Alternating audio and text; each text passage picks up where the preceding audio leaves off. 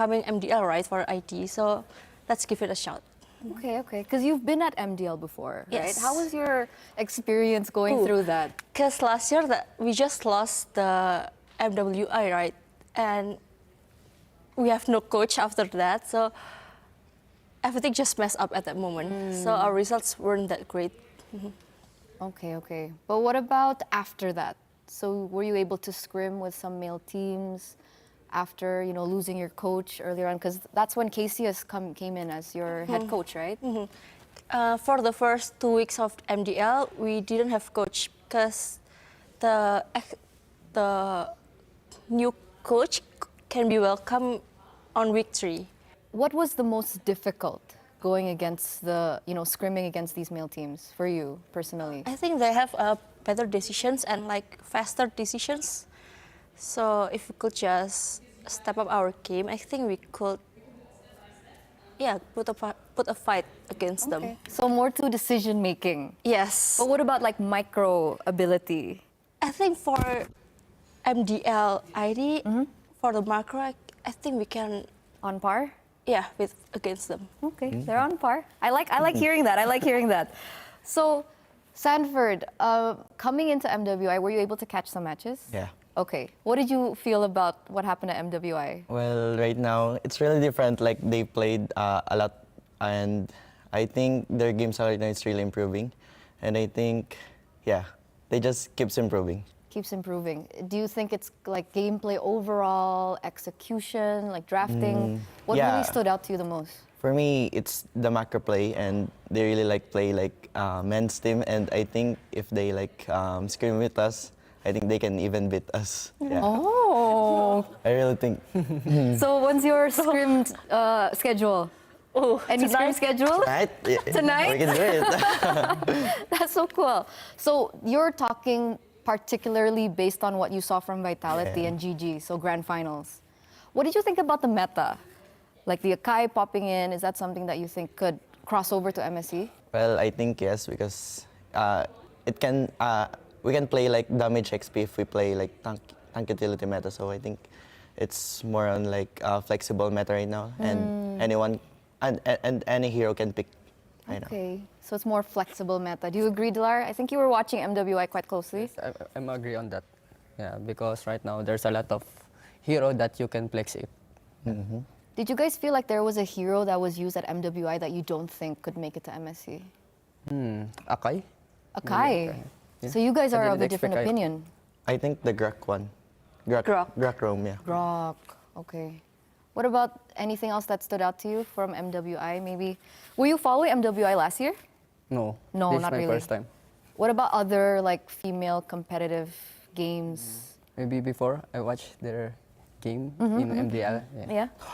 Do you see any differences maybe so far? I think because that's first time, so maybe kinda different on their play style, something like that. Play against style. man. Yeah. Do you feel that way? I personally think that because we just lost MWI, so we have we're not ready for anything yet. So big question here. If you were to scrim against Vitality, do you think you guys can win? Well, I think it's gonna be a hard series, and I think they can keep up. I think they can tie the series, but I think the edge that we have is the experience because we always play in international stages. But I think they can keep up, Oh. and even beat us. Yeah. Oh. Thank you. Even. I'm excited to see. If you guys have scrims, let me know. I want to know. Okay. I want to know the result. We'll Tell stream it. coach. Do you think, for you personally, Dilar, you were playing very competitively as well, right? And then taking a look at the progress from, the female teams, not just Vitality, but the rest of the teams here at MWI, do you think that they can compete on an MDL level? For me, I think, they can compete right now, especially right now. They already have a lot of experience, Even their draft, they are really good right now. So I think they can play against men. Okay, I'm excited to see. Because at MDL PH, there's no female teams in MDL, right? Not yet. Not yet. Okay, maybe we'll see, Navi PH enter MDL PH. That'll be fun to see. So for you, Sini, you've been a part of the MLBB competitive scene for quite some time. How long have you been in this industry? For 4 years. 4 years. Yes. 4 years. So even before the first MWI came and debuted, you were already a part of the MLBB scene. From that point till now, what do you think still lacks in the MLBB female scene? I think in 2022 and 2023, they have more tournaments than now. Like this year, the tournaments only for the qualifier for MWI and the MWI, besides the national team tournaments. So you guys are lacking an avenue where you can showcase that potential pre-MWI. Even for like new players, once they join a tournament, which is like the qualifier for MWI, they already go against us who are already in the scene for quite so long, right? Okay. So they need more smaller tournaments for them to have an experience. Okay, so yeah, it must be tough, right? Like you're new to the MLBB women's scene, and then you suddenly go up against Yes. someone who's already had what, 32 trophies? 32. Sanford, do you have 32 trophies? No, I don't really have. I have like 3. Yeah. One a of lot. which is like the M series. It's no problem. It's nothing big or anything, right? Other than that, do you feel like resources are lacking? Maybe sponsorships, exposure, anything like that that you think is still could be worked on? I think the exposure. Exposure. What specifically do you think could be better? I think we need more dramas. Need more drama. Yes. Dude, I was already so happy with the Ashley Vivian drama. We need more Yes. drama? Yes. Okay. Do you guys agree? Do you think they Yeah. need more drama? Yeah. Yeah. Yeah. Did you like the drama? They also need to make Yeah. content with men, something play with men. Yeah, I think. Yeah. Oh, yeah. That'd be True. cool. For Sanford, with so much experience in the MPL, what do you think should be a shared standard between female and male teams? I think the practice. Practice. Yeah, I think they really need to like have a full-time practice, and also like full-time coaching with their coach. And I think they really do have like more scrims than the rest of female teams. I think it should be standard like around 3 to 4 scrims per day. 3 or 4 scrims. How many scrims do you do a day? 3. Yeah. 3. Yes. So wait, so you're saying because you're aware that maybe some other teams don't have as many scrims per day? Yeah. Is that true? I think so. Oh, Because okay. sometimes it's really hard for us to get scrims. Because when the male teams wants to scrim and they know that they're against us, they don't want because we're women. Ooh. Dlar, Sanford, is this true? I'm not the one getting the screams. Yeah. I'm just playing.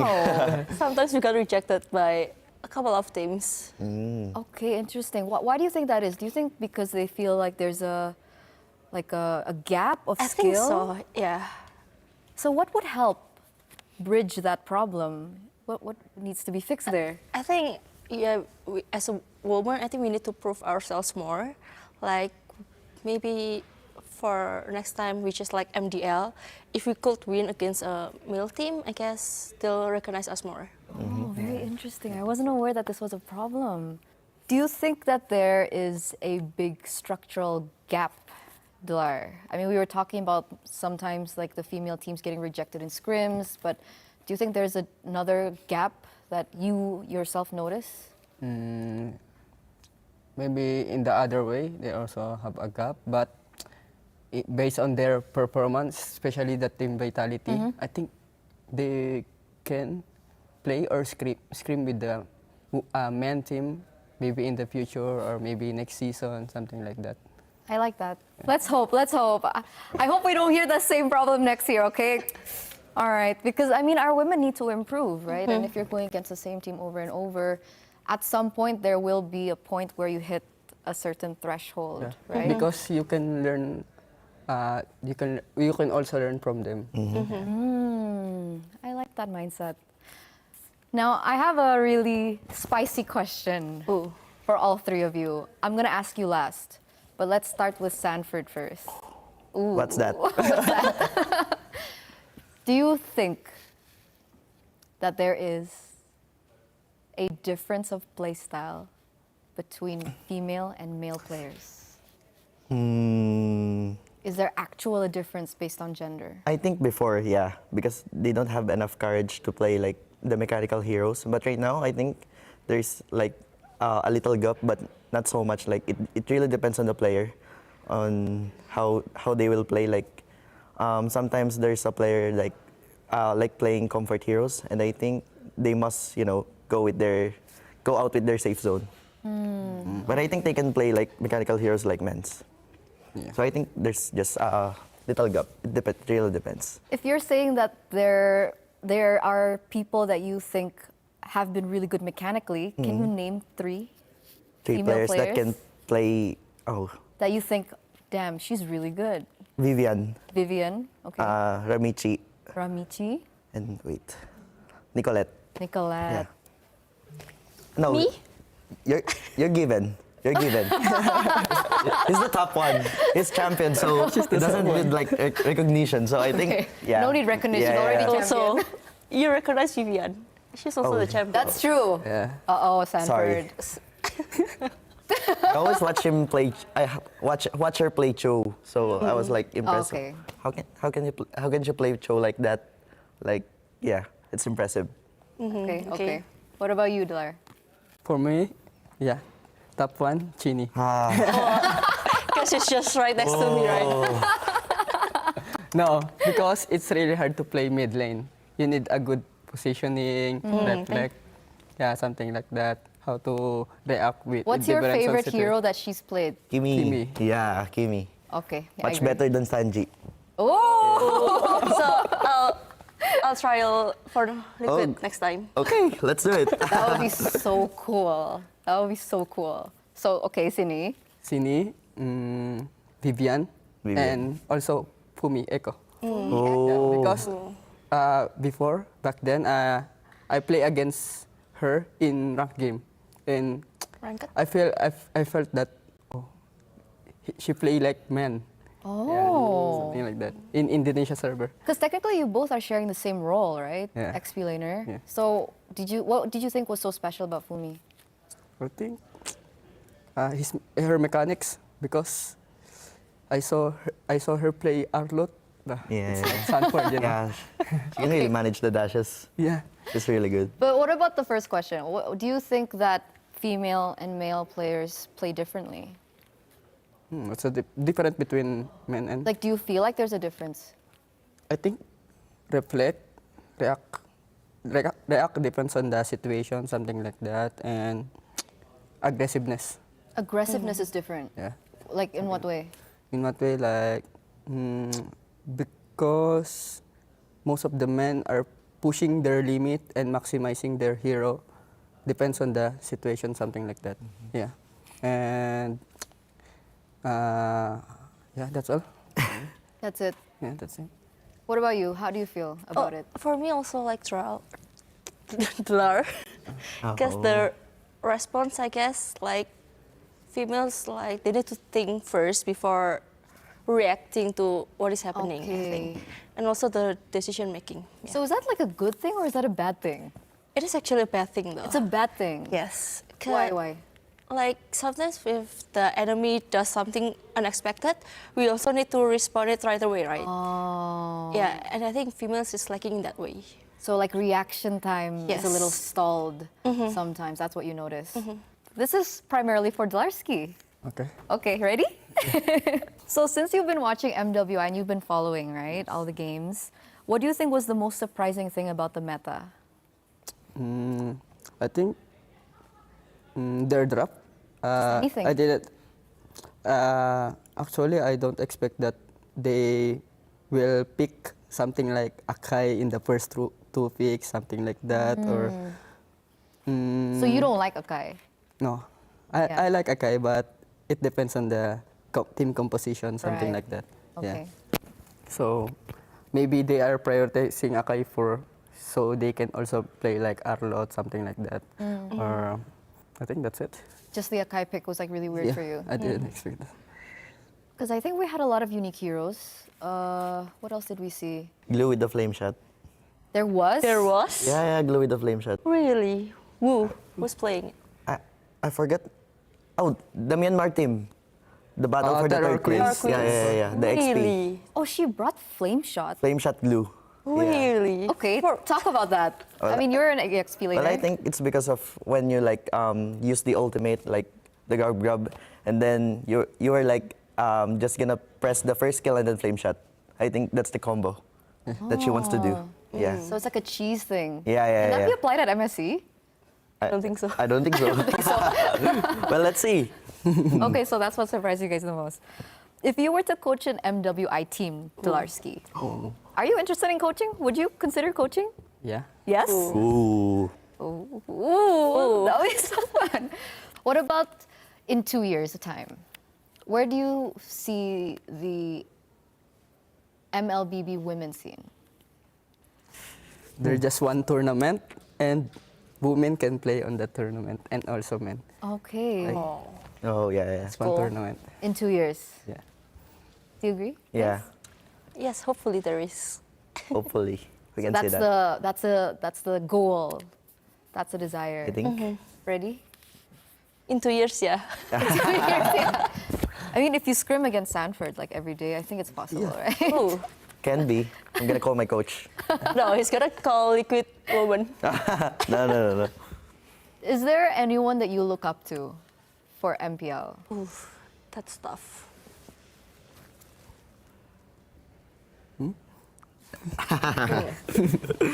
For me, I think Sans has a good mid laner. Who? Sans.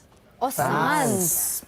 Gila Sans. Yes, a good mid Oh. laner. He always won in the laning phase, isn't it?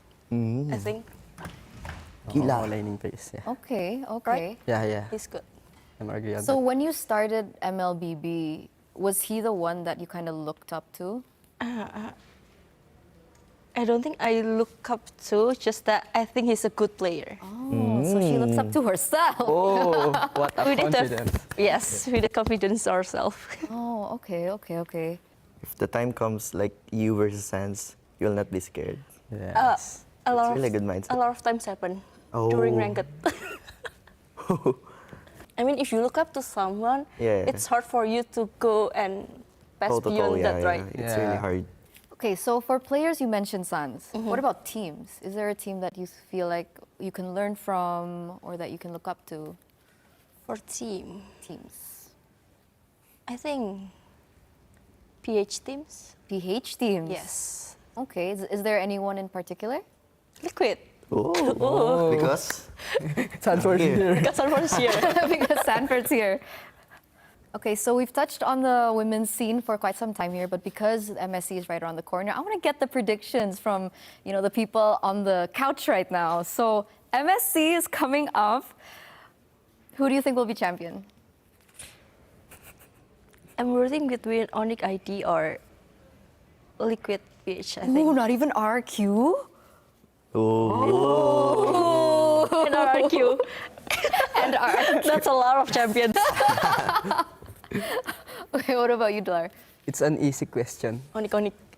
Team Liquid Philippines. Oh. Not even- because Sanford is here. He's wearing an Onyx jersey, guys. Yeah. The audacity. Of course, I'm supporting Onyx, and I'm just talking about I'm Hannes, Oh, okay. So Okay. unbiased prediction is Yeah. TLPH. Because this is Sanford meta, just like what Birico said. Is it weird to ask Sanford what his predictions are? It's really hard because Okay. I don't want to jinx. Let's say Yeah. you make it to the grand finals. God willing, right? Who do you think you'll meet up in the grand finals with? I think it's either Onyx Page or Onyx Indo. What's up with like the rest of the teams? You don't think like RQ can make it or Team Spirit, etc., etc. The favorites. Well, it's because it's because those two like scream in secrets, and I really think they really have like a meta right now that we don't know, and I think it's really hard to face them, and so I'm looking forward to Onyx. So do you think that's your biggest obstacle for MSC? Well, there's a lot of obstacles, but I think the two teams is the final boss. Yeah. Okay. Before we close out this discussion, is there final statements that you guys want to share? Maybe coming to MSC or, after MWI? I'm blanking now. Okay, that's fine. You can ask them first. Okay, Dilar? Good luck to all the participants and see you in EWC MSC here in Riyadh. Ooh, 4D? See you in the EWC, and I hope we don't get like knockout in group stage. Yeah, I really do hope. Yeah. Good luck for all MSC teams, and I hope that there is more plot twists. Okay. So thank you once again, Sini, Dilar, and Sanford. And we're awaiting MSC to see what exactly we'll be expecting. More drama, more hype, we're pretty sure. So see you in the next discussion.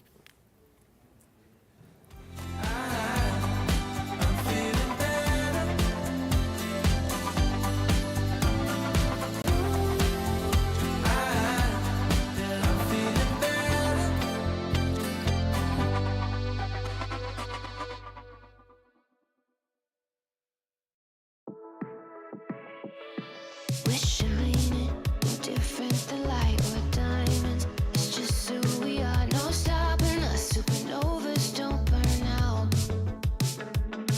Just listen if you feel like there's something missing. We live only once, so live it up. Time won't come back around. We don't need four-leaf clovers, luckily to be. Living in the time of our lives. This could go a little too right. Illuminate the room like 1,000 stars. Running like a river through ya. Feeling you can't describe. You've no time to waste, so try not to wait too long. Yeah, you make a wish, you'll get it. Closest thing to heaven's right. In your hands like it's magic. Imagine that happiness can happen. All this time, just look around us. Yeah, everything is right. We don't need four-leaf clovers, luckily to be. Living in the time of our lives. This could go a little too right. Illuminate the room like 1,000 stars. Running like a river through ya. Feeling you can't describe. You've no time to waste, so try not to wait too long.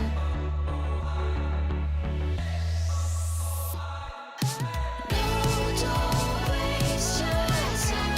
Don't waste it. Take it, take it. There's no time to waste, so try not to wait. No, don't waste your time. Don't waste it.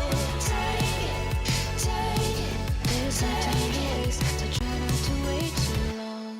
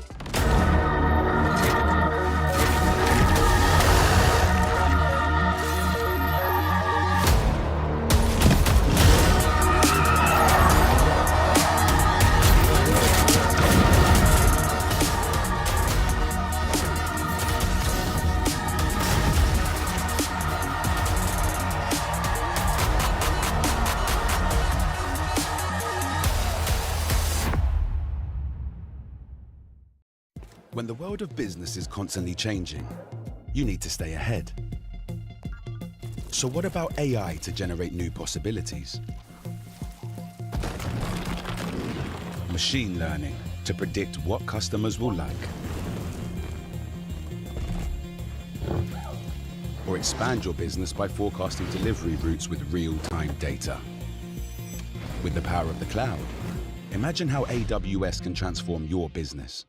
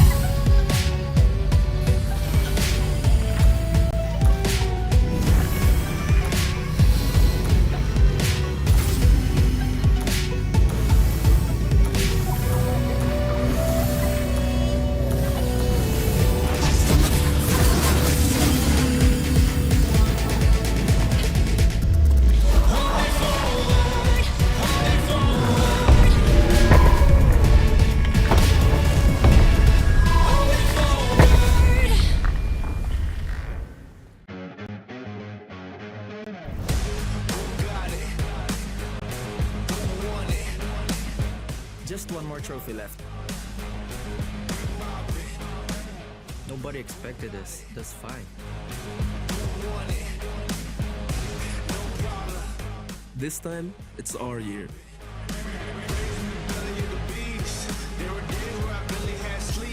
We're locked in. More than competition. I can't live like the opposition. Living everything I dreamed of. Doing everything you think of. The way I work, I'm on the brink of. Doing everything you dreamed of. Only aim for perfection. Ain't no half stepping.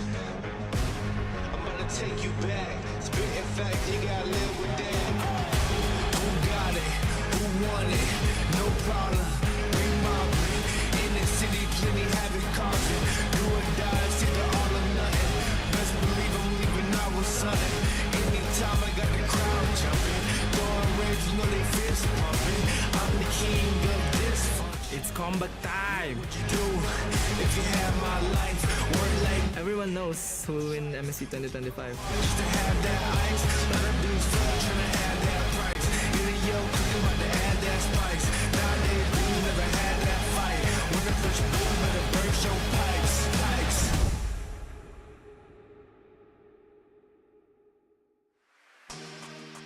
Coming off of an incredibly surprising day number 2 for our group stages here at MSC at the Esports World Cup, we now go back to Group A, where by the end of the first half of our broadcast, we are actually going to be seeing which teams will be able to qualify for the knockout stages first, because our first set of matches features the teams who have already won 1-0 in the Group A bracket, meaning one more series win, and they are qualified for the knockouts. Welcome back to MSC. My name is Redmar. I'm here with Mirko and Brigida. And have you two recovered from what was the surprising results and outcomes of yesterday's matches? Yes, I've recovered. I've recovered very well. I don't know about Mr. Brig. Yeah, I'm glad you asked, because like I was there when You were the casting? most unexpected upset actually took place, and it was just last night. I can't believe that we witnessed it as early as day number 2. Yeah, to give a little bit more context of what we're talking about, if you missed it, if somehow you were not online at all for the past 24 hours, Onyx Philippines, reigning world champions, were taken down to the 0-1 bracket of Group B after losing their series against Aurora, Turkey, who looked very good heading into MSC. But it's not just about them. We will be able to discuss about the storylines of what happened for Group B yesterday. But again, have to go back to Group A. And through this, I think it's time for us to also look back at what happened yesterday in terms of the top plays. There were a lot of highlights, a lot of surprising picks. Leomord, Gold Lane.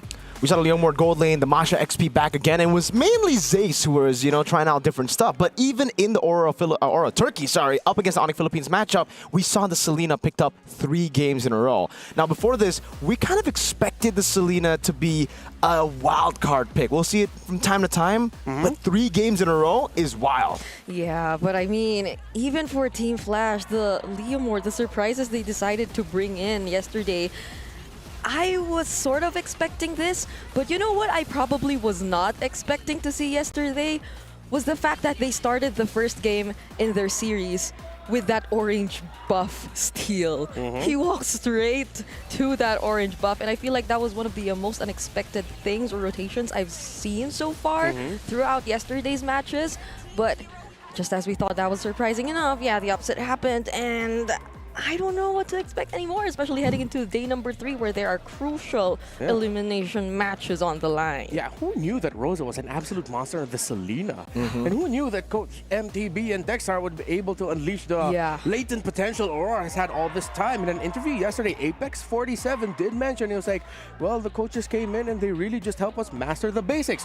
All puns intended, because that's what the coaching staff focused on, and it worked out so well for them. Meanwhile, Indonesia's RRQ looked very good yesterday, very textbook.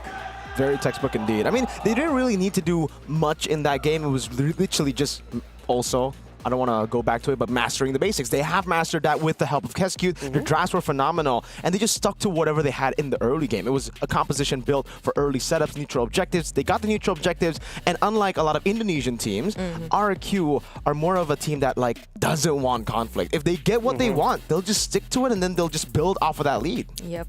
And I believe for like the other teams who lost, though, their first few matches have already revealed much about what they have to address. I feel like this is most applicable for teams such as Janfeng Yaoguai, Area 77, and it's gonna be very hard because they'll only have like a day to adjust because they're having their matches tomorrow. But hopefully that will be enough time because it's now or never for them. Yeah.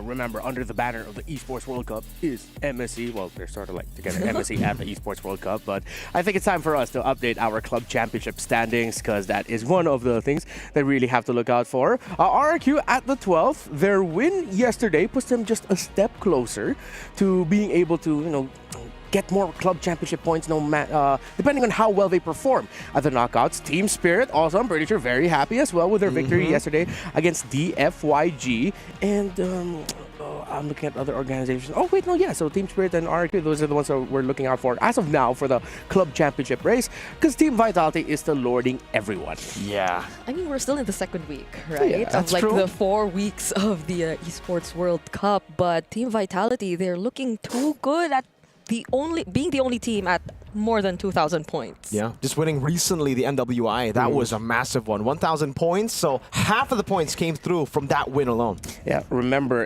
it's a lot of bands that are going to be given to the teams. A total of 27 million are up for grabs with the grand prize of $7 million up on the board. Team Vitality looking good. Meanwhile, Team Falcons, last year's club champions, actually, they're getting the points, but they haven't gotten that win they need yet to be qualified for the status of being worthy to become club champions by the end of the Esports World Cup. Now, if you want to feel like a champion yourself by contributing to our successes in esports, then go ahead. Please vote for us in the Esports Awards. esportsaward.com/vote. We're nominated for 3 categories. We've mentioned it so many times how amazing it's not just even a year, it's like a year and a half plus ongoing. It has been for MLBB.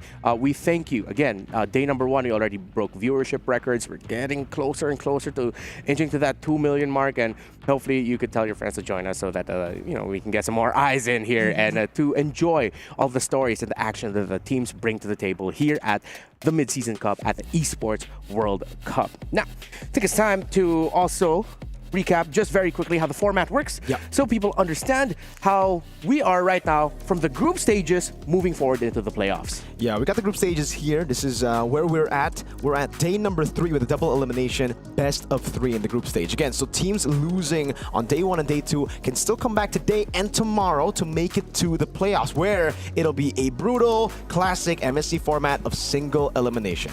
Yep, and especially for a lot of the viewers, I think they have their eyes set on Group A because Group A, for some, they may have labeled it as the bracket or group of death. And if you're already in the lower bracket, that just increases your chances of having to go through all these champions, all these MPL champions around the world. So it definitely will not be an easy task for those already in the lower bracket. Yep, champions all across the board. You can even make an argument for Virtus Pro in Group A as a champion of the wildcards, you know? So that's true. It is the champions group, if you look at it. This time, the prize pool for MC, 1 million for the first placers. But similar to what I've said in the past, echoed in the past, if I ended up in second place, I would not be complaining. Definitely not, man. That's still $500,000 happy. US. Third place, 250K. I wouldn't be complaining if I was third too. I mean, to be fair. But yeah, this is life-changing money here for every single player. We saw just how much that impacted SRG last year with a win, right? Oh man, they were living life after going back from Riyadh to Malaysia. Yeah. And if you look closely at the 5th to the 8th place, that means just making it into the knockout stage means you will be assured of $100,000 US already for the teams. At that point, that's somewhat close to MPL prize pool for the what we would call the quote-unquote big three regions in Indonesia, Malaysia, Philippines. But yeah, just making it to the knockout, you're already like, all right, let's go. MPL trophy. Yeah, that's enough motivation for me. I feel like even Virtus.pro were very happy when they got into the main definitely. stage, because that's an immediate jump to a minimum of 50,000 USD. So like that's half of what you could get if you make it into the knockouts. But yeah. Yeah. Well, Brigida did mention about Group A being labeled as a group of death. Of course, just to remind y'all, Team Liquid from the Philippines, Onyx from Indonesia, SRGOG, Mythic Seal, Corinthians, Virtus.pro, CFU Gaming, and Ultra Legends. Those are the teams we'll be seeing compete today. Again, this is a Group A focused day. So if I'm seeing in the comment section, when is Onyx going to be playing? Where's Dion Fang Yagua? I really want to see my goat long. Well, I'm talking about myself there. Group B is tomorrow. It's all Group A today. Yeah, full Group A, today's schedule, you can see it on your screen. We're going to start things off with an upper bracket match. Actually, first two will be upper bracket matches. SRG will take on Mythic Seal. Then TLPH will be going up against Onyx. We were talking about, you know, the viewership numbers. I think this one is a solid shout to talk about when we're speaking of the possibility of breaking through the viewership numbers. I agree. And on the lower half of our schedule for today, we'll be having the elimination matches, the very important matches for these two teams. I believe Ultra Legends would definitely want to at least really attempt to get a game, or better, even a win in this situation. But that might not be an easy task, considering that's against CFU, who did get a game away from Onyx. And that was, I think, one of the first few surprises we had. But yeah, it's a tough task ahead of them. Yeah, as much as I'd love to be able to talk about the second half of the day, that's literally for the second shift, because we're only going to be here for the first shift, and we're going to leave that to the other group to be able to discuss that. There's a lot of storylines there. So, once again, don't forget that you can join us for the knockout stages of MSC 2025. Again, for the group stages, you won't be able to come here and watch.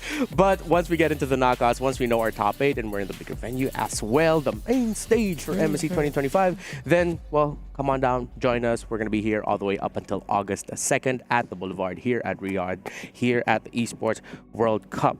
Now, I think it's time for us to also talk about the Saudi National Bank match of the day. And I wonder what it will be. I gotta really think about this one. Whoa! It's Liquid versus Onyx? That's loco, man. No one expected that. Yeah, I mean, this is the fated matchup. We've been seeing this matchup so many times, and every single time it's an absolute banger. We got the Kyrie, how's he doing it by Naisu at M4. Then we got to see the Kyrie in MSC 2023 when Onyx ultimately won that. So every time they go up against each other, the winner ends up winning the tournament. Yeah, and I mean, you're right. Yeah. Oh, yeah, actually. And if you look at these two teams, they're literally treated as somehow already quote-unquote kings of the tournament. No. They're literally up there, and a lot of teams, or a lot of people, already know what these are, or what they're capable of. So to see them go up against each other in as early as day 3 in this very important match, which will grant them a qualification to the knockouts, it's going to be exciting to see how it turns out. Yeah, all right. To help recontextualize what we could potentially see in the matchup between two titanic organizations in Team Liquid against Onyx, I think it's time we go a little bit more deeper into the details when it comes to the heroes that we've seen. There are a few ghosts of the past that we have yet to see. And yeah, I'm wondering, where is my girl Mia? No, yeah. I mean, I think it's pretty normal, you know? All these picks don't have not. I think the alpha. The alpha's the most, alpha can come in sometime later. The Benedettas, I think we'll be able to see that. Julian. Can I just say spicy take? Go ahead. I think there's enough room in this meta for a Chang'e. Chang'e. I will. Yeah. With attack Chang'e? speed. Sure. Attack speed Chang'e. Oh. Yeah, but it's a hybrid. It's attack speed for the first 2, and then you go into the big magic defense items later on. We totally did not lose to that terribly last night in our ranked games. Okay, so personal experience there. Yes.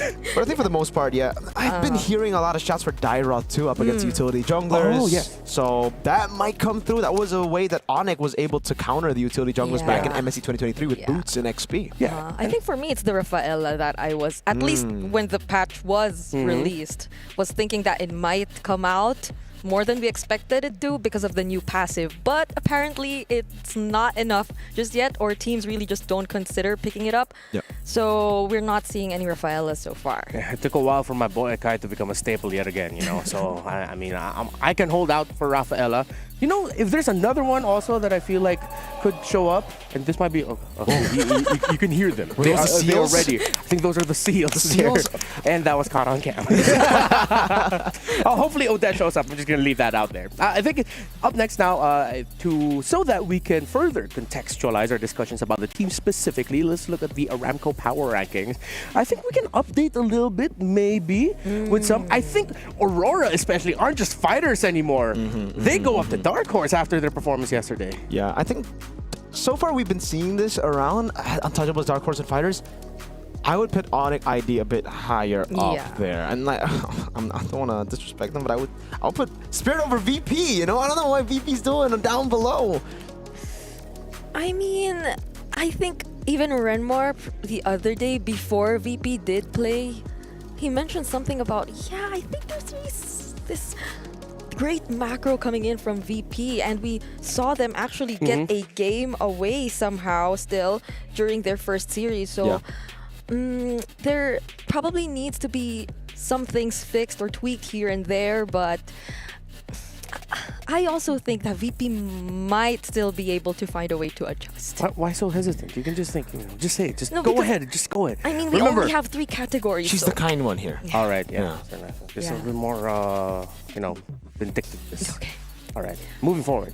We got this. We All can, right. we can. No, but I'm glad we see eye to eye for VP. Unfortunately, we will be seeing them today, right? Yes. Yes, we are. But first, coming up next is our time for Selangor Red Giants versus Mythic Seals. It is the defending champions of MSC that are gonna be coming up, and based off of their performance from day number 1, no one expected that they would be dropping a game to VP. I think I sort of echo what Gideon was talking about. There were some funky situations in their drafting where it's a little bit too ego. But hey, if the ego works out for you, why not, right? They were still able to get the win in the end, although they were tested. But I feel like that game 3 that they showed against Virtus Pro in day number 1 was sort of like a heat check where it's like, all right, you got a game from us, but no, we have to remind you who we are. Yeah, I think it's kind of like that meme where the guy's relaxed in the back, and then after game 2, it's like, oh, okay, I got to get back in this. And the coach is definitely locked in, because I feel like in game 3, it was a complete outdraft for SRG. Yes, they played really well, but the draft was phenomenal. Really gave me a glimpse of what we saw from SRG just last year. With Arcadia and Veki, those two are always just really, really good in the drafts. Very creative, understands the meta too. So it's a good mix of unorthodox picks with the foundation of those really top prio. Yeah, and that moment where they were like too relaxed, I feel was most evident really in game number 2. When that Fram died. I could not forget and get rid of that Uranus First Blood onto Crab. So I feel like those are the small things that, are probably a bit of confidence, but things we should not see from them anymore moving forward. Were you able to cast a series in this one? Yeah. Okay, No, if there was a real quick one player each from SRG that you really just want to highlight, you don't need to highlight it, but just one player, go ahead. Go first. One player each from SRG. I feel like I'm still gonna go for Sekais. Sekais, okay, what about you, Mirko? Man, it's tough. I feel like this is weird. You asked me to say one, but I'm just going to say 5 because, like, all 5 of them, it's a very team-based game right now for them. It's no longer, the one-man show that we saw with Innocent popping off hard, because even yesterday we saw a lot of little mistakes, micro mistakes from Innocent, and the others were able to cover that weakness up. Same thing for Skies. The others came through. It's all about covering each other up.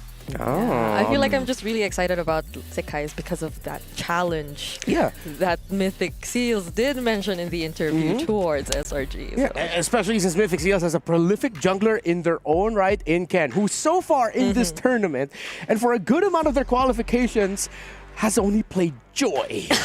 He's also just stuck with Joy, I think, the 3 games that we saw against Corinthians. So he has not done himself any help. He hasn't helped the narrative of him being a Joy merchant, dude. Yeah.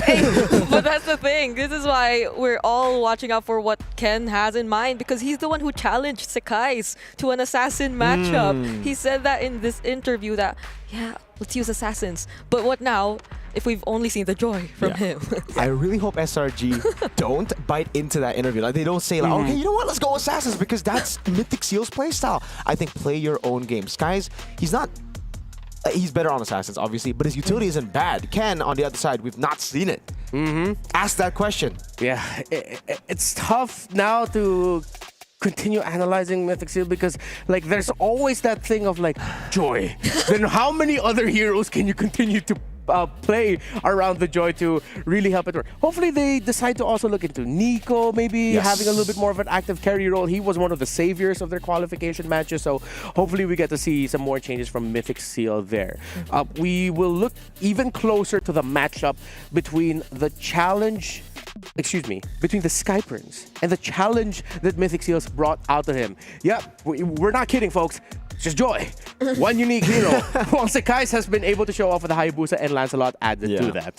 You might be thinking, all right, but talk about the other times that he's picked other heroes, though. No, legit, in the grand finals of MSL MM Season 1 that I got the pleasure to cast with Renmar and LaFell, all the wins came with a joy. So we're not joking here when we talk about the joy and how important it is to Mythic Seal. That's why I think for SRG, respect it. Pick a Frederick, pick a way to just count in the joy. It's okay. I don't know why Corinthians didn't do it, but yeah, do it. Yeah, well, Mirko got to mention it. We were able to cast the finals of MSL. So let's look a little bit closer into the journey of Mythic Seals and how they got here to MSC at the Esports World Cup.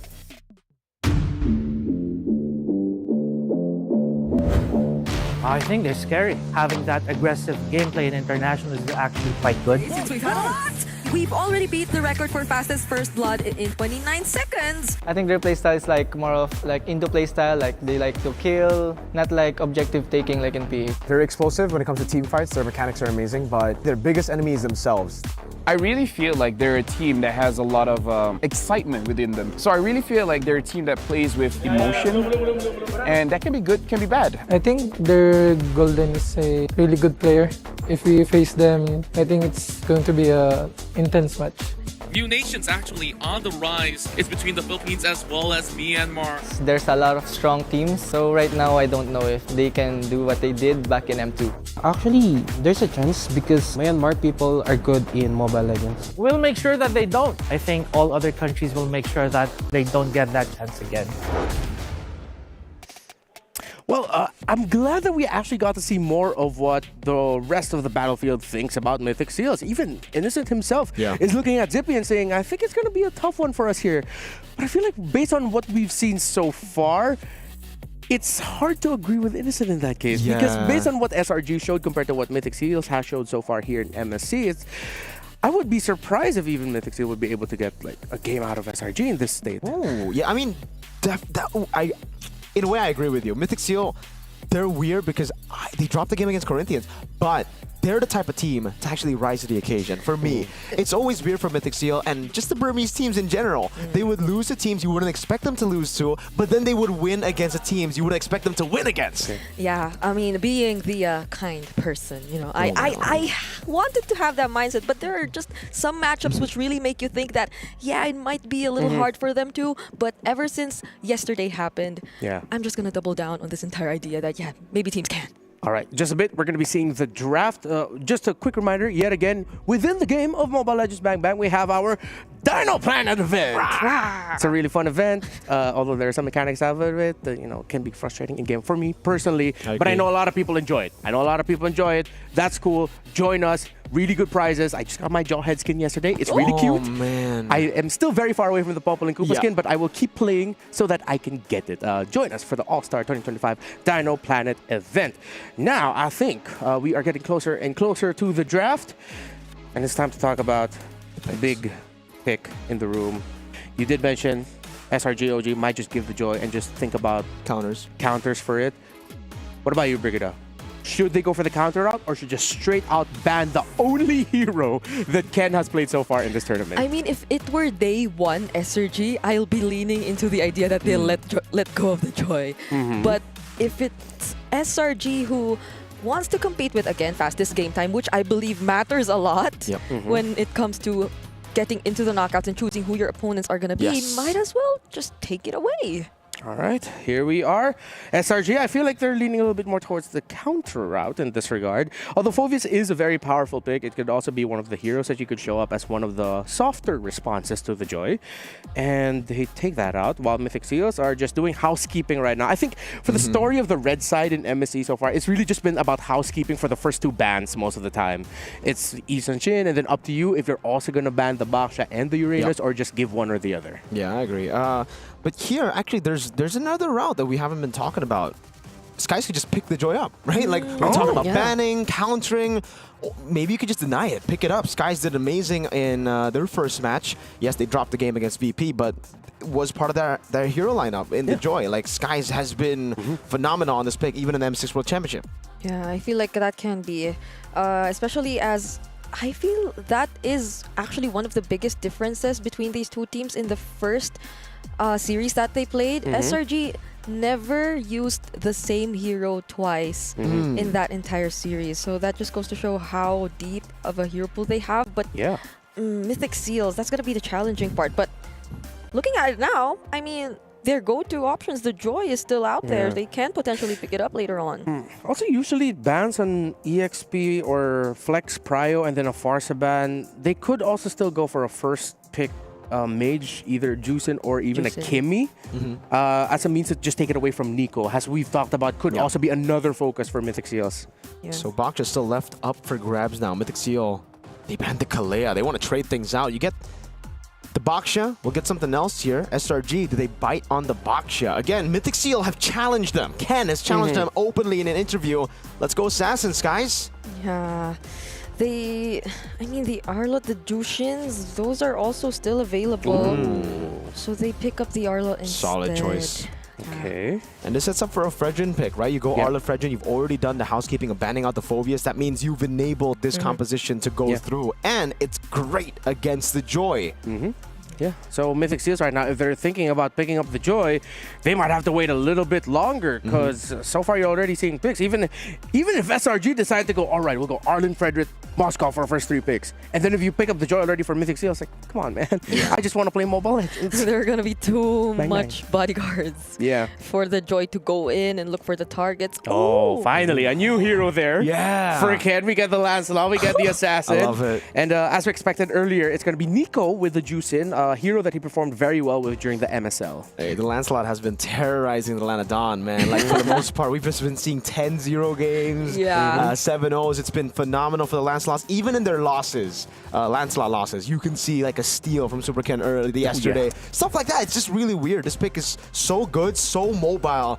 And if you have the mechanics to pull it off, you can be the super hyper carry that I think Ken can be, because this was, well, the build that we're seeing for Lancelot now was the build that he kind of started, pioneered back in MSC 2022 with the hybrid. Yep, there were some Lancelots who indeed went for the full damage builds. However, those damage builds enough to shred even Hilda in the late game. But SRG complete the Fredrin Arlot lineup.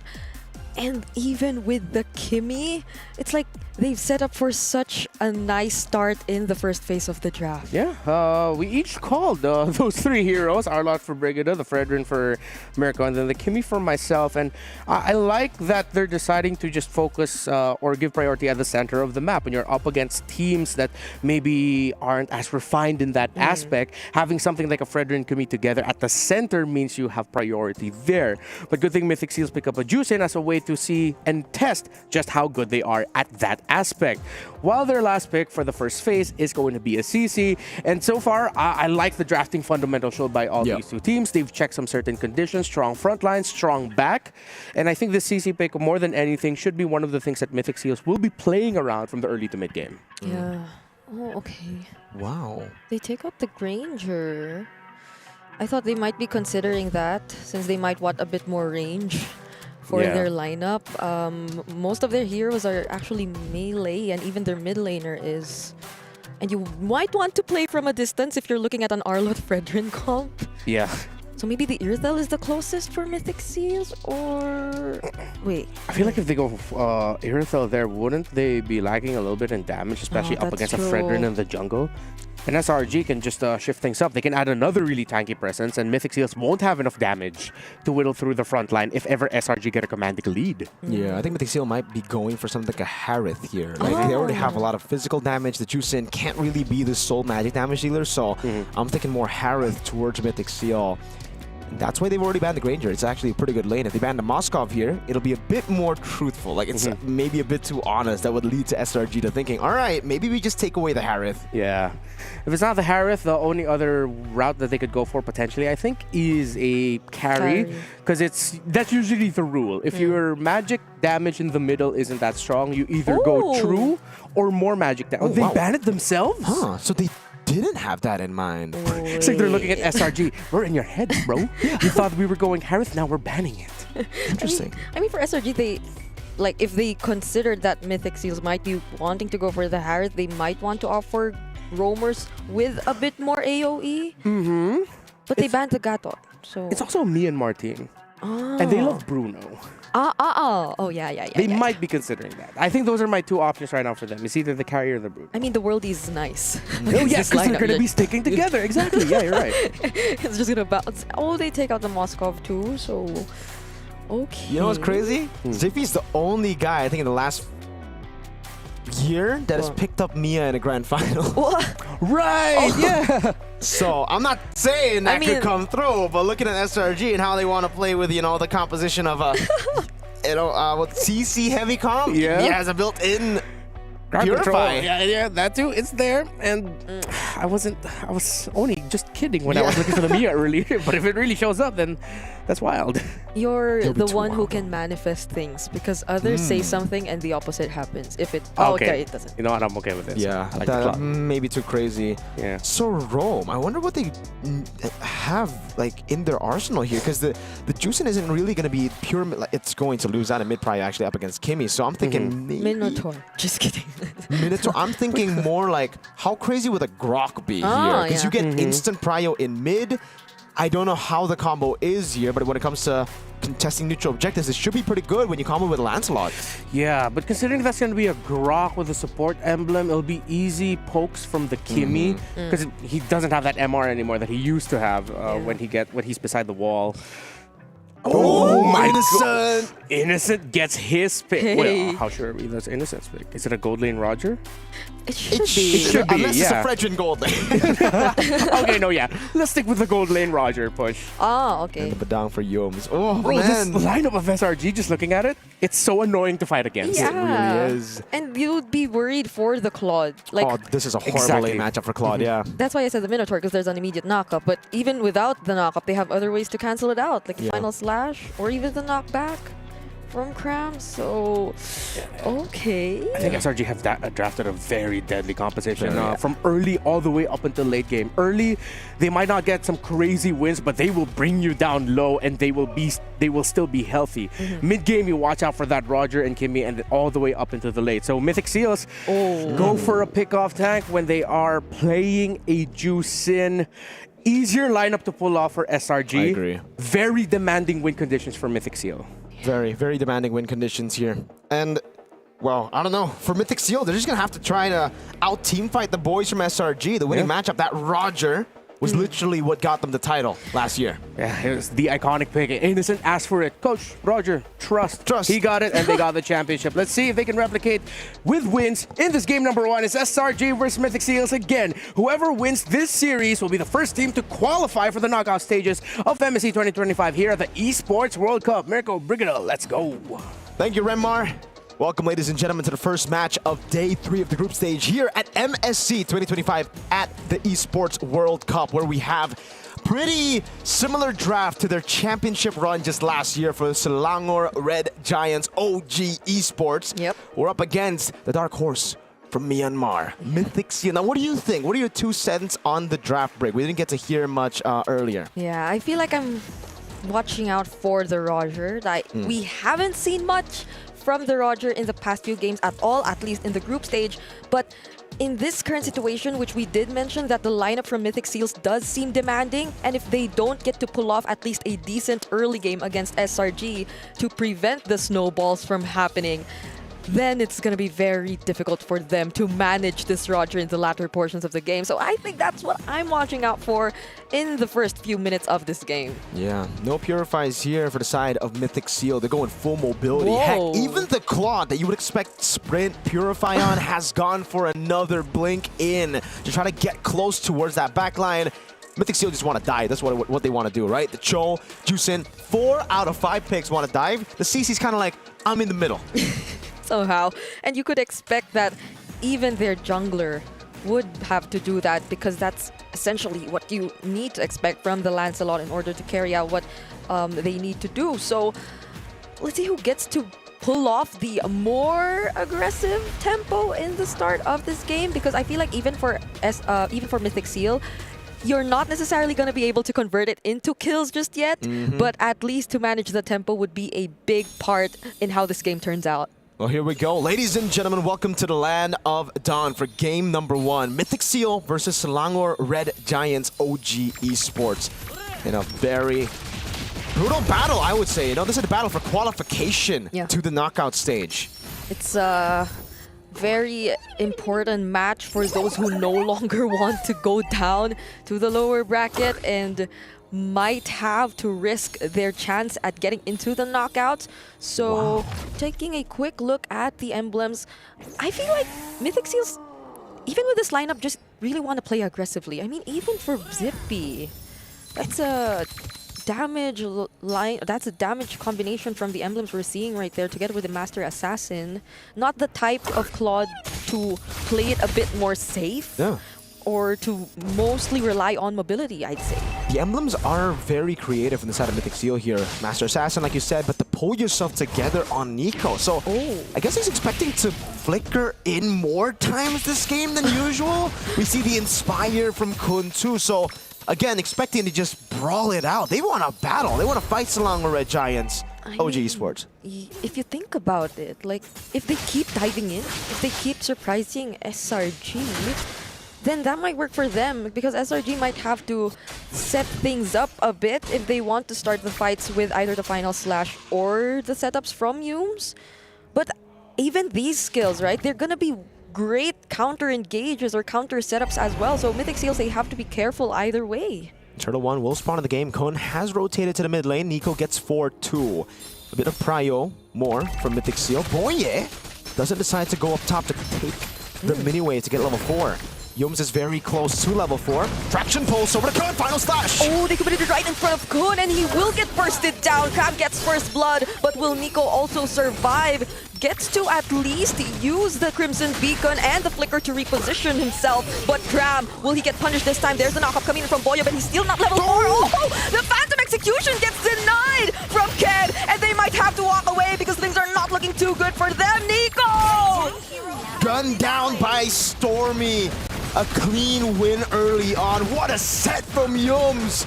Final slash to the back. Cram looking for the kill.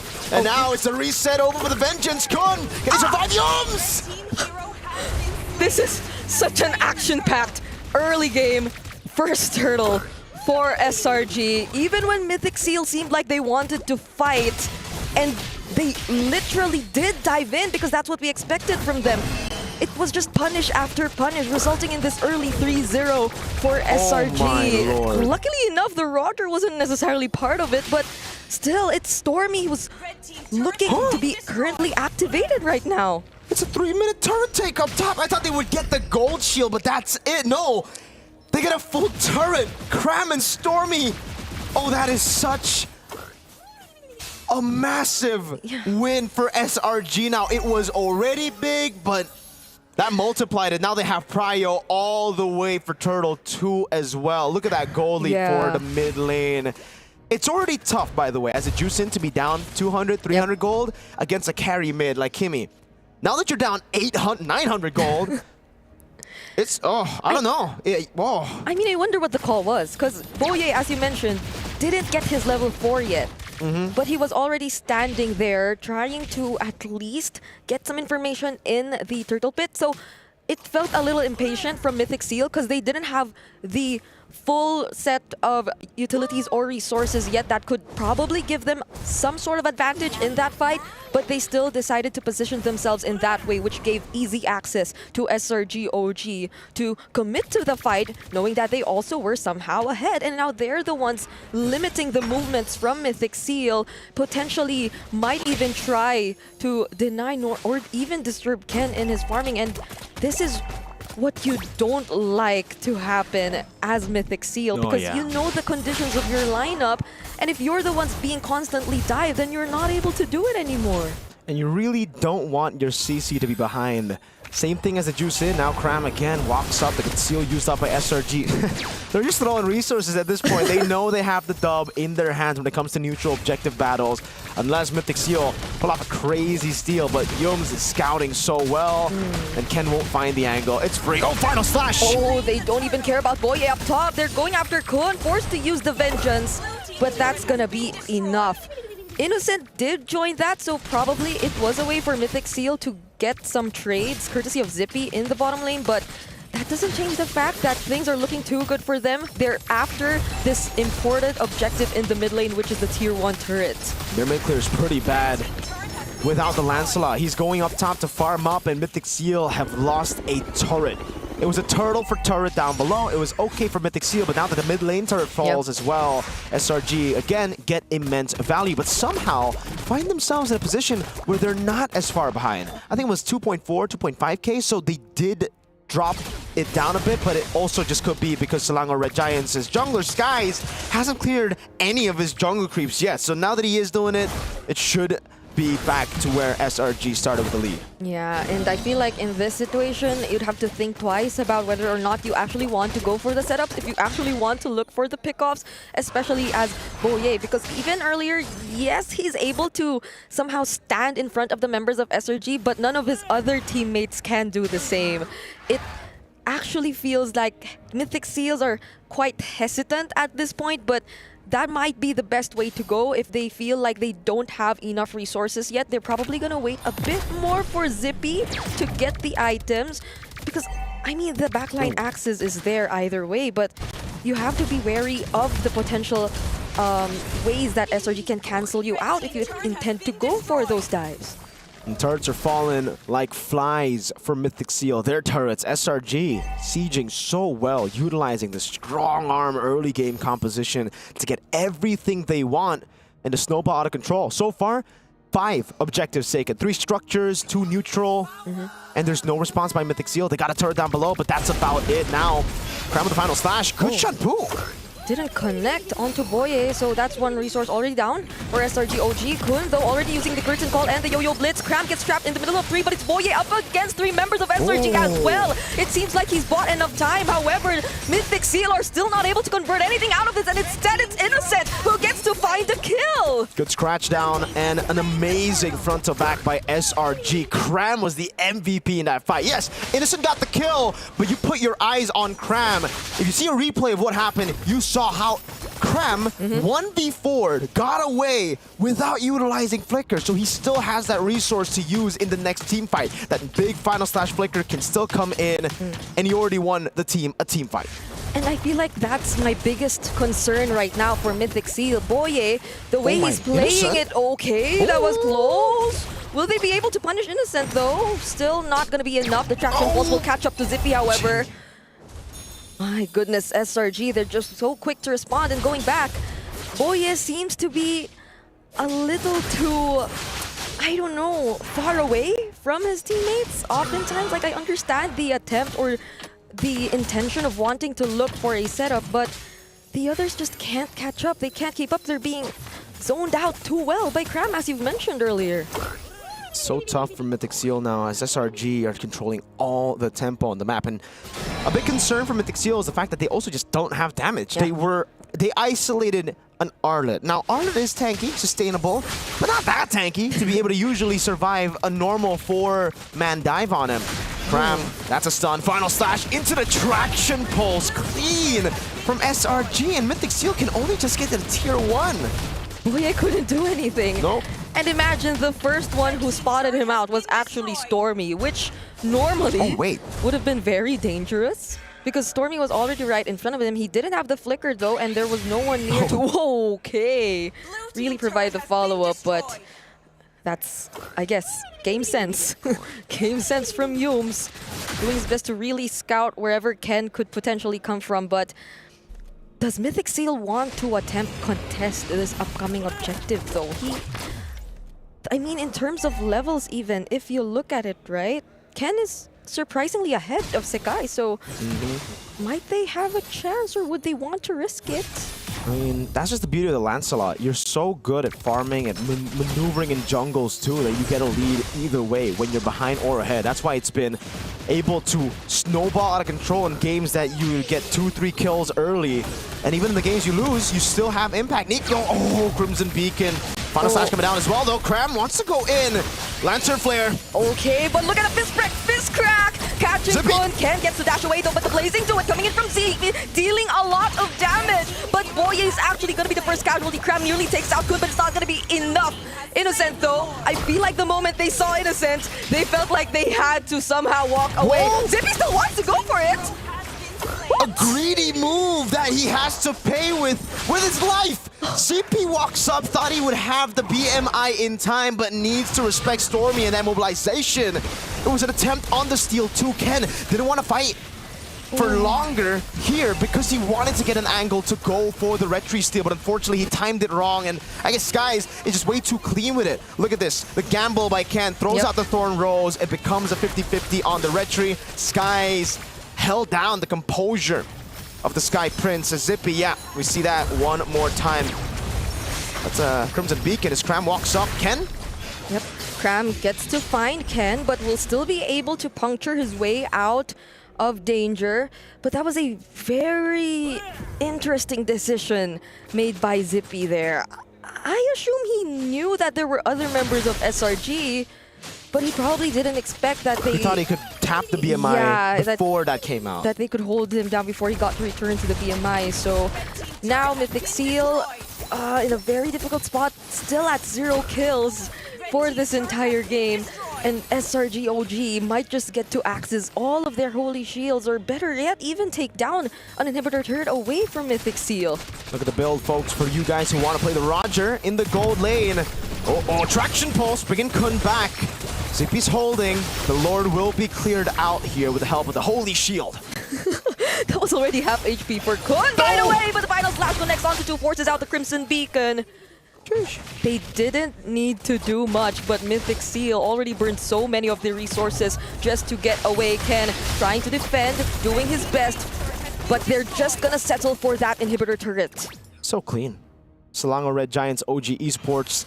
Just go with the classic. Take the base turret in the far lane, set up for the next neutral objective, and back away. There's really no unnecessary risks here from SRG. They can play it as clean as they can. 7-0, by the way. Look at the damage dealt for Cram. 34,000 and 620 damage. This is why the Fredrin Arlet combination is just so prio.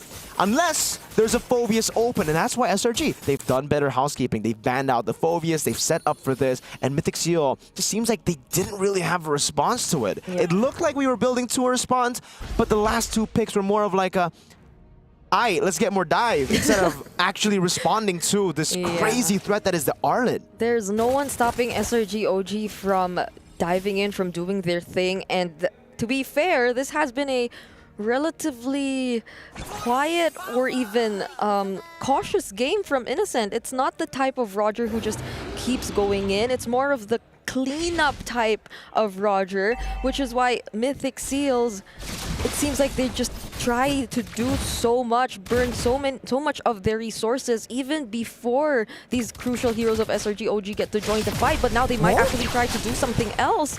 Ken spots out Stormy there, tries to go for him, but there are too many members of SRG trying to protect him at that point. Brute Force Breastplate there for Ken. So he is going to go for the hybrid build. Should have enough damage to start to threaten a few of the SRG members. but that I'm also confused about because Innocent already gets a rose gold now. Kun walking up, curtain call down already. Oh, they come in from both sides in an attempt to surprise SRG, and they might have successfully did. Forced the appraisers right out of Sekai's, and they actually take him out. That's the jungler of SRG OG. Mythic Seal are finally on the board after 14 minutes in the land of Dawn. What looked to be a stomp, one-sided for SRG, is now turning things around. Traction pulls in the final slash. Oh, but they bring him back. There's no way for him to get out. But Zippy and the damage from the Blazing Duet might be enough. Innocent, though, this time around, he also wants to join the fight. It's a double kill for him. Half man, half beast indeed. Nico and Ken are the only ones alive, but they can still potentially make something out of this. Stormy trying to deal with Ken, but it's a disengage for now. 5,000 gold lead now. Selangor Red Giants OG Esports are left with. They had a massive lead, 7-0. You would not expect a team fight to go the way that it did. Mythic Seal are somehow fighting back. Yeah. With way less resources, with a wave down below that they have to constantly clear out, and now they send Ken over, but it's only to deal with one wave. There's another big Superman wave coming down to the bottom lane. I think they're going to have to send Zippy there. Yeah, Zippy takes it, and SRG have a window that is opening, but will be closing very soon. Will they utilize it to get the Lord? Okay, they're holding on to it for now. Nico already using the Crimson Beacon, a conceal from Boye as well. He seems to be looking for a target, but everyone's just sticking together. So the conceal's over for now, but Mythic Seal, they're doing a great job at holding the Lord. At this point, ever since they did that somehow of that sandwich play, SRG, they seem to be a lot more cautious now. Oh, Stormy though, right in front of Boye, already forced to use the Way of the Dragon. So could this be it? Innocent catches up again! Signature pick, a Lycan pounce, time to perfection for Innocent. Boye, final slash, dodge away from the Shun Pool, but a follow for the Vengeance comes through, and that should be it for the attempt of Mythic Seal on the steal on Lord. SRG, this innocent guy. Half man, half beast. It went downhill the moment they got to Axis Ken. It was Ken and Boye who were always together anyway, but the Lycan pounce, the chase. We've seen so many unique interactions with the Lycan pounce, just catching up to anyone, but this was the most unfortunate one, especially for Mythic Seal in this game. And now they've taken out 2 inhibitor turrets even before the Lord gets to march down in their base. And now Mythic Seal are back in their base, but while we were focused on the replay, a base turret in the mid lane actually fell down. So that's another big super mini wave that will be coming down with the enhanced Lord minions. Rose Gold Meteor. That's a Rose Gold dog for Krem. Okay, has the Immortality tool. He has that Fury Hammer. At this point, I would just personally build it towards a Hunter Strike or Blood Hep Seas. Can do damage, Krem. Whoa, Krem actually catches up. Traction Pulse won't connect, but Boye already using the Jeet Kundo. The other members of Mythic Seals just trying to deal with the Lord for now, especially Zippy. But Stormy, he has his high sets on Zippy. Will they actually defend this though? They're somehow able to deal with the Lord, and Krem, he's looking very low, but still gets to catch the final slash. Immortality down already. Now it's a BMI forward with a Blazing Duet. Zippy able to flicker out, but Innocent goes to the Lycan pounce. Now it's an all-out brawl as Ken goes to the side, stacking up onto them in the waves. As now Boye walks up again. That Vengeance almost killed Stormy. Mythic Steel hold again. It somehow took long enough for SRG OG.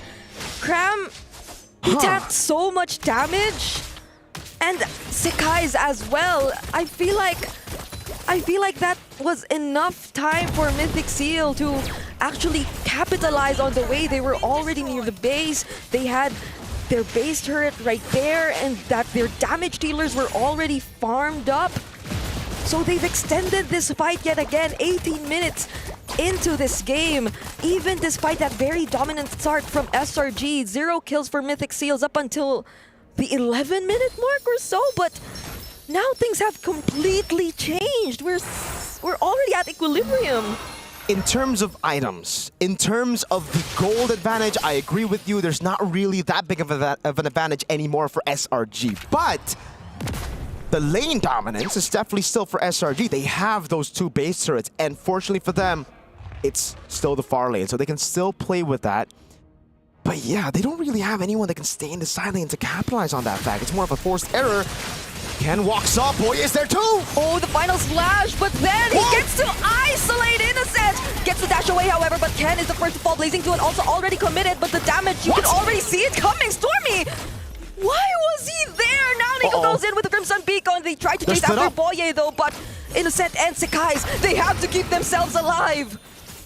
They will be able to. Good run away now. Innocent has the GDS too, so that's additional movement speed, but now they're going to go for the cut onto Cram. No, they have to play it safe. It's an Evolved Lord that is spawned in the game. If they lose here in a team fight, if they get wiped here, they're done. They have to go back to the waves to manage it for Ken to respawn back in time. And again, Mythic Seal, they've just been taking gambles every single team fight. Ken has been going for some big plays with Boye, and so far, it has not worked out. The one time it will, or the one time it can in the future, it will be bad for SRG, but that's why now they're just going to go for the Blitz on the Lord while they have the advantage. Oh, they're trying to burst it down. Final slash committed onto Nico. There's the Crimson Beacon though, and Zippy, he'll try to contest it, but just in time, the Appraiser's Wrath and the Retribution will secure the Lord. But will they still try to engage in a fight? Traction Pulse already committed. Stormy is also back in the game. So they just steal away the purple buff, and now they go back to defending. And the Lord will spawn instantly into the mid lane. Mythic Seal, yes, they weren't able to get the Lord. It was SRG with a massive win again around the neutral objectives. But Mythic Seal with that fight, they kind of forced SRG to not clear the waves in the side, to not set up for the wave. It's an Evolved Lord though, so they could just fight with it. Let's see how Mythic Seal defend this one. Conceal already. Yo's looking for the play. Stormy gunning them down. Lord held by Nico. Oh, they go for Kun instead. Meanwhile, Ken and the other members just try to deal with the Lord. They don't make anything out of the fist break, fist crack. So that just allows Mythic Seals to defend this game once again. Again, that's what I was saying. For the people back at home, Mythic Seal, yes, couldn't fight for the Lord. Ken was still down. He had to respawn in the game for them to have a chance at out-retreating Skies. But they went in for the fight. They stopped them from going in to capitalize, and now Ken... Oh, Cram goes to Final Slash! Oh, they fight Zippy. He's forced to retreat for now, but Ken still goes for the other members of SRDOG! They might have to escape for now because Mythic Seals are running him down! Kun gets a kill on Stormy! Kun now going on Crime and Mortality down for Skies as they go and pounce on him. Innocent will be able to recall. Kun still in the 1v1 as Rose Gold Meteor gets popped in. Cram can he win in the 1v1 against a CC? It doesn't seem like it's possible. Innocent is waiting in the bush, and that might actually stop it from recalling. He stops it again! Oh no! Kun still there, holding his ground. Innocent, he's walking back into the jungle. It's not safe enough. This battle is going on for so long, but take a look at Mythic Seal. Innocent going for the end. He's trying to make a play here, but he's up against 3 members of Mythic Seals already marching down the mid lane, and there are people from Mythic Seals to actually defend it after 21 minutes. Mythic Seal turned things around. Selangor Red Giants, OG Esports, by all means should have destroyed Mythic Seal with a 7-0 lead, a 7,000 gold lead, everything going to them in the early game. But I guess that's why they are mythical. The seal is in place and they have found a way. You can always count on teams from Myanmar to deliver shocking outcomes and results in the international scene. Miracle, tell me, this feels so much like we were watching the MSL Grand Finals yet again. Just when you think they're down, they find a way to turn things around, mainly built around, well, 3 things. The curtain call of the CC, Zippy and Ken staying alive, and Nico being Nico on that signature juice in at this point. Just the read as well, by the way, the communication, crisp, clean from Mythic Seal, the reaction. Yeah. Like here in the early game, really in the replay, you're just gonna see SRG. It was a stomp show. It was SRG completely outclassing Mythic Seal. And we were even doubtful of the draft. We were like, all right, Mythic Seal, you've got a draft where it's like, it's so hard to pull off. It's incredibly hard, but when you do it, you see the reward. You don't get rewards like that without a risky comp like this. I mean, I knew that the Dark Horse thingy runs in their blood, but the you Dark know. Horse thingy, yes. The Burmese Dark Horse thingy. The Dark Horse thingy. But like, it's different now. It's no longer a lower bracket run we're seeing even. It's literally comeback after comeback in a single series. Yeah, folks, The Selangor Red Giants are the defending champions of MSC, and they dominate a majority of the game. Mythic Seals somehow pulled through.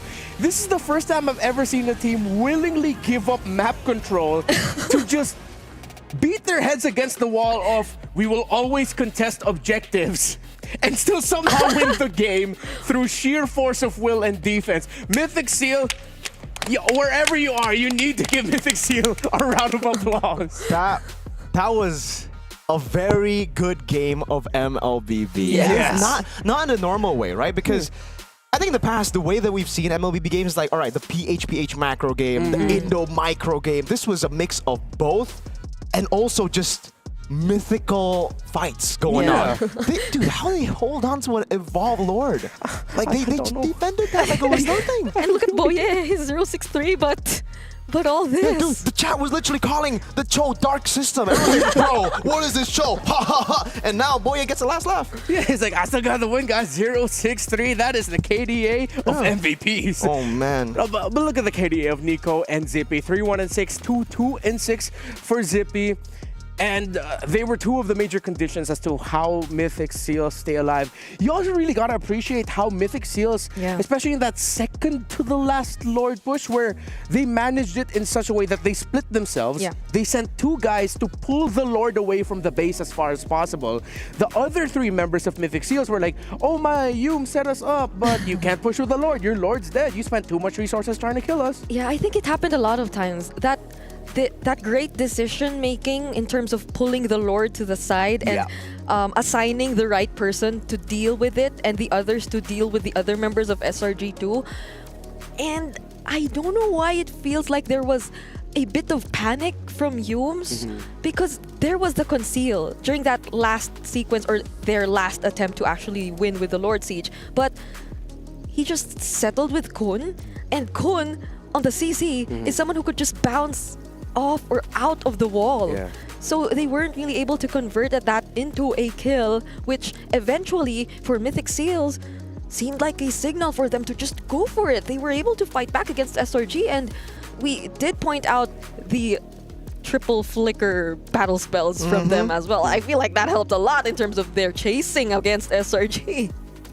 Yeah, I think they also got to use it in some ways to sort of bring Innocent into riskier positions, especially once they've already been locked in by the Lycan Pounds. They would flicker back. Although I feel like those scenarios were just quite rare and few. I think now we have to talk about what happened there at the end, where Innocent decided to take that big time risk of, instead of going home and defending, he just went ahead and tried to go for the split push, which I feel like was the right call. Because if he went back home, it'll be 3 members that he'll be up against.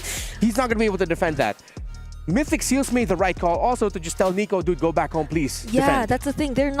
They didn't tunnel vision into like bringing all of their members in the mid lane and just forcing it through, because the others could do it anyway. So I like how they were still aware enough to let some other members defend, because whatever you say, the waves, they still do favor SRG OG, and that was when Innocent was clearly unable to win out on that intention, on that decision of him trying to win by split push. They had the kill lead, they had the neutral objective lead. Guys, by the way, Mythic Seal got 0 neutral objectives. That was 0. No turtles, no lords. There were 6 in total in this game, and they didn't get a single one. You know what?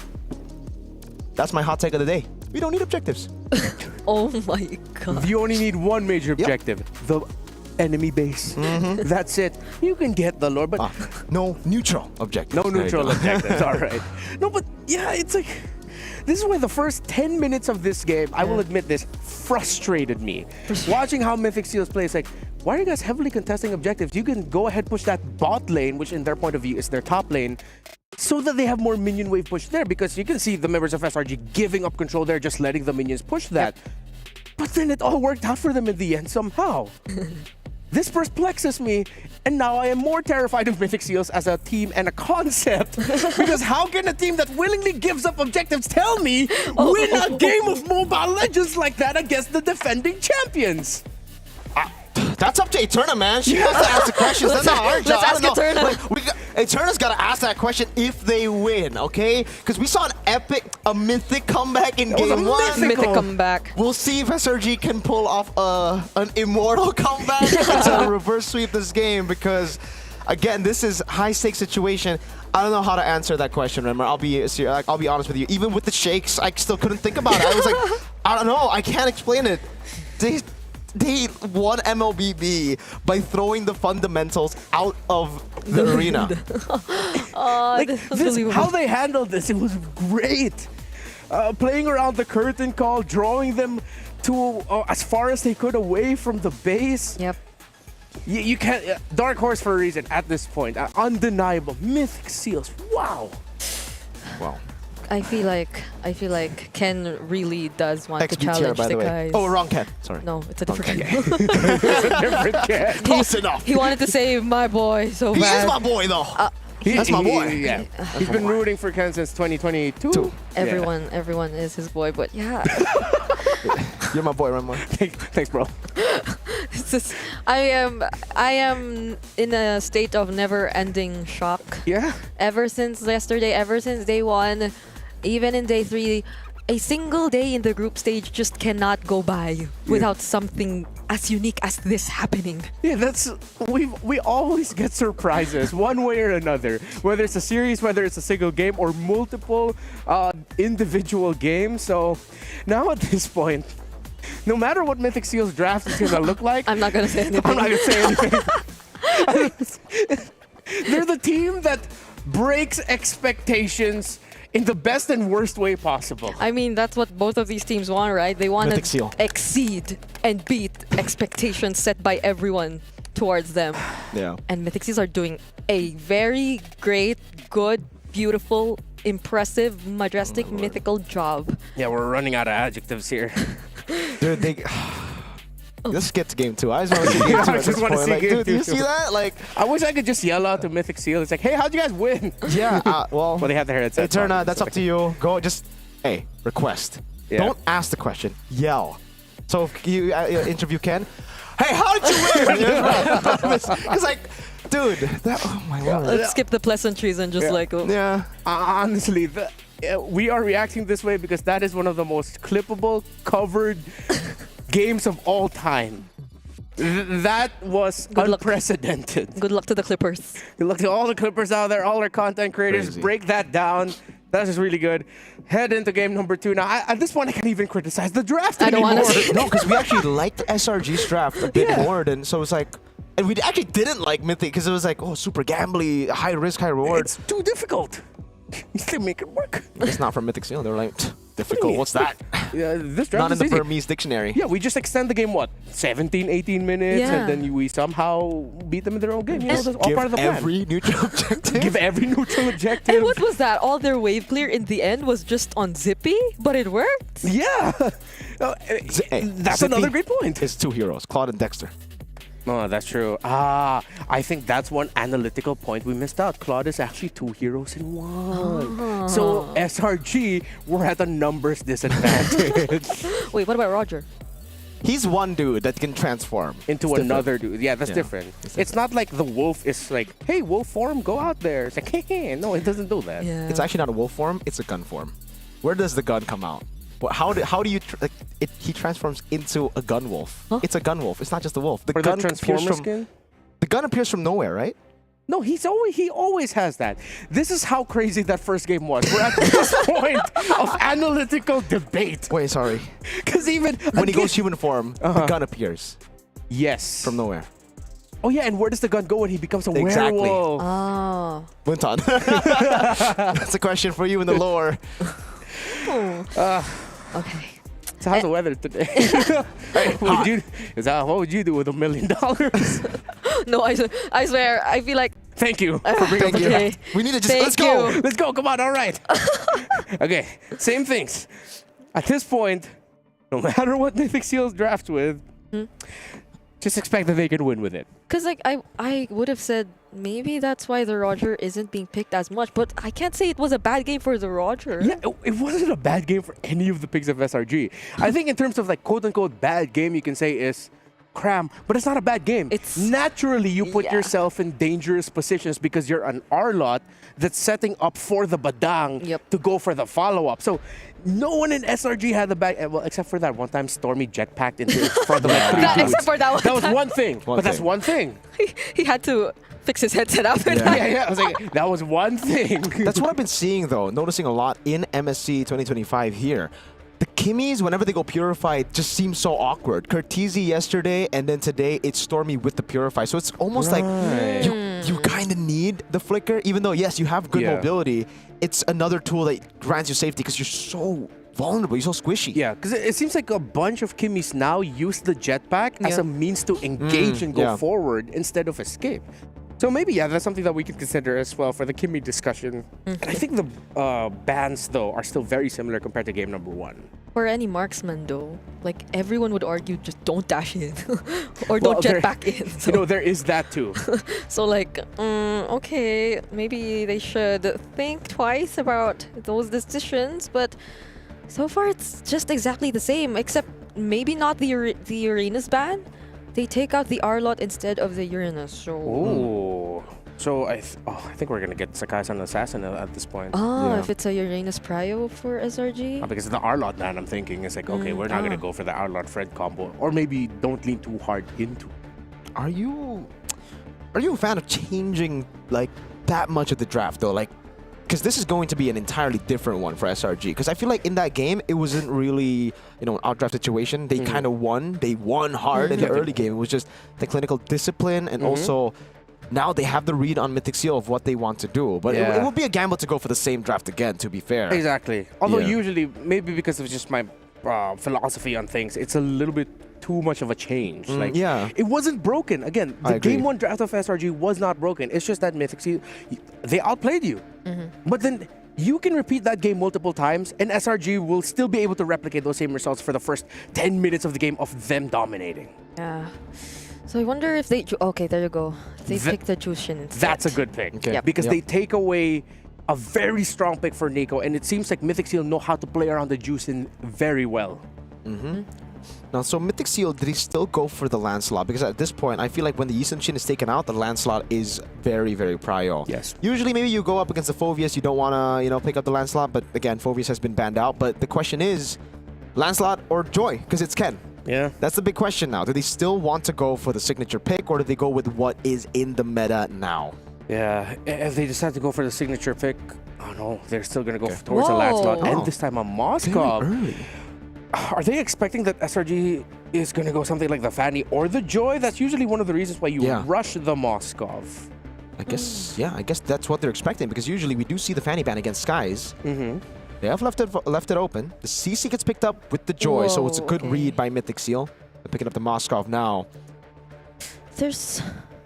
They've revealed so much already. I mean, both of these teams, it's such a straightforward way of drafting. It's so honest for them. Not unless Mythic Seals in this part of the draft decide to pick up a flex hero. Yeah, I think I'll ride on that idea too. Good flex. No. Okay, that's not flex anymore. That's clearly a mid lane. Unless Kimmy Rope. No, no, we're not going to see that. Yeah. So far, so good, I would say, for both these teams. Mythic Seal, again, I think sticking true to their identity from game number 1. Very greedy lineup. All of them need a lot of resource, a lot of gold. It's a lineup that, if it were any other day, I would be, oh, okay, revealing a lot already in the first phase. But like now, after game number 1, I'm probably not gonna say that, because one of the ongoing discussions has been that damage, as long as you have more damage, things are gonna be better for you, I guess. And maybe that's what Mythic Seals are trying to bank on, because Moskov, Kimmy, and Lancelot look like a lot of damage. Yeah, you already have a triple carry set up at this point. So I think it makes sense that if they wanted to lean in on this idea, that they save their Roam and EXP for last, because you get to adjust as much as possible. Clearly, it's SRG having to adjust to the 4th pick first, but then that means whatever the 5th pick of a Mythic Seal can be an absolute checkmate pick up against what SRG brings out. Heroes such as the Gatot Kacha are still on board. We might get a surprise, and maybe this time it's Hume's turn to play the Cho, because, well, seeing what you're up against Mythic Seal, if you have the Cho and Joy together around the center of the map, that's a little bit better for the pickoff. Actually, they banned the Gatot Kacha, yeah. So does this mean Mythic Seal are going for something like a glue in their composition? What Maybe else the is Lapu Lapu there? that we saw from day 1, yes, when we saw Kun on the Lapu Lapu. Glue, Hilda. But there's a CC though, but... Yeah. Oh, SRG. Oh. Wow. Consider that the Franco could have come up for Boye. Oh, yeah. I'm just thinking like harder, tougher tanks, really, but up against that CC, what can you bring to the table? Not even the Kufra looks okay. There's a CC on the other side. In before SRG picks up Lolita or something. I mean, At this point, I just want to enjoy what they want to go for, right? Like, because what? They banned the Gatot, they go, oh my lord. Again. Oh, yeah. Hey. Yeah, I mean, hey, it worked in game 1. KDA is just a number. KDA is irrelevant, ladies and gentlemen, all right? Oh, That is magic damage over magic damage. A lot of damage. And the Hilda. There you Hilda go. Rome against the Cho. Oh, this is gonna be so scrappy. Yeah, this is so SRG are trying to double down on that, right? They think, all right, Mythic Seal just want to brawl. Let's try to fight them out. Let's try to out-mechanic them. Mythic Seal, last pick in XP. What would enable? I honestly feel like the glue. Yeah, the glue. Yeah, maybe. it's like the last best bet, because there's that, I think that out of all the EXP laners available, that's the only one that can match what CC brings to the table. Because the Curtain Call is such a powerful ult for this kind of playstyle, all that brawl that's going to happen. That I think it's just glue. Unless they go for surprises again. What's a crazy XP that could work here? Next board? No. Freya. Oh, no. No, just go all Freya. damage. I think you need a bit more crowd control here. Yeah, in you this do. lineup, right? Engage. I think mainly engage. What do you... That's not really... in a way it is, Falling Star Moon. Okay. Good against the Harith. Good against the Joy. There is a lot of shields on SRG. Yeah. It is pretty meta too. Yeah, kind of anticlimactic, but it makes a lot of sense. It does. It really does. There you go. Esmeralda. Okay. All right. Okay. So that is the playing field for these two. Again, if you're only joining us now, Mythic Seal surprise selling our Red Giants by somehow, some way taking game number 1. That means they are at match point and they could be the first team to qualify for the knockouts. Or will SRG, the defending champions of MSC, force this to a game number 3? Mirko and bring it on. Let's go. Thank you, Renmar. Ladies and gentlemen, welcome to, again, the game. We're getting ready to get and jump into the game. Brig, what do you think about the drafts this time? Last time you said, yes, very greedy lineup for the side of the Mythic Seal gang. I feel like at this point I'm just preparing myself for the amount of clashes we'll be seeing in this game. Earlier, it did seem like there were already a lot of clashes, but not a lot where Mythic Seal were able to respond early on. We saw how it took them a while to get their first kill on the board, so now I feel like it's a bit different. It's a lot more committed fights that can come from both of these two sides. Well, here already a brawl in game number 2. Ladies and gentlemen, yesterday in Group B, we saw the reigning world champions of MLBB get dropped down to the lower brackets in Group B. Well, now the defending MSC at Esports World Cup champions be thrown down to the ground in Group A. Yep, that is going to be the question for now. Mythic Seals in the mid lane. There's a lot of pressure going on. I feel like the mid control is another thing we definitely will be having to look at. But before that, the emblems look pretty much the same. Yeah. Even for Nico on the mid lane Kimmy, it wasn't anything like a pull yourself together emblem he used earlier on. Yeah. So By the way, it worked. Yeah, pull yourself together, juice in last game. That was how they were able to gap close so well and also escape so many times against SRG. So now let's see. SRG are actually already pushing the tempo. Sky's walking up. Oh, doesn't get to steal it though. yeah, Ken still gets it. But this is SRG literally pressuring Ken all over again, whereas Cram he's doing such a great job all alone. Forced Nico to provide some help even because of just how well he's been managing Kun on the EXP lane. So would contesting the first objective really be an option for Mythic Seal? Because even looking at Ken, Stormy and Yumes, they're just blocking his way. Cram also just winning out on this lane against Kun. It's going to be very tough to get to the turtle. And again, just like in game 1, it'll be SRG to take the free first neutral objective. Skies picks it up, instantly rotates over to the purple buff. Hasn't used the retribution yet, so this should also be a steal. Quick by Skies. Okay, this isn't something new to us. Mythic Seal, they do tend to let go of the objectives. But at least the difference now, I guess, is that SRG are yet to actually find kills or actually set up fights, which would amplify the advantage that they already have. So Mythic Seals, they're being very careful, but still, even when you look at their sides, it's not looking too good. Kun doing his best to survive, but that's gonna be first blood for SRG OG, just as we mentioned it. Deja vu to game number 1. This is the 3rd minute rotation from Stormy into XP after getting Turtle. And they're going to get a whole lot of shots over to the turret. Will it be a turret take at the 3rd minute is the question now, just like in game 1. Oh, it's a bit too close to game 1 here. They almost get it done. All right, but it stays intact. Okay, so this is basically a repeat of what SRG OG were able to do in the first few minutes of the game. So I wouldn't be so surprised if they're able to establish yet again a massive lead, a significant one at that, but they might have to be careful about giving those opportunities again to Mythic Seals. I feel like they want to rush things now in this game, especially considering the amount of team fight prowess that they have. So forcing fights might not be such an issue, but Yumes, instead, he'll be the one targeted here by the way of the Dragon Thorn Throws as well, committed onto him. But Boye, it seems like the pickoff took some time. Sekai's on the other hand too, found some kills, but that's a 2-for-1 trade so far. Maybe could be 3 kills, but there won't be enough damage from Kun, and there's a respo from Cram as well. Yeah, good traction pulse. It's a kill traded in for a kill plus a turret in the bottom lane. Cram was able to get it down, so still very, I would say still advantages towards SRG. Yes, this does give Ken a bit more breathing room in the jungle. Uh-oh, Cram.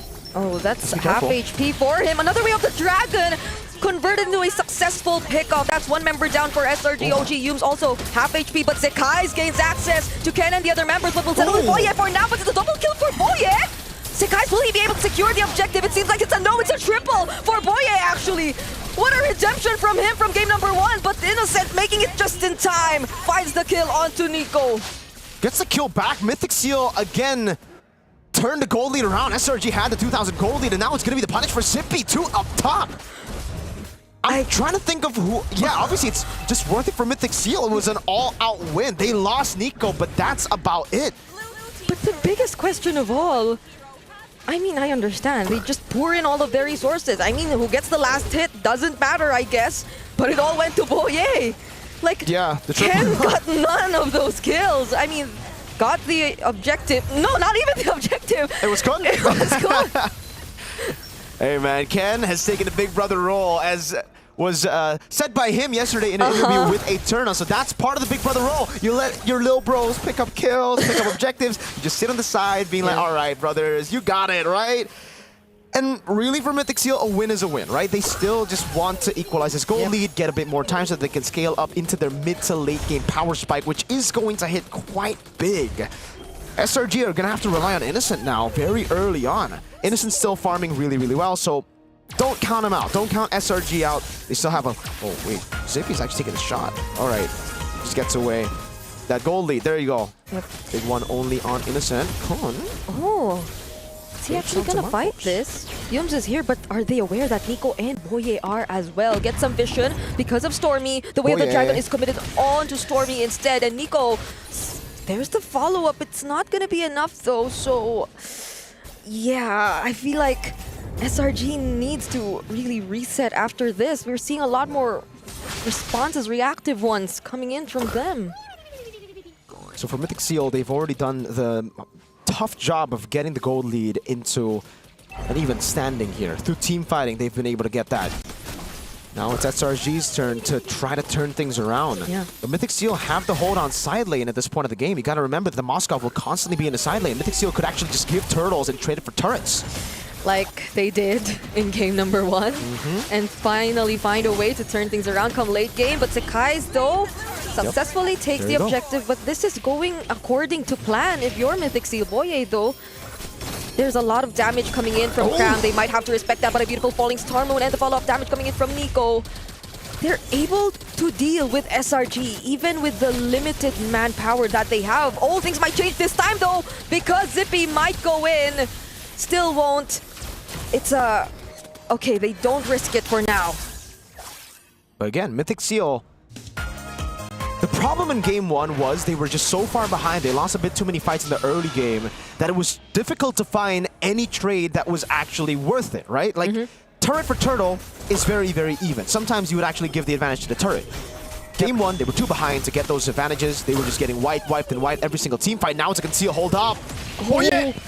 But will they be able to make it though? Yums is doing a great job at zoning out Nico and Zippy. There's the Zaman Force also committed by Innocent, and it seems like Boye will be punished. So those are great responses coming in from SRG. And again, folks, remember the triple kill from Boye. Innocent didn't just pick up a roamer, he picked up a shutdown on a roamer. That's massive for Innocent. A good bounty. Ken?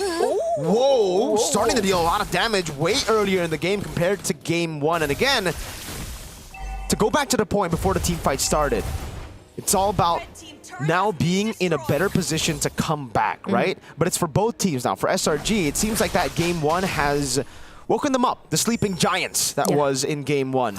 Yeah, I was supposed to say even for Kun, SRG seemed like they were having a hard time to deal with Kun right now. The Esmeralda seems like it came to a point where it's really tanky, but oh no, Boye gets isolated. Zippy will try to provide some help, uses the Spear of Misery, but Sekai's nearly catches up.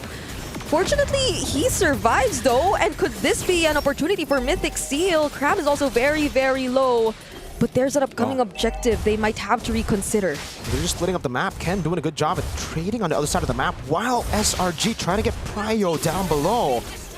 But I think he might be staying a bit too long. The rest of the team are here. Ken has a puncture. Will be able to puncture out now. 1-2 gets taken down and the fight goes for SRG. He indeed took too long. And just in time, SRG got the best possible pickoff, which allows them to secure this objective without any contest. Okay, I saw that in day number 1. It could have happened again, but at least it didn't. Zippy will settle with tier 2 turret down bottom. Zippy, is he late to recall? Oh yes, he is too! They catch him even when he used the Spear of Misery. And that makes 2 kills for SRG and Daylord. WSRG, they've read through the playstyle of Mythic Seal from game 1, constantly looking for trades instead of fighting in the first few minutes of the game to hold the lead down from being too out of control. SRG just make the quick rotations, they just stay decisive, and Mythic Seal were the ones to be overconfident in the bottom lane up top as well. Ken now, Innocent pops in his Zaman Force. Oh, Innocent looks like he can deal with Ken even on his own at this point.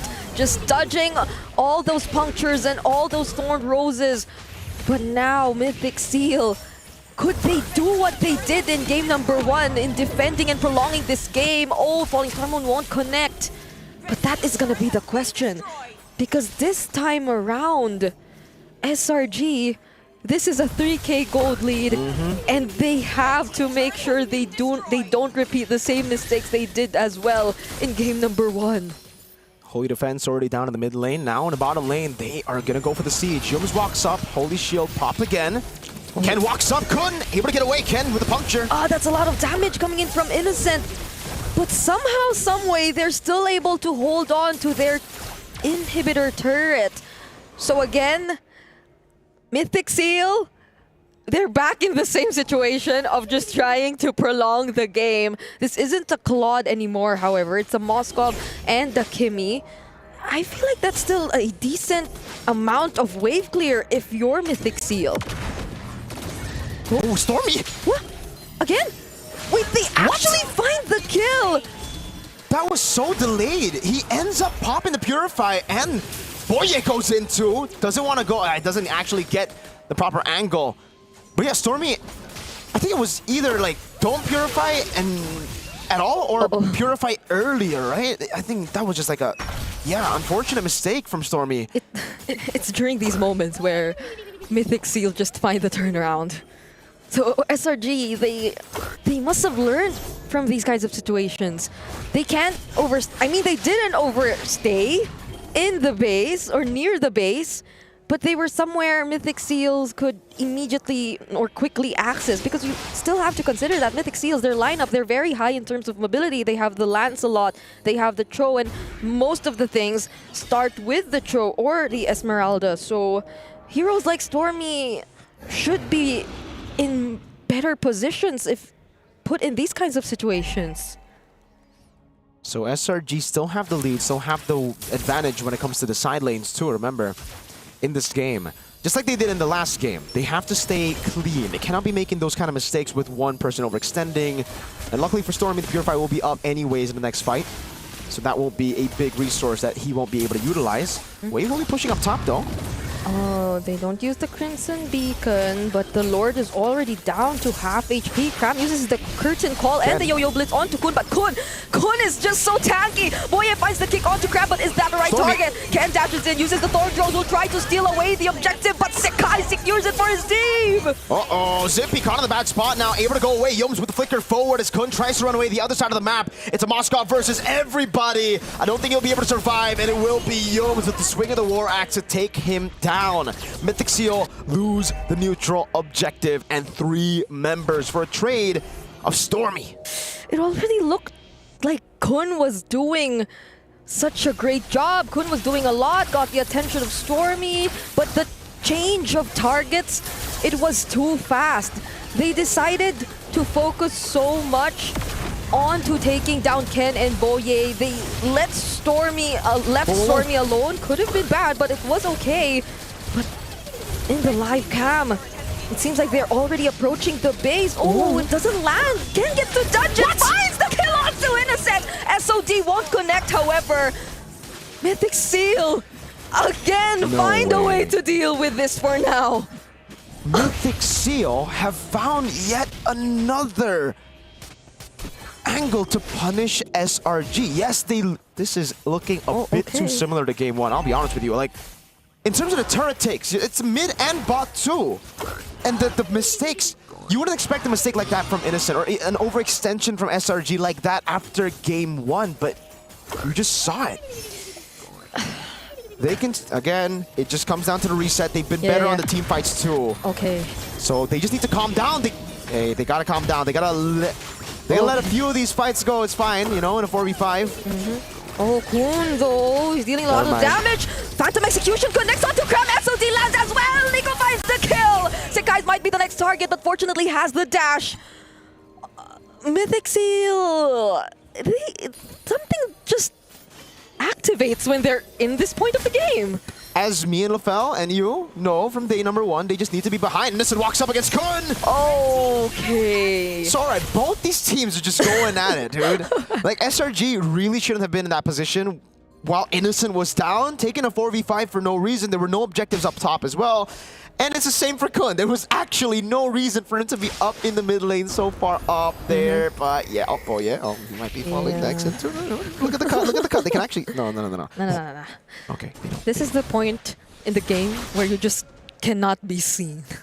So like, there have been a couple of questionable decisions or positions from some of these members, but things will definitely change once we head into the next objective. But SRG, it does look like they want to make things happen even before the objective gets to spawn. It looks like they're scouting and checking wherever Mythic Seal could potentially come from. They're on the exact same opposite sides of the map though. So how will they capitalize on this situation? Stormy's up there. It'll take some time for him to get here, but they want to blitz it. Yeah, this is going to be good for SRG because Zippy will have to deal with a wave up top. Still has the SOD, however, but they're zoning out the members of Mythic Seals really, really well. Traction pulls already committed. They catch Yums, might get to burn him down. SOD lands, they find it! it! Cram now walking up. Oh, gets Carter's Spear of Misery out to Lethal Wanderer.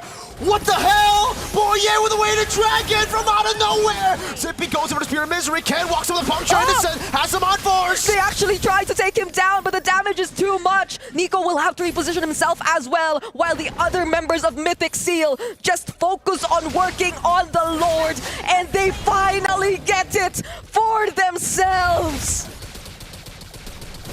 The seal that was placed in Game 1 is activated in Game 2. The seal is, every time we get past 16, I believe. Look at that Spear of Misery, dude. How unlucky was Cram to be right there on the pin with the small lethal on the Spear of Misery? Traction Pulse. Oh no, they baited out Innocent. Saman Force in the middle. All right, they don't have Lord. Okay. Sorry, I was looking at live cam view. Yeah. Dude. Oh, all right, let's go back to the fight. Boye too, man. This guy, he's a bit too explosive, right? Like, just when the they're right ahead, amount. you don't want him to do that. When you're behind, you want him to do that. Mythic Seal just do better from behind. Okay. You know what? This is confirmed. There you go. This is confirmed. All our theories from Yeah. day number 1, I think this proves it all. If they especially win this game. Hey, Turner was a big hater of that, by the way. Like, oh, Mythic Seal didn't play from behind. Hey. No, they just proof. adjusted. They just play. Nah, why am I on the same boat? No, because I don't do that to Eterna. But anyway, this is gonna be such a statement for them. If ever they're actually able to make things happen with this Lord. They're syncing up the waves. And SRG, if you look at their wave clear, let's see how they make it work. Already forcing out the Crimson Beacon. Innocent has the Zaman Force, however, but Cram!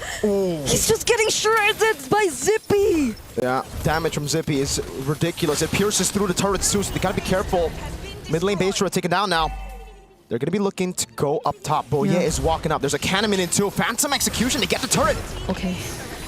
At least Boye didn't have the flicker yet, so they probably won't force anything. And that's exactly what they have to do maybe, because Mythic Seal are already in the lead at an advantage. They've equalized the turrets. And I think maybe this is a better development from game number 1, because Mythic Seal for game number 1 were able to turn things around up until the very last moment. But this time, they've left SRG with only a single inhibitor turret in their hands. So this looks like a much more manageable game for them when it comes to the objective fights. Hold up. Cram's walking up, gonna be stunned up, and just pops in with a Crimson Beacon too! Oh, that's a lot of damage, but who will be bursted down first? Sakai tries to reach for the targets from behind, but gets bursted down instead! Zaman Force also laid by Innocent, but it's a retreat for SRG after losing their jungler. Skies went in a bit too far off of the team as well. Like, no one was able to really follow up. He dove in so deep, popped in the crown, was expecting, I think, Innocent to come in right there and then, right as he popped in Winter Crown, because that would have been a good combo, right? Then at least Skies wouldn't have died. 20 seconds on Skies. This could be Mythic Seal just pushing in. And like you said, Brigitte, yes, they only got 2 base turrets from Mythic Seal, but it's actually good for Mythic Seal here because the lane up top is the one that they got the base turret in. That's the far lane. 5 seconds on Skies. Mythic Seal could just force a fight right here now. They're gonna try to burst it. But Innocent and Yumes, they might want to do something else. They're trying to look for other angles, but Boye, he has it covered. He knows exactly where they're trying to go from, but that buys them enough time to reset the Lord and allow Sekais to actually make it. Now, what is going to be the play for SRG, OG, and Mythic Seals? Zamanforth already committed onto Kun. Might be the first casualty, not looking too good for Mythic Seals, but the damage from Zippy, you have to respect it! Knock up from the Jeet Kunjo. Sekai somehow makes it out alive, but they commit onto Stormy instead. Nico finds the kill onto Stormy! Zippy goes in, over to Cram. Now the damage coming down as well. The Lancer Front brings Boye back into the bush. Sky's walking up. Boye, sticking to Immortality. Zaman Force over. Boye taken down. Innocent with a kill again. 10! Gets a kill back on Cram, and it's back-to-back-to-back team fights. 2 for 2, and none of them will commit to the objective just yet. I have to correct myself. It wasn't Stormy earlier. But either way, Mythic Seal, I can't believe they're doing this. The defending champions, they are clearly struggling to find a way to end things quick, to hold on their lead, because it keeps getting snatched away from them by Mythic Seal. We're at a stalemate, ladies and gentlemen. Mythic Seal and SRG just keep going at it. They have suffered a few casualties in the battle, but it's always even. 2 for 2, 1 for 1. There was one big fight for SRG, one massive one for Mythic Seal as well, but after that, it's just been trades after trades, and Nico is doing a whole lot of damage. This is the least accurate, lore-accurate Stormtrooper of all time. That's such brave positioning. Oh, and I feel like Nico can afford to be a lot more brave now. Picked up the immortality. So SRG will have to consider that if ever they want to look for a fight. But how do they deal with it now? From where do they expect to come from? Cram and Sakai's... Oh, Zippy! Oh my God! Zippy, they find Zippy! Will he be able to survive this? I think not! What a read by Skies and Cram to hold their position up top, knowing that there might be a Moskov looking for the play. Now they want to collapse. Oh, they're looking for the kills, but they have to escape for now. Kills might not be the way to go. Innocent finds Ken, and it's 5 members of SRG marching towards the base. They'll do their best to try and defend, to hold the minions on the side. What? But Nico could only do so much, but actually, Kun buys some time, but at least SRG, they still have a wave marching down bottom. Nico's literally trying to make things happen, but he can't anymore. And we equalize the series right here. SRG refused to go down like that. They turned things around yet again after a crazy back-to-back-to-back-to-back team fight, back-to-back lead. Welcome to MSC 2025 at the Esports World Cup. This is the level of play that we have. That is the outcome we deserve. 3 games for what has been an absolute banger of a series so far. Just when we thought that the final seal would get broken, the Red Giants refused to be overshadowed. And what a replay of game number 1, except this time around, Mythic Seal were taking care of the map a little bit better, which is what triggered a lot of the difficulty points for SRG. The fact that they weren't now just having to find a way to outplay Mythic Seal in the objective fights, they now had to take care of their map as well. There was so much, and it came down to just one moment there for the Moskov, right? Like, these games have come down to one big play, one little mistake from both these teams that end up being crazy for the other. Like, it's all about punishing little mistakes, and I think Mythic Seal, whenever they were ahead, would just make these mistakes. For some reason, again, the pattern stays true. They are a team that only works when they are behind. It's the one big moment for Mythic Seal. That could have been one if the SOD got to steal away the objective. But yeah, I really agree. This game has mostly been a replay of what we saw in game number 1, only with a few more improvements from both teams, particularly Mythic Seals, because they've been more efficient in terms of balancing out or equalizing the game. They've been a lot more faster in terms of that, but same goes for SRG. I think a lot of times in game number 1, there were crucial errors, and we did not see as much of that here in game number 2. Yeah. But it was one of those games wherein the few errors that you saw were very glaring. And I think that sets a precedent of where we find ourselves right now and the quality of the match that we're seeing, wherein those little mistakes actually look so massive because they're not giving a lot of give to each other. There's not a lot of room for mistakes, where that one mistake could just look like it's absolute game ending. For SRGOG, I think this is where we're seeing a little bit more of their veterancy, the fact that they were reading Zippy's split pushes very well. 3 or 4 deaths on the side of Zippy came from the fact that SRG was like, wait, we know that the Moskov is here. Let's take him down. Oh man, I would love to see the replay again of that moment, because I wonder if if it was just Skies dashing into the bush by mistake, it was accidental, or they actually made that read. Zippy too, though, he canceled the recalls a bit too many times up top. Like, he was holding that position, really wanting to punish if it was a solo Joy. Yeah, and interestingly enough, it's already happened twice. Even in the bottom lane. Even the bottom lane, another one earlier in the game in the top lane. So at that point, Zippy should have just realized that I need to go back. They know what I like to do, split pushing and trying to threat a potential split push end. Yeah, I'm not sure about the duration of the recall in that first moment down bottom, but I feel like he could have made it, but he decided to throw out the Spear of Misery instead, so that delayed him, or I don't know, that was probably a decision thinking that it was just Sekai's who was trying to go after him, but I don't there think were like 3 members. yeah, I don't think that's ever gonna happen anymore Mhm. with SRG, because at this point maybe they just really respect what Mythic Seals are capable of doing, and so they'll send out more members as needed. They will, or I know they don't, but after what they've experienced, you just cannot underestimate anyone anymore in this team. Item builds earlier, Innocent actually. So he goes for the Enchanted Talisman plus the Magic Pen boots a lot of times nowadays, especially in the early game. But once we get to the super late game, it seems like he actually sells the Enchanted Talisman and ends up buying the Starlium Scythe. So I guess that could be a good question to ask Innocent.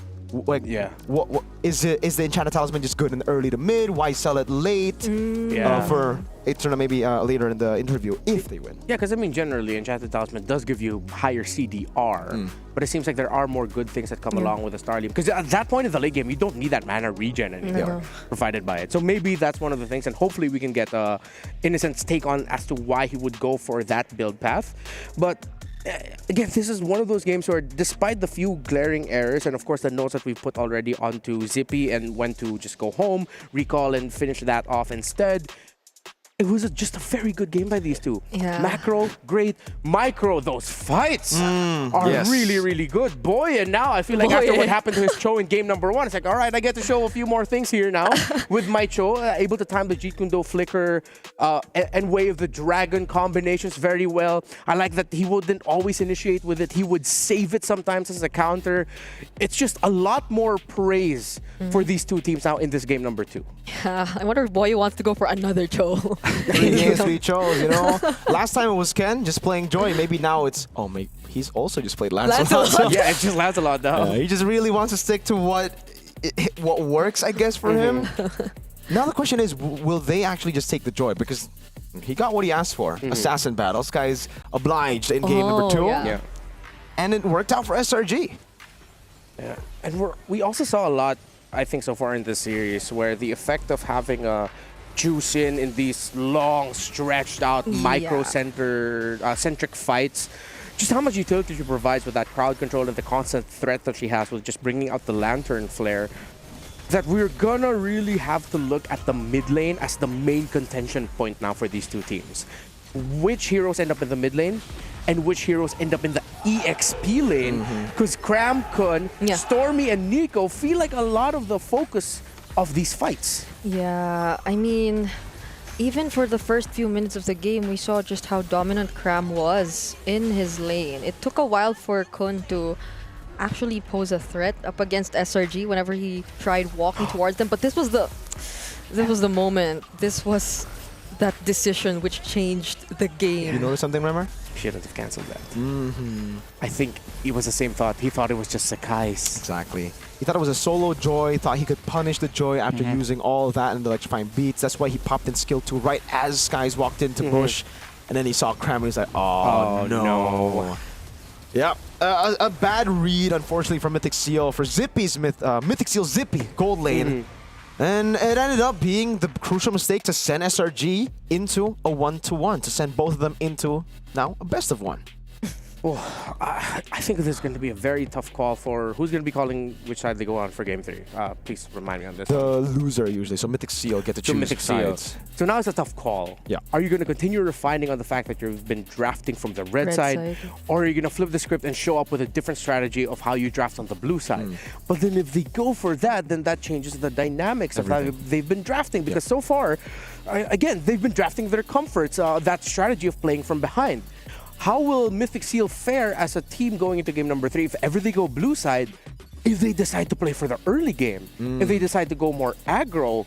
Because even historically in MSL, a lot of their wins came from the fact that they were coming from behind. Exactly. And that's why I'm pretty concerned for Mythic Seal right now, because fundamentally the better team of from the 2 games that we've watched has been SRG. Like SRG are the better fundamental team. They just know how to set up for neutral objectives, especially early game way better. So Mythic Seal, this is the big question mark on them. Are they just a team that does well through team fighting and coming back in mid to late? What if SRG, again, get a lead similar to game 1, but have a better composition to siege and end the game? Yeah, because even when we saw the Moskov fall into the hands of Mythic Seal, and they did attempt to manage the macro every now and then, which I feel was a bit successful in a sense, majority of the prowess from Mythic Seals comes or stems from their abilities to just prolong, defend, and fight back. It's mechanics. It's just mechanics that we're seeing from Mythic Seal. So yeah, in just a bit we're going to be seeing the draft for game number 3.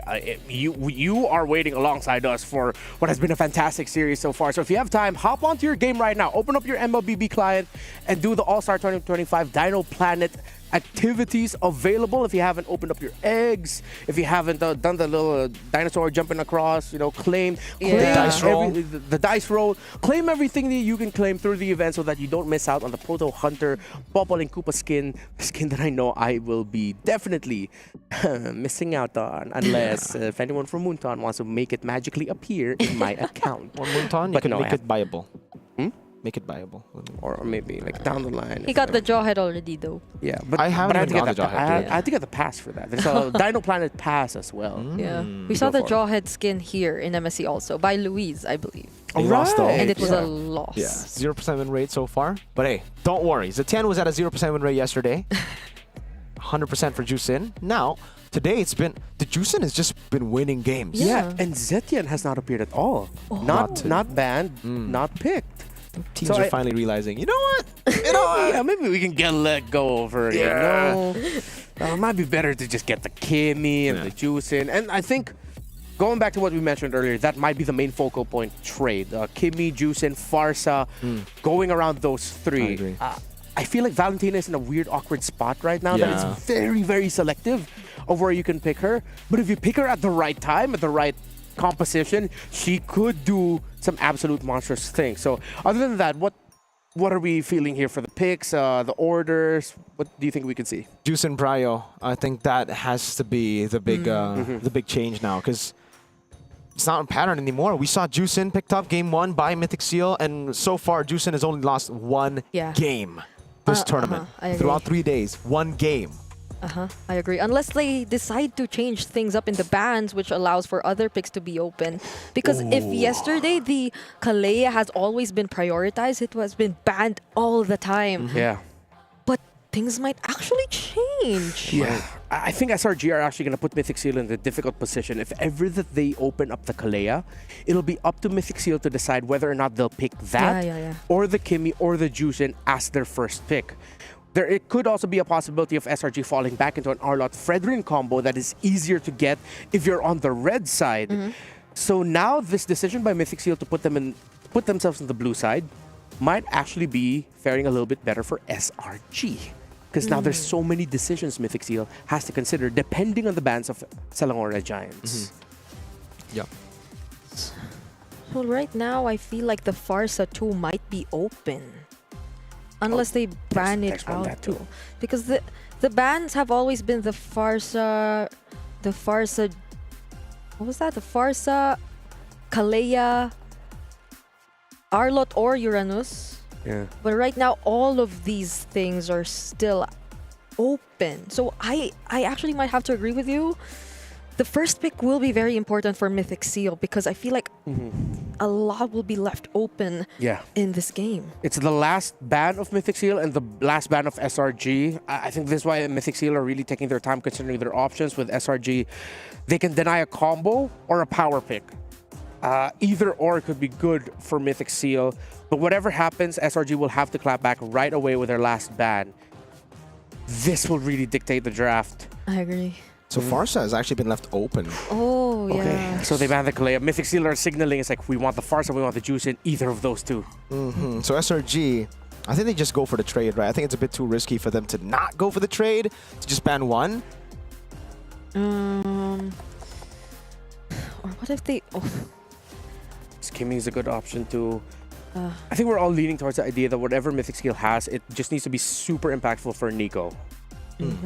Juicin, Farsa, Kimi, any of those three. I don't think SRG will focus on a mid ban at this point. They might look for a... Okay, yeah, a Arlot, Blue 2-3 yeah. ban. Could have been a Blue 2-3 Arlot, so... Mythic Seal, this first pick is going to dictate the rest of the draft. Here we go. So Will it be the much- Farsa or the Juicin? I think Yeah. Juicin a bit more flexible, but Farsa... Do you really want to go up against that with a Juicin? You know, that damage, artillery, especially without Arlet. Because the Lancelot and the Joy are both open still. Yeah, SRG can rush Moskov if ever it's a Farsa. And then they prio the Joy. Oh, wait! They force SRG to make the choice. They're like, Yeah. all right, you go. Oh. We'll just go with our comfort, which is Lancelot. Interesting. Not the Joy Not after the that Joy. game. Yeah. So it's SRG who has to decide for now. Other than that, though, I don't think Cram wants to use the Uranus. I just have a feeling they're not gonna be picking that. Yeah, I agree. So They go Juicin. okay. And that leaves the choice for Mythic Seal. Should be the Farsa. Yeah, but that makes the first two picks of SRG really good. Both divers, in a way, are Juicin and Moskov.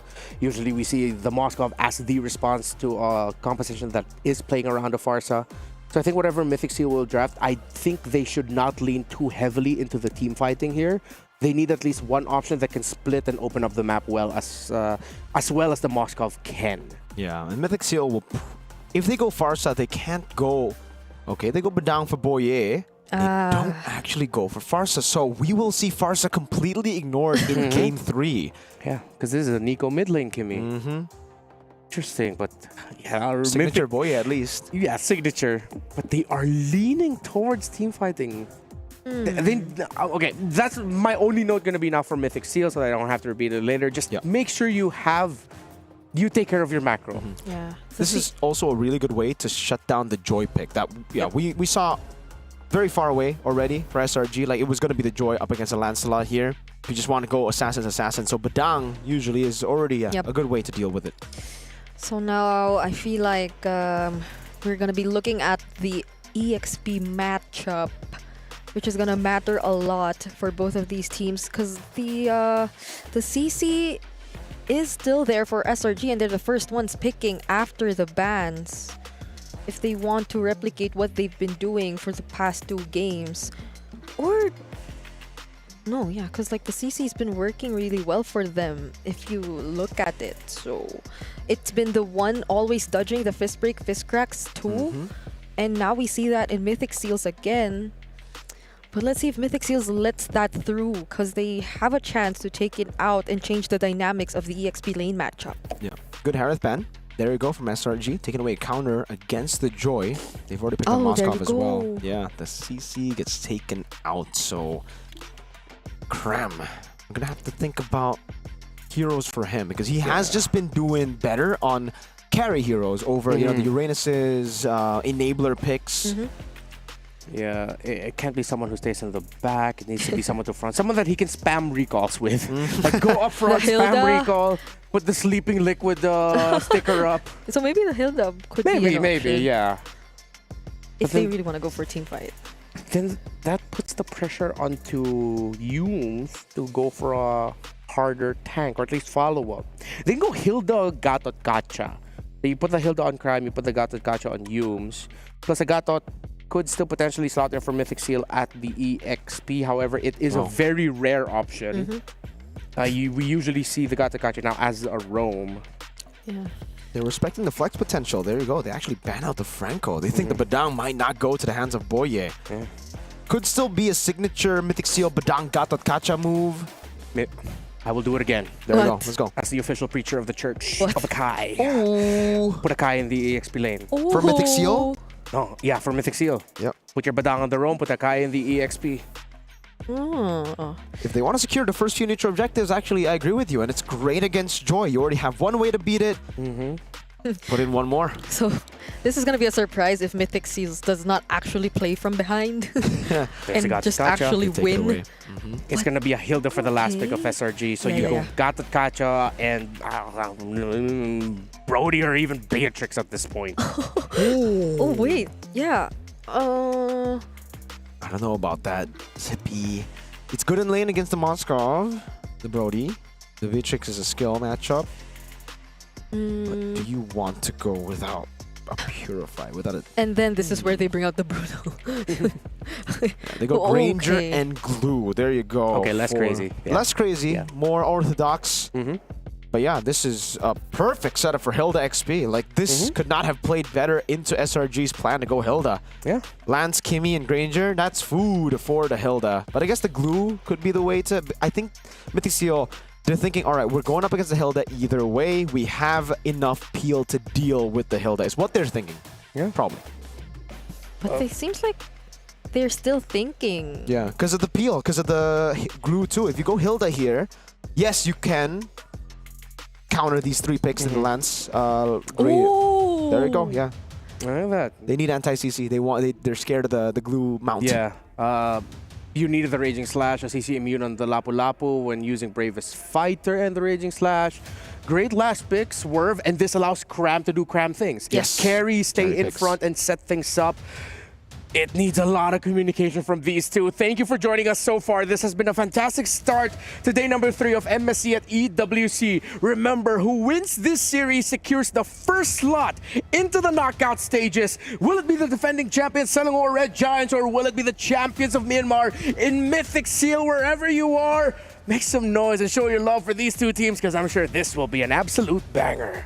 We agree here, me and Brig, for your second official, hopefully, crazy bang bang game. Because I don't know, game 2 was bang bang Rooney, game 1 was too, but I want this to be the more of like game 2 where both of them fight back, not just a one comeback sweep. So here we go, ladies and gentlemen. You heard what Renmar said. We're getting straight into the land of Dawn with Natan flying in the air to bring us right here. Yep. I want them to bring in the unexpected for this game. I don't want it to be a replica of the flow for the first 2 games, wherein it's always Mythic Seals playing from behind and just forced to defend up until the objective. But we'll see if they're able to do just that with the minimal amount of time to reset. Okay, there you go. Very aggressive start again from Mythic Seals. Early flicker burnt out for Stormy here. And Mythic Seal will just utilize this. That's going to be a pickup. Whoa. What are you doing for Stormy? There's so much pressure. Yeah, but okay, that's the thing.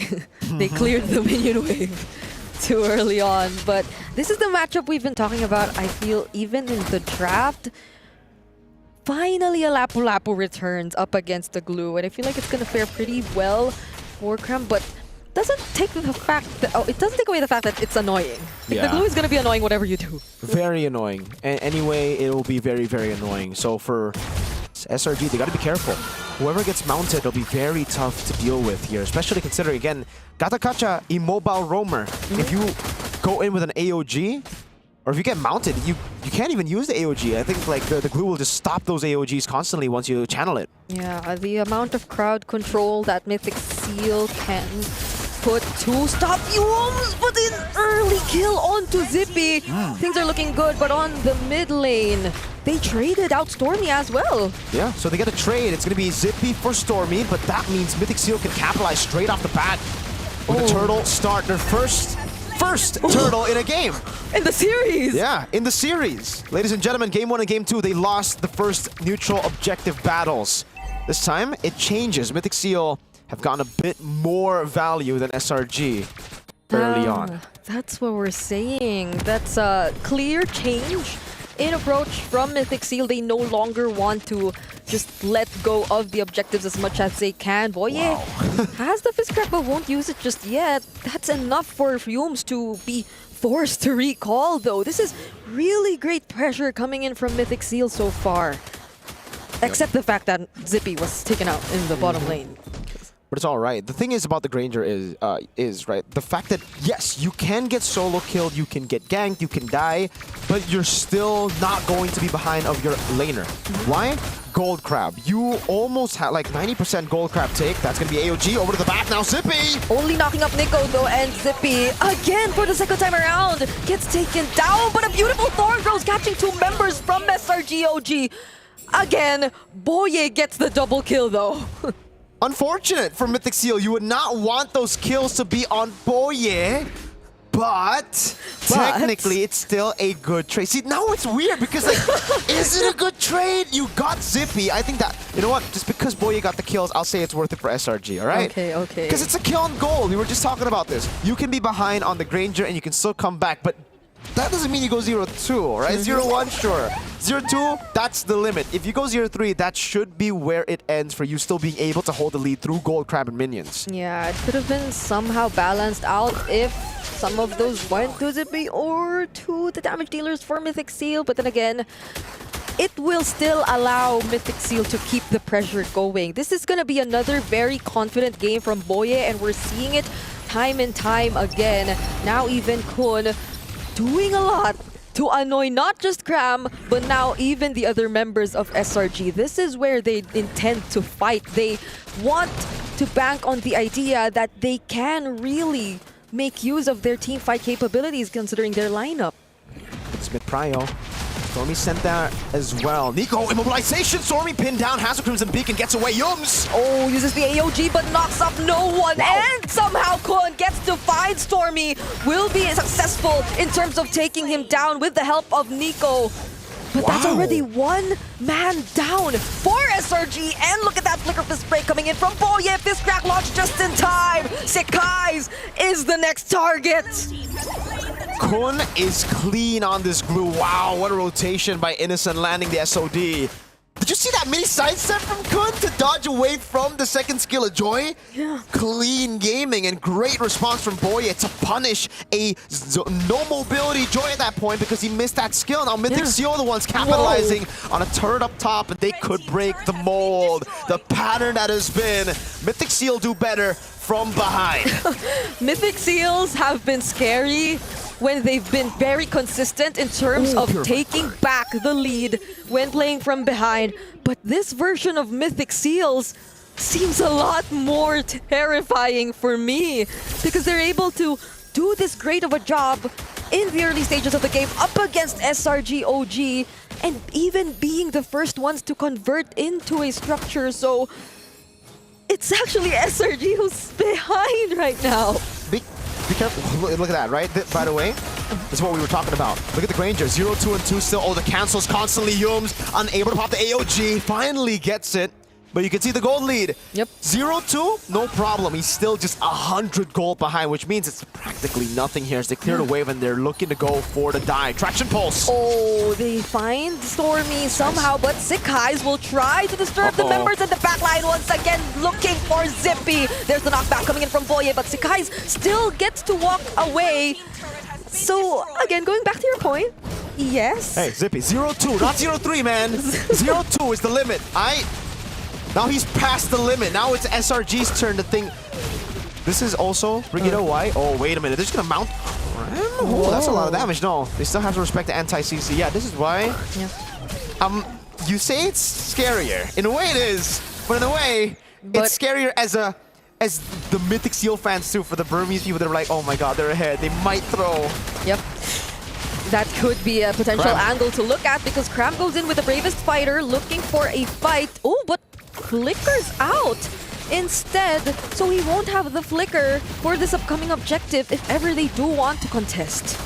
Should be a free one, but Innocent is building up, and this is just giving me a lot of flashbacks to the M6 World Championship when they were up against CFU, down, losing in the early game, but then Innocent came in with one SOD, one Innocent moment, turned things around. I think I remember that moment.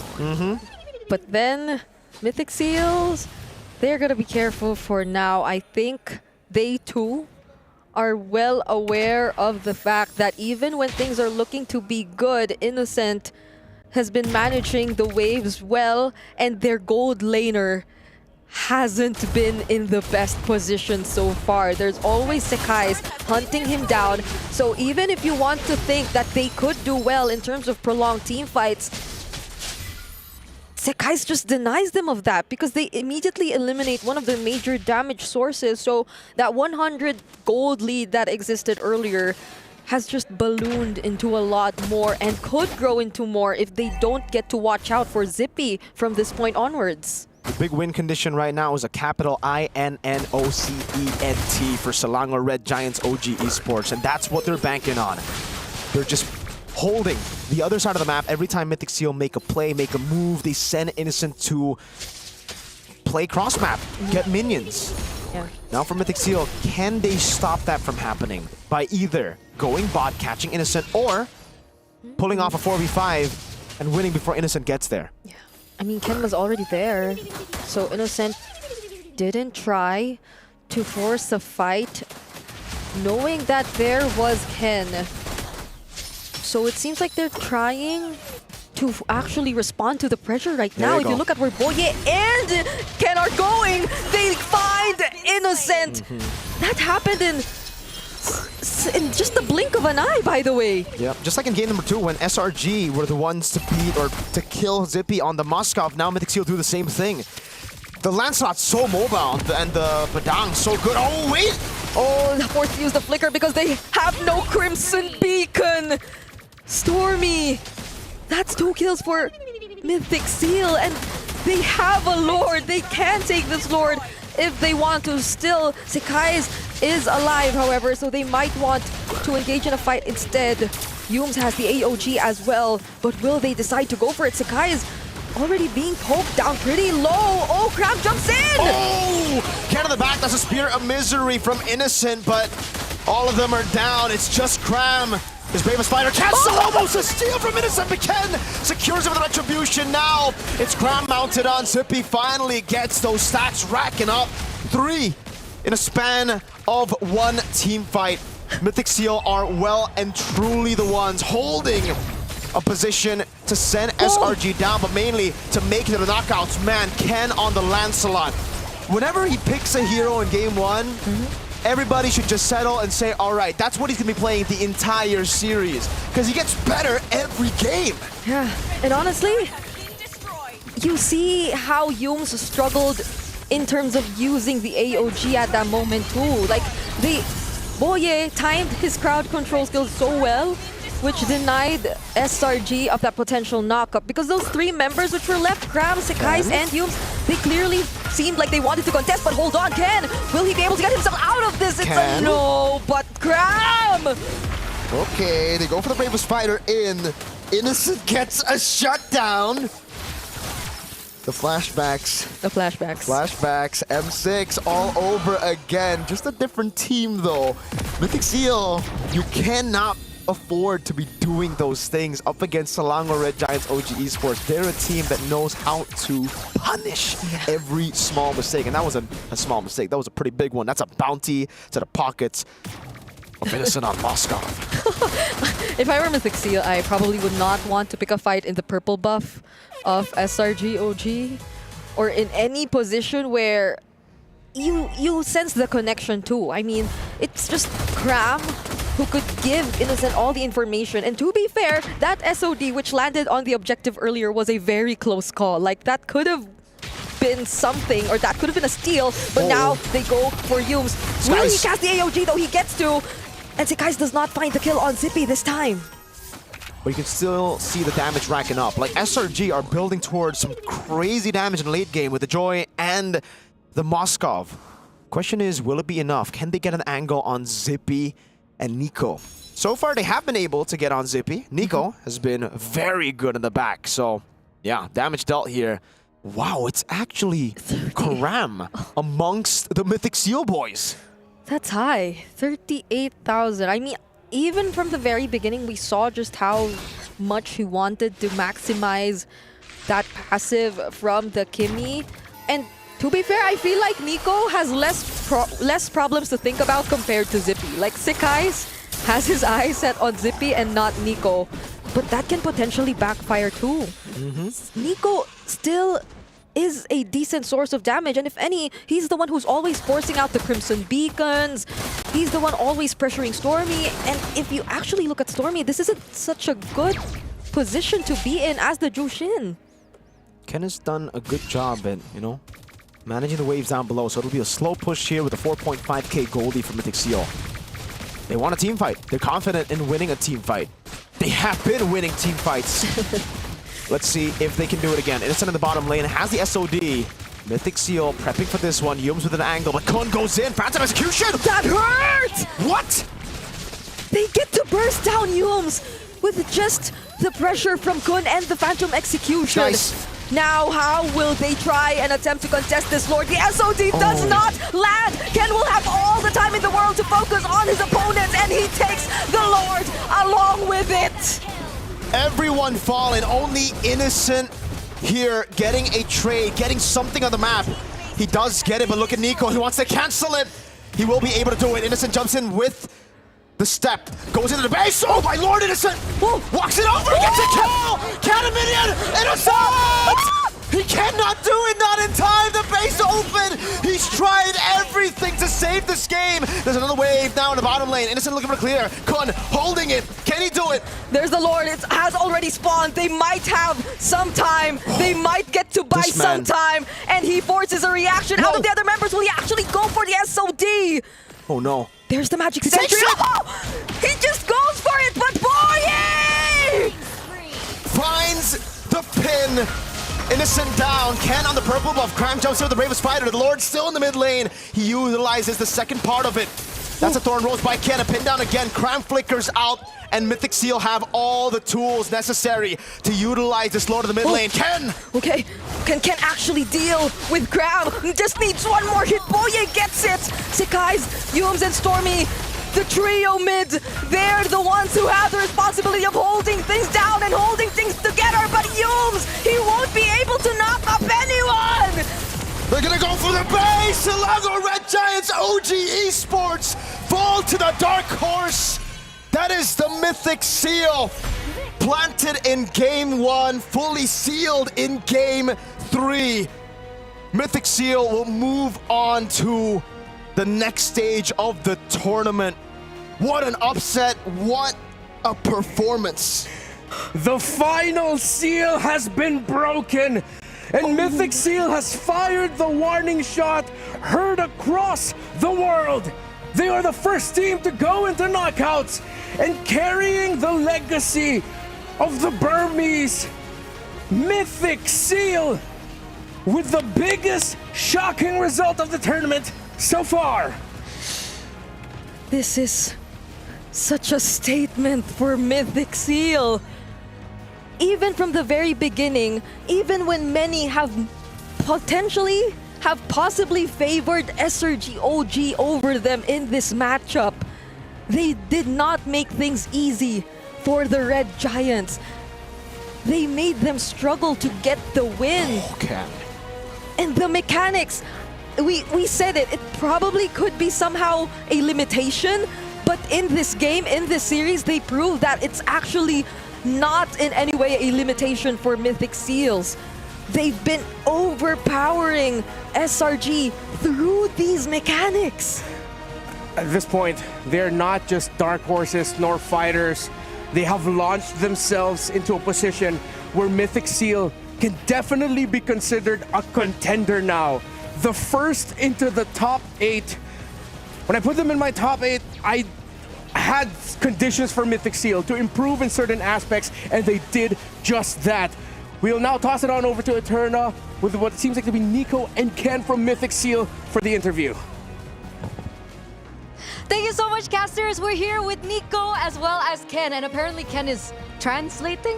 No, I'll be here. Yeah. I'll translate So, it. okay, so Ken, the glorified translator. Anyway, so welcome to the knockouts. How are you feeling about this? What does this mean for you right now, and what does this mean for your region? Because this is a major upset. You just knocked down the defending champions, SRG. ပထမဆုံးတစ်ခုအနေနဲ့နောက်ကောက်စိတ်ကိုတက်သွားတော့ပြောပါအရင်လည်းပြောပါပြီးတော့လို့အတင်းကြီးနဲ့ဆော့ထားပြီးတော့ပြန်မလို့တည်မလား2-1နဲ့နိုင်တာဆိုတော့တော်တော်ရင်ခုန်မှုကောင်းတယ်ပေါ့နော်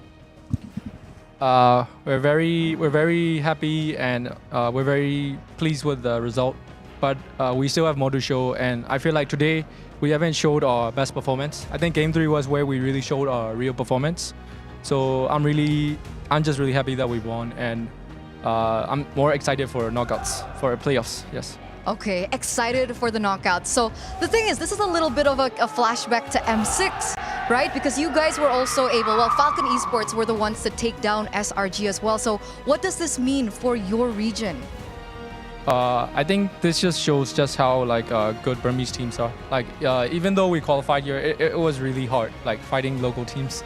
I feel like most of them can compete with the S-tier teams here. So I'm just happy that Myanmar is getting the recognition it deserves. We hope that you guys will keep supporting Myanmar MLBB. And for international fans, I hope you guys watch Myanmar MPO as well, because it's really nice. It really is. It really is. Everyone is still shaking right now. Nico, do you agree with that? Do you have maybe a personal statement towards everyone for your region?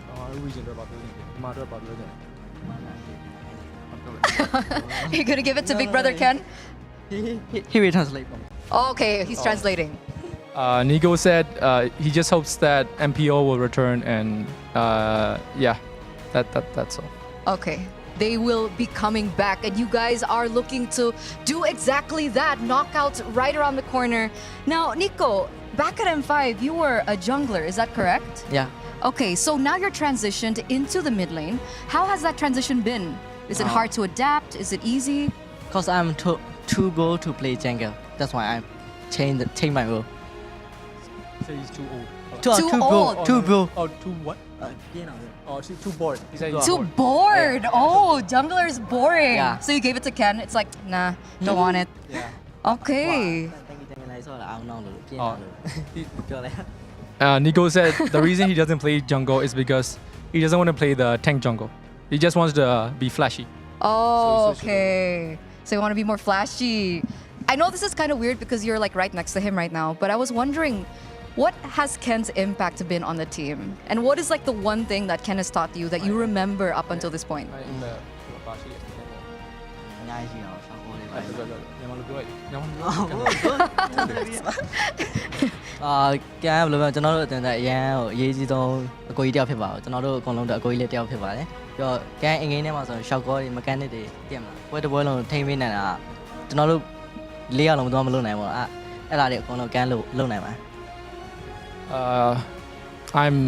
I'm old man slow hand, so I just use my macro. That's all. Oh, okay. So Old man more slow of the hand. macro Yes. style of it. Okay, very quick question to end this right now before you guys, start preparing for the knockouts. Who do you think you'll be facing? Do you think it will be Onyx or do you think it will be Liquid PH in the knockouts? Onyx. Onyx knockouts? Do you agree, Ken? It's hard to say because both teams are so strong. But if I had to pick a team, I want to face maybe Onyx Indo. Onyx Indo. But I'm really happy with both teams because I get to fight either Kaltizi or Kyrie, which is they're both the best junglers for me. So yeah, it's okay. Any one of them, I'm happy to face. Okay, so anticipating at some point in the knockouts that they will be meeting against one another, either Kaltizi or Kyrie. And with that, we're going to close this interview for now as we're going to throw it back to our casters. Wow, great to hear from Big Brother Ken and Nico. Short he may be in stature, but he plays like an absolute giant against SRG. Every time he would see Yooms in front of him, he was like, no, yeah, you're going now, bro. Look at that KDA, 1-1-1-1-1. I don't believe the old man's low hands thingy. I don't think he is. If he plays the mechanically demanding mid laners like this, I think he just like he said, he doesn't want to play tanks. The guy wants to be the carry, and mid lane is the way to go right now. You get a whole lot of highlights there. Yeah, you can be flashy. Congratulations, Mythic Seal. Again, not a lot of people expected this, but at the end of the day, they showed up at most needed. I did not expect the result so much. I forgot my glasses in the town group. Oh my lord, you're right. I'm having a hard time something different. seeing a lot of things right now because I had to run on over here. I wanted to witness that in person, and that really was just a highlight reel of what Mythic Seals has improved from MSL to where they are now. So let's see who the match MVP is. Brought to us by Sony, and it is none other than Zippy 535 on this Granger. He was given a lot of pressure by the Joy and by SRG. Yeah. As one of the main conditions of the team, and being able to stay alive as much as he could, walking away with 5-3-5. Yeah. He did a lot to get back in that game. Personal for sure. MVP Nico. I gotta give a shout out to Ken and Nico though, because or even Boye, dude. I would have Boye. like Boye, especially on the Badang. I think that was the real game changer. Ken, Nico, they played really well. Obviously, mechanics on top. Kun on the glue too, dude. Like everybody kind of deserved it. Yeah. Everyone. I can't decide. I think Mythic Seals, they all work together so hard to make this happen. They are very together. It was I think we talked about how they just wanted to go for the team fights, and so they did. Like there was macro still. Like I don't think you can get as far without any macro, but the team fights were what really mattered for Mythic Seal, and I'm such a fan. I'm such a fan. Yeah. Which one? I'm pretty sure Mythic Seal earned a lot of fans today, and they are not going to be missing out on the knockouts. And if you do not want to miss out on all of the MSC goodies available right now in the MLBB in-game client, just purchase the support chest for 20 diamonds. You can also purchase multiple support chests for a chance to get the pass and for a chance to get more prizes as well. It has been a terrific start to this Group A upper bracket. We still have one more, and it will be our match of the day between two titanic organizations in MLBB. Team Liquid, who are also gunning for club championship points alongside Onyx. So this doesn't only determine a lot of what the picture will look like for the knockout stages for MSC, but how potentially the club championship rankings can look like for the Esports World Cup. Don't miss out on this marquee matchup between Team Liquid and Onyx from Indonesia. We'll be back in just a bit.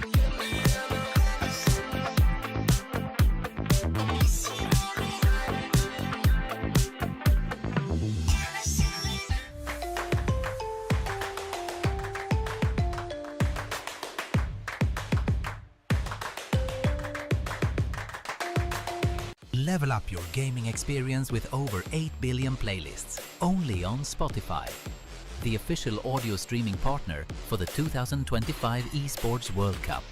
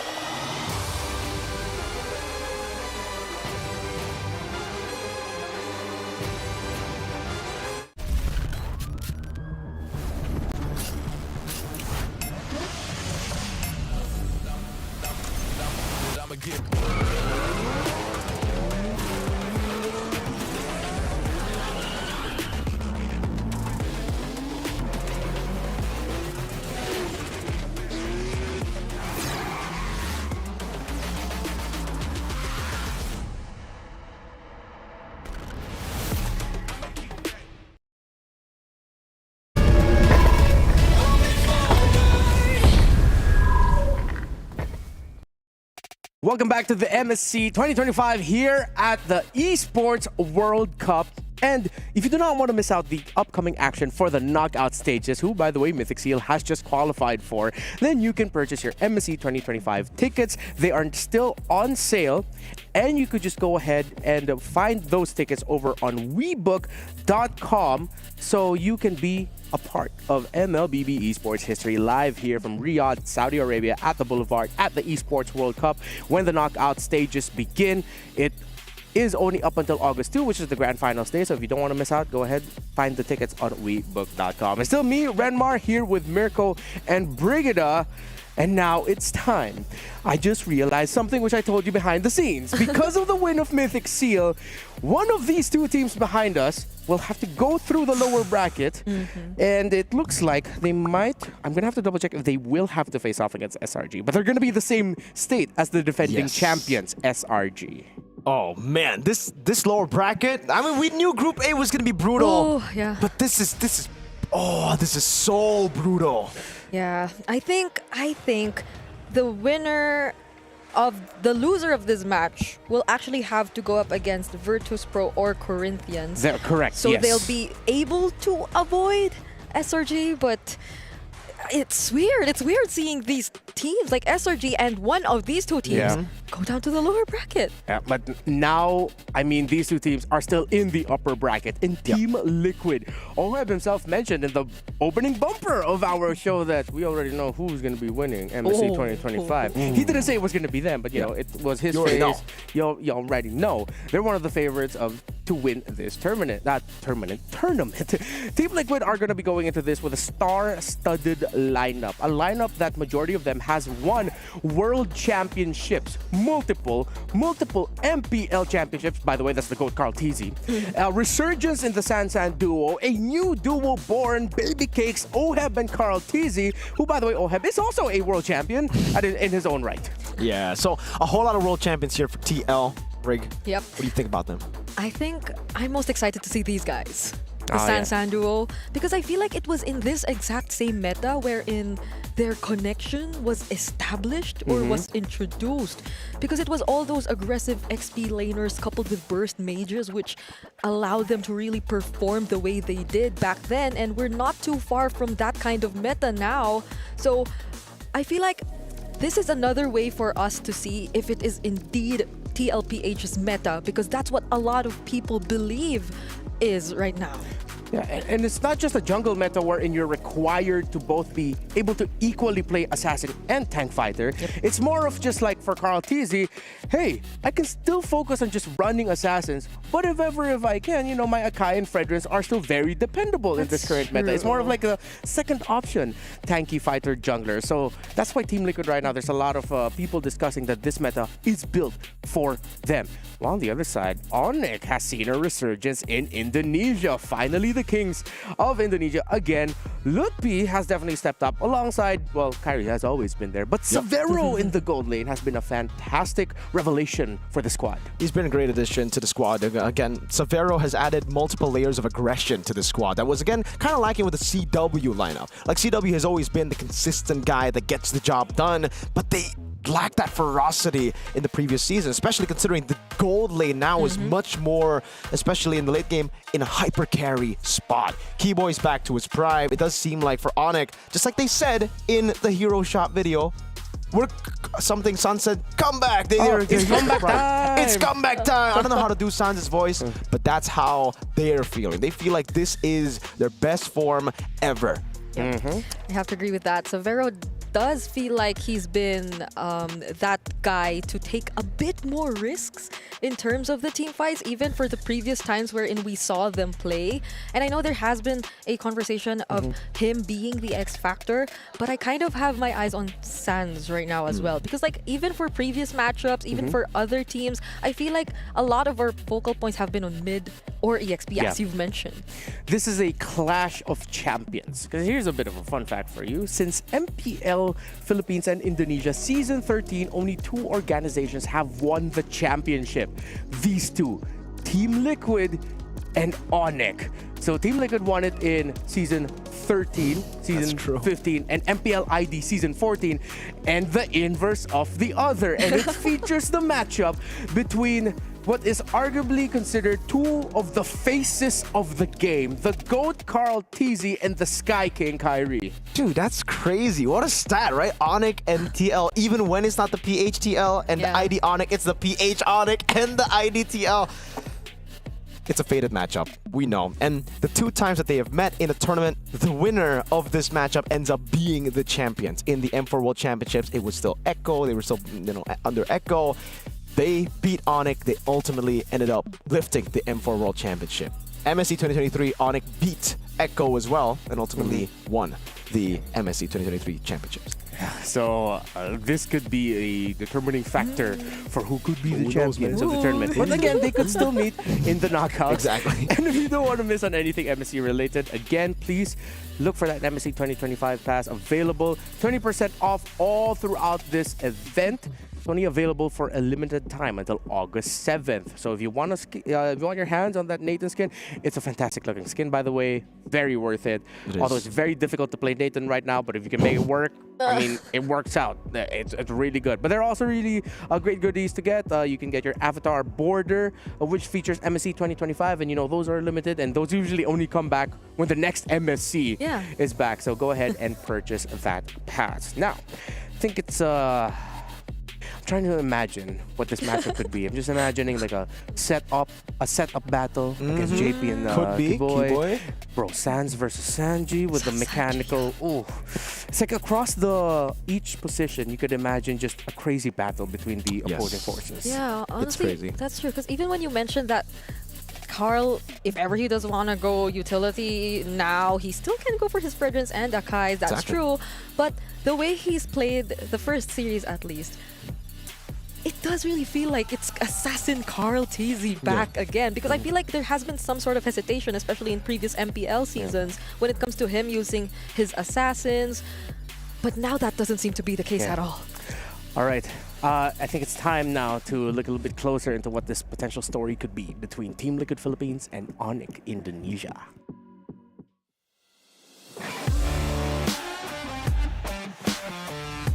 A wipeout from Team Liquid.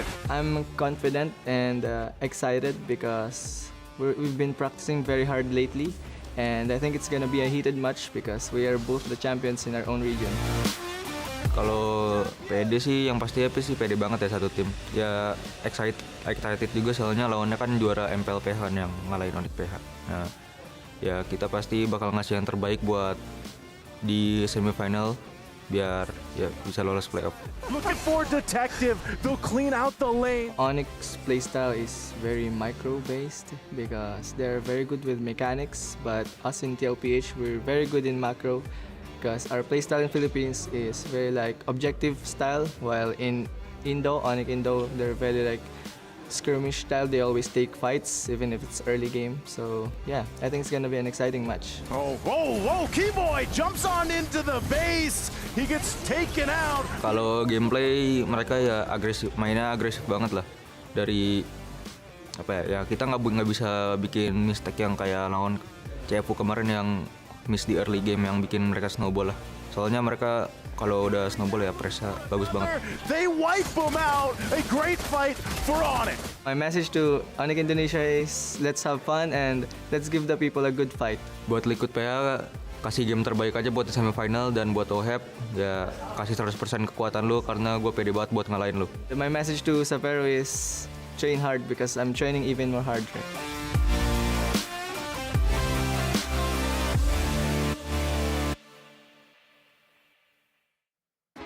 The defending champions of the Philippines, Team Liquid, goes up against the defending champions of Indonesia, Onyx. And as we head into the draft, similar to the very first series, I feel like we can look at the mid lane as a focal point between the two finals MVPs, Sanji and Sans, the chef and Gila Sans.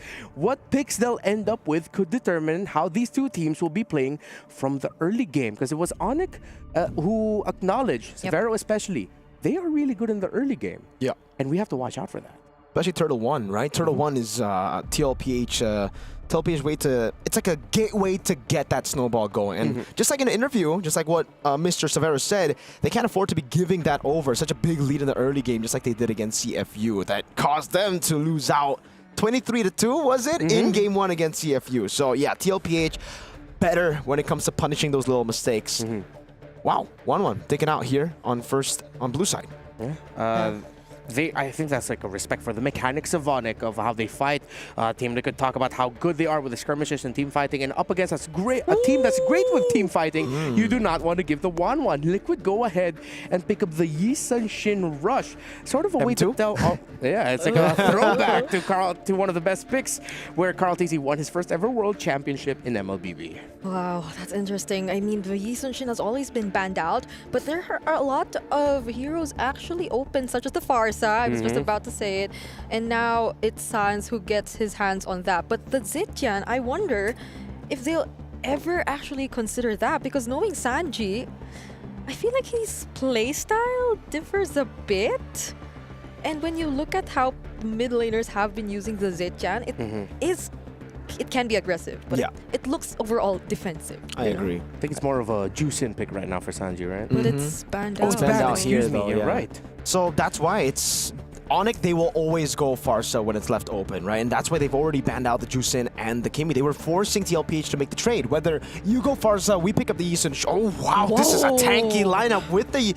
But it is weirdly enough not flexible in any way. Usually you see the Baksha and you're like, all right, 3 lanes. But they pick up the Fovea so early as well here, that and with the Yisun Chin too, that it makes everyone know where they're going. Yeah, both teams have gone different routes of putting priority at the center of the map and in the EXP lane, with Team Liquid picking up a Roam Baksha, while it's Keyboy who's going to be ending up with a Roam Cho, one of his signature picks. And Sanford has been a beast on the Foveas all throughout MPL Philippines Season 15, which is why it makes sense that he's going to be going up against a CC of Onyx that, again, I love how just from the first 3 picks alone, you see how well they know each other. And they're even respecting the possibility that Sanji might go Kadita. Oh man, 3 mid lane bans. I think this will continue with 4. Actually, I don't know. Do they ban the Valen? I mean, we did say the mid laners are going to be the focal point, but I didn't expect it to be this much of a focal point. Well, at this point, that's a lot. If you want crazy, if you want quick crazy, with it. Yeah, they're very quick. They know each other so, and instantly a Harith ban. Yeah, the draft has been so fast. Yeah, is it too much to ask? Hey, Sanji, just whip out a Gushin already? Also, Assassin's ban on the left, Mage's ban on the right. Ah, what are they making Kyrie use then? I mean, they have already the Chofarsa, great combo in the... Amon for the jungle. Gee, dude. Hey. I know Onwawa must be singing, jumping, so happy here. He's been preaching about the Amon ever since the patch drop. He's like, guys, come on, give my boy Amon a chance. And I'm like, Onwawa, no, stop. That's in your rankings, man. He was in the unused heroes chart we had earlier. That's one less of the unused heroes. There you go. The Amon makes his debut. And up against this count, technically you don't have dashes, so you aren't really going to be fully beaten down by the Foveas, but this tanky lineup is scary for the Amon. Like, you're good against squishies. Against Yisun, sure. Plus the Selena now, even harder to get these targets, and a Granger to seal things in the draft. TLPH, this is a great composition. Just playing pure front to back with the 2 carries. And they have a chance for potential outplays and surprising initiations through the Selena. Onyx, what's their last pick going to be for the gold lane? It's an Irithel. Classic response. Yeah, and it's a Severo comfort pick too as well. He's shied in previous international tournaments with that hero. One of the fastest drafts we've seen all MSC long. Just goes to show how well they know each other. Again, it's Team Liquid and it's Onyx. Best of 3. Winner goes to knockouts. It's your time to shine. Ladies and gentlemen, here we go. Welcome to the match of the day. This is the moment we've all been waiting for, let's be honest. Even day 2, I was getting questions everywhere saying, Mirko, are you going to cast a TLPH? I'm like, yes, it's tomorrow though. But we are here finally. Go and cast your votes in the comment section down below in the live chat. Is it TLPH or Onyx ID that will make it to the knockout stage first? They had an entire day to prepare for this match, Mirko. I'm pretty sure they've also prepared way back And that draft was a testament to just how familiar they indeed are with each other. I'd say the most unfamiliar we are with in this game would be how the Amon would play out, because it's the first time we'll be seeing it in a while. But if it's just really pure burst damage and finding targets, then I think it is going to be a pretty reliable jungle pick. Ooh, early game. Wow. What? Almost taking OHEB down, almost first blood, and OHEB still sticks to the flicker, doesn't want to utilize it to take as well here. And it does seem like for TL, they'll be happy with this. Yep. We're seeing the emblems come in as well for both of these teams. Another pull yourself together, this time in the hands of Sans. The mid laners have been picking it up pretty often so far today. So that's going to be a lot more flickers for Sans, and I feel like that it suits his playstyle so well. Because like this is the type of Farsa who just literally uses the flicker aggressively whenever he wants to. But JP getting poked low and now half HP. So still a very, not so quiet game after all. First blood. And it's Sanji who picks it up against Sans. Okay, that's the rivalry between these two already. It does seem... Oh, another arrow! Sanji! Sanji? Sanji has landed 2 consecutive important abyssal arrows. And that's why, for me, I'm not a fan of the Amon. Low mobility up against something like a Selena like this. Like the Farsa shouldn't well, when he's in Wings by Wings, I guess. But yeah, very vulnerable to abyssal arrows for Team Liquid. And you know how good Sanji is. Sanford zoning Keyboy away. This should be a free one. Might be actually a kill too. No, Keyboy respects it. Oh, Wings by Wings from Sans. So that's why he went pull yourself together, Brigida. Sans knows just how deadly Sanji can be, and they've literally won out the early game through Mr. Sanji. Yeah, I mean, you'd be torn between the Purify or the Flicker, but you just have to pick one. Wait, did Carry not get it? Or okay, he did. It's just the invisibility. I thought, oh my lord. It was just the invisible armor all this time. But yeah, so far, even with the amount of wave clear Onyx Indo has through the Farsa intro, it's interesting to see Team Liquid actually gain control of it. I mean, those were pickoffs after pickoffs too, and now we're seeing the rotations come in. Even though we expect fast rotations as well from them, you're always on your toes knowing that Team Liquid has the early game. And I feel like even Savero pointed this out before we headed into this match. You cannot give them the lead because they're a team who just doesn't let go of that lead.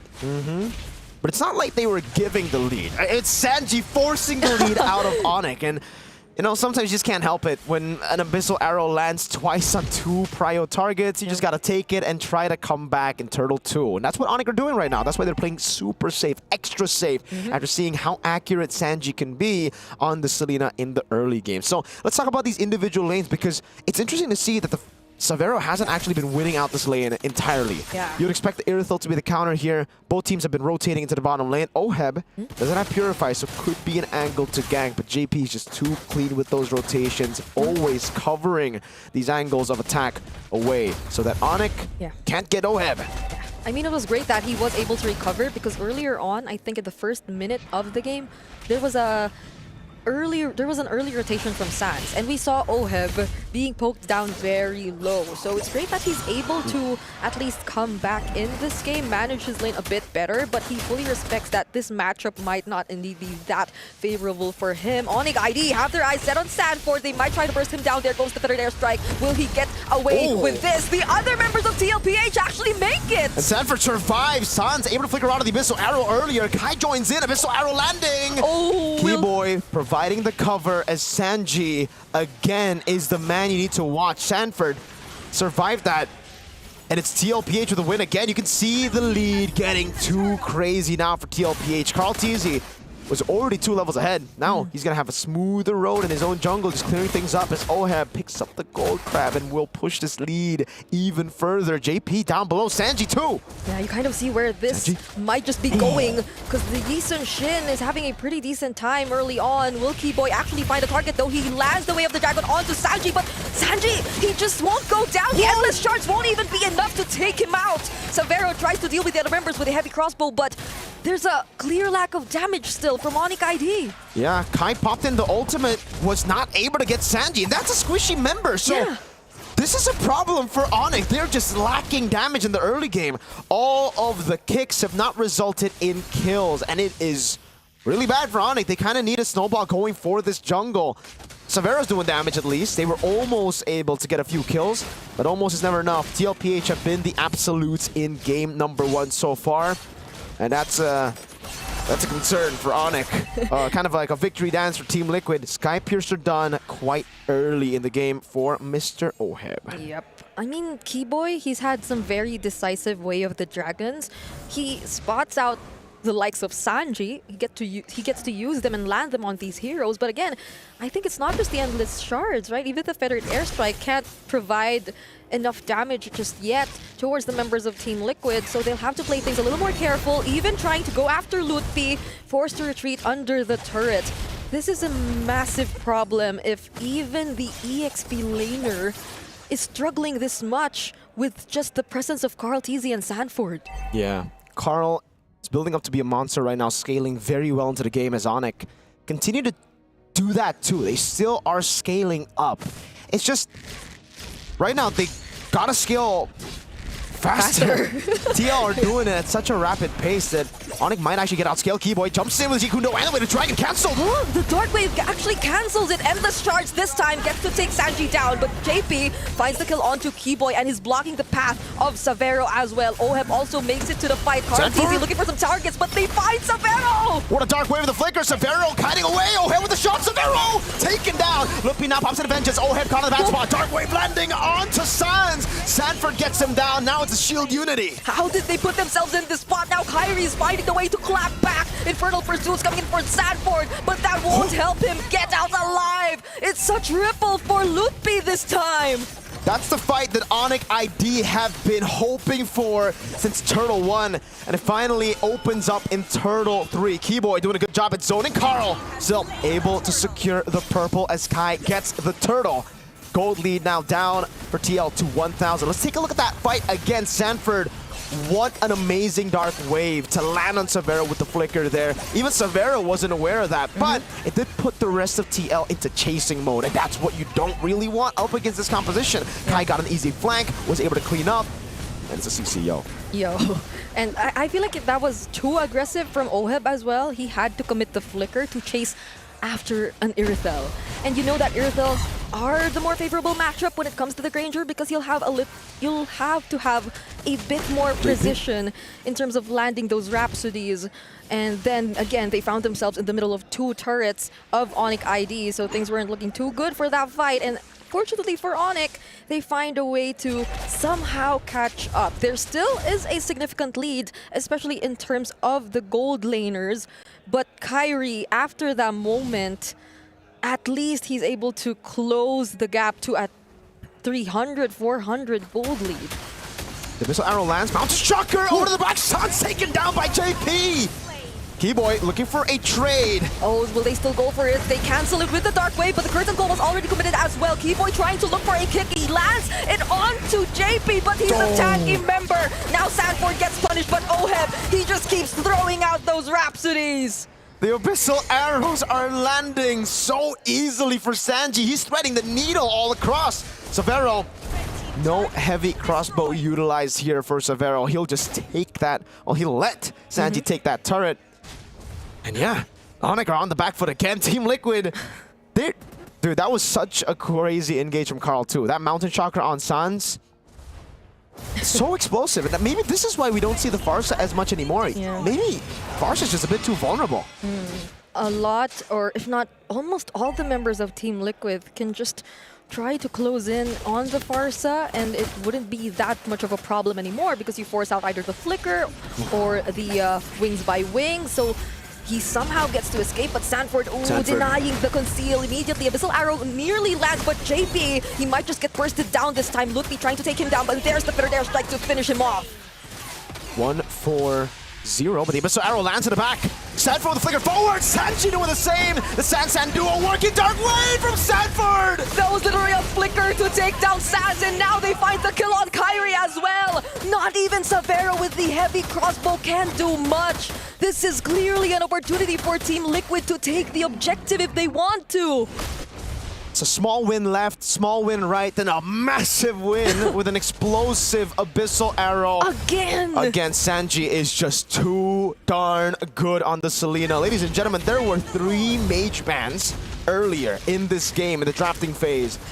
And now with the Selena, he's putting his mark down. Sanford, let's take a look at this again. I wonder how they coordinated that dive. Because like Sanford went in with the flicker, and so did Sanji with the flicker. And then the Dark Wave. And then the Dark Wave and everything else followed. Carl TZ nearly died there too because he had to take the endless shards. But we just go back to the entire idea that they're still trying to chase Team Liquid in terms of items, in terms of damage. So yeah, the idea behind the Amon was there, but we're yet to see it in this game. TL will continue to push now. Enhanced Lord of the mid lane. Pushing down JP, walking up a bit too aggressively there. They're just trying to set up for the Abyssal Arrows, really. Lutpi's doing a good job though, curtain call! Oh, he gets to use it on Sanford and JP, so they might have to retreat for a bit. There's the conceal too, however, so Onyx at least able to deal with the Lord, but that doesn't eliminate the threat of the Abyssal Arrows coming in from different angles and Team Liquid still having the superior amount of damage. Just look at Oheb and look at Carl TZ. 7,000 gold lead now for Team Liquid, but Sanji just keeps on landing these big shots and it stops Onyx ID from even going for picks. Usually with the Cho, you should be able to just walk up even when you're behind. But Sanji just landing it so easily, and again, it spots Keyboy out so many times. In-game equipment check here. See Halberd pick up. He wants to just go through the front line before getting through the back, so no BOD. It'll actually be, is that an Athena shield buildup for Oheb? On the way, yeah. Okay, Onyx ID might actually try though. There goes the curtain call and the feathered airstrike trying to bring down JP and Sanford's HP. But Team Liquid, they know that Onyx ID actually want that, so they'll be trying to disengage for now, waiting potentially for the next objective. This is just such clean execution from Team Liquid overall, even during times wherein we feel like it is a bit too aggressive. It's not like they completely lose out on the fights anyway, so this is going to be a struggle for Onyx ID to find how they can set the tempo. We did see how Boye did try to do that though with the Cho that was playing from behind, but it's a different lineup right now for Onyx ID. And it is an Athena shield, right? So good against the Amon and the far side. That's literally the only 2 dudes that can get to Oheb right now. He's so safe in the back. That's what we said in the draft here for Team Liquid. They're just playing a proper front to back. It is a very honest front to back, but it works, especially when your backline's so good in the early game. 007, Carl TZ, Oheb 4-1 and 4, Sanji continuously landing shots, and Sanford and JP peeling for the team. Twilight Armor picked up by Keyboy as well. Lutpi, I feel like whoever he decides to use the curtain call on will be such an important decision, and he might decide to use it now, but maybe not because Team Liquid decides to engage in the fight. They go for Lutpi and try to burst him down with the flicker. Jade Kundo from Keyboy, is that going to be enough? Endless Charge already committed. They don't get any kills until now. Sanford down. It's going to be traded for Keyboy now as Oheb walks up, picks up the killing spree, another stack on the Sky Piercer. Onyx forced back. That was a pretty good fight, I would say, for Onyx. They only lost their roam for the XP, and it was because of Kai. He zoned 3 of the carries behind as he walked up, tried to go for the Endless Charge. I think it was a mishap. He wanted to go on Carl TZ, but he did land on Oheb in the end. The Athena shield stopped that from happening, stopped the kill from happening. Now Abyssal Arrow lands on Lutpi. A few shots over. Oh, could they stop this from happening though? Oh, even with the Athena's shield, gets blasted with the Endless Shards. Sands will still survive, and Savero this time making things happen, but Carl TZ finds the kill onto him as well. Such a back and forth. This is the battle that we've been waiting for, and now we know why we've been waiting for, why this matchup has been so anticipated. Team Liquid, for the majority of this game, are holding on to the lead, but it never felt like too big of a lead for Onyx to just stay in their base. They were constantly walking up, farming as well, finding their power spikes, and now it's Onyx on the Lord. They're the ones, the Sky Kings, marching in. JP with a shield unity, Sanford with a Dark Wave. Oh, but Keyboy nearly fights Sanford though. but he gets to keep himself safe, but that will not keep them alive. There's a difference. Carl TZ trying his best to find the targets to deal damage, but will he be able to, though? Both Sanford and JP have been taken down. Lutpi still deathless. Team Liquid lose their front lines, but keep their carries, and that's why Onyx still have to respect. There's no push in. Savero versus Carl. It's just a few shots with a crit passive. Sans in the bush. Okay. This is a very intense back and forth between Team Liquid and Onyx ID. It's still Onyx ID clearly in control of the Lord Pit, however, but how does Team Liquid approach this without their frontliners in this match? They will have to forfeit this objective. Onyx ID, even after playing from behind for quite some time, are the first to actually get the Lord here. And now it's Onyx with the lead. The gold lead at the start of the game, all towards mid, is gone. Great item with the Athena shield, but I guess that's why they still went him on, despite knowing there are a few items that can counter it. It just goes through, dude. Yeah. Like, he's gotten to a point where he's just penetrating through the magic defense. And this is why Divine Glaive and the Genius Wand is shielding into the back line. A full dive on Sans! Oh, they successfully eliminate Sans, and Carl TZ goes and finds Kyrie! The Lord in the hands of Onyx, but TL don't care! They go and penetrate through this composition of Onyx against all odds, and they dive in. Lord up top, but 4 members still in the mid lane. Sanford decided to recall now as Keyboy looks to push in. I want to see the wave in the bottom lane now. Savero dodging with the Abyssal Arrow. Yeah, he has the heavy crossbow. They gotta be mindful of that. They can still potentially find a way to deal with the incoming waves, but they're still gonna attempt nonetheless. But Savero and Keyboy, they do successfully defend. Might pop the immortality, and there you go. But JP, he nearly got his pop too. This is MLBB right here. here. This is MLBB. High level MLBB. The two teams we've been waiting for. I gotta say, my expectations have already been exceeded just a bit. Let's see if they can continue to do so. Damage dealt ranking now, Lutpi, 63,000. And then a whole lot of TLPH members. So Savero, Kyrie, and Sans, they gotta start stepping up in this game, because right now it's just getting really, really tough to get through this front line. Yep. We did see, however, the potential angles from which Onyx ID can work on to find at least an advantage in the fight, because again, if the curtain call is landed onto either JP and Sanford, or both of them better, then you just keep them from protecting their teammates or setting things up for Team Liquid themselves, then that just gives easy access to Kyrie, which I feel we saw earlier in the top lane, to look for his targets. There has been some targeting issues in that instance, but if it were otherwise, then things could potentially be better for Onyx ID this time, especially as they only lack a single item for Kyrie to complete his build, and Savero, on the other hand, has completed his, even has the Wind of Nature. So I like how the gold laners really acknowledge that they have to keep themselves in the fight, much to a point where we also see an Athena's shield, but proccing the passive is gonna be critical for OHEP.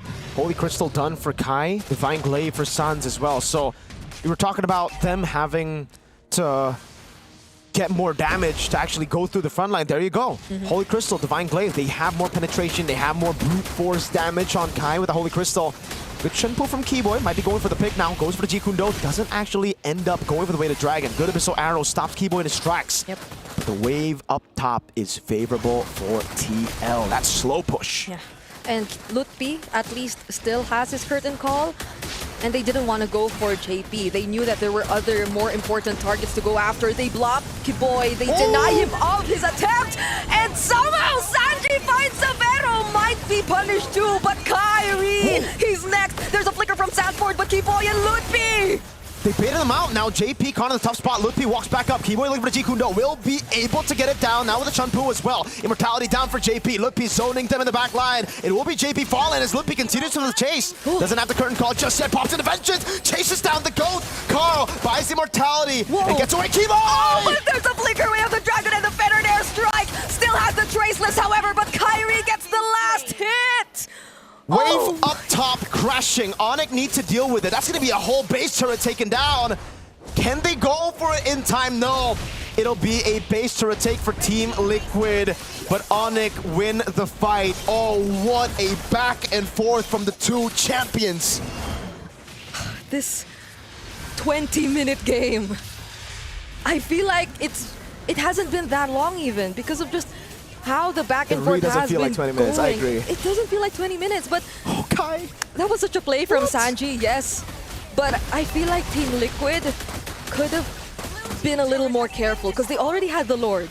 But there was still a flicker from Sanford to try and engage for Onyx ID. So that might have cost them this situation that they're currently in. And now in the live cam, they're still trying. Okay. Yeah. This is insane, MLBB. It really is. I don't know if you guys caught that in live cam view, but JP popped into conceal and had a battle of invisibility. Like JP was trying to catch Kai. Kai was invisible. They were just sidestepping each other, dancing around. Takes two to tango. Both of them knew the assignment. Gold lead gone. I mean, the gold lead really hasn't been relevant at all in the last few fights. So now the big advantage for TL is the fact that they have a slow push into Onyx space for free up top. Bad news is, it's not the far lane, so Onyx can still deal with it constantly. What is Sanji trying to build here? Could it be a winter crown for his Selena? So he could put himself in a little more, I don't know, dangerous positions. Oheb picks up the War Axe too, adds it to his build on the Granger. This is the point wherein we'll probably see a lot more item swaps here and there. I mean, even that clutch immortality from Carl TZ, that was definitely something. But this is going to be the 20-minute mark Lord that they are going to fight for. Yeah. Oheb has sold his boots for a War Axe, so additional sustain to deal with Onyx ID's burst. For Severo, he's also sold his boots. He's bought the Windtalker, I believe, earlier. So additional movement speed from the Windtalker. Some damage, there you go. From Carl Sanford jumping in on his Sans. Sans a flicker. Jumps in with the Winter Crown as well. He gets to intercept the Wings by Wings, but now it seems like Team Liquid, they're feeling the damage from Onyx ID, but no, wait, it's actually Kyrie who's first to fall. That's a lot of damage coming in from Severo. Nearly takes down JP, but he survives. How on earth did they find Kyrie in the midst of everyone else? How on earth have we only lost 2 members? One from each. Kai dying, yes. Sanford dying too. The Battle of Winter Crowns and a missile arrow landing. If he was ready for that, that could have been different there. But yeah, Sanford jumped in with the Infernal Pursuit and then popped in with the Winter Crown. Same goes for Lutpi early with the Curtain Call. Keyboy walks up again, puts down the Curtain Call, will be able to go for the chunk. Abyssal Arrow, that's a shot poo into it! Yeah, they already used the Mountain Jumper as well, but Cairo TZ still gets the last hit. Somehow though, Severo, he seems like he has enough damage to deal with the remaining members of Team Liquid! But back to Shield Unity! JP gets away with 1 HP, you can see that smile! A smirk from the man who's at fault. Team Liquid have found a way to win that fight, to secure that objective for themselves. The moment they were able to take out Kyrie, that was already a massive win for them heading into the fight. So now Onyx ID will have to rely on their defense. At least for Severo though. He does really have a lot of damage to bring out, but he cannot let the Abyssal Arrows land. He cannot let any other member of Team Liquid interrupt his attempt to defend for his team. And the problem right now is, Abyssal Arrow landing, Sanford jumping in! Oh, they actually tried to burst down Keyboy, pops his immortality, but JP might get punished here. They still don't get to take down the turret, and Onyx ID have clearly capitalized on that. Lutpi trying to make things happen. Cartesi receives the endless shards, and Kyrie finds the kill! Another turn, Onyx defend! Flashbacks to 2023 MSC when Liquid got all of the Lords constantly, but Onyx just defended over and over again. Liquid have gotten 3 base turrets, so yes, they lose 3 members, but it's still worth it for them. Those 3 members will spawn, the base turrets will not. I don't know about this. Was this necessary? Did they really need to do that? And if they wanted to, I think they should have just done it around the Lord. Oh, Keyboy with a kick over to Sanji. No one there to follow it up in the live cam view. Yeah. And then, wait, they want to go for it. 3 members still down. Onyx! They have 2 minions alongside them. Feathered Airstrike to zone out the other members, and they will just go for the base! Onyx! The Sky Kings take the game from out of nowhere. They pull it down.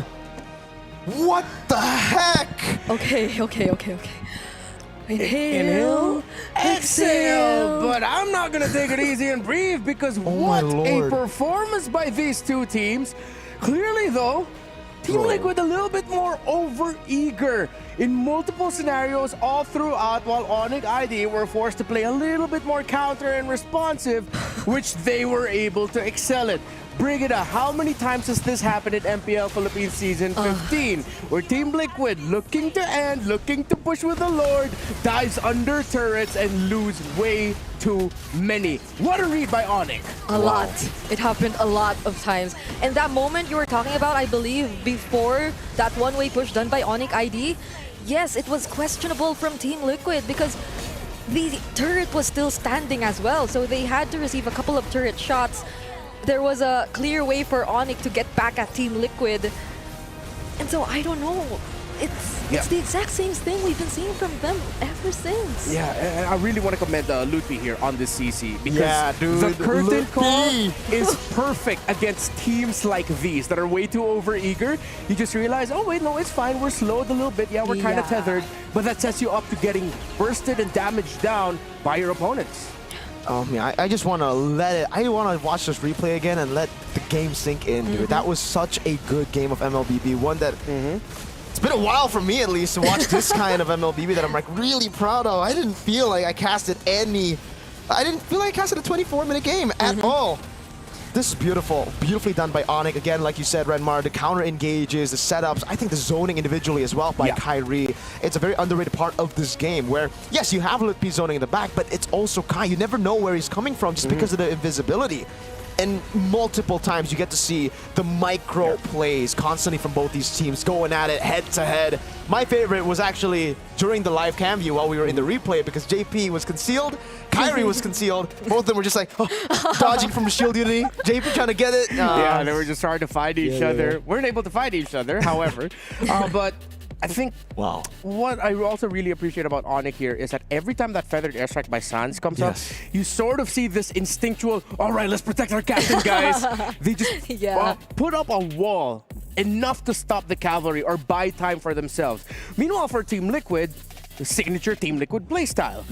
The aggression, Team Liquid folks, in case you didn't hear it, are very vocal in this arena, especially after how Sanji started things off with the 2 kills. A lot of words were said, but all in good nature of the game. And at the end, it was their over-eagerness to win certain conditions, certain skirmishes, especially that final siege that bit them. What a debut for the Amon as well, I guess. Sure burst. It's sure burst. It did struggle a bit in the first few minutes of the game, or it lacked in terms of the damage, but once it built those magic penetration items, I mean, the mere fact that you're able to force your gold or the opponent gold laner to build an Athena's shield, that's probably something, right? Because it could have been more damage for Oheb too, I guess, but then you literally forced them to play a bit more defensively. And this is where you get to see why mid laners have been going pull yourself together even on heroes that you wouldn't expect them to, right? Usually you see the pull yourself togethers for the Petrify mid laners, but here, back-to-back games, Nico in the previous one with Jusin, here, Sans with the Farsa, goes pull yourself together for the flanker. That was Keyboy, by the way, the one that goes, ow! That's his thing, he does it every time in MPLID. Yeah, so back to it. Pull yourself together helped Sans. He was getting caught way too easily in the early game, but it got harder as the game went into the later stages just because of the stacks. You gotta understand the pull yourself together change here.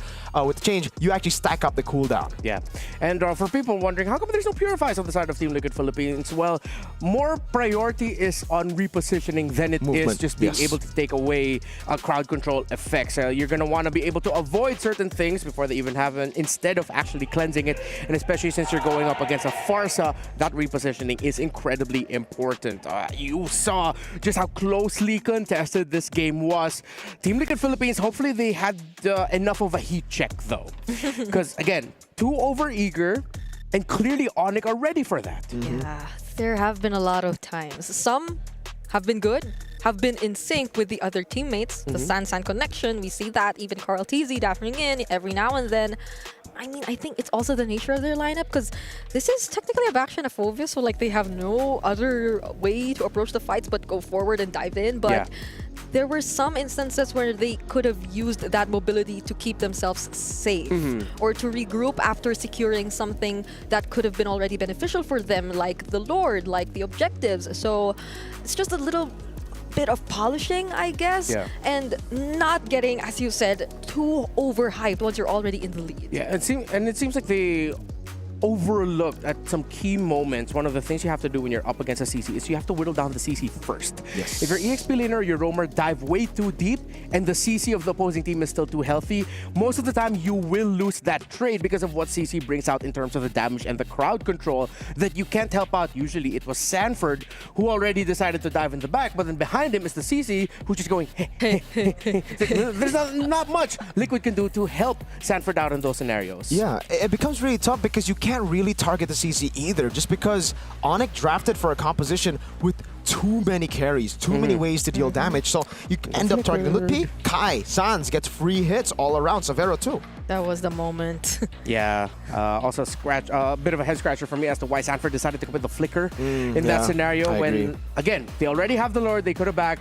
Clearly, Liquid are overheating right now, and Onyx are just playing the game of, let's be patient. They're a little bit more like Mythic Seal now.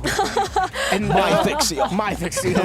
While for Team Liquid, they're a little bit more SRG with the aggression that we're seeing from them. Wow, except that there's a Farsa in this game. Yeah, except there's a Farsa. And I really want to bring this Amon pick into, I want to talk a bit more about it. So in the past, against Yi Sun-shin, it's been always really, really good to have an Amon, like Endless Shards. You have a target skill, and usually the only way to deal with it is Winter Crown. You take it like a boss by buying Athena or Immortality, or just die. Yeah. Right? Like, so on the Yi Sun-shin, you have a dash, you don't have a blink, so there's absolutely no way to get out of it. In the past, it was a way to counter the Yi Sun-shin, and I guess that was the angle. Yeah. All right, a lot more that we could talk about, but for now, we have to talk to someone on the stage. It's Eterna with, it's Sally Boy. Thank you, casters. It's no longer Sally Boy. It's actually Sally Dad who's in the building. But welcome, Sally Boy. Hello, hello. Hello. So the thing is, coming into this match, it is very interesting, right? Because it dates all the way back to your personal rivalry with Carl TZ that went all the way back to MPLI 2020 and then M2. Yeah. So do you remember that moment? Yeah. Aku masih ingat. He still remembers. So coming into this, what do you think about the, I would say, journey of Carl TZ until this point from 2020 to 2025?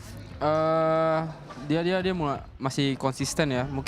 Mungkin ada beberapa season yang dia agak underperform, cuman ya itu namanya pro player kan, kadang di bawah kadang di atas, cuman hebatnya dia bisa balikin performanya aja sampai sekarang. So he thinks Carl TZ is a very consistent player. Obviously in a pro player's journey there are ups and there's always downs, but somehow he always figures out a way to come back. Yeah. What do you think is like the most amazing thing about Carl? Is it his mechanics? Is it his macro play? Yeah, macro play and consistent. Okay, macro play and consistent. Okay, short and sweet. So, if I had to ask now, because they're going head to head, it's already 1-0 for Onyx. Who do you think is a better jungler? Kyrie or Carl TZ? Dua-duanya jago, ada kelebihannya masing-masing. Mungkin kalau di Carl TZ dia lebih ke makro dan team play ya. Cuman kalau misalnya Kyrie itu dia lebih plus ke mekanikalnya. So he thinks they're both very good, but for Carl TZ, he's better with macro and team fights. But for Kyrie, what was it? Mechanic. Mechanics. So mechanics are better. So if you had to choose, what do you think is more important right now? Macro or mechanics? Team play maybe. Team play is more important. So are you saying that Carl TZ is better right now? No. No. Okay, they're both very good. It's 1-0 right now, and it's very surprising because we finally saw an Amon pick. Were you surprised about that? Ya, lumayan surprise karena kita belum pernah lihat Amon lagi kan setelah berapa season. Mungkin itu persiapannya Onyx dan make sense juga karena lawannya banyak 2 dan 1 Selena. Jadi itu mungkin makanan Amon. Dan juga less CC kayak tim PH tuh tim Liquid tuh game 1 CC-nya kurang jadi Amon bagus. Oh, so he was very surprised, but he thinks that it makes sense because there was a double marksman strategy that is like on the rise right now in this current meta, and the fact that for TLPH's composition they lacked CC. Okay, but do you think it's something that we can look forward to being on the rise in the jungle for the next upcoming matches at MSC? Sorry Kak, apa Kak? Menurut Sally Boy, akan menjadi pick yang hot nggak sih buat MSC ke depannya? Enggak, karena itu Amon tergantung banget situasional hero sih. Jadi nggak bisa di-pick setiap saat kayak ISS. Okay, so it's still a situational pick, but in this current situation earlier for game number 1, it was very good. That's what Sally Dad thinks. So Sally Dad, who do you think is going to win? Do you think it's going to be for TLPH? Are they going to come back? Or it's going to be a 2-0 for Onyx? Nggak tahu, mungkin skornya bakal 2-1, cuman nggak tahu siapa yang menang. Cuman pasti 2-1 skornya. Very kayaknya. safe answer. No. Safe answer. He said it could go both ways, but it definitely will go 2-1. Iya, karena dua-duanya seimbang, Kak. Okay, because they're both on an equal level. So you're not leaning to a certain side here? No. I don't know. I don't know. Okay, Sally Boy looks very fresh right now. So I think we're just going to throw it over to our caster to see who will be able to take game number 2. Yeah, I think a little bit of that hesitation from Sally Boy came from the fact that Carl TZ was staring him down, just going like this. Wait, really? No, he wasn't. That was in my own personal headcanon. Just holding it up to remember what I did to you and him too. Like, nah. But it's great to hear from Sally Boy now, Sally Dad, of course. Now it's time. We're about to head into the draft in just a bit. I'm excited. I feel like it's one of those things where I had no problem with any of the draft. Of course, the Amon was the big, how is this going to do? But it worked out incredibly well for Onyx. Not in the early game, but once he had his items, it did the job of like, the moment Oheb or Carl TZ get close enough, or even Sanji, instant burst. Yeah, it was a draft that I was okay with, even with the speed that it went by. Yeah. Because it was so fast, the answers just kept coming in, so... I'm wondering if that's going to happen too for game number... I mean, it's very likely that it will, though. But like, whether or not there are going to be surprises again, like the Amon, or will they still try to focus on a certain player and keep banning his hero pool? Because for Sanji, at least he still had the Selena. But even now, you think about it, they took out the Lancelot, they took out the Hayabusa for Kyrie, but he still had something else. It's always going to be the case here when you have 10 of these players playing here. There was a question in the chat, are these 10 players even human? That's a good question to ask right now. We are going to be... Well, the fact that they both made mistakes technically means they are human, but they might be demigods. Yeah, that's true. That's true. Let's see if it'll be a much cleaner performance this time around. Liquid are still focusing on their bans on Kyrie, while Onyx are really looking at the bans onto Sanji. Wow. There aren't even any other roles that are getting banned just yet, so all those... Jungle versus mid. Yeah, the Phoviuses are still open. I mean, it was open earlier too. The Yi Sun Shin, not anymore, I guess. At this rate, we're going to see Sanji play Eudora and Carl TZ play Argus. I don't know. Yeah, honestly, Phovius gets banned out. There you go. So they might be trying to set up for like a Lancer Joy. Yeah. They could also have a... I think with how Liquid have been playing, Onyx might even be considering Harith a little bit down the line. Could be one of the reasons why they also set it up with a Phovius ban. Because when you're up against a team that's clearly overheating and just diving on you whenever they can, Harith is one of those heroes that could actually shine in those scenarios if they cannot get to the Harith at the right moment. What about the Kalea 2? It was banned last game. Well, they banned the 1-1. They gotta respect it. Savero played a mean 1-1 in the MPOID Grand Finals. Onyx, will it be the first Prio, just like they did earlier? Or that's why they banned the Phovia. Setting up for the Arlet. Could be the Fredrin. Could be. Could be a strong combo. Liquid need to... I think could be good for Liquid if they go for formation that's a little bit more spread out. They can take individual micro fights in the bigger picture of a team fight. But now they're going to be playing around something static. They play around the Farsa for Sanji, and well, Carl TZ gets his Lancelot. Yeah, a big gamble again, picking up the Farsa against the Arlet. Yeah, and then the Lancelot, knowing that there's going to be a Fred, and most likely a Fredrin and an Arlot on the other side. It doesn't have to be a Fredrin. Kadita early. Oh, no. And the Fredrin as expected. There you go. Onyx are going for the kill. They want to end it in game number 2. They're going for the signature picks here. Yeah. Kadita. Lutpi on carries. He's a different beast when he's on carries, and does seem like they're just putting all their marbles on Lutpi, being the main man on the Arlet and previously on the CC. TL, what do they pick here? I think go gold. Did they go gold lane here? But they go gold lane, then they can try to stop Severo's picks later. Yeah, part of me is thinking maybe EXP Prio. I mean, CC and CC Glue are both open, but Glue, yeah. Yeah, because they're still going to be red 4 anyway, so they can pick their gold laner later, but they still go for the Baksha for JP. Unless it surprisingly goes EXP, but not a lot of teams do that anymore. Not anymore, yeah. I want to say that I like Team Liquid's heroes because of just how signature they are so far, but the Kadita into the Farsa, the Fredrin, into the Lancelot, and the Arlot into all of these just look too good, because even the Baksha could get punished by the final slash. Exactly. It's a different dynamic. Liquid clearly have a set game plan for Sanji and JP. Be aggro, dictate the tempo, stop Kiboy and Sans from getting into the spots that they want to get into. But then you're up against so much crowd control, one of them being a Petrify even, if Sans decides to go for it, or if maybe even Kiboy ends up becoming the Kadita surprisingly. So Liquid still, same, they need to temper their tempo. Still trying to think of what like Onyx wants to pick in the gold lane. Do they just go for like a safe Granger if it's not banned out? Because they already have a crazy amount of...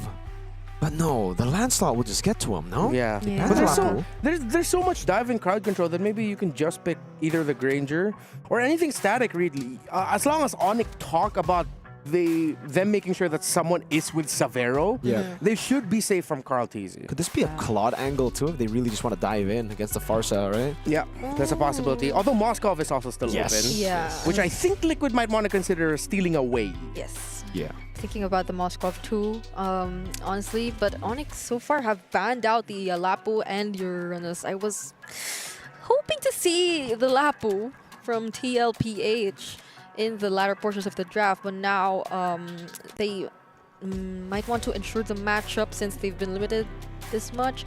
So is it gonna be the Moskov or the gold lane pickup here for Oheb, or... I think at this point they build for their draft. They can't be too concerned about like denying picks. They need to just build for what they're strong for. What they want to. They want some crazy map presence. They said macro, you pick up the Moskov. Yeah. If you want to focus a little bit more on making sure your team fighting is strong, good, and set, you pick up the glue later on. There you go. Moskov pick for TL. For Onyx. So where does the Arlot actually go? They could still just go for like a Harith too, right? Yeah, we did pose that possibility earlier. The Farsa. That's the tough thing. And then the glue will be there. Could just be another Irithel. If it's just the safest option, then... Hilda. Rome. Yeah. Against the Farsa and the Lancelot. There you go. You see the players go for the high fives. It is going to be the Claude for Onyx to dive in, breaking this front to back. I'm liking the draft of Onyx a little bit more. Even if Liquid decide to go for a glue, not a lot of picks will change how this might turn out. Onyx have drafted incredibly well. We called the last 2 picks of Liquid. Got to call the Claude. Great. Onyx, though, might be able to take this out. Mechanically demanding, but that is their comfort. Liquid, they have to play a much more conservative game. Balance out the aggression they showed earlier, lest they be punished by all the crowd control and damage that Onyx has. It's match point for the Indonesian champions. Will they be the first team to make it to the knockout stage after Mythic Seal? Or will Team Liquid force a game number 3? It's a give and take, really. If Liquid tone down the aggression, they lose out on the early game. And I don't think you want to give this composition in particular of Onyx the early game. At this point, it comes down to just both teams playing towards their strengths. See who's better. It's mano a mano as we get ready to jump into the Lanadon one more time for the people back at home. Are you part of the Cavalry or are you part of the Sonics? Leave your votes in the live chat below. TL win or Onyx win as we dive into the Lanadon with Natan flying over. This is literally them playing to their strengths, banking on their comfort picks as well, but apparently it's an XP Hilda and they roam our lot for Onyx ID. So it seems like the aggression nonetheless doesn't change. It just has a little bit more of the element of crowd control too, and surprise in the mid lane, which I feel like you'd have to be careful of if you're Sanji. I mean, he does have the Purify, that's one, but you don't want to have to use it every now and then because of the final slashes and because of the knockups from Sans. Good take by Severo there. Master Assassin for both the gold laners. Pull yourself together again back-to-back for Sans in the mid lane. Everything else does seem quite normal. Nothing out of the ordinary. Yeah. I guess what's interesting to me is the fact that we are getting a Hilda XP instead of the Hilda Roam with the Arlet in Roam. Because with the Fredgen, you usually want more damage on the Arlet. I'm not too big of a fan of this. Carl doing a good job at zoning Severo. Down below, it's also not the best of matchups for Lutpi. Yeah. They just also probably want to have easier access to the way it can disrupt or disturb Sanji in terms of positioning and whatever he wants to do, but I must say, in terms of the gold lane and EXP lane matchup, they're still managing things pretty well. Not until Onyx ID decide to rotate down bottom. Sanford already pretty low, but Sanji and JP are here to provide some support. But Sans and Lutpi, or Kyrie rather, will be there too, so they won't be converting anything into a kill just yet. But I take it back. Sanford will be the first blood. Great pick. Sans waited there, put up a camp basically, set up a tent, just waited there, got the kill, now has Bird of the Ocean. It's an invade onto the Lancelot. This should be a free turtle. Yeah, retry use for Carl. Ooh, a lot of pressure coming in from Onyx ID, from EXP lane, all the way to Carl TZ and his purple buff. Keyboy just keeps going at it, uses the final slash onto JP. There's the knock from the Breath of the Ocean. Lutpi gets the last hit too, and they take orange. Even orange. Wow. This is really good by Onyx. So this is like a Sans, Breath of the Ocean! Oh, Sanford might fall once more, but fortunately has the Flicker. Kyrie there too, Energy Eruption, but there's the Purify from Sanji to get out of that. Insane control from Onyx ID. Pressure too, you could definitely see that Carl TZ is not having the best time of his life. You really have to respect the level of coordination by Onyx here. Because the way you play the Fredgen nowadays is very different to the way you play Fredgen back in the day. Breath of the Ocean canceling out a possible puncture. Sans gives out the thumbs up. And again, to get back to that point, back in the day, Fredgen was just so strong. You could just invade very early in the game and you would win. Here now, the Fredgen is strong, yes, but you're not a solo hero anymore. You can't just invade alone. You need a team to surround you. And that's why Onyx here have just rotated together with the Fredgen constantly and have just punished Liquid when they were caught lacking. I mean, look at Kyrie on the Fredgen 2 levels ahead of Carl. This is not, like Fredgen Lance, that's not how the matchup is supposed to go. This is something. Onyx ID have seemed to go into this match with a clear picture and idea of how they're going to deal with Team Liquid. I mean, that confident pickup on the Kadita in the first phase of the draft, that to me already seemed like something from Onyx Indonesia, and now they're showing us how it's done. Not even Sanford gets to go out of his lane first or as much. And even if he does, like, he'll be just there to provide additional support to his teammates, to Carl TZ, who's clearly being disturbed most of the time whenever he tries to attempt to go for his jungle, and Kyrie denies him of the Look at that two-man knock-up with the Breath of the Ocean. Final slash also committed onto Sanji. He couldn't even use the Fenrir Strike. Blazing duet from Severo! And the Breath of the Ocean, Onyx ID! That's a 4-1. They've lost their utility jungler. Keyboy jumps in, looking for the stun, able to get it. That's a Breath of the Ocean again. Lutpi charging in, and Oheb is forced back as Onyx go for the turtle. Even without Kai, Team Liquid were baited in to a taunting Onyx. Like, dude, Kai basically taunted them by jumping in and securing orange buff. That forced them to go in. TL were like, we're not having that. We're going to kill you. But Onyx just turned it around saying, sure, you can kill us, but you will be punished. Everyone corralled in, and it was beautiful because oh wait, there's a battle there. Live cam view. All right, Keyboy, Sun's nice too. Wait, Carl TZ, can he get out of this? He might actually do BMI out for Savero. So Team Liquid do find some kills to catch up. But yeah, going back, that was still a very commendable decision from Onyx ID. I mean, Kyrie just stood there. You would think he would want to reserve that retribution, but maybe not. He's already way up ahead anyway. And him getting or being able to take that away from Carl TZ, it just slows down Team Liquid a lot more. Because even to this point, he's still way behind Kyrie. All members of Team Liquid are actually significantly behind Onyx ID, but the good thing for Team Liquid, I feel, is at least they're able to hold onto their objectives, onto their turrets. They're not letting Onyx ID get any of these just yet, but that might be what they could work on next, because Onyx ID at this point, now that they're ahead, they can feel a lot more confident to just group up together and find something. And again, to go back to the point of the replay, when Onyx are fighting in that clumped up spot, you know, like a small choke points, it becomes incredibly hard for Liquid because they're gonna get CC'd constantly by Kai, by Sans. Keyboy gets unlimited dashes, and their AoE is ridiculous with Savero. Again, the Arlo with the final slat, it's just too much AoE. You have to try to fight Onyx in a big spot on the map. You don't want to be in those clinch points. Lippy's just split pushing on the Hilda. Hey. There you go, a free turret down below for Onyx ID. That kind of reminds me of Kirk. This is kind of like how he does or plays the Hilda. But yeah, I do agree. This is also why Team Liquid has or was forced to have the Purify on Sanji and Oheb.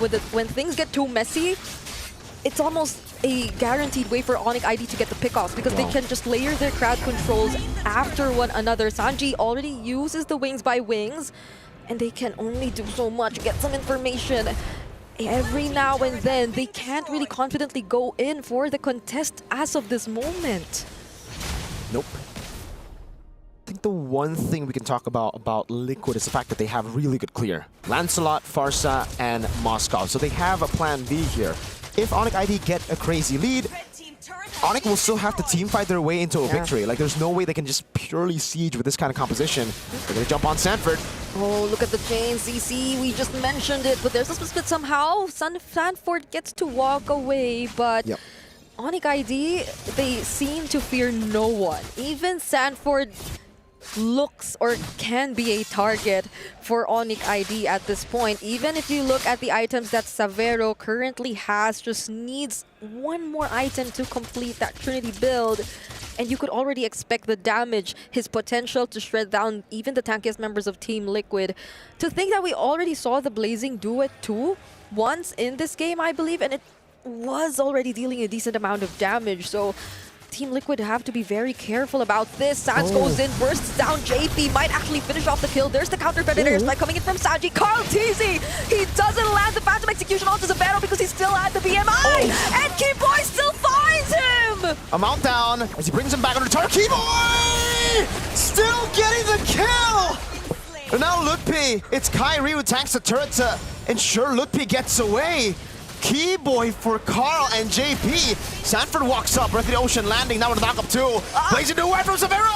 Oheb won't be able to make it out alive! San duo, they have to walk away! And as you've seen it, that Arlot, that was... I don't know if it was just a roam Arlot anymore. It literally had decent amount of damage too. It was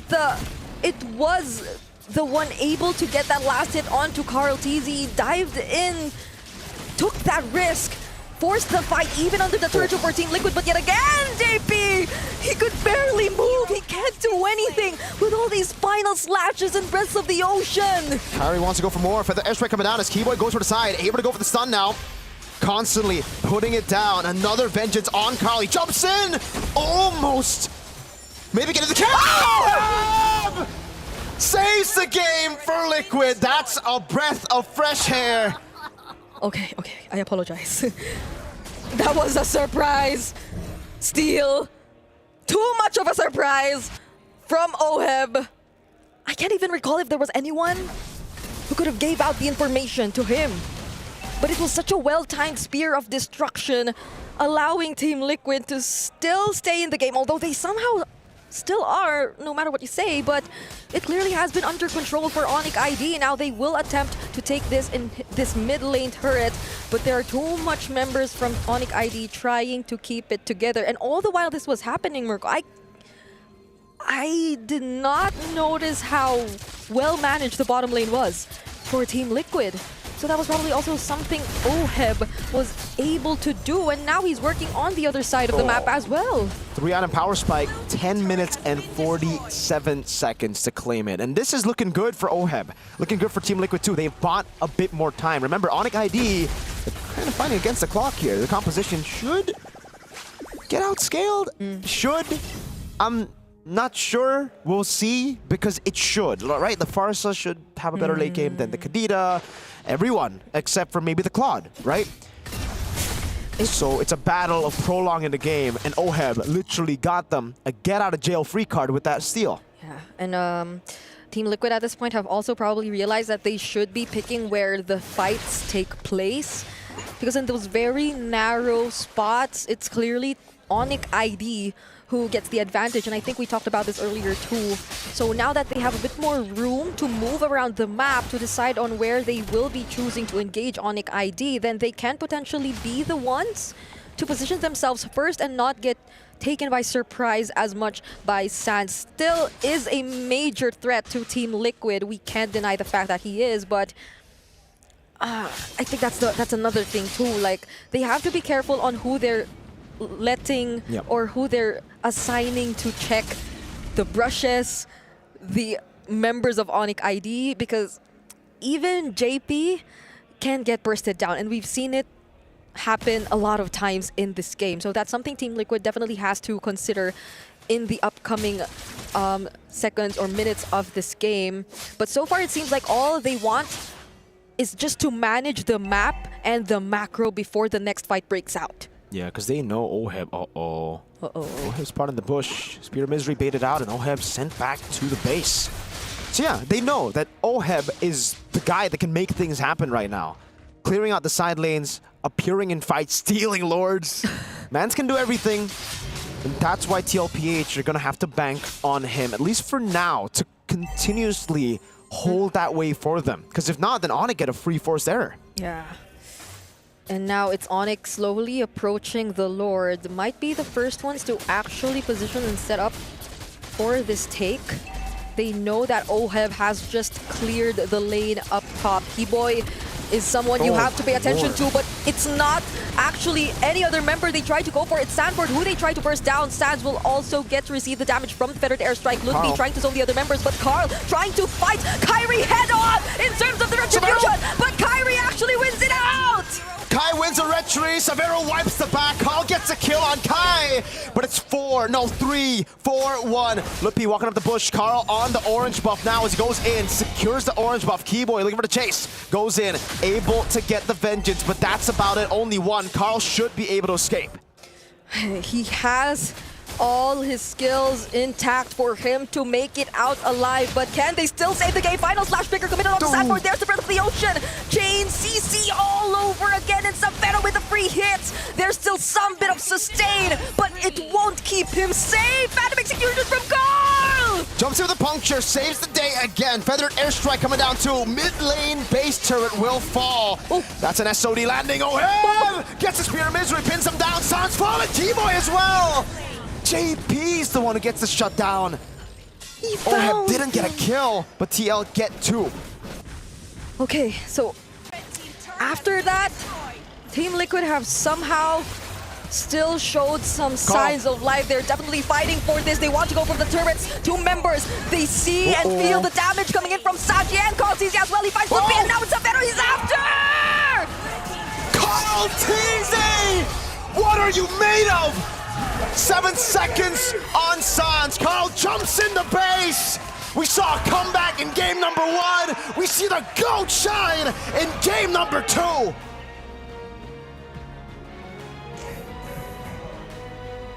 Time after time, proving why he's the greatest of all time.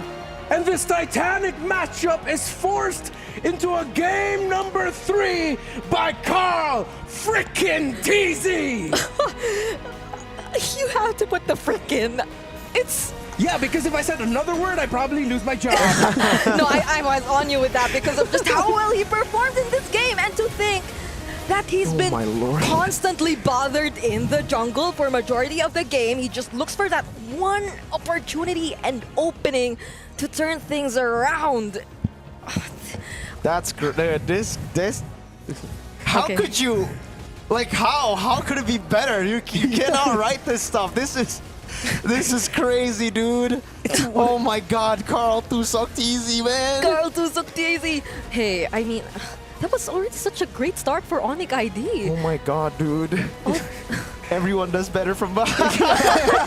That's been the story of this day. The more you lose, the stronger you are, the higher the chances of you winning it. And yes, Onyx ID played such a great how to mess up Team Liquid game. All the crowd control, all the counter engage, and the fact that their timings were on point, where Liquid just looked like they were like, man, why can't we get our flow going? Why can't we get in the zone?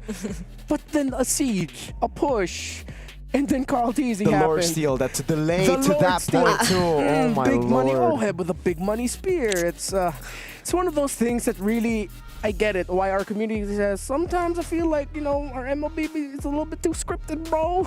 You cannot write these things. These things are better than fiction. Dude, it's actually crazy, but that's the case, yo. Yeah. Sometimes it is, like, sometimes reality is weirder than fiction. We're seeing it here. Oh, dude, I'm so... Okay. I'm out of words. Okay. So speechless. These upper bracket matches so far, they have absolutely delivered. None of them have been a sweep.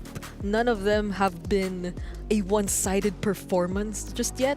Yeah. It's weird to think that we're literally seeing teams play better from behind, but I think, well, that's a huge development there. Because, like, teams usually just are good at playing from, you know, like an advantage. But now they actually can set up for more and more comebacks. So things are really getting competitive here in MSC 2025. I get it now. Let's get it. Oh, Honestly, and yeah, I'm figuring out about our Team Liquid, but then Onyx has been fantastic all throughout the series. You can see from game 1, their game plan is so clear. They know Team Liquid's tendencies to be overly aggressive, and they have been playing against that so well. But if you leave just 1 or 2 crucial pieces open for Liquid to turn things around, they'll be able to find a way to turn things around. Sanford shut down in this game. JP leaning hard on utility. Sanji did what he could, but it was Oheb and Carl TZ who popped up just when you need them to. I just gotta say, you know, I'm pretty stupid to think that, like, oh man, the match 1 was so good. This might actually be better than match of the day. Oh, no. Oh my God. we don't say that. Yeah. Oh, this is amazing. It's look at this, right? Again, this is maybe you don't. Maybe you just don't want neutral objectives, Chad. Yeah. Maybe just do your thing, farm up. Why is it like this? Second time of the day where a team that got significantly less neutral objectives somehow won it. And I think it speaks for how the damage profiles have shifted in our meta now, with even way more assassins available to turn things around, that little by little we're really starting to see when there are assassins in the jungle, the emphasis of them being carries gets remagnified again. Like, you get to see, like, oh yes, one really crazy assassin play can carry you to a win even though you barely get objectives. And majority of those crazy assassin plays came from a Lancelot so far. Dude, Lancelot is cracked, especially Carl. So there has to be something about the Lancelot now.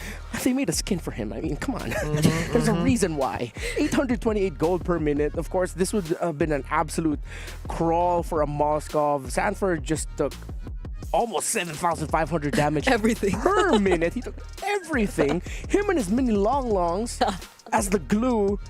And because of how well Savero and Sans played for Onyx in this one, really fulfilling their role incredibly well, it demanded even more performance from the carries of Liquid, which happened. It did. It's crazy. I was thinking it would have been, or it clearly looked like such a hard game for Sanji, but I think he too eventually found a way to deal with everything. It was just better timings, waiting for the opportunities which clearly Onyx could no longer cancel you out or something. And I feel like it happened a lot of times. Onyx felt super confident, so they were willing to use the final slashes onto JP, onto the other members. So that was like, okay, maybe I can use my feathered airstrike now. Maybe I can allow for our teams to fight back. And so, yeah, why are you Fight back? Because sometimes I just want to act things out, because like right now too, I'm at a loss of words for... You don't need to explain yourself. We get it. It's completely fine. I'm pretty sure people back home are also acting it out alongside you are in this specific segment. As we look at the replay that's going on. Oh my goodness. Oheb is the low-key MVP for being able to do that, because that bought them so much time. But you could clearly see how Liquid were starting to do some on-the-fly adjustments. They were required to, because of how well Onyx, their man marking is so good. Their skill conversation is world class. And it's also the fact that Oheb, again, the silent MVP, definitely, Carlty stole the show. But the fact that he also followed in to kill Sans and Lutpi in the mid lane. Carlty did all he could, but he would not be able to teleport in. The SOD landing meant that Oheb could, again, get those 2 kills that set up for this. Here, oh, it was Keyboy and Sans, sorry, not Lutpi and Sans. Then, Onyx, I think at this point they were thinking, yo, we have such a big lead. There's no way we should even give them a turret, but they ended up giving them the game. They defended tier 1 a bit too much, like they committed onto that. And hey, you make a small mistake even when you're ahead 4 or 5k gold against TL, they'll take it. They'll punish. Usually in scenarios like that, you want to defend a little bit closer to tier 2. Yes. Because you're waiting for them to overcommit instead. But Onyx, I feel like that was them heating up a little bit. That was a little bit of overheat in the defensive mindset of like, you know, we're in the lead. I think we can handle this. Bam, they all just stood together and got taken out. Fantastic series yet again here for the qualification phases of the Group A matches for this 3rd day of MSC at EWC. And as we've talked about the matchup between Liquid and Onyx, let's put a little bit more focus on the Sky Kings of Indonesia, how multiple generations of them have showed up in the international stages. Of course, Generation 1, the MSC 2019 champions, the Kages, were they called? The Kages. Yeah. Generation 2, of course, at the cusp of becoming the first team to ever complete the Golden Road here at MLBB. They did so, almost did so, on the way to the M5 World Championship. They got the MSC 2023 champion. So what if in another odd-based year, coming off of a championship year, this might be the year yet again for Onyx at MSC. Yeah, I certainly hope so. You know, as an Indonesian myself, I would love to see the boys pick up another win.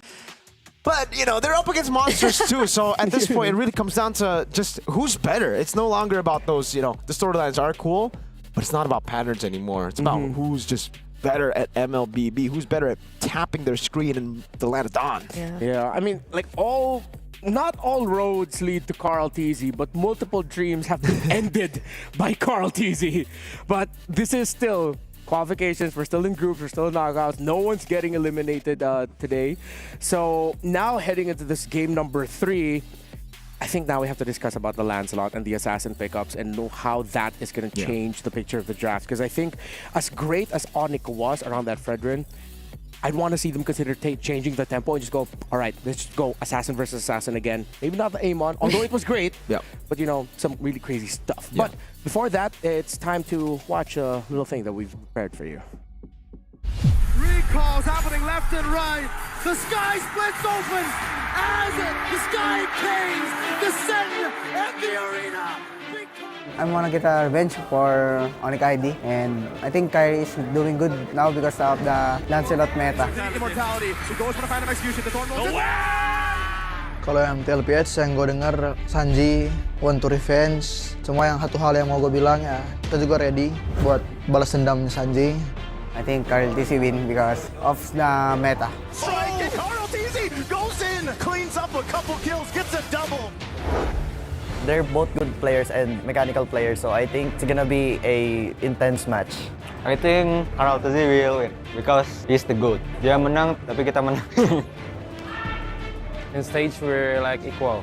Even if he's my GOAT, yeah, but if we're competing, we're all equal. Sobrang consistent niya simula nang naging Indo siya. Kahit naman dito sa Pinas, talagang kina-consider ko siya as one of the greatest, kaya ang galing niya. Good luck, Kyrie. I will invade your jungle. Kyrie, galingan mo sa laban natin bukas and good luck sa ating dalawa. And last word to Kyrie, good luck to us and hopefully we give a good match and I hope we win. So I give the best. I'm waiting the God. He will beat you. Good luck, have fun, Carl.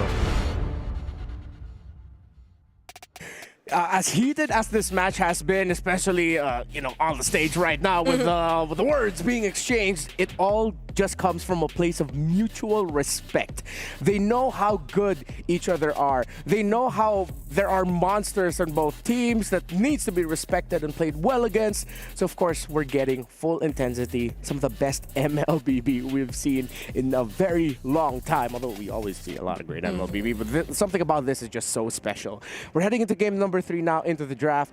We've talked about the jungles, Assassins. We've talked about importance around the mid lane. Pharsa seems to be like the go-to pick right now. Yeah. I wouldn't be surprised if one of these teams actually decide to ban it. But if one of them decide to leave it open, whoever can take it will definitely rush that Pharsa. I agree. I think the Pharsa is of immense value. That's why I thought the Pharsa would actually be first pick, but it turns out they went for the Arlet, they went for the combo. Again, Arlet roam, still not a big fan of it, even though Keyboy did a good job on that. Still think could have been a bit more, it could have been better with, again, the Fredgen, with the, they already have that. More damage would have, they banned it out, would have done them a bit more. But hey, it did give us game number 3 here. Oheb and Carl, we have to thank them for that. Stealing the Lord and Carl doing good things. Fanny. So I guess it will be pretty similar. Should be the 1-1 still in one of these bans, or particularly from Team Liquid Philippines. I think TL. It's interesting they took out the CC here immediately too, though. So I'm guessing we'll have to look at the other heroes which haven't been as open. The game 1 had the YSS. That might be another one too. But Oni can ban it out here. Regardless, there are still so many picks that are still open. But Hisunshin, Kalea, I'm looking at those two for Team Liquid. I'm looking at Team Liquid to maybe take a page out of Mythic Seal's book. Just rush a Lancelot if it's open for Carl, man. Just pick it up. I think the Lancelot is a very hot commodity, maybe the hottest commodity now, especially when the Arlet's banned out. There's no combo. Maybe even up against the Pharsa, I'll take Lancelot over Pharsa. In that matchup, I think it's easier for the Lancelot to get to the Pharsa. So you really have to shut the Lancelot down early for him to not do anything. Will they actually go for that this time, though? I feel like we'll need a bit more time to set things up. By the way, I loved how JP said, "I'll invade your jungle, Kyrie," but it happened, or the complete opposite actually happened in game number 2. Maybe this time around we'll get to see Team Liquid with a pick where he can invade the jungle a little bit more consistently. You have to temper that a bit when you're a Baksha, because once your shield unity's gone and you use that to get into the jungle, it's like a long, slow walk back to, okay, I need to get to my side of the river, but you're taking so many hits. Let's see if it's going to change things up, because there's 2 games in a row now we've seen JP on a Baksha. Actually. Really? Maybe 3 games in a row. Maybe he'll pull a Ken and... pull a Ken. Yeah, pull a Ken. Pick same hero all 3 games. Yeah, but you could also see how much utility the Revitalize brings to the table for the team. How much time it can buy, especially considering that they were up against a lineup that had a lot of burst and ultimates, that if you aren't able to get your target down quickly enough, a Revitalize would be great for it. Again, we're just making sure our teams and players are set up for the best possible condition. Play this game. Again, very important. Whoever wins this qualifies for the knockout stages and will be joining Mythic Seal. And then whoever loses will not get eliminated, but will have to face off against the winner of Virtus Pro versus Corinthians? Yes. This is literally the last qualification match for today. Oh, it's Virtus whoever Pro, loses here. Yeah, we'll go up we'll against see. whoever wins against Virtus Pro or Corinthians. But this is indeed literally the last qualification match we'll be seeing today. Those who lost earlier, and those or the team who will lose now at least still get to stay in the tournament. But that's gonna change when we head into our last 2 matches. But going back, okay. Okay, Juicing gets taken out. Of course, one of the strong priorities for a lot of the teams here in MSC. Yep. As we wait for the bans and the picks, I think it's a good time to remind our viewers how the pickings will work later on at the end of knockout. So the 2-0 teams will pick teams who have ended the group stages with a 2-1 record. So 2-0 teams pick from the pool of 2-1 teams. There is no region or group lock, and the fastest total game time win will dictate the selection priority. So when the 2-0 teams start picking which 2-1 teams they want to go up against in the first round of knockouts, that order will be decided through fastest total game time wins. Right. So Yi San-shin gets taken out, and Kimmy gets taken out. Okay, so it's like Onyx low-key trying to bait the Farsa rush. Or the Lancelot. Or the Lancelot. Or the Lancelot. Or Lancelot. Because they took out the YSS anyway. Oh yeah, that's true. And it's usually on Red's side, right? Like the ban on the Yi Sun-shin. But isn't there a slight... Oh, right, the 1-1! That was often banned out because they don't want it to end up in the hands of Severo. Now ends up in the hands of Oheb, a 1-1 that has a 100% win rate in MSC so far. Oh. Now I think for Onyx, this is a good pick by TL just because it confuses Onyx. They only have 2 picks here, right? And it's weird because if you want to go Farsa Lancelot, obvious prio, the Phoveus is still open. They could counter the Lancelot and just shut him down. But if you go Farsa and something else that's not Lancelot, that means it's a Lancelot for TL too, and maybe a Phoveus there. Yeah. So that's why the only confirmed one is Farsa. Now they're really thinking about this, like what to go for. They go for the double counter on 1-1. Yeah. Okay. Heavy counter immediately should be Lance picked up. So could or should be Lance here. I was worried about the Phoveus too, since I feel like Could be both of them. Can still go up against the 1-1 nonetheless. Could be the Lance and Phoveus. Or Team Liquid can pick it up here instead for themselves. I think if it's not going to be the Phoveus now, I'd be quite surprised. But they don't go Lance. They're going to go for the slow front to back. They want to play around Oheb with the Fredrin in the jungle. And they go for the Lapu. It's good to dive against the Farsa and Irithel, but playing for the 1-1 when there's already a Farsa Irithel is very difficult. Yeah. And this puts a lot of pressure into what the mid lane pick for Sanji will be later on, because so far there's not a lot of hard catch right away for this Irithel. With how Team Liquid Philippines have built their lineup, it's sort of like a slow front to back that they want to do. But they're up against so much burst, and an Irithel they desperately need to catch. It's a huge gambit that might come back to bite them. And Onyx can just go Lance right now. If they want to contest neutral objectives, it's still good, but they go Esmeralda first. Why have the answers been so straight to the point? I mean, like Yeb and RC, man. Irithel to the 1-1, Lapu or Esmeralda to the Lapu-Lapu.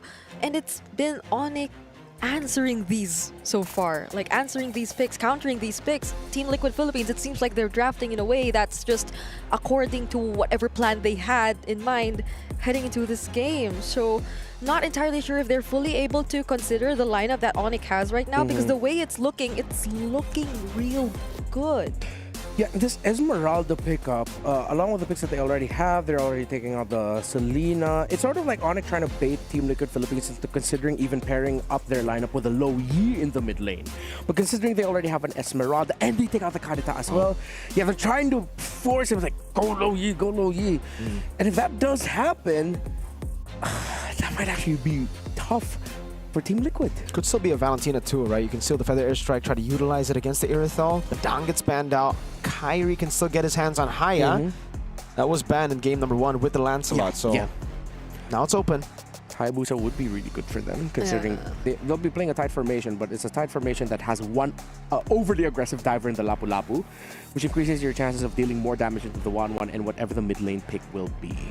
And if they do get the Hayabusa, though, you'll have to consider your pick if you're Sanji, although there's a lot of pressure on your pick. Wait. So from assassin to assassin, are we actually going to utility? Utility. We're back in M4, because like right now for Onyx, they feel we already counter your carry. Like, why should we go for more carries? We can just play for the far side Irithel. If you want to play for 1-1, we'll double down on our far side Irithel instead of putting in new picks, getting in new carries. Okay. Gatot and Valentina, there we go. I like the Gato Gacha pickup. It actually would have slotted in very well for Onyx, but Team Liquid pull it off away. At this point, Kid Boy, he can shuffle things up. He can still go for the pickoffs. Could actually be an Akai There's still a Roam, too. Kalea. Oh, yeah, it could be an What? Akai Roam. Or- Kalea still available. You mentioned there, Brigida. Lots of flexibility here. Unless... Well, they could even go Kufa and you can't blame them for it. You're right. Although Sanji gets to take away or copy whichever ultimate he does go for, so... Yeah, I think Onyx have really doubled down on the Whoa, disruption. okay, so it is Akai Roam. Yeah, Akai Roam, and they bring back the Amon, which fared very well in game 1. This is dangerous for the Valentina in 1-1. Brigida, what's happening to you? She's passing out right now. Oh, sorry, because the Is Amon that into the PTSD? 1-1 is like...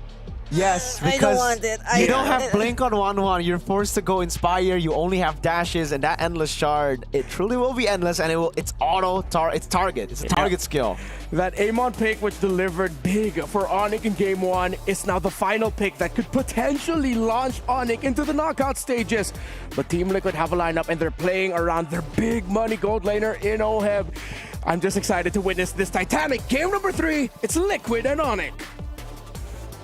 We're at the climax point of the match of the day, ladies and gentlemen, here at MSC 2025 at the Esports World Cup. The GOAT brought us to a game 3. Can he bring his team to the knockout stages, or will Onyx be able to prevail here? One last time, welcome to the Land of Dawn for the final game of the series of the match of the day, the classic fated matchup of Onyx versus TL. It has been such a roller coaster ride for the entire series. And I bet we're all looking forward to see how it ends here and who gets to qualify following Mythic Seals in the knockouts stage. Yet again, we're surprised by the sudden Akai Roam coming in from Keyboy, but you see the idea again, you see the intention, it makes sense up against Team Liquid, who again, we've previously mentioned in the draft, clearly want to play around Oheb on this 1-1. And as you can see, he definitely has no other way to go than Inspire.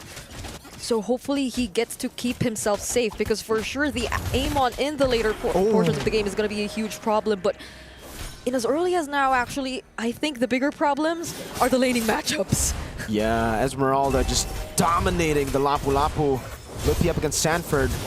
He's got to be careful, man, because Turtle 1 will be super important for both these compositions. Yeah. If Onyx were able to come back with this composition in game 1, what can they do with a lead?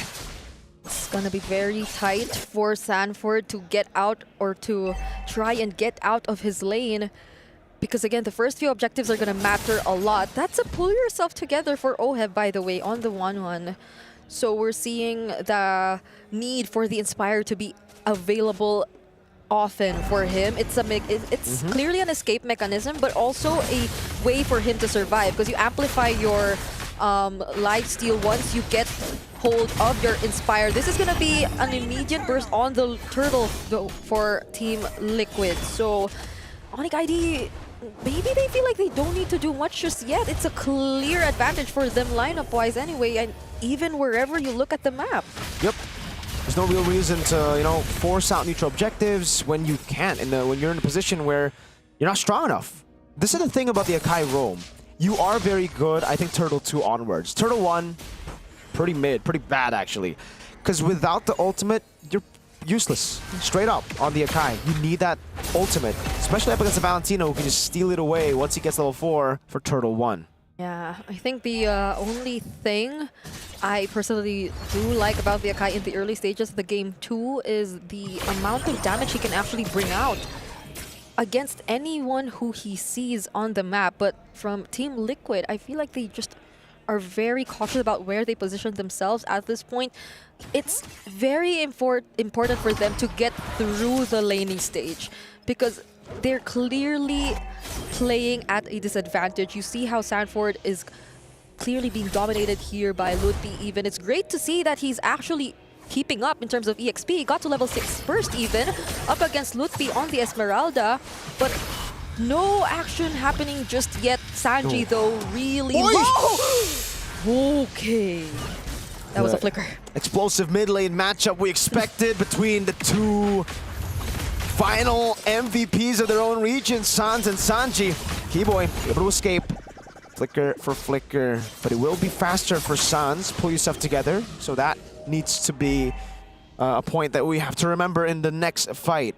Yeah, no heavy spins just yet from Keyboy. So that's something we're also looking forward to see in the coming matches. But again, the next hurdle is gonna spawn here down the bottom. Kyrie still taking his orange buff, and Carl TZ seems like he just wants to take it all for himself all over again. Onyx are already nearby, but Sanford and Sanji, San duo pinned down Savero. That's gonna be first blood. They also look for Sanji on the other side of the map, and Carl TZ gets the turtle.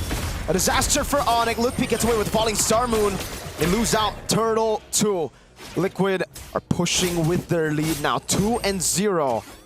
No kill on Oheb just yet, but yeah, crazy pick from Sanji. Knows that Savero doesn't have Purify. Could have been greedy on his part, but he kind of needs it too. He needs that mobility up against this kind of composition that wants to dive on him. Yeah, but Onyx will just play slow. That was such a great call.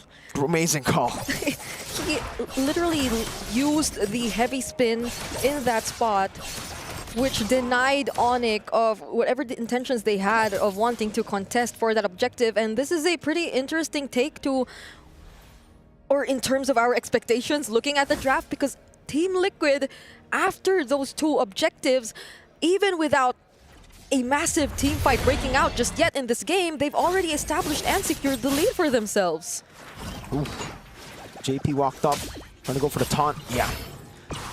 Now for Liquid, it's again just the waiting game. They know that they are very strong around team fights when it comes to neutral objectives, just because they also have the Akai ult, right? Yeah. It's not just Keyboy who has the Akai ult, and Sanji knows that that is the more important ult to take over the Feather Airstrike. And man, even without the Feather Airstrike, almost got a solo on Sans. Our mid laners are very aggressive in this game. Oh, yeah. It seems like they see no one else but themselves. Bravest Spider coming in from Sanford might actually get to take down Ludpi through the help of Carl TZ. Sanji, too, nearby if ever they needed help, but they didn't need any help anymore. Nope, Sanford does enough damage, especially when Carl TZ is there to pin Ludpi down. Kyrie's gonna walk up, Sanji sees it, runs away. Clean game for TLPH, are really winning. Keyboy! Oh, that's a beautiful catch onto two members, though. Carl TZ goes in energy reaction onto two, and the AOG from JP. Oheb finally finds Keyboy. Endless shots coming in on Sanji, but he dodges it. Now Sanford with a stun onto Kyrie. And 6-0 kill score for Team Liquid. TLPH got the lead early, and they're running with it. They're running Onyx ID down. Even in the counter matchup for Savero, yes, he counters the 1-1, but what is he going to do against the CC of Team Liquid, the jump constant ones? You saw him locked down. He got out of the first CC, then the AOG from JP locked him down again. You beat the 1-1 through mobility, but what can you do when your mobility is severely halted by Team Liquid's CC? We're seeing the old Stampede of the past. Yeah. This does remind us of the Liquid Stampede. That signature playstyle, you know, of the Cavalry, and it's not looking too good for Savero that you mentioned. 0-0 on the Irithel for a supposedly winning lane matchup.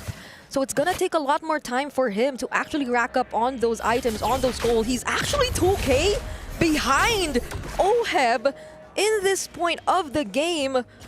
So we clearly see how Team Liquid have been able to play around this lineup. That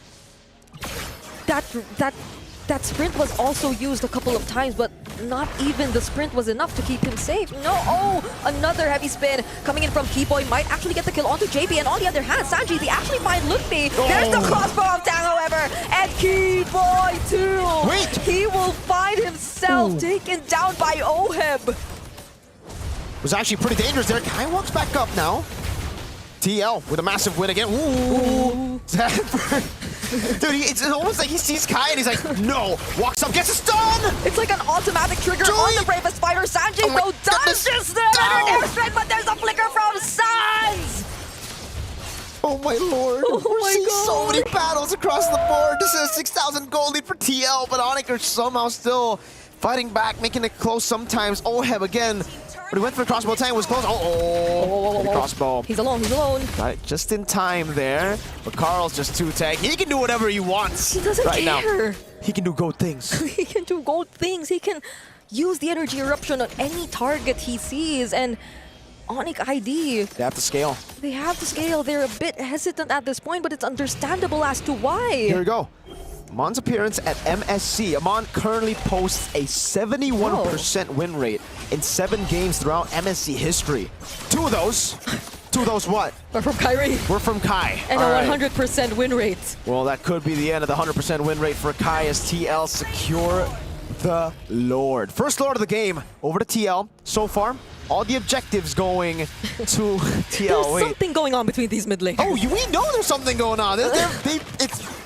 They've had something going on since M4. It's been a long time rivalry between these two. Sanji on this Valentina, he finds Sans the first time, and whenever Sans has his eyes set on Sanji, he burns the fettered airstrike.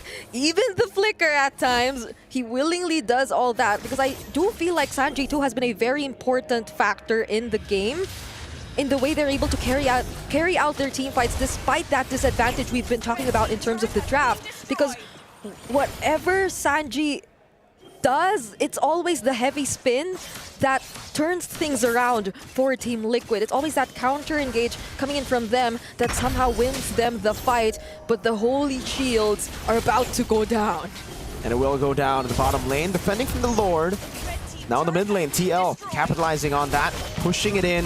Onyx doing a good job at holding the way from hitting the holy shield. And comes back to TL again, playing things super slow. Look at the goal difference by SNB, 8.5k for TL. So really no unnecessary risks needed for TL. They can just constantly dive in. Sanford, Bravest Fighter! Oh, is this going to be a successful attempt? Actually just goes away and tries to disengage, but Carl Teasy, he does seem like he actually wants more. And that's the thing.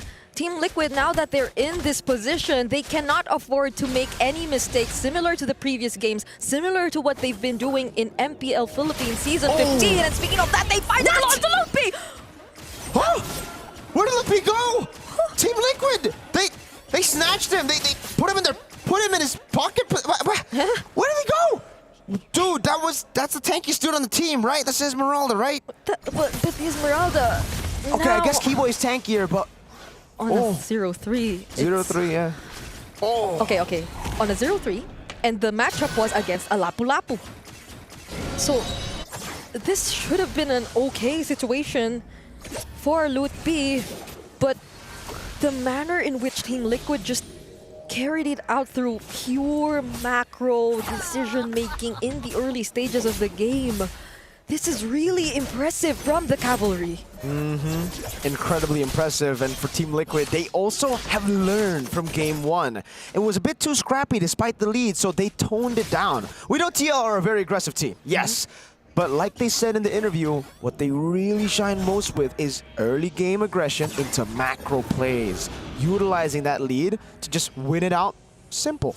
So here, Team Liquid are doing exactly that. They are en route to closing this game, and the only shot that Onyx have at coming back with a 10,000 gold lead on Team Liquid really would just be on a Liquid mistake. I cannot see Onyx even forcing out big plays anymore. It's a passive roam pick on Keyboy.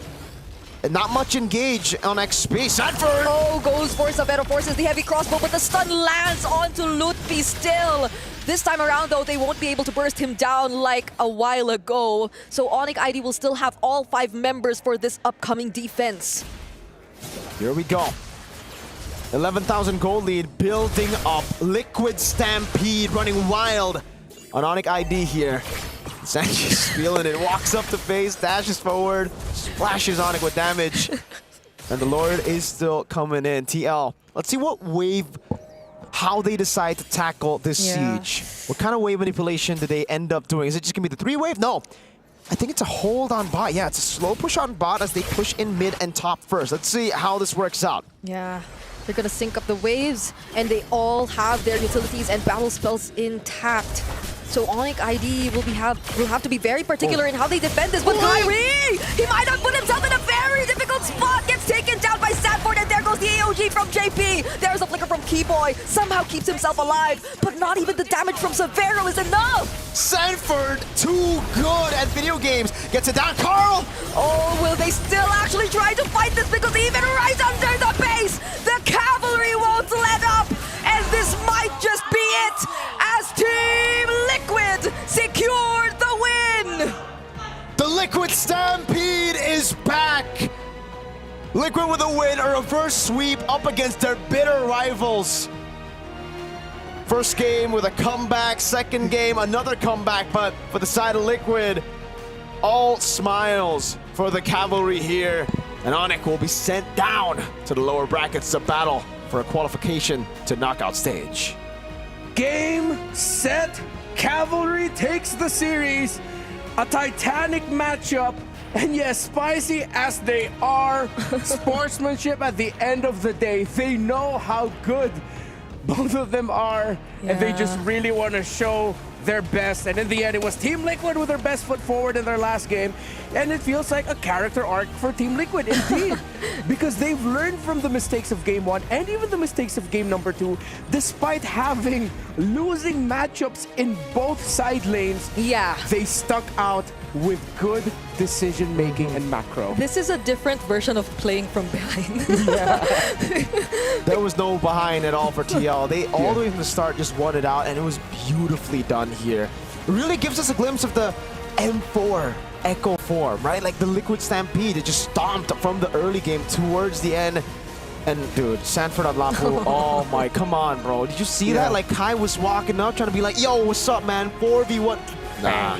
Sanford with the bravest fighter. Yeah, and that was a Lapu Lapu that was struggling against an Esmeralda. But everything changed when Onyx ID decided to pull the trigger on a 5-man rotation to the middle of the map, to the objective, and then they were punished. Before we continue talking about it, we have Eterna with Carl Teasy, the young GOAT, on stage. Thank you, casters. We're here with the young GOAT. Congratulations being the second team to secure knockouts. Carl, how does it feel right now, or is this something normal for you? It still feels normal, but it's Onyx, so I feel really good. You feel really good. I mean, we were hearing it, right? A lot of battle cries, a lot of shouts, even from game number 1. What was going on there? We just made a little mistake on the game 1, and we bounced back. Okay, so a little mistake in game number 1, bounce back. Was the Amon a surprise pick for you, or did you see that coming? Yeah, it's a surprise pick, but it gave us a really hard time, so I might consider trying it, maybe. Ooh, a Mon pick for Carl Teasy. I guess we're waiting here. Now, a lot of people have started making comparisons. Kyrie versus Carl Teasy. And now the big debate is the face of MLBB. So with this win, does this make you, Carl Teasy, the face of MLBB now? I think not yet, but I want to be the face of MLBB. Maybe winning MSC. Winning MSC to complete the cabinet? Yeah. Okay, it looks like you're on the way, already securing the knockouts. So how were you able to bounce back from game number 1 to game number 2? Because, I mean, looking at the players earlier on, I think Oheb was feeling a little bit down too. On game 1, he made a mistake on the Lord, but his game 2 Moskov, the spear, really made us bounce back and give us energy and hype because of his steal. Oh, is that why you guys were screaming? Yeah. Because of his steal, that was really crucial. Crucial steal. Is it true that he's not feeling well? He's saying he's not breathing well, but I don't know why. Ever since we came to Riyadh. Maybe because of the weather. Okay, get well soon, Oheb. And I bet he's really happy celebrating right now. So at this point, Onyx could possibly go 2-1. And the cool thing about MSC this year is, since you move forward, you guys get to pick who you are going up against. Is Onyx a possible pick that you might want to go for again? It's one of the picks, but I want to fight other stronger team. Stronger teams. Who are we talking about here? I think Onyx PH, and SRG. Also RQ. RRQ. What about Aurora? What do you think about Aurora Turkey right now? Because they made a huge upset yesterday. Yeah, also them. I don't want to fight them because they're so annoying to play against. Okay. All right. They're going to go up again. So once again, congratulations, the young goat. We're going to throw it over back to our casters and good luck in the knockouts. Thank you. Get well soon, Oheb, and congratulations yet again for Team Liquid. Again, this wasn't an easy match for the majority of the first 5 minutes laning phase, but then continuing our conversation earlier when Onyx ID decided to go for the 5-man rotation to the center, to the objective, and they did not get that win, facilitated by some really great play by Sanji, JP, and Carl TZ especially making the most out of the taunts. Well, that's when the stampede began. This was such a Liquid Stampede style of playing the game, and to think this was even with the lineup that they had, which again we kept emphasizing wasn't really that advantageous even on the side lanes itself. So clearly maybe we can answer the question now if it is their meta or not. Yeah. And it does look like it is. Yeah, he got to shine with an assassin in the series with his Lancelot, and then even with a championship-winning Fredrin, World Championship-winning Fredrin. So yeah, definitely their meta. One last, we have to see who the match MVP is, and it is none other than Oheb, the man who got that Lord Steal at game number 2 with the Moskov that Carl TZ said definitely gave them the energy to be hyped yet again. But his 1-1 in this game number 3 was really good. Yeah, the 1-1 was great, dude. Like, this was so hard for the 1-1. We gotta emphasize that. This was a Farsa Irithel. That should have been a 1-1 ban in itself. Like, you see Farsa Irithel, you don't want to go 1-1. But they picked it up first. So they saw the counter, and they picked it up, and they did really well because the whole team just played around it. And this is a good example of how they play, how to play with the 1-1 well. Rotate down below, constantly give him farm, shove the Irithel back, and I think Irithel went like 0-2 before the big team fights even started. So yeah. Yeah, and with that, Team Liquid secures their slot in the knockouts alongside Mythic Seal of Myanmar. That's 2 out of 8. No more qualifications for knockouts today, but up next we are going to be seeing eliminations from Group A. That's going to be Lafel, Naisu, and Gideon taking care of you. But on behalf of Mirko and Brigida, thank you so much for joining us for the very awesome first half of day number 3 here at MSC at the Esports World Cup. We'll see you in a bit.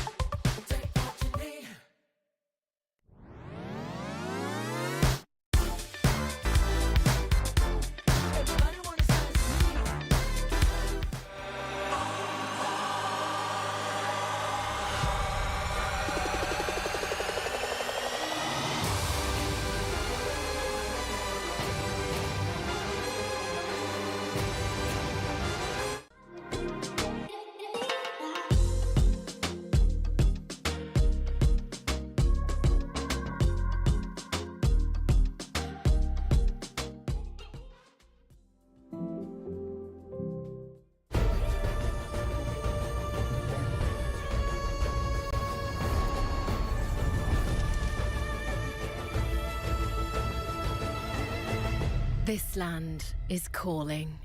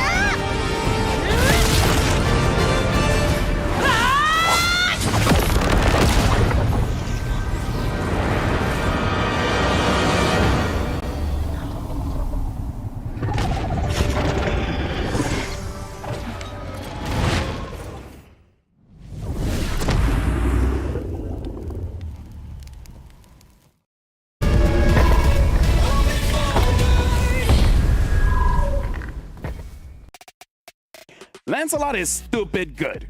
Really giving me that Bruno M6 vibes. Now, we are excited to see the two teams moving over to the knockout stage.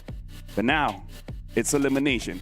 Welcome to MSC here at the Esports World Cup. My name is Afel. Alongside with me is Gideon as well as Naisu to bring you guys the two other games for today. How are you feeling, Gideon? Honestly, I'm a little nervous here. You know, at least for the first shift of Talons, they got to see, you know, high-quality games, but now the pressure is on. These teams are backed into a corner, and they have to win to move on. I know the three of us were glued to our screens. With the first match even, and then of course the second match. But yeah, now I feel like everybody is, because especially this is now, like you mentioned, Lafel, this is elimination time. Can we just talk about the second one? Or the first? What's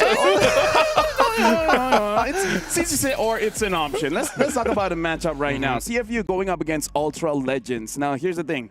CFU, at least they got a win under their belt.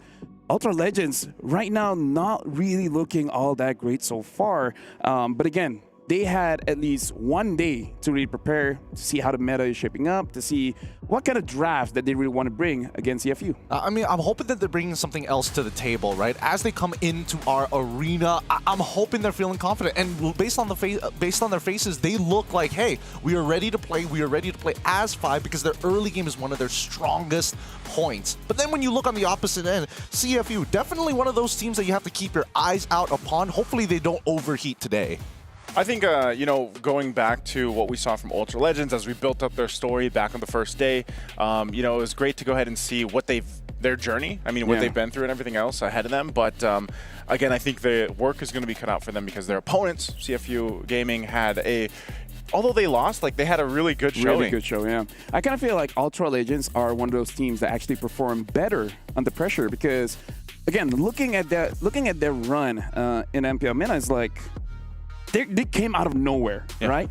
And I kind of feel like maybe because of that, they were able to surprise everyone. Now, I kind of feel like here in the MSC Esports World Cup, everyone should see everyone as the best that the world has to offer. So I don't think CFU is going to take it easy going up against them. Absolutely. When looking at their local leagues, Team Falcons were looking at Ultra Landers like, who are these 5 randoms that got together and smashed them in the grand finals? And they continuously show that they have the mechanics, they've got some chemistry, but I think their biggest weak point is once they start transitioning into the mid to late games, they're not 100% sure how to close out these games. I see that struggle happening with a lot of the games so far up to this point is like how are teams not only drafting, but also the transition from their early game, if they have a lead or not. But then there's always those surprise factors too. And I feel like Ultra Legends are a team that can do that and maybe showcase it here, is where you have this like surprise effect or maybe a surprise defense where they somehow turn things around. But that's the thing, like, do we want a surprise or do we want same old, right? Because in terms of pocket meta here in the MSC, I kind of feel like even the rank meta doesn't really apply here because the level of skill is much different. So I really wonder if Ultra Legends, is it better for them to go for a surprise that CFU just don't see coming, or just pick the really good heroes that has been proven to be super strong here at the MSC? I think they have to follow their own profiling, right? As mentioned before, Ultra Legends really good in the earlier stages of the game, but they commit a lot to it, right? Having 5-man rotations coming in for the very first turtle even sometimes. So I think if they lean into that strategy a little bit more, really play for early to mid, then we can actually see whether or not they can close out these games. Because when you're up against a team like CFU, these guys, they have clearly shown that they can play at every stage of the game. I can't forget game 1 of theirs, you know, against Sonic Indonesia to open up the MSC here. And I think a lot of people were really surprised at that. But again, you got to remember that these guys from CFU Gaming have a ton of experience over the years that they've played. They've showcased it in a lot of their strategy, the way they like to draft. Even I feel like they have a lot of the cases where it's like their early and mid game is really good. And they're the team that I want to see here, at least like if they're falling behind or however they approach the late game is what I'm going to be looking out for. Because again, even with Boxy back here, I think Boxy has been a great position to bring him back into the roam. It allows, you know, this combination, especially of their mid lane trio, to work really well as we see the lineup here. And I think that's the thing is for CFU is just to make sure they have all the boxes checked from early to the late game. I mean, right now in the current metagame, I think the biggest pivotal points are EXP laners who can kind of set, because Arla has been like that high priority people have been thinking of whether or not this is the hero to go to, and they've kind of supplemented that strategy with their comp. But I don't know about you, because sometimes Arlets are like, hey, we whiff that ult, it's pretty short, but we get punished really hard for it, and Wadu is kind of like in that position of like, hey, I can make it happen, assuming I hit the ability. Yeah, high risk, high reward. Heck, I still remember Wadu on that Phoveus looking pretty good. Yeah. I don't think he's gonna get it though. And for you guys at home, the MSC pass is still on. It's 20% off, so make sure you guys grab it now because you guys want that MSC points. And with those points, you guys can get yourself skins, including the previous MSC Atlas skins. So make sure you guys go on there. Hey, there you go. He's got it. He's got it. You know what? Love this guy. Speaking of love, CFU. Love-hate relationship even for me, because looking at Ultra Legends, going for Ultra Legends CFU, whoever wins this one is going up against SRG, and that makes me nervous. Yeah. That personally makes me nervous. Isn't that a shared sentiment then? I mean, well, kind of depends on who you expect to go to the next stage, right? I mean, LaFell, CFU is the favorites. I gotta say it. But so they might lose. They might, yeah. Ooh. CFU should win, right? I'm not sure how the curse works this time around. Yeah, I don't know how it works with you guys here. Don't think too Again, much. I'm neutral. Like I don't have a curse. Don't overthink. Like that's what I tell myself. Don't think and just say, and regret it later. I do think that, you know, Ultra Legends might actually have a chance here. Let's see whether or not, you know, see if you actually underestimate something. Cambodia has been known to kind of take all of their games seriously, no matter the power level. They've been pretty consistent at that. I think either way, I don't know, maybe this is going to be the trend for the day. If this goes 3 games, we're doing a 3-game all day. Hey, and another trend is that the harder you lose, the bigger that comeback is going to be. Personally, I just want to see if the Lancelot is going to get any kind of focus. Because just ban it. Just I personally feel like this might be a hot take, but yeah, I don't know. Lancelot, maybe just a bit too much. Yeah, I think he's a little too good considering the level of execution we've seen from these players are already at a pretty high standard. Now it's really coming down to the nitty-gritty. As you mentioned, 2 items already, he's able to do so much. The true damage really making tanks like, oh, I guess he can just kill my backline in 2 hits. And in case if you guys don't know, that is our current hot take here presented by Al Habib Medical Group, is that it's not Lancelot, it's Lance too much. Because what kind of hero like everything. for the past 10 minutes, and with one Thorn Rose getting basically a wipeout. Like just one skill. And here's the thing, even if you don't hit your opponents, you're hitting the minions. And if there's no minions, hey, in case you guys don't know, you can't push. They need to buy an insurance policy of some sort, right? I think so far as we've seen the meta continue to shift, we've seen less priority on even things like Uranus. You know, which has been weird, right? Like, I mean, the first half of the tournament, MWI, wildcards, and even like a couple of day one games, we saw Uranus being like, oh, we need to get rid of it within the first phase. Now teams don't even touch it. Like, they prefer Esmeralda over the Uranus. I mean, who would want to touch Uranus now when we got picks like the Lance? Like, damage is king, man. Lance too much. Damage is king. Lance too much. That was yesterday. That was yesterday. That was the hot take yesterday, right? I bring my hot takes every single day, and it's all going over to the grand finals. Now we have started the draft here. I like this Kalia ban because that does indicate that they might want to pick a assassin in the jungler, and they don't want to get caught. And I think that at this point, but it feels strange, right? Because I feel like for Ultra Legends, they probably want to be the ones who pick it up for themselves rather than CFU. Because we've seen Detective kind of play a little bit of everything, right? His Fredrin definitely going to be his main foundational point for the squad. And I want to see whether, Ultra Legends can actually influence the side lanes to get something going for them. Because really, it boils down to the mid trio and one of the side laners. Yeah, I feel like what we saw from Ultra Legends, back in day one was really just not enough, because like Throwboy even himself it felt like he was forcing some of the fights. He played, I remember he specifically played the Akai as well in one of the games, and it just seemed like the overall idea of what they wanted to go ahead and execute just wasn't there. So maybe, like you mentioned, LaFell, like this time frame that they had was been a day or day and a half where they've been able to go ahead and find some adjustments for them, and being priority pick. We've seen a couple different things now. I feel like even now in day 3, some of the first picks on the blue side have been different lately. We've seen Phoveus, we've seen Arlet, we've seen Farsa, we've seen Kimi, we've seen 1-1, we've seen Yisun Shin. It has been changing quite a lot. Heck, we saw Mythic Seal first picking that Lance a lot. So definitely, like, this is a developing pocket meta. And now looking at the bans here coming in from Ultra Legends, 2 crowd controls and 1 anti-heal. It does feel like they want to play a front-to-back kind of comp where they just don't want to get interrupted. Like, the moment they got their gears going, please no one slow us down. We want to keep on moving forward. I think so too. But based on what we are seeing for the bans, let's try and read into what the potential first pick openers are going to be. Because Ultra Legends, consistently, we've seen them play Kimi, and as well as sometimes having the Fredrin. I would like to see them try out an assassin this time round, especially against CFU. We see the Phoveus ban as well. So CFU understanding, hey, they probably want to play, one tank, probably the Fredrin, play the Kimi alongside with the Kimi. If we don't get one of those 2 options, at least it's a pretty good game for Lance on our side. Okay, if they actually... if they don't take the Kimi here, like if it is going to be priority, Kimi or Arlet. There's 1-1 available too. There's 1-1. I just see that either going in the hands of CFU on the first pick, because even OP likes that. So they go with the Arlot instead. And this is what I was saying, and we talked about this a little bit, is just the Arlot's great. And the final slashes can be awesome, but man, do you need to be able to have the follow-up through that? Otherwise, you just put yourself sometimes in a bad position. Yeah, like, you look cool, but even my mom says sometimes being cool is not enough. You got to be funny as well. Wise words. And wise sometimes words. That's pretty good. Sometimes he does look funny. What if you don't have either? Hey, better be rich. Hey, gotta have some stats going for you, man. If not, it's start a new account. I don't know. CFU this time they're gonna go for the 1-1. Of course, expect it, but they're also gonna pair it up with the Farsa, which is kind of interesting, right? They could have positioned themselves a little bit differently because they're giving over the Fredrin as well as the Kimi over to Ultra Legends, which was expected in the first place, right? There it is. There's the answer too. So, like, CFU's first couple picks, this is already great damage.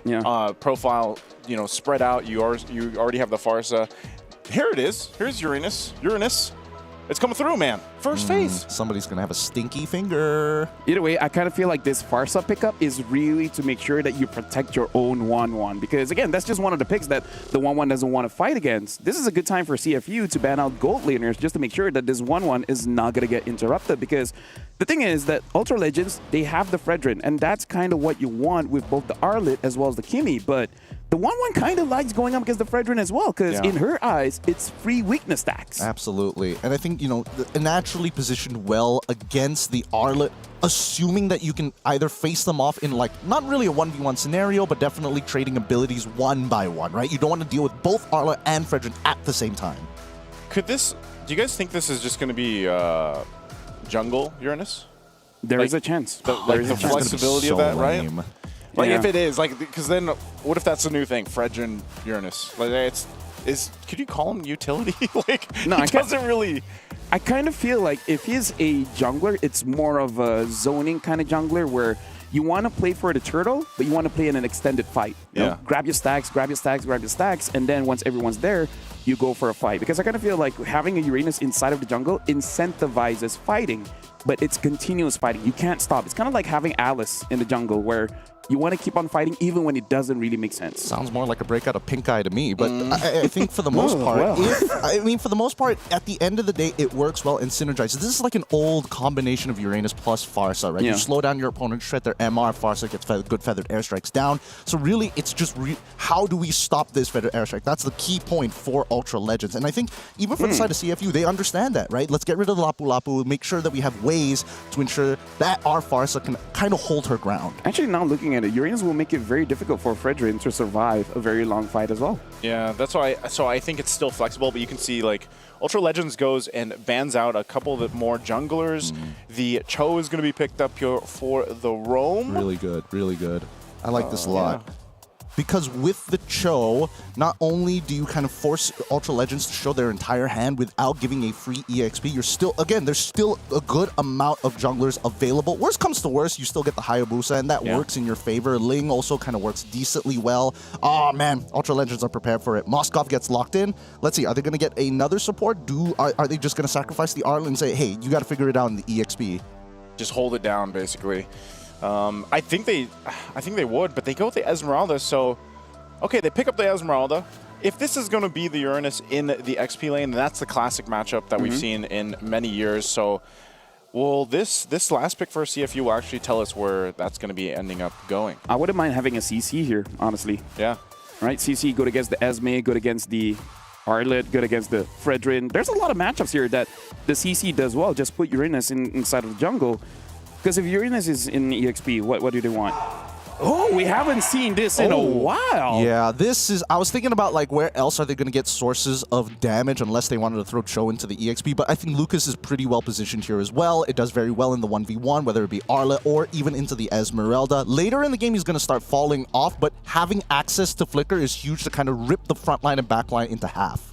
Well, Gideon as well as Naisu. This is what I like about MSC this year, is the fact that we have a developing meta based on everyone's region, because I don't know what the number is, but I kind of feel like our unique hero picks are definitely up there. So good luck for you guys to cast this one. And remember, this is an elimination match. Well, thank you, LaFell. This match is going to be really difficult to see whether or not these teams have what it takes to go far, because the way that I'm looking at it, it all boils down to, can you land more ults than your opponent? That's the bottom line. It is, man, and I can't wait to see this unfold, because like LaFell said, the meta has been evolving, and I think it's going to continue so as we jump into game number 1 here in this best of 3. Again, an elimination match. Will it be Ultra Legends getting the first blood or CFU Gaming? Let's find out here. Ultra Legends going to be on the blue side, facing off against CFU on the red side. Mina versus Cambodia for our first elimination match. And immediately, Dark Lord in trouble. Dark Lord, yeah, he's going to be fine. He did have to pop the Purify, though, too. Actually, on both sides across the map, a lot of early aggression. I guess this is what we can expect from both sides, but yeah, they're going to have to check that in. And also, I don't know, I guess I've asked this so much over in the Philippines on desk, but how do you feel about the Lucas in the jungle? I don't feel too great about it, I'm not going to lie. Mainly because you don't... The only reason why you want to have Lucas is so that when you are contesting neutral objectives, the CC immunity is always such a powerful tool, and he's great at creating space forcefully. There's nothing you can do to really stop that, which is great for OP's side, but now... Rice Cream, is he going to be okay? I think a one hit on this actually pops the Flicker, so good thing he does. No first blood drawn just yet. Gonna have to play this slow. Again, CFU committing a lot of battle spells very early on. They need to find some sort of trade back, because once level 4 starts rolling through for the side of CFU, Ultra Legends, I think they are the ones who have to take the first step back, right? Because Rice Cream, he doesn't have the Flicker, so there's no guarantee that they can cancel out the Feather Airstrike. I think he should be fine here. And he's gonna be fine then. That's what I like to see with the gold laners, man, right now, is a lot of that kind of 1v1 action, because they know that for the majority, you're not going to be joining the fights, unless, of course, you're a Moskov, which we've seen that quite a bit. You know, one Spear Destruction towards these objectives will get you there. So, meanwhile, the teams will go ahead and set up for the 4v4 on this. The level 4s are available. Boxy doesn't have the kick yet, but the Feathered Airstrike will come down.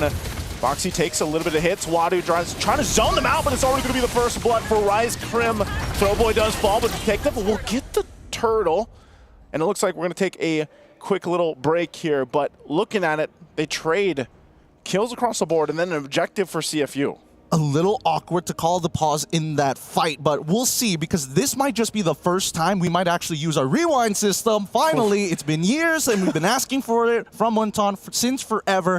If it does come down to it, we'll leave our marshals to handle that. But in the meantime, yeah, coming to those level 4s, I'm surprised that Ultra Legends were fighting for position, right? Yeah. It really comes down to, can we take control over that river brush connecting into the mid lane? And it's such a powerful position because now Farsa either has to play on the far end by Tri-Brush to get access to her Feathered Airstrike without getting disrupted, or has to walk through Purple side. Either or from Purple side is a very volatile position when Flicker's available for that Arla.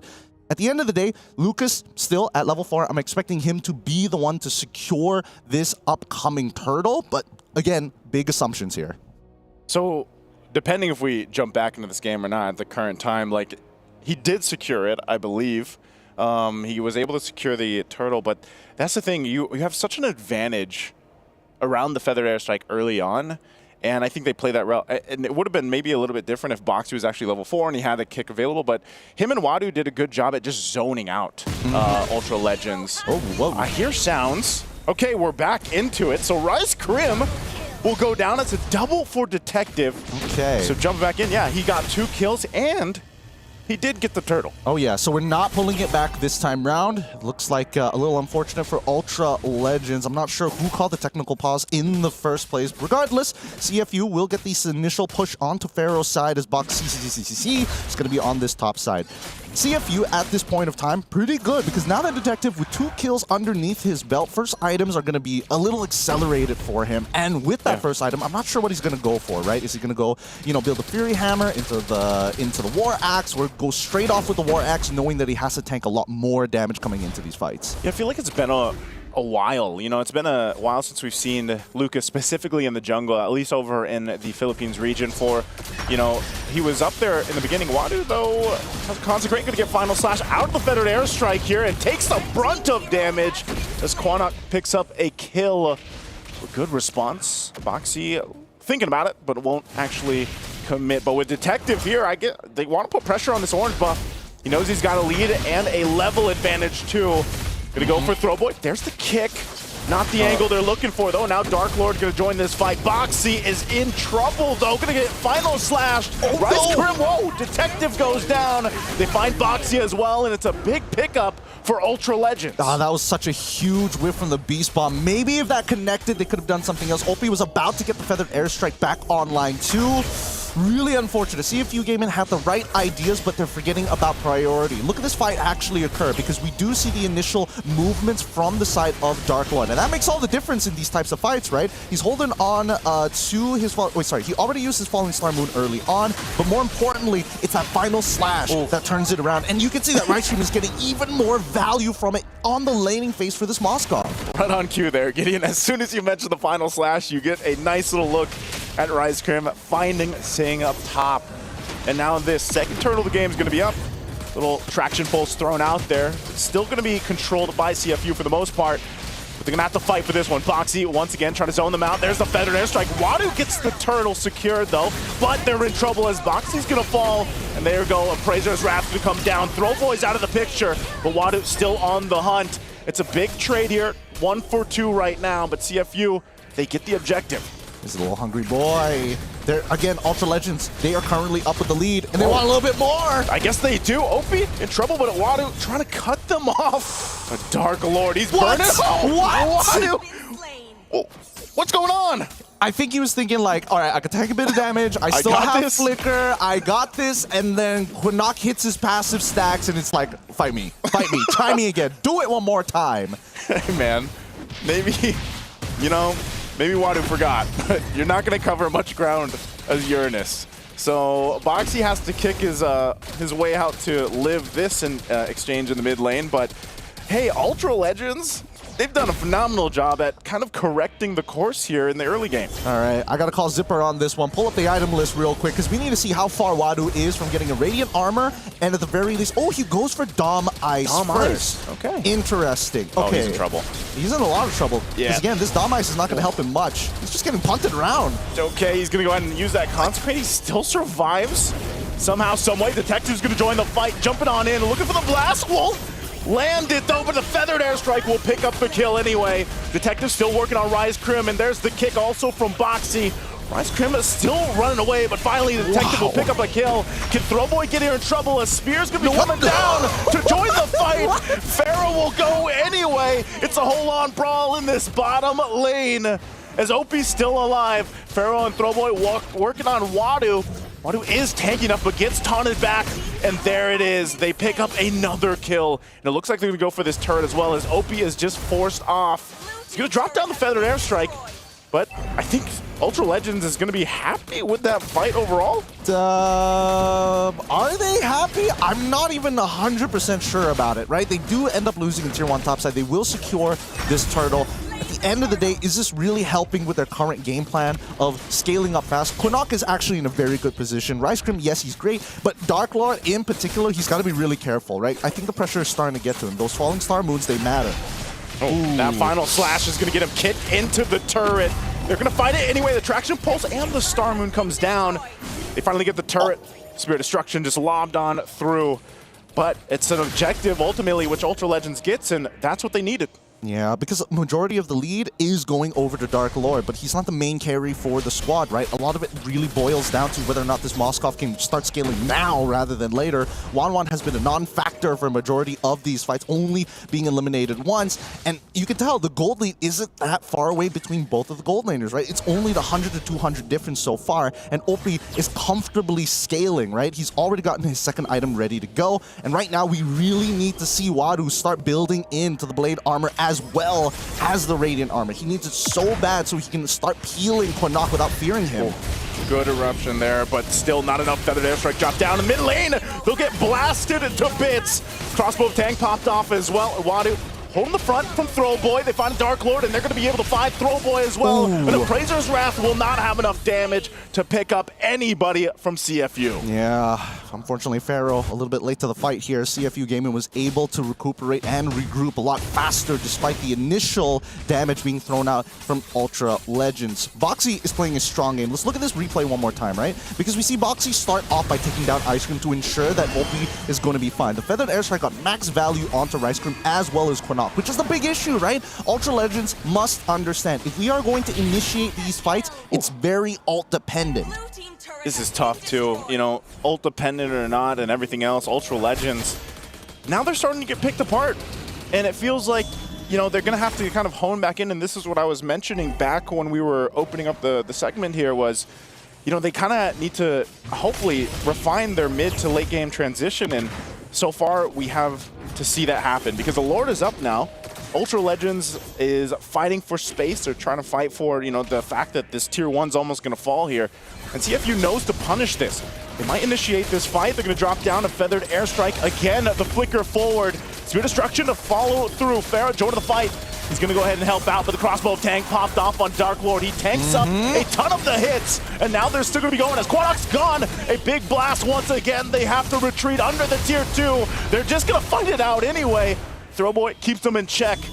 Now Opie looking for his own opening. It doesn't have the Feathered Strike just yet, but they'll force him off. The Lord is for the taking for CFU. Really nice play coming in from CFU side. They initiated this fight understanding that if they can push them in between their Tier 1s and Tier 2s and nobody is there to actually clear the wave for their mid-Tier 1, that's such a powerful position. Once Quinnock goes, they know they've got the green light. Once the final slash Rice Cream comes out, then they can do whatever they want. That gives them the passport that they're looking for to disrespect Ultra Legends battle lines. Now, Wadu in a phenomenal position. I've seen both of his item pickups, the Blade Armor as well as the Radiant Armor. He is in a phenomenal position and Quinnock cannot deal with that. He greeted out for this guy Piercer, but until he has a Divine Glaive, he's not going to be able to cut through.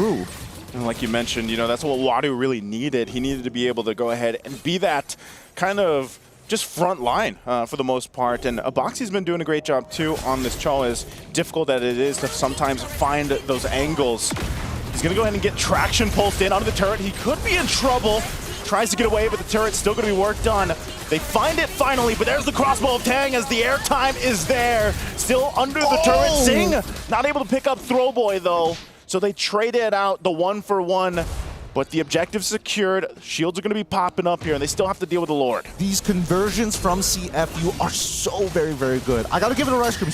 He has an eye to punish his opponents. He's very similar to Boxy. However, he can't get into his own head. They need to sacrifice these outer tier turrets. Inhibitors are by far the most important at this point after your mid-tier 1. Therefore, CFU Gaming, as you see them attack, they're not attacking head-on. They're attacking in these side angles. Look at this! Traction pulse once again. The energy eruption going to be able to find Sing. It gets out though. And the final slash will whiff it. So nothing to convert there for Ultra Legends. See, this is what I'm talking about. It's final slash versus feathered airstrike. Both of these effing ultimates. It's just, they're really, really pivotal for these squads. Now, Quinnock, he finally gets the Holy Crystal ready, set, and to go. And Dark Lord is actually doing a decent amount of damage throughout these fights. I saw his item build earlier, right? Enchanted Talisman Oracle, he's got the Sustain. But then, does he have the right items to actually get in front of Detective? Is he strong enough to deal with Sing as well? No, he really has to go in and out compared to Wadu, who literally will T-pose on his opponents. Yeah, I think even at this point, they're just forcing these fights. Look at this. Rise Crim pops the conceal, goes in with the final slash. He's able to find 2 though, but Pharaoh is out of the picture. Not the timing that they were looking for. Even with that final slash, this has been the constant struggle that we've seen from the Arlots that are picked up so far through MSC. Now the base turrets are set here. CFU's going to work on the mid turret. Detective takes quite a bit of damage. Now Wadu has to jump on out of the base. The final slash again will find Sing. A good pickup and a response from Ultra Legends. Do they want more?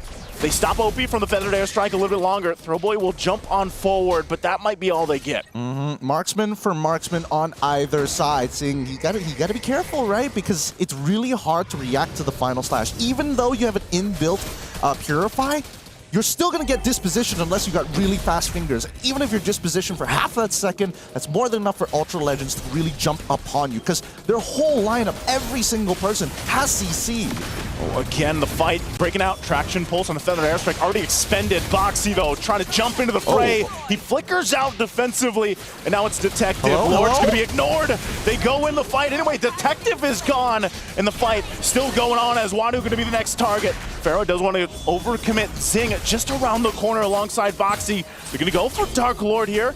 Can they actually get this kill? Looks like they're going to be able to secure it. Dark Lord just trying to buy it time. The shields are not enough as another kill goes in the hands of CFU. And what did I tell you, right? Dark Lord cannot deal with the raw damage coming out from the side of CFU in comparison to Wadu, who literally is T-posing in the middle of these fights. It's starting to get a little frustrating, but we do see that Ultra Legends manages to find an initial punish, right? Keep in mind, Lucas, his big mechanic, I can only pop my ult when I have enough energy, when I have enough of those stacks on me, right? Which is the little bar you see underneath him because he doesn't have mana. Cool. I definitely need more of those type of heroes in this game. But for the most part, Detective, again, I think that CFU game could have just let Ultra Legends take first position. Oh, final slash again.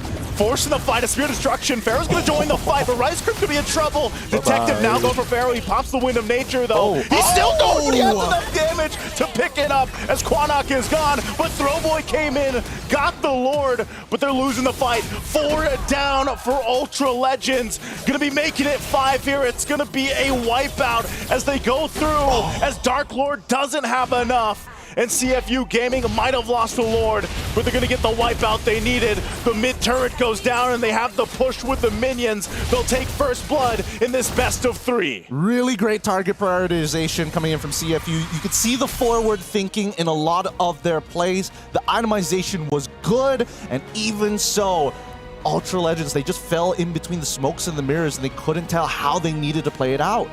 I kind of feel like, to describe this game, it's close but also very scrappy. And I kind of feel like it's a very hard game for either marksmen to really shine, because every single time they're in the fight, someone's targeting them, and they're, more often than not, they're the first to actually go down in the fight. And it's hard to make a team fight look good when your marksman is the first one to go. Absolutely. And I think, you know, they were trying to overthink this, right? It's like, oh, we got to worry about the final slash. Oh, we got to worry about the feathered airstrike. And then all of a sudden, I think CFU came to the realization of like, actually, we don't really care about the final slash. I think if we can get Zing into that back line, we can make this work because OP, every single time, even if he just lands 1 or 2 shots of the feathered airstrike on Quinnock or Pharaoh, they're basically down to like 1/3 of their health. Yeah, and it worked out too because, you know, we mentioned it back in the early to mid game where like Zing, aside from getting that ganked once, like he just had a pretty good time just farming up, and then he goes in and uses that advantage of I have my items, I can get the positioning I want to.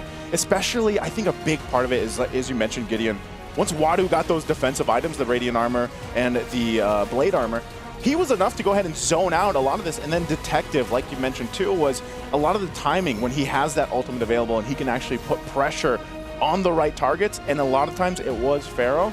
He was able to pop out the Wind of Nature. He was able to get a lot of the battle spells out. And that just worked out really well for the fighting plan of CFU Gaming. And I gotta say, like looking at the draft, there's no real counter for Zing on his 1-1, right? No one know. Like the longest range that you have is honestly the Kimi. And even Kimi, you can't really finish off the 1-1 all that. Like you can't do it every single time. In comparison to CFU having this Farsa, the moment you see the Moskov, just open up your feathered airstrike, you don't even need a full combo, just hit him once, and he's out of the fight. That's the thing. Ultra Legends, honestly, when in terms of the diversity of the styles of CC that they have, really it's Rice Cream who's the one who can reach forward while everybody else kind of locks you down in space, right? Nobody really has that ability. And even from the opposite side, Boxy, these kicks are all based on, oh, you make the first mistake, I'm going to make sure that you're going to remember it for the rest of your life. I always feel like Boxy, he had a couple kicks that were like off angle, but also most of the time he was able to just go ahead and start things up enough to, and that's just kind of the mentality I feel like Cho players have to be in. It's like, okay, I'm going to go, if I get the kick, that's the best case scenario. But if I start the fight up, then at least I force this fight and hopefully the team can follow through. Yeah, definitely. As an experienced Cho player, there's many ways to play your Cho. Like number one, you just go in just to threaten them a bit, just like you said. Maybe force out a few skills. Maybe they panic and use a Flicker or Purify, and then that's more than enough. Looking at the draft here as well, I really feel like for Pharaoh, maybe just because even yesterday we talked about this, the Moskov is very hit or miss. And it's mostly miss unless we talk bad about it, and then suddenly it's a hit. Yeah, it's, I don't know, it follows like a strange set of music theory, Plus right? you're stealing objectives. Stealing objectives, yeah. But that's the thing, right? All marksmen are a little bit more like item dependent. I would say the exception being Wanwan, because again, 2 items is pretty good for her, 3 items is already great. But then we look at the emblems, right? And I'm still questioning why Quinnock decided to go for, hey, Quantum Charge is the way to go. I need the extra bit of heal, extra bit of movement speed, when really, I think it would have been better for him to just go for the weakness finder, because again, he's working in tandem with Throwboy, and Throwboy needs that extra 1 or 2 seconds to kind of like get that reset from the energy eruption to start the combo again. Same with Rescrim as well. I really feel like Ultra Legends, they have a rough idea on what to do going up against CFU. It's just that not complete just yet, because we see like patterns like, okay, good moves, okay, good team fight. There are moments, but again, just that missing piece. I really feel like if Pharaoh had a better time in this game, it could have been them winning this one. Oh yeah, it totally could have, right? And let's talk about the items here. This is where I have a bit of a bone to pick with Dark Lord. As much as I didn't like the fact that he was missing some pretty pivotal falling star moons, his build is very traditional in terms of the rank setting, right? He goes for the Enchanted Talisman, the Dom Eyes, into the Oracle. I would have liked to see a bit of a switch up here. In terms of the anti-heal, I get why he has to take the Dom Eyes this early on, but I think that the Oracle could have been switched out for a Athena Shield, or maybe even slowly built up eventually to a Blade Armor to deal with Zing for the most part, right? Just absorb a bit of the damage and eventually you can get the Winter Crown later, or just go for the Winter Crown early, right? Because everybody on the side of Ultra Legends were really worried about it when she was up in the air, throwing his, in that crossbow of Tang, and then chaining it together with everybody else, especially on the squishier targets. I would say Winter Crown, but I kind of feel like Zing didn't do too much to warrant that Winter Crown. But yeah, I kind of feel like there are moments where the Winter Crown could really help out the fight. I mean, looking at just the overall damage and everything else, it was kind of like, yeah, Zing didn't really show up till like later on. But then, I think Gideon mentioned it already. It's like that was why it worked so well with OP, because if you just land 1 feathered airstrike, you're going to bring people's health bars down enough where then you have that good synergy between the crossbow of Tang, where it's like now it's a lot easier to go ahead and get that off, get those resets in and everything else. And, Dark Lord, as you're supposed to be, alongside Throwboy, it's like, you're not tanky enough to go ahead and take that damage, for example. Yeah. Sorry, I just saw Pharaoh did less damage than Rice Cream. So that's Dark Lord at least did 84,000 damage. Now that's very impressive, and especially considering OP is the highest damage coming in from CFU, 85,000. So honestly, Dark Lord did a lot in that game. It's just that, like you said, maybe some different item options just to make sure that he can stay in the fight longer. Yeah. And maybe we could have seen a different kind of result here. Yeah, again, it's not about going in and out of the fight. That's something that Ultra Legends don't really want to do. If they take space, they want to hold that space for as long as possible. In terms of macro, they could have shifted their attention down towards Moscow's side of the map, and I think that's what they really needed to do. Like, sacrifice a couple of these objectives. It really doesn't mean much to you at the end of the day. Work on your economy, and eventually you can look to outscale CFU, because that was the main idea for Ultra Legends. Now, this is a rare sight. Seeing the mid laner as the carry, sure. But mid laner as the rich guy. Oh, yeah. We definitely don't see this every day. The mid laner is the rich guy, is the carry. I mean, why do an Boxies and as wingman? Like, it still makes sense, but my God, let's talk about OP, man. Like, he got a lot of gold in this game. That's why I say, it's interesting when, or as much as we've seen, like, for example, the Farces not go through so much, or still these mid laners that are so proactive, and I feel like OP is that guy. I mean, when we saw their journey videos back on day one, he was the spokesperson for that, and you can see it in his gameplay, and I mean, the most apparent to me so far was even on his Kimmy. It was phenomenal. So now that he gets his hands on the Farsa here, and running with the emblem set that he did, he had the lethal ignition. Like, he had so many opportunities to work with space. A lot of times it was him just joining these fights, walking up, and he was very active on the feathered airstrike. I mean, just look at these off angles, right? It kind of forces Ultra Legends to kind of pick and choose which side of the battlefront that he must address straight away. And I think, well, let's not forget about OP's gold, right? He's getting a lot of this gold because, again, Zing not farming as hard, getting caught off every once in a while, and then there's Detective with the Biju bomb vest ready to just jump at their opponents, because that's the thing. The only time we see Detective end up dying, it's either he makes a silly mistake like, oh, I'm 1 HP, I walk back into the fight, or I don't have my ult, maybe I'll just try and create some space and then realize I don't create as much space without the ult form. Yeah, and I gotta say, like, OP has basically played every single role. Maybe some of the other roles, habits bleed into the mid. Is like, I need to farm, right?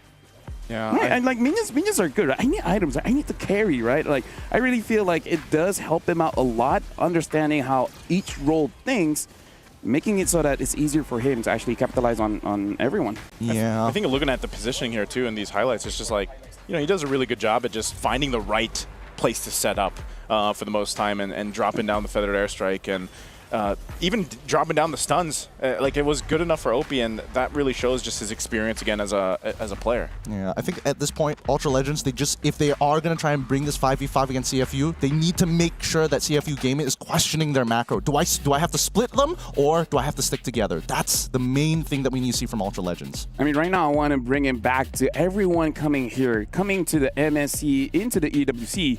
Everyone has their own stories, has their own struggles. And I kind of feel like for Ultra Legends, I want to see, like, how did they get here? So let's actually check out the road to EWC for Ultra Legends.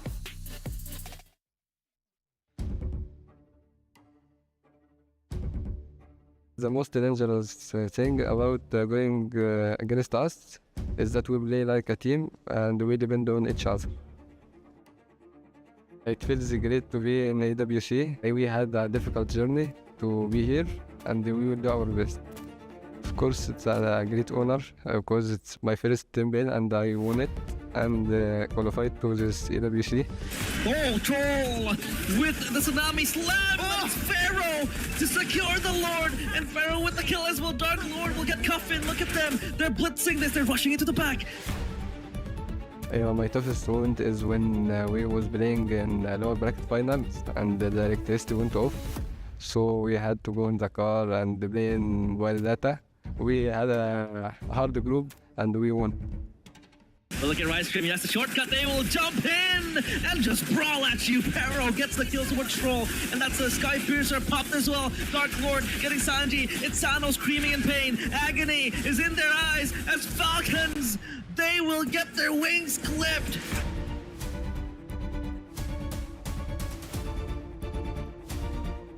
It is very motivating to represent Egypt and MENA here in EWC, and we will make them proud.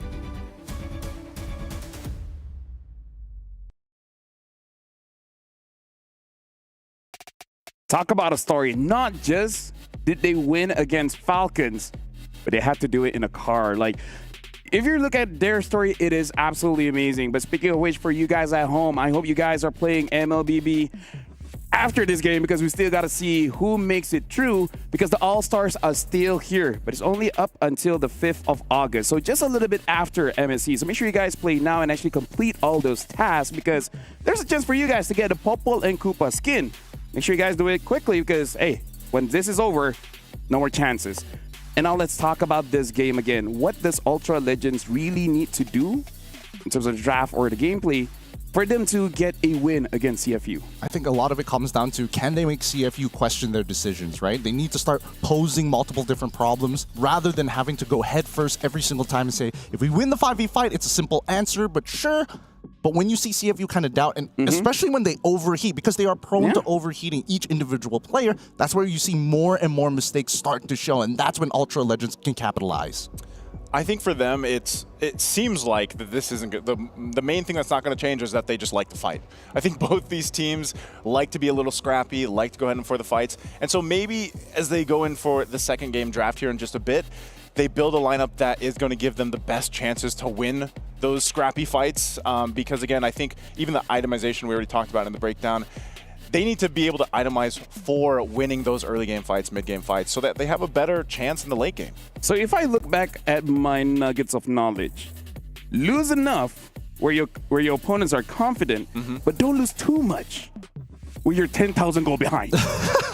That's good knowledge. Like between 1,200 up until 2,300. I feel like that's the sweet spot where your opponent is like, I can 1v5, and you're like, I can punish you. You know what's crazy though? Yeah. We've seen like turnarounds after 10K deficits and 0 objectives. Kills are important. Is there a nugget of knowledge for that? Or? Yeah, kills are more important. I mean, especially when it comes to the late game. Because this one I kind of feel like for most professional players, they know. But in case you guys are playing rank at home, I would say 16, 17, 18 minutes, those are the times when kills are more important, because for you to get objectives, you want to make sure no one is defending them.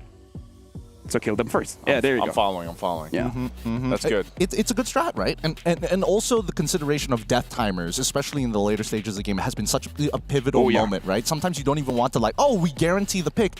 Let's delay it a little bit just to make sure that it's closer to our Lord timer so that they can push out and he won't be able to defend as effectively. I mean, a lot of this really starts boiling down to whether you understand how the meta is going to go. Because again, I think a lot of teams' biggest mistakes is, hey, they look at a tier 2 as like, this tier 2 so juicy, so important. They're willing to die for it. Yeah. And I'm like, no, you get a Lord, you basically get all tier 2s for free. Exactly, yeah. It's econ turrets.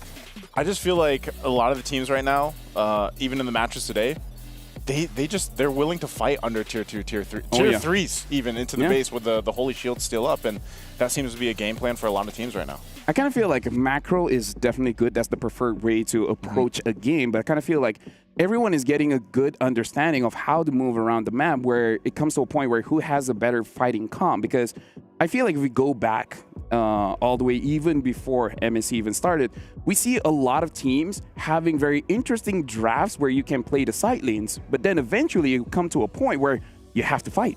You have no other options. I'm remembering a game where I remember like a Fanny, a Moskov. I believe it was against, who was it again?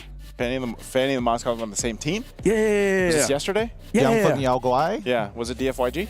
No, it was another team. But either ways, I will refresh my own memory. But the game looked pretty good. And even we said, hey, they could go all the way. But macro ain't enough. You need strength in the fight. Here's the thing. I think right now the meta really punishes you when you're trying to play like these big split pushes, mainly because there's a lot of like mechanics that kind of prevent that. Oh, you got a really good split push. Oh no, there's the holy shield that kind of defeats the entire purpose Aurora, of by the it. way. Now I remember. It was Aurora. Aurora? Yeah. Oh no, that's fair. That's a really good point as well. Yeah. But that still comes to the initial problem of like, oh, I'm gonna proxy a wave, and then I walk up into the river, I get the extra torrent movement speed, and I get to be part of the neutral fights, and then walk back without losing anything at all.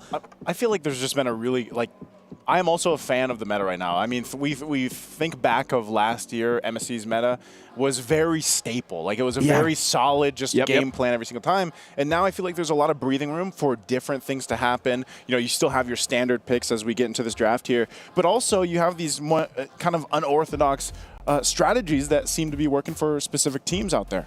Yeah, especially looking at mid. I kind of feel like mid has been still for quite a while, but now we're seeing a little bit more. The Kadita, for example, is looking pretty good. Like, maybe if you look at the win rate, it's not super high, but if you look at the game itself, she does her job. I think Onyx definitely is a big proprietor of trying to change certain bad win rates around for a lot of these heroes, whether it be Zetian, the Kadita. It makes sense. But so far, I don't know. I'm on the opposite side about what this meta offers for the mid lane. I feel like it's pretty narrow because you want to play traditional front-to-backs, and it's really punishing because you need to not only coordinate, but the level of execution is just so high for Kaditas to be able to get some real profit. You will get one person, but you're never going to get two, never going to get three. In comparison to if you play Zetian, if you play things like Farsa, just tap, tap, tap, you've gotten three people down to at least a third of their health. Yeah, I'm always... you know, I would always love to see some of the lanes, for example, like the mid lane, like the gold lane, to have some of these more options. And I know there's teams so far through MSC, speaking of Team Flash, you know, like that, like to bring some of these picks out to the gold lane even. But again, in the mid lane, I'd like to see, you know, more of the other heroes pop up. Maybe we do as we get through the group stages here and then into the knockouts. But so far, this stuff like Kadita today was great to see. And, you know, the fact that Farce is still open, I'm wondering if that's even priority. Phoveus as well. Phoveus as well. Kimmy is still up as well. You have a lot of these options that both the teams can go for. And that's why this first priority pick for Ultra Legends is actually going to be pretty pivotal here, I feel like. Where? How confident is Ultra Legends in playing Cho? Mm-hmm. Oh, They never go for mind. I don't need an answer to that one because, again, they have the Farsa on their side because the big trade-off at this point is whether or not I want to give you Kimmy and kind of like eat it for the early game, right? Mm-hmm. That's the major issue 90% of the time. And the only way to kind of divert that pressure is if you have a duo, or at least your roamer in this case, that can utilize Concussive Blast so you can clear the waves extra fast so you don't have to interact with her. I mean, at least at this point, they have more range, able to actually go for the gold layer, which is definitely a big problem in the previous matchup, especially considering that they don't use an assassin inside of jungle. I want to see if they want to go... Oh, definitely CFU favorite here, personally for me. I think it's everybody's favorite. I feel like Jujin Lancelot, pretty good opener. Yeah. You go with the Lancelot. Yeah, interesting. Especially Phoveus here. Yeah, he's got the 59% win rate right now, so that's definitely something that Ultra Legends wants to go ahead and build the rest of this lineup out dealing with, because there's only so much you can do against the fact that Lancelot can just Thorn Rose. He has all the mobility in the world, especially with the Phantom Execution and the punctures and everything else. So, but then you add that layer of protection because the Jushin does that so well. We've seen some of the teams that do pick this up do great at peeling for their junglers or their gold laners, and that's something you're going to have to deal with if you're Ultra Legends. They take the Uranus, and then they go with the Granger. Yeah, I kind of feel like this is already Ultra Legends having this mindset of winning every lane, right? Because I kind of feel like Farsa, yes, might have some trouble against the Kimi, but overall is able to control the lanes very, very well, especially with the wings by wings. Able to go gold or EXP, just make sure they win it out. And now having the Granger as well as the Uranus, it really feels like, let's just win off raw mechanics. Let's win off the lanes, and then we're going to be looking good. And now CFU picking up that CC, so can fight back against this Uranus. I guess, unless they flex the Uranus once more, which I think in this particular case is not the worst thing in the world, mainly because your matchup against CC is already pretty terrible, but more so until Lancelot gets 2 items, he kind of does nothing to you, right? You kind of just absorb pretty much everything, and we don't see a large amount of burst damage coming out from CFU's side. They have the Jushin, and I think that Ultra Legends right now need to kind of skew the draft to make sure that their mid duo is able to not only move first, but in doing so, kind of opens up the option saying, if you get Irithel, for an example, if we let Irithel through, if there's a worse matchup for this Granger, we can actually double down and kind of buffer your lane while keeping the others a little safer. Yeah, I like the focus too on. I mean, damage-wise, I feel like Ultra Legends has that covered. Just with those picks alone, the Uranus, if it goes in the jungle, then maybe that's going to be best for them against the Lancelot. That might be their game plan, but I feel like still Ultra Legends waiting for the last couple picks here from CFU to balance out. But then again, what do they put in the roam to make sure that they're able to go ahead and peel out as well? Because some of the roam picks are obviously being banned out. They're taking out a lot of the utility that we're used to seeing. So again, what's left there for utility roam for Ultra Legends to make this work? Honestly, that's a very good question because worried that there's no crowd control here. And if you let Lance just do whatever he wants, like you said, Naisu, he has all the mobility in the world. And I don't know if it's because of the relationship with Odette and having to run away from her. Her swan song. She doesn't like it. It hurts. She's singing again. It's like, oh, you know what? Puncture all the way. Hey, if I was Lancelot, I'm like, hey, you do you. Let me just go buy milk for a bit. You do you. Some say penetration is key. Hey, look, I think that at least for Badang on this side of the map is able to kind of, it's more of a denial than anything else, right? When you look at the Ultra Legends side, they would like to have the extra bit of disruption because, oh, you can dash all you want, but if you happen to cross my fist, then we can knock you out of position and maybe even get a free cancel if it knocks them out of the way to not get another stack. So his puncture doesn't go entirely through. Hayabusa gets locked in for Ultra Legends, so they're telling, hey, I'm sorry, Dark Lord, if you're going to play Uranus, you're just going to have to eat it. Just deal with GG, that's all you, dude. Okay, there's the answer. It's a Hilda roam. So no crowd control. No crowd. No crowd control gang here. So what are we going with? Damage. Yeah. That's... Killing them is the biggest CC. Hey. Death is the best CC. Because they're not on the map. They're not on the map. So they're technically crowd controlled to death. They're not even in the game. That's a good way to look at it. I guess that's the hot take. Killing them is the best CC. Hey, man, Ultra Legends with the Beaver comp, man, because damn. They got to try their hardest here. I don't know, LaFell, do you like this comp? Here's the thing. What I'm actually looking out for is that every single team, when they see a Lancelot, they pick up the Hilda. Has it worked? No. But hey, one day we'll see it work. But now I got to throw it over to you guys. And just to remind everyone here, CFU already has game number 1. One more win. They survive, not going through just yet, but they survive. But the same can't be said for Ultra Legends. Well, that's a good point. Thanks, LaFell. Once again, great reminder here for all of the fans who are just tuning in. Ultra Legends facing off against CFU Gaming, currently at match point. If Ultra Legends, now is the time to clutch up, to pull it to a Game 3 as we head on into the Land of Dawn here at the Mid-Season Cup 2025 at the Esports World Cup live in Riyadh. As you can see, Throwboy, the jungler for the side of Ultra Legends, starting off on his orange buff, while Detective from CFU on the red side starting on his purple. So, mirrored sides of the map. You know, Gideon, I feel like Ultra Legends went with the perfect life advice that's thrown out there all the time. Just put all your eggs in one basket, right? You know, they just went full damage. Boxy is going to feel that damage as he has to go ahead and flicker out already. So that might be the game plan. Ultra Legends overloads on one thing. You get the damage off. You have great profiles early game, especially if Throwboy can somehow, some way get an early snowball rolling. I feel like that's going to put Ultra Legends in a really good position, especially when these objectives come up. I totally agree here, right? Because right now, Ultra Legends are just making sure that they're bypassing and kind of cheating the early levels by saying, Dark Lord, he's going to struggle at level 1. So let's quickly get him to level 2. And once he's out of that level 2, now he can out-sustain Wadu. Wadu can build up as many stacks as he wants. Dark Lord can say, whatever, as long as I'm taking damage, I can sustain in this lane. Now, I think they need to start shifting all of their attention down to the bottom side, right? Oh, OP, gonna get Shadow killed, and there it is, first blood. go into the hands of Throwboy. This is exactly what we were just talking about. Yep. I mean, the snowball has already started for Throwboy. Hopefully it converts down to Pharaoh somehow, because again, he's going to be one of the few ways that he can hurt CFU Gaming without putting his team at risk. Yeah, this is going to be the first turtle of the game that comes up. Throwboy will have to face this off against Detective. Now, this is a little bit tricky, especially up against a Lancelot, so he's going to rely on Rise Crim. Rise Crim jumps on in, gets Detective actually quite low. He'll still get the turtle.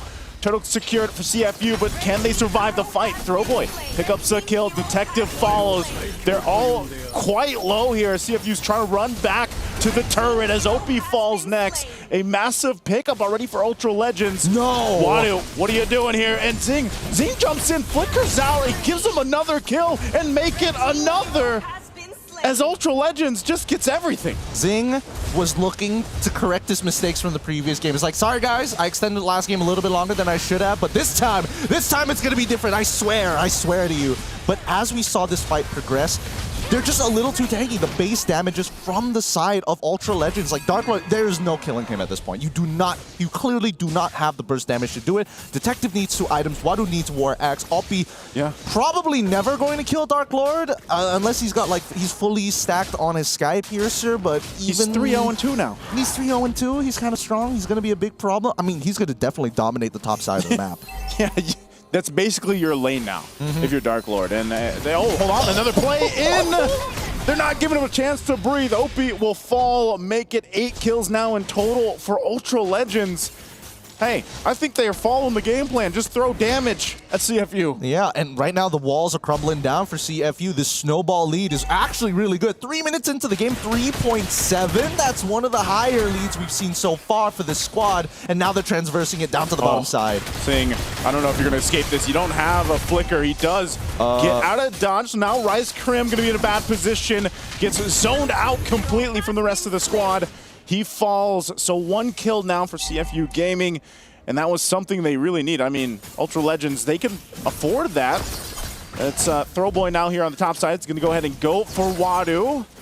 Doesn't commit, though, so still, Turtle's now up here. I think that Ultra Legends got to be careful, right? They can't start diverting their attention. If they want a clean conversion for Pharaoh, they need to make sure they're working as 4. Okay, Turtle for the taking. Detective's going to work on it. He takes quite a few feathered airstrikes, but he will get the turtle. Can him and Opie get away? And it's just too much damage as Detective falls. And now Opie just throwing Dark Lord around. He's going to go ahead and use that flare. But Quanok could be in trouble. Wings by wings out. Throwboy joining the fight. Going to pop the shadow kill. Will be able to find Wadu. Now fighting under the tier 1. They have enough damage to just overload it. Dark Lord will go ahead and flicker on out. But the purple buff is what they want, as Ultra Legends looks to take more from CFU. Nicely played for the side of Ultra Legends. Oh. Okay, Sing is going to go ahead and just get a couple shots at Throwball, but that's about it. Boxy did go down in that whole exchange. So this was all for the fight here. And another Opie. They are just falling apart. 5 minutes in. Run them down. That's how Ultra Legends should be playing this game, right? We don't care about these turtles. Turtles give you a little bit of EXP, maybe a shield if you're not in a fight, but who cares when you've got the base damage just to fight them underneath turret? Goodbye again. They're just sitting ducks at this point, mega sitting sharks as they pick up 2 more kills for Ultra Legends. 14-1. 5.5 minutes in. Proxy the waves, get ahead, continuously force CFU Gaming back into a corner, and this game will be yours. Ultra Legends can't afford to make a mistake now. Oh, again. Oh, Dark Lord, is he still going to survive this? Okay, the turret's pretty strong. He gets taken out. Again, they had a great lead. Hopefully not too many of those, because those can compound up to give CFU a chance back into this game. But right now, Ultra Legends is in such a good position with this 5K lead ahead, and they're just continuing to try to take everything from CFU. Ooh, Detective going for Purple Retry this time around. Wants to attack the max health and steal some, knowing that a majority of the members from the side of Ultra Legends actually have some pretty high max health. Now, Quanaka's going to get pushed back. Oh, he pops a feather in his strike. He sees Detective, and he's like, nope. I'm going to go ahead and stop that, but Throwboy, does he give the call? He goes in with a shadow kill, and the damage is too much. Overloads him. They pick up 1. Conceal on the run. They're trying to disengage out of here. Opie in trouble. Detective's going to jump in to try to distract them. He goes in. He does survive, allowing CFU to get back, but they might want more. Quanok Is he going to actually go for this? Again, CFU not in a good position to really do too much. This is a death march coming in from Ultra Legends. Nothing to lose, everything to gain, and CFU are feeling the wrath. Every single time they walk into their jungle, they're seeing 3 to 4 people. Oh, good flicker from Pharaoh. Good flicker. He's still going to be alive again. Oh, Detective will go ahead and pick up the kill anyway. They desperately needed one. Pharaoh with out of the picture. Quana could be in trouble. Opie, they flicker forward. They're able to find Rise Cream. This is a chance for CFU to turn things around. Dark Lord, quite tanky, but he goes down anyway. 3 picked up for CFU. What is this hero? What is this Lancelot? 1 HP, jumps into 2, chunks out Canuck down to 1% of his HP, walks away, and I mean, I get it. Dark Lord doesn't have a lot of damage, but the Ionic stacks is ridiculous. Like, look at Detective, right? Keep your eyes on him. Jukes him, goes down to Canuck, gets put down to 1 HP. Guess what? I'm gonna put you down to 1 HP, and had that puncture connected, he would have killed him. Lance too much, as LaFell said. It's just, what is going on? I don't know. I guess he's just going to be highly contested, either that or eventually in the knockouts we see him on the ban list, but wait, man. The total goal for his team is 22,000. Zipper, pull up the item list. We need to see where he's at currently. I think he only has the War Axe, right? Yeah, just the War Axe. This dude, what is this hero? What hero can do this? Zing could be in trouble. Gets out with a flicker. They're going to drop down the Feathered Airstrike. Zing has all the space to work with. And now Detective and Opie trying to make it the way to the fight. He's got the Thorn Rose. Quanok will try to get away. Throwboy joining the fight as well. Goes in, looking for a pickup as he goes for Opie. Doesn't have the shadow kill. Now he's going to be able to pop it. Picks up Boxy. Looking for more. They still want to go. Wadu's quite low, but Detective will finally get taken out. Now Zing left to his own as he falls, and CFU is falling apart in the jungle. Wadu's going to go ahead and jump away. Does he escape this? Feathered Airstrike, drop down, one more hit. He's burning though. He'll get it anyway. Quanok picks up a kill. Thank God he took Lethal Ignition. Oh my goodness. If he didn't have Lethal Ignition and then with the last 2, that would have hurt his soul. Quanok's confidence would be tank. Oh boy. At least for Ultra Legends, let's look at the replay one more time, right? Because this fight, really interesting, right? They managed to get so much off this from the side of CFU, and the late addition of Throwboy coming into this. Like, keep your eyes on Throwboy, right? Look at how long he holds on to his quad shadows. I got genuinely worried for him because he goes out of the fight, goes in, and then uses his ult. So he's got no more shadows to jump through. This is his most vulnerable time, and the damage that came out from Quanok, just because they were standing too close together, is what caused CFU Gaming to drop it and not clean up the mess. Yeah, I was almost expecting him to pop it earlier too, but you know, they're taking the Lord right now, so that's just going to be a Lord over in the hands of Ultra Legends. They have fought hard for this, and a lot of these the fights are still scrappy, even here in Game 2. But they want to hold on to their lives here. Again, they're facing that elimination. It's match point for CFU. They've come out in Game 2 swinging. They got a phenomenal start. Now they have this Lord in their favor, and they can go ahead and start to knock on these turrets of CFU, hopefully in the base. But CFU has shown us that even this lineup, even down this much gold, there's somehow, some way still potential. I don't want to say it's all just the Lancelot, but it seems to be the case. And maybe you can have an answer for that. Now Throwboy jumps on in. They force him off the tier 2. Feathered Airstrike's already down, so they'll clear this out. They might not lose this turret just yet. They keep it up. So, but still, they got to deal with this Lord. So eventually, they'll get to the base turrets of CFU. They got Holy Defense, right? The Holy Defense should be more than enough. If they want, they can probably like hold on to the Lord just outside of it, but it's not worth it considering Quanok's damage. Oh, again, the charge is in. They're going to force it anyway. Pharaoh quite low. There's a spear. Does he fall? Zing follows through. He flickers forward till he'll fight Pharaoh. They're going to be forced to fight anyway. Zing's still alive, but Dark Lord's going to jump in. Waits for that as Zing goes down. Now Detective. Does he join this fight and force it a little bit longer? Throwboy just went to the mid lane. He's going to be fine. Goes for the orange buff. Will take it. Dark Lord still tanking so much of this. And I think that's all CFU gets. They lost 2, but it's a 2-for-2 trade. Okay. Zing, he's forgiven now. He's forgiven, right? He takes the shadow from the SOD, is able to make the play. Although there was a bit of an overcommitment with the flicker on top of it all, but it's savable. It's salvageable, right? Looking at the items, Detective now, he's already up. He's close to the endless battle. You can't escape the shadow kill. Opie, he'll survive, but man, Throwboy 9-0-8 now. I feel like he's just having one of his best games so far that we've seen him. Yeah, he's having the time of his life, some may say. And for now, that time is starting to run out here because as CFU Gaming, if they're able to defend another Lord push, the feathered airstrike onto Zing, so good. Okay, they're going to go ahead and go for this middle base turret. Throwboy is a threat enough. They'll get forced off of it. A little bit of health left on that base turret in the mid lane for CFU, but man, look at this damage that we see here. It's just, obviously, it's all blue, and CFU has so much room to cover if they want to catch up here. They need Sing to scale, and they need that Trinity build already. Probably is getting close to completion at this point, but they also need the Winds of Nature. Yep, the Trinity is already complete. Oh, and oh my goodness, where did Opie go? Had no time to flicker or even use his ult. It feels like there's a lot of these moments where CFU, you're like, what are you doing there? What's happening with some of the positioning and decision making that's going on?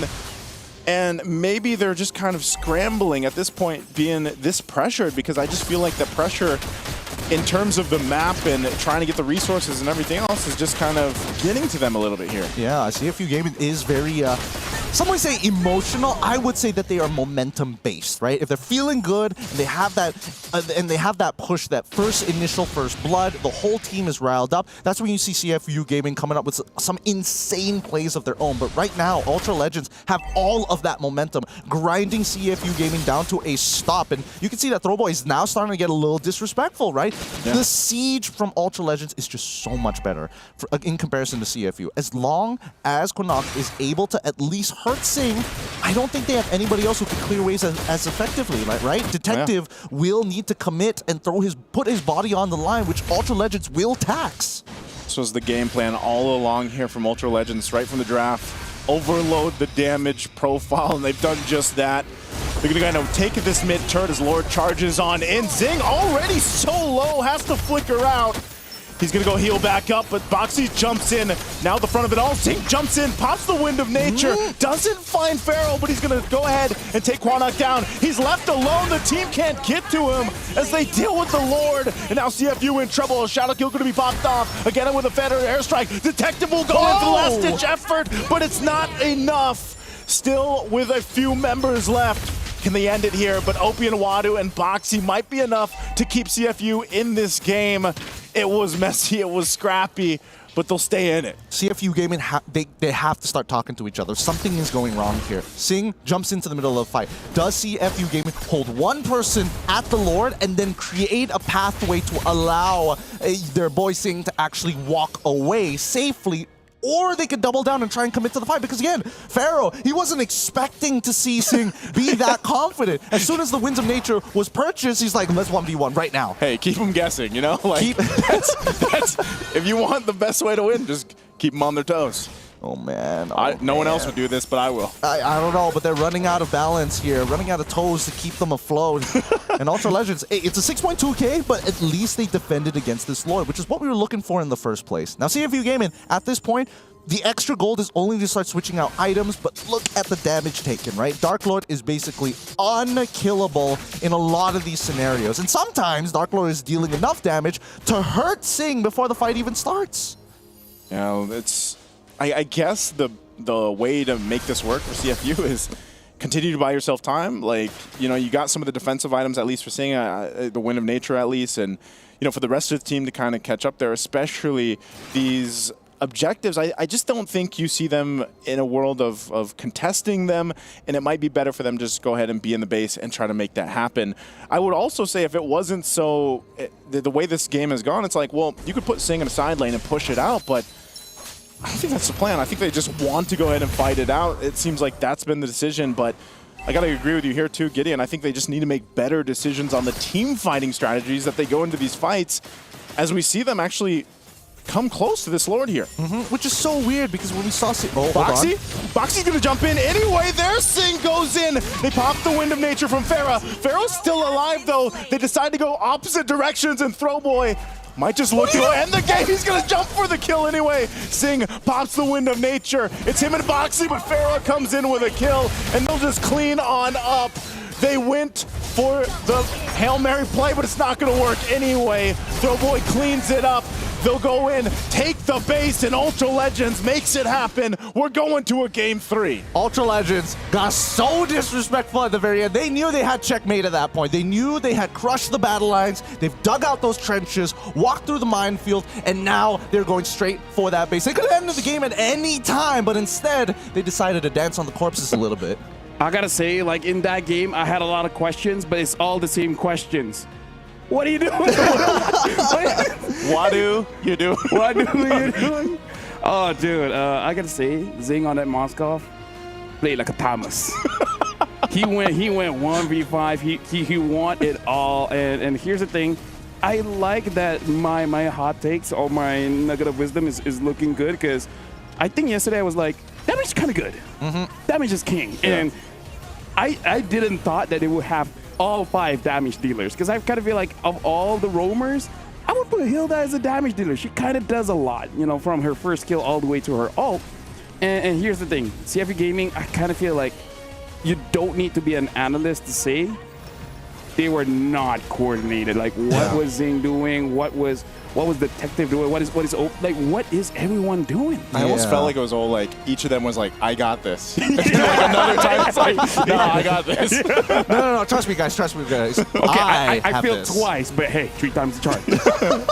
Yeah, no, there were a lot of weird moments coming in from CFU Gaming, I have to admit, but I mean, some of the plus points coming in from Ultra Legends is that their composition, surprisingly enough, and I'm surprised I didn't even see it in the first place, they're really good at continuous diving, right? Yeah. They got on the Dragon Bus. They're like, okay, we're gonna dive the mid lane first. They found that initial attack on towards OP thanks to Throwboy, and then immediately, what do? Hey, let's go invade. Oh, you're off of your orange buff. Perfect. Let's dive tier 1 on top side too. That's a good example of not just having a good draft, but understanding your win condition. Because imagine they got the same draft, but they don't fight.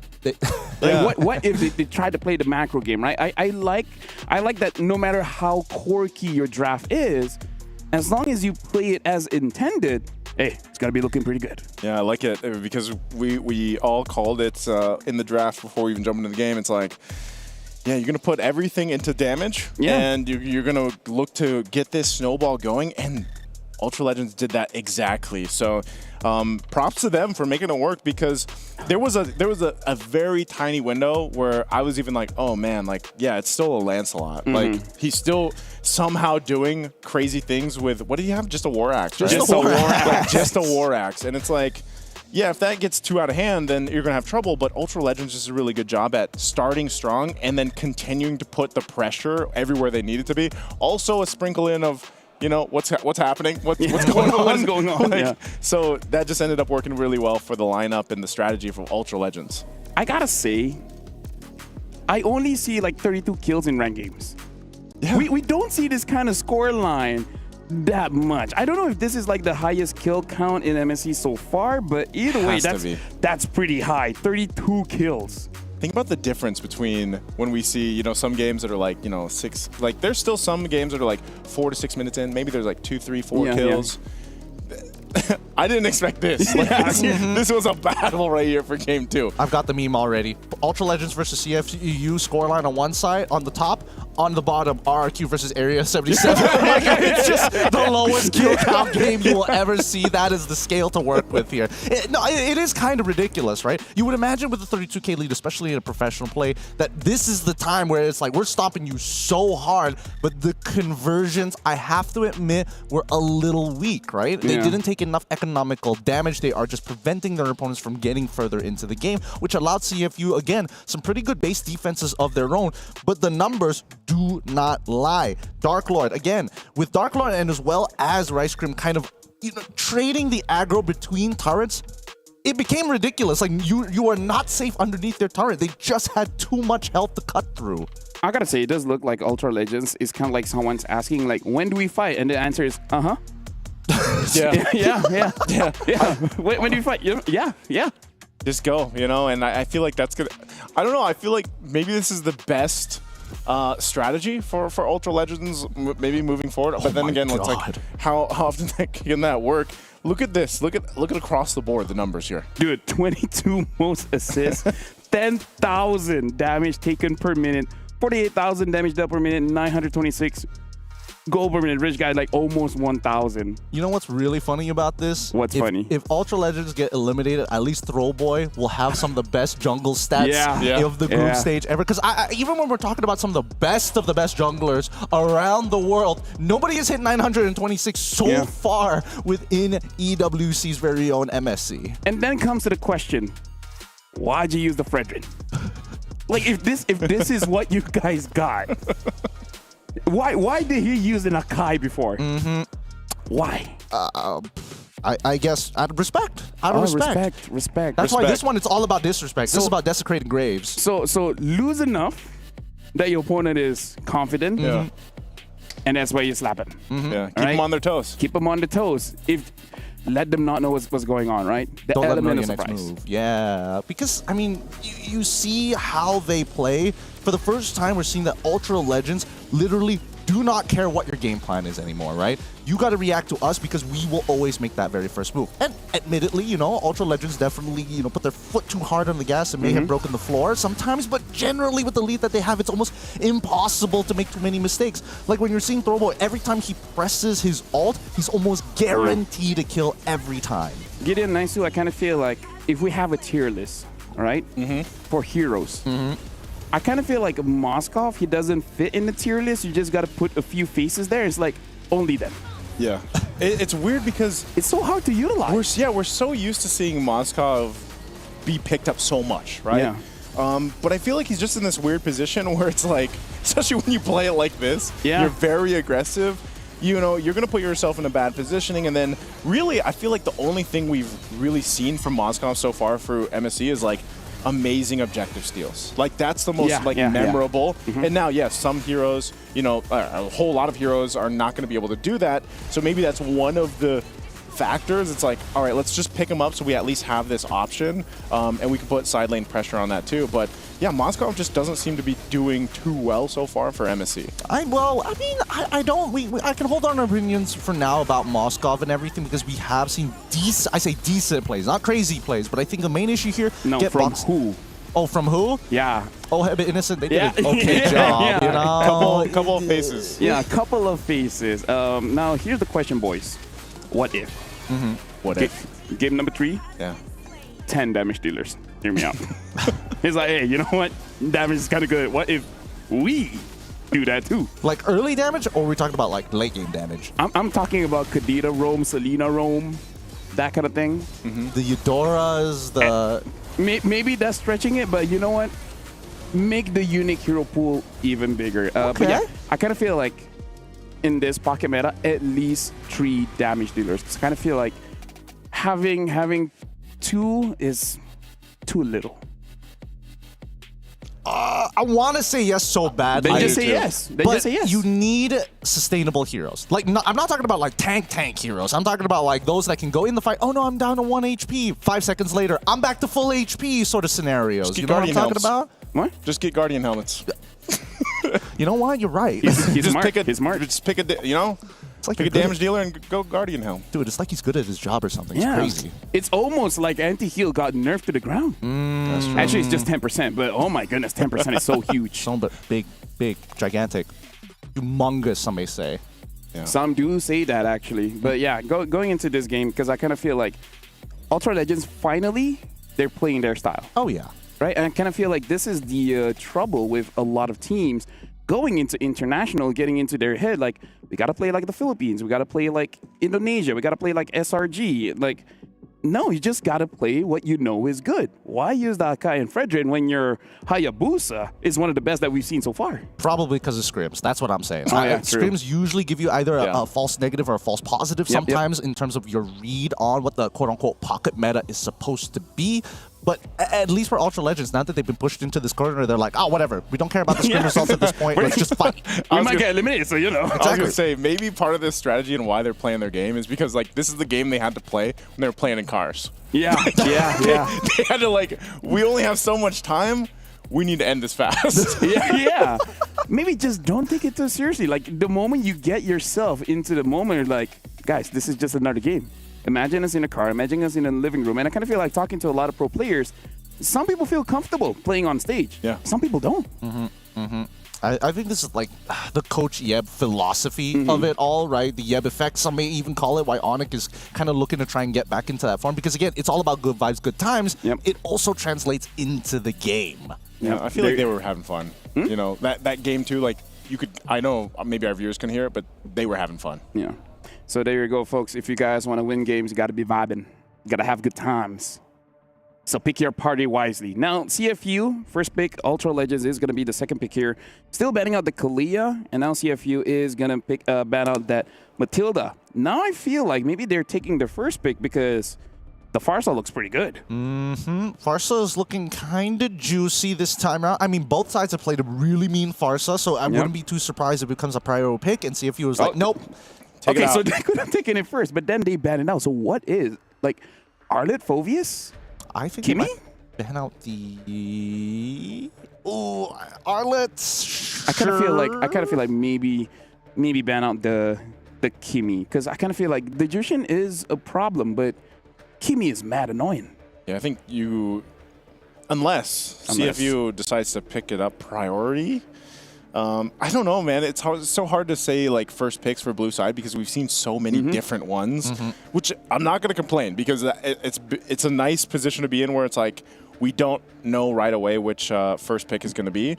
And I think these bans are very respective to what we've seen so far through the series. So CFU, they take out the Uranus. They don't want to deal with this anymore. I feel like it's also respectable ban. It's basically at this point it's just a respect ban from them. Yeah, maybe they just think Uranus is a little stinky, so they're like, ugh, gross, ugh, keep my hands clean all the time, right? And Ultra Legends, considering that they've already banned out the Kalia, they also get rid of the Wanwan. Kimmy is now a pretty high priority. I think if Ultra Legends, if anything, let's keep this really, really scrappy, right? Ban out the Fredrin, maybe even ban out the Boxia on their side. I would say that banning out specifically the Fredrin might actually do them more good, but it looks like they want to get rid of the innate problem, which is the high damage in Kimmy. Now they can still open up the options, right? If you take Boxia, if CFU do take Boxia this time around, then Fredrin goes into the hands of Ultra Legends, and that kind of sucks. Yeah, because Yishin Shin is still available. Yeah, now I wonder if they want the Phoveus or the Arlet or just wait.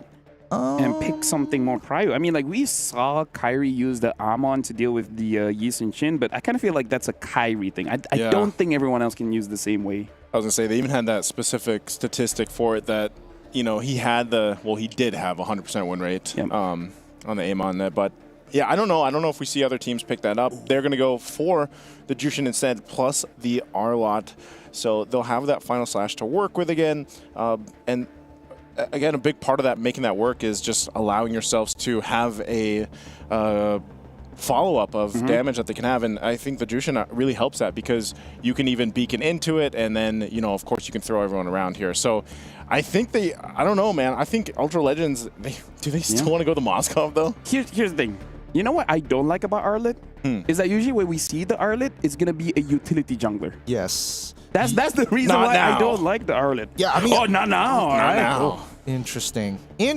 I wasn't expecting Lancelot to kind of be part of this lineup, but I think that even for CFU side, they were like trying to make a hard prediction on it, right? Let's go for the Boxia, even though the Kimmy is already out, even though the Kalia is already out as well. Their only option is Fredrin unless they know Lancelot. And now that we do see Lancelot, it kind of compromises CFU's comp, right? Because where does this Boxia want to do at this point? You've already shown the marksman, you can't even flex the Yishin Shin at this point. Boxia has to go Roam or must play in the EXP, most likely the Roam. So, I think, and this has been the case, I feel like, for the series so far, is having one of the heroes that you could flex, but again, that you're up against the Lancelot. What have we collectively decided that is the answer to the Lancelot? Just because you... Huh? Mincetar. Have we collectively decided that? Cho. I probably should have started with the other two first, but I thought, that's my bad. That's my bad. On the way other side of the line there. Hey, you got to look at both sides, you know? You got to look at both sides. Keep it interesting here. And, I mean, when you're looking at Ultra Legends, I think they understand that I don't think that CFU is going to do it, right? With the Boxia lock-in, it makes it so safe for us. I kind of feel like the other thing that CFU has to watch out for is the possibility of flexing this Arlet over to Roam, and then a possibility of Ultra Legends picking up something like a CC, because I kind of feel like CC is still pretty good for them. Ultra Legends, if they ban out the Phoveus, would say it kind of forces this Boxia to maybe go to the EXP. Yeah, so they ban out the Fovea, so they're trying to make sure that this Boxia is in Rome. Yeah, because other than that, it's like what, Lapu Lapu? Yeah, Lapu Lapu, which we saw earlier today as well. I think CFU, they go and ban another gold laner. So this might just force, a Moskov again over in the hands for Ultra Legends, unless we see something different. They're going to hold that for the last pick, though. So a glue comes through, though. Why? Why for R4? They could have held that a lot longer. I mean, CFU have a couple of options now, right? They can either be like, okay, we can go straight into CC, we can double down with like CC and a Farmist to like absolutely annihilate this glue. Is it going to be enough considering that there's Arla on the other side? That's the scary part, right? Because if they even consider or even think about playing that Farmist, you're almost guaranteeing that Arla is going to get a final slash of 3 to 4 people. Yeah, I kind of feel like the glue is mostly because they're thinking that CFU will not have enough damage or forcing out that Faramis, etc., whatever other picks that they have in mind. They pick up the Eve as well as the Hilda. So again, it looks like, doesn't matter if it's right or wrong, every single team. There you go, we can hear them. Yep. You fight against the Lancelot with a Hilda, and now another new pick, another unique pick is that Melissa, which I guess can protect you from the Hilda as well as the Boxia. So maybe just want to make sure that you're okay with that. I mean, like, you're still vulnerable to other things like Yusun, and Eve, and etc. But hey, you know what? Why question it? Because maybe this is the surprise. This could be the surprise. And honestly, there is a little bit of logic behind the madness here. I'm just worried about the laning phase, right? Because if you make a mistake in the laning phase, especially when you're up against that Granger, you get zoned out from the wave, it's over for you. So don't make a mistake, right? Simple as that. So now this is going to be the final game of this matchup. Winner survives, loser goes home. I'm going to give it over to you guys. All right, Ultra Legends, this is their moment here. They could turn this all around, really subvert the expectations, and really crush the dreams of many Cambodian fans out there here at the Mid-Season Cup 2025. Riyadh is excited to see how this is going to play out as CFU on the blue side facing off against Ultra Legends now on the red side. Oh man, coming down to this. Interesting too, because we didn't have the little split screen. You know, we're actually seeing a lot of the action that happens earlier on, and this has always been the case for a lot of the games so far through the group stages is early first bloods. And again, with teams like this, for CFU Gaming and Ultra Legends, they like to be a little scrappy. They like to go for these early kills to get that build up first. Now they're going to fight for it. Again, quite low here for Detective and Boxy, but Throwboy won't overcommit just yet. Oh yeah, I mean, it's going to be a big fight for the mid lane, right? Both Oppi and as well as Kornok are going to be consistently trading against each other. It's a little more favored for Oppi because the Void Blasts are good. Oh wait, hold on. They're going to force a fight anyway. A Flicker Burn and another. Dark Lord actually survives. I really expected at least someone to die there. Yeah, why did Boxy go for the Flicker straight away? I think he triggered the Concussive Blast a little early, which is why he wanted to get max value onto people. It's not a bad idea, but I think he should have just walked up and waited until the last second because he can guarantee flickers from his opponent. Yeah, interesting. Detective's going to jump in. He already knows his angle is there. Sing lining that up. Now Detective going to be in trouble, so goodbye as well. The 1-for-1 as both junglers go down. Really nicely played by Detective there. He saw Throwboy use everything, right? He already used Puncture on nothing, the air, so he goes on to cooldown. He saw the Thorn Rose. He also saw the Phantom Execution, so he can guarantee that this Turtle Bow is going to connect. Now, this laning phase, which I've been a little worried about so far, seeing slight advantage, of course, but not enough to guarantee the win. Pharaoh has been playing a strong laning phase. Yeah, interesting too that we get to see this Melissa in action because I'm really wondering how it's going to work when these fights break out later on. But so far, you know, not too much in the gold lane. You see some rotating here happening for Zing. They're getting the call for this objective and they want to go ahead and secure it.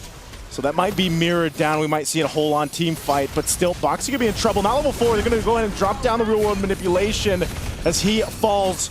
And they're going to go ahead and disengage anyway. A Mountain Shocker drops down. They'll pick up Dark Lord as he is gone.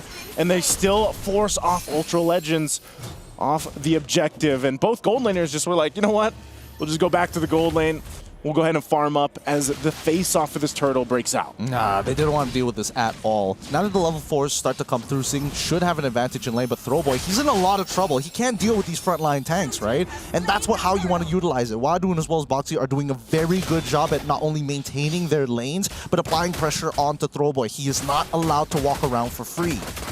Okay, so again, an objective picked up. They're going to go in at Final Slash here. Already used the fight for the orange buff. Throwboy wants to secure it, but won't. It's just taken away. Boxy did his job. He was a distraction enough. Oh, Boxy could have traded 1-for-1 against Throwboy had he just been a little patient with his ult, right? Throwboy, he played it well, which means that Boxy ended up using his ult against the buff. That's gonna hurt his soul a little bit. But hey, he can still recover from it. It's 2-2, and the 1.2k lead is still in the hands of CFU Gaming. They currently control the tempo because, again, the lanes, especially the side lanes, are handled very, very well, as Quinnock and his Quinnock on top of Rice Cream is going to be getting closer to Throwboy. They need to help him out. Again, Boxy jumping on in. Wadu trying to join the fight. Quinnock's already gone. Fighting for the purple buff. Throwboy doesn't have much space to work with. He's in trouble. Final Slash going to be used just to take him out of that bush. But Ultra Legends, they're losing quite a bit early on here.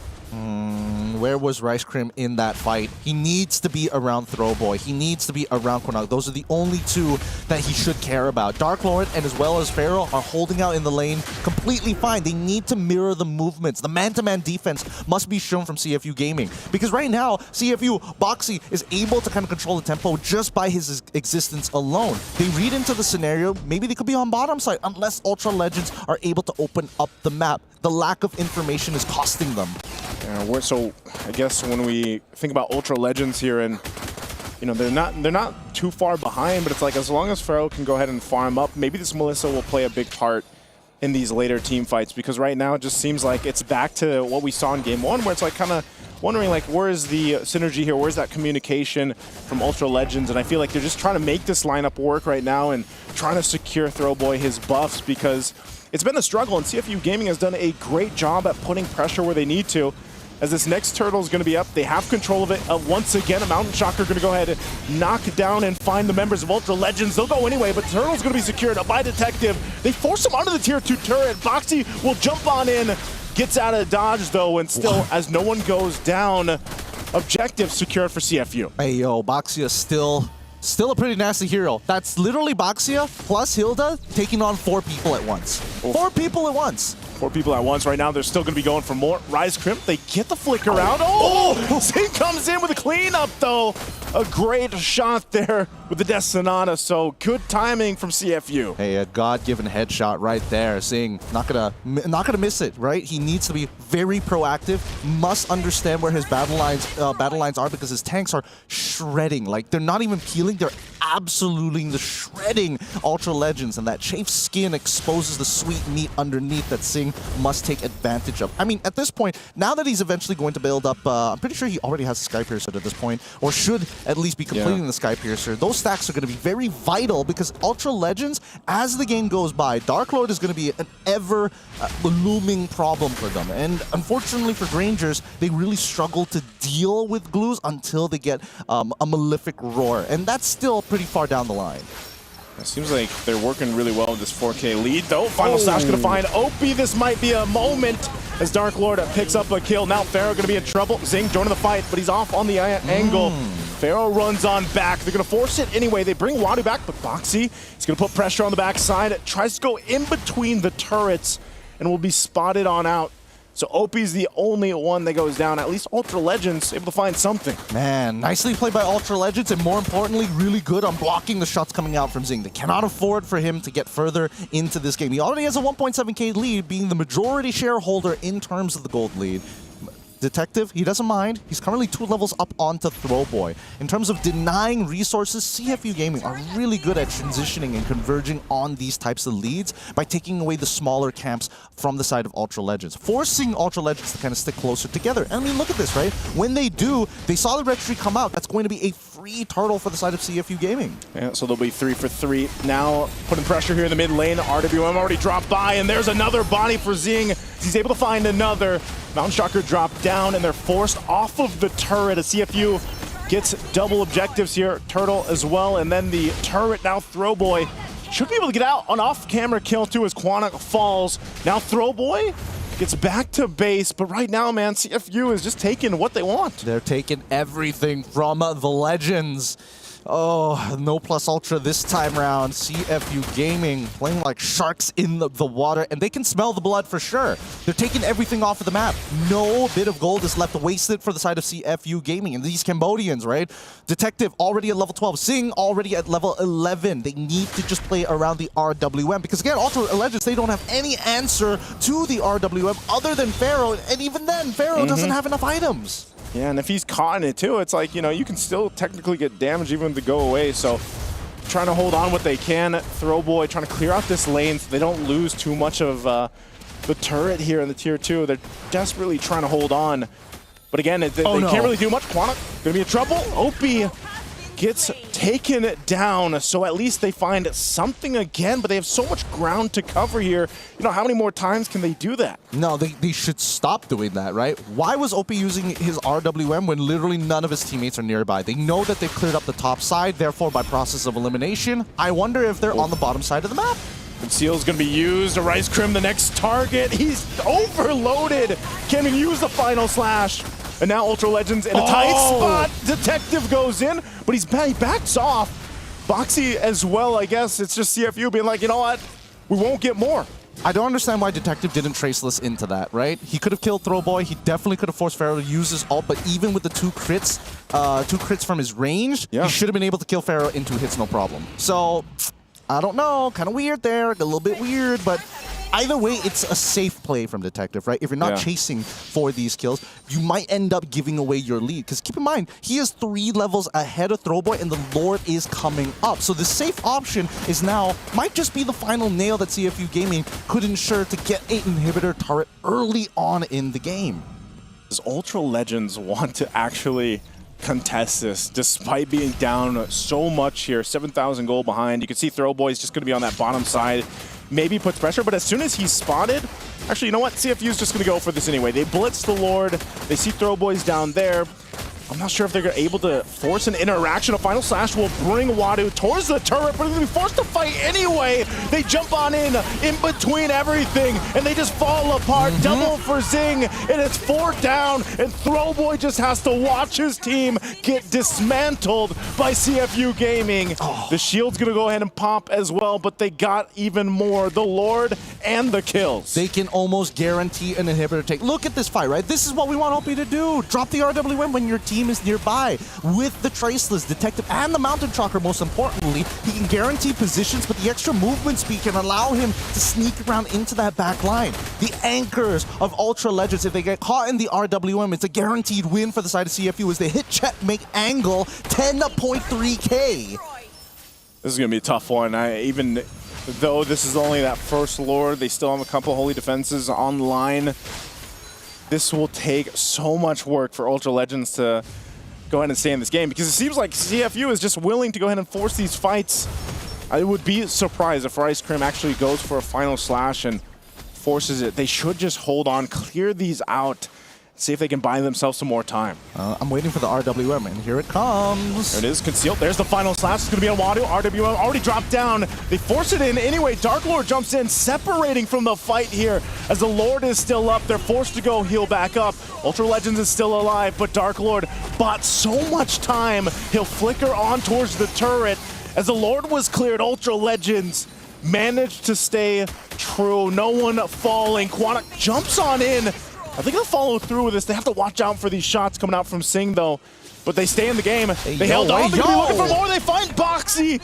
At least 1 on the board now for Ultra Legends as they pick up a kill. What are we doing here? CFU Gaming, I get that you got disrespected and you are not going to take that lying down, but you cannot be throwing away these freebies over to Ultra Legends out of pity. This is tournament lives on the line. If Ultra Legends are able to scale, then this game ain't going to be looking so easy despite the 11k gold lead. Luckily, it was just Boxy, right? And nobody else, because their entire crux of the composition from CFU Gaming is on the RWM. You RWM, make sure you hit the anchors, you rush on in, turtle boat in, whatever you need. You can even start off with the Mountain Shocker to guarantee information to make this combination work.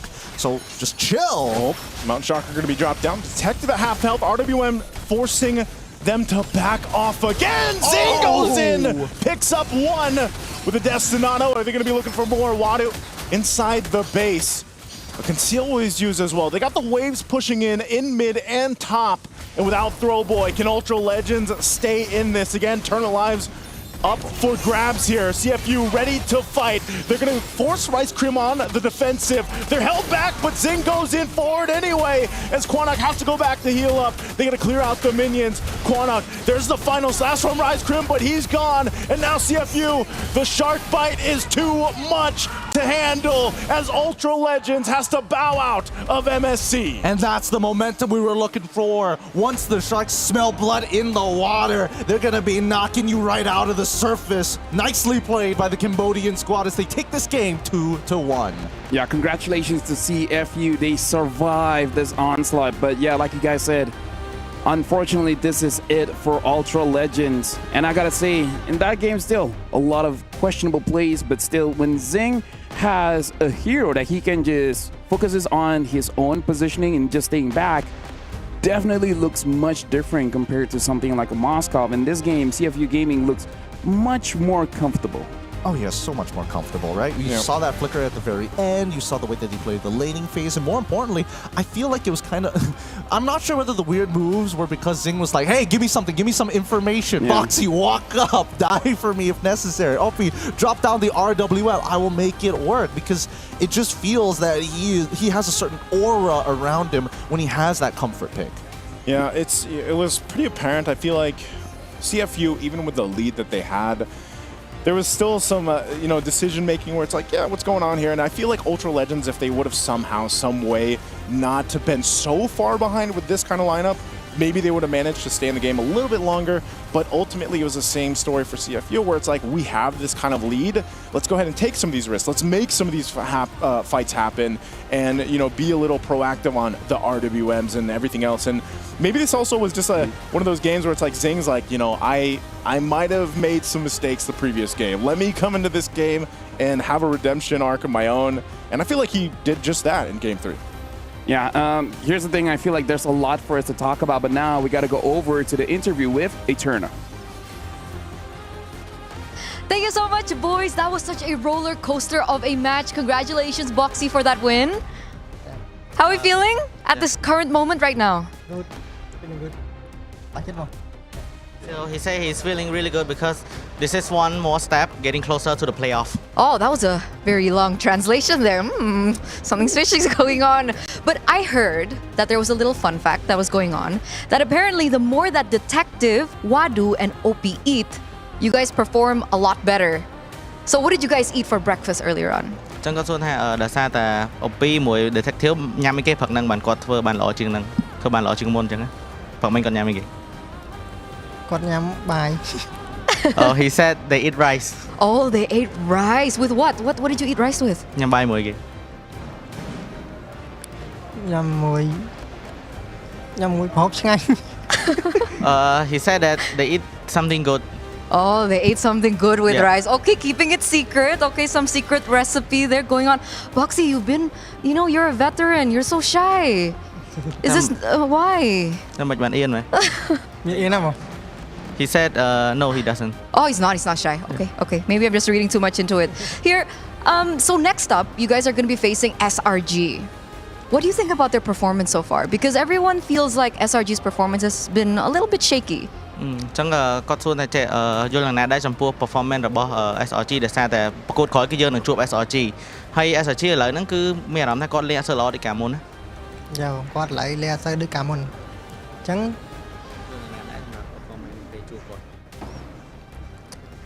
តែពេលគាត់អាចនឹងពេលចាញ់គាត់ហើយគាត់នឹងអាចនឹងខំប្រឹងបន្ថែមអញ្ចឹងវាពួកយើងខំប្រឹងដូចគ្នាបង So he said that SRG does look a bit shaky, but after the loss, I think he think that SRG will learn the lesson, and also we also would like to strengthen the strength as well. Okay. Because flashbacks to MSC 2024, see you soon, lost to SRG. You were in that lineup. And then the next time that your region met up with SRG was back at M6, and it was under CFU, but you weren't there, but they also lost. So what's your confidence level up against SRG? អញ្ចឹងគាត់សួរថាកាលមុនពេលដែល CFU Gaming ចាញ់ SRG នៅ M6 អត់បានលេងទេអញ្ចឹងលើកនេះបានលេងជាមួយនឹង CFU Gaming តើទំនុកចិត្តមានប៉ុណ្ណាដែរពេលមុនជួប SRG ទំនុកចិត្ត100%បងលើកមុនគាត់សំណាងបង So that he said that this time it's 100% confidence and last time they were just lucky. Oh, they were lucky as in SRG were lucky. Yeah. Interesting. Okay, banking on that. Very spicy. So with that being said, what is your message for SRG because it will be in another elimination match? អូខេអញ្ចឹងមានអីផ្ដាំផ្ញើទៅ SRG ដោយសារតែប្រកួតក្រោយគឺបើសិនជាឈ្នះឡើងទៅ play off ចាញ់គឺយើងធ្លាក់ មានតែ good luck បង So only good luck to SRG. Just good luck, nothing else. Come on, Boxy, give us something. You said it was just luck earlier on, nothing else?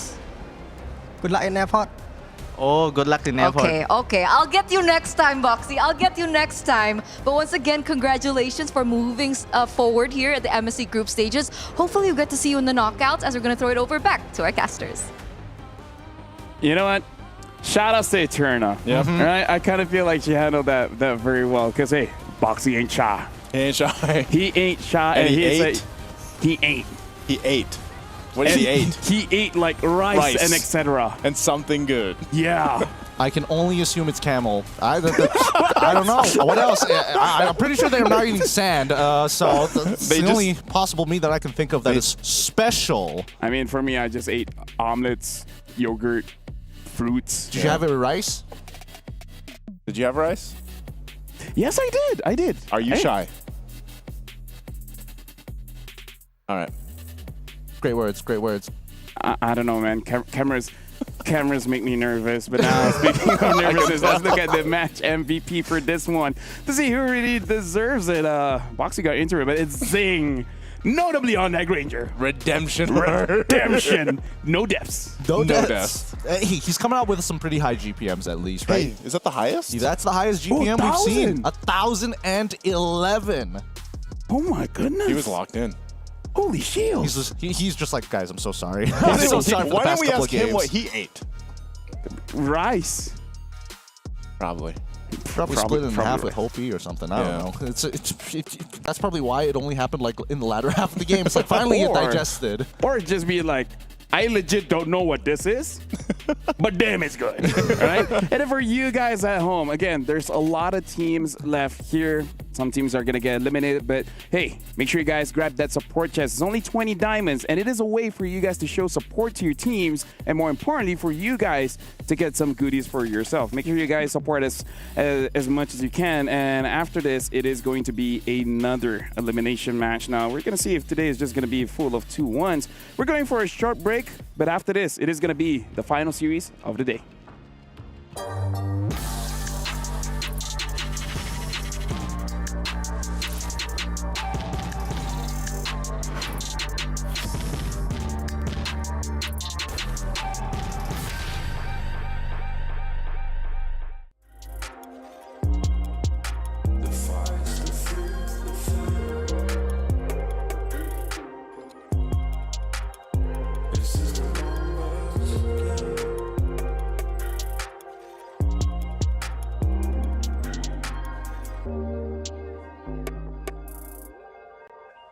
Counting up coins for a soda can.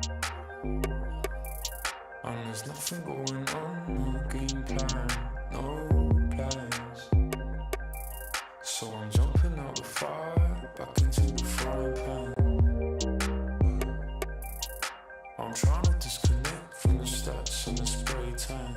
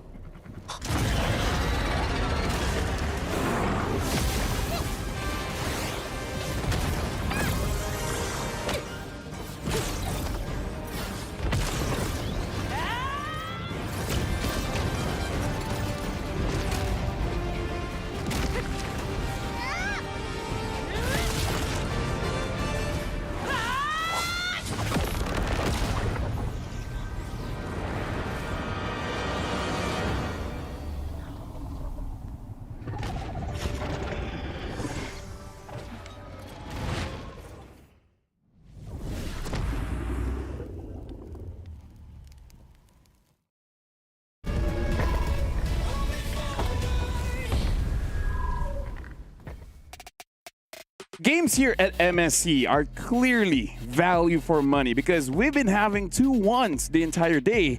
We gotta see if Corinthians going up against Virtus Pro will have the same story. Welcome back to MSC here at the Esports World Cup. My name is Phil. Alongside with me is Gideon as well as Naisu. And I gotta say, throughout MSC, not just today, we've been having a lot of games. Oh yeah, it's a lot of games, but it's a lot of fun as well because we're seeing the length and breadth of a lot of these teams. At least they get to show a bit of their personality, you know, especially since it is an elimination match. Can't wait to see the personality here with our two teams today. Hopefully we get to just have a full day of 3 games. Hey, you know what? High chance it could happen. Now for you guys at home, make sure that you guys actually grab that MSC pass because again, it's 20% off. And this is your chance to actually get some skins that you guys missed out on, like the Atlas as well as the Jawhead skin. So make sure you guys grab it very, very quickly because it will expire soon. So make sure you guys grab that. And now going back to this matchup, Virtus Pro, amazing performance going up against SRG before, where even for me, I was like, yo, what's going on? They won the wild cards and dude, different beast. During wildcards, they're like, okay, a bit messy here and there, but here, looking much more composed, looking much more clean. I think they've been getting some pretty quality scrims overall, right? Because that's the only thing that we can really say. Because from wildcards, they definitely had some clear weaknesses coming into the tournament overall. Yes, they are a cut above from everybody else during the wildcards, but coming into the group stages, especially with their performance against SRG, that's the only thing that we can pinpoint on to why they've improved in such a short period of time. Yeah, we're just going to dive in a little bit more on Virtus Pro here. Like, I kind of feel like looking at the players, looking at the lineup, I really feel like they have a very good grasp of the meta, and they've been practicing a lot ever since wildcards. Yeah, they do. I feel like still, even when we look at that, and I know when we were watching them through wildcards and then eventually through their first days here, it was like they showed some impressive things, but maybe at the same time, again, they only had a very short time, I think, boot camping in the Philippines before they ended up going and competing here in Riyadh. And the thing is like, there's clear signs where it's like, they're looking for that perfect synergy to find that communication, find that strategy that works for them. And sometimes it's like, certain players are going for those plays and it's like, man, well, maybe that should have not happened that way. And I'm wondering again, because a lot can change for teams once they get their initial games here during the group stages. They're able to adjust, they're able to approach a game differently and learn a lot from, again, certain opponents that they play against. I think the matter of the fact is, does Virtus Pro have that level of polish, which is something that they were missing against SRG, which is why they inevitably failed, right? Because Endorio, he's doing great work in the jungle, but sometimes I think that he's reaching too far, and now it's starting to compromise the rest of the teammates of Virtus Pro who back him up no matter what, almost blindly to a degree. When you're talking about polish, now I want to talk about Corinthians, because there's a lot that needs polishing, because looking at their games, especially if you deep dive into it, there's too many solo plays, like not just targeting one person, but I even remember Hesu going up on the CC, using the current call onto one person just before the turtle spawns. Kind of feel like would have been better utilized during the turtle fight, maybe, you know, making sure that two people are hit by the current call and then disrupt them into that fight. So I kind of feel like for Corinthians, I think they have a good understanding of macro and micro. It's just that they got to play as a team. Well, I feel like they have a template idea of how the game usually goes, right? And I think they've gotten away with so much in their own region that it's kind of blinding the fact that we're at the internationals. These small utilizations of their resources will be punished, especially if you don't have them during pivotal moments.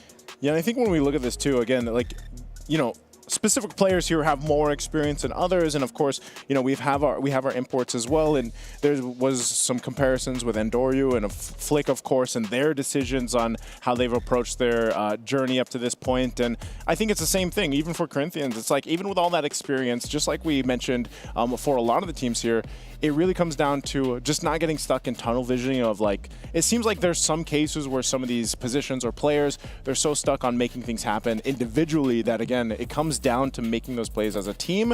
And this honestly could be another scrappy game between the two.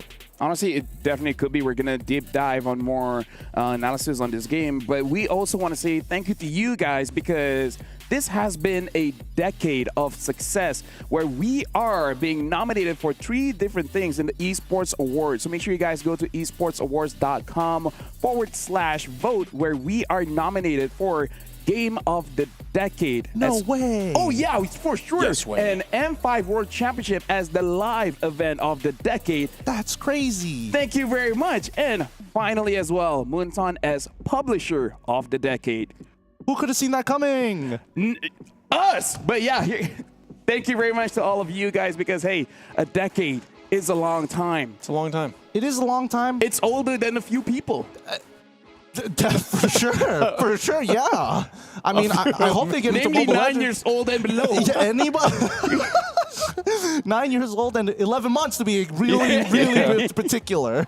Oh boy. Now we're getting into the draft here, and I do want to see how Corinthians want to kind of shake things up, right? Because I think that was like a real...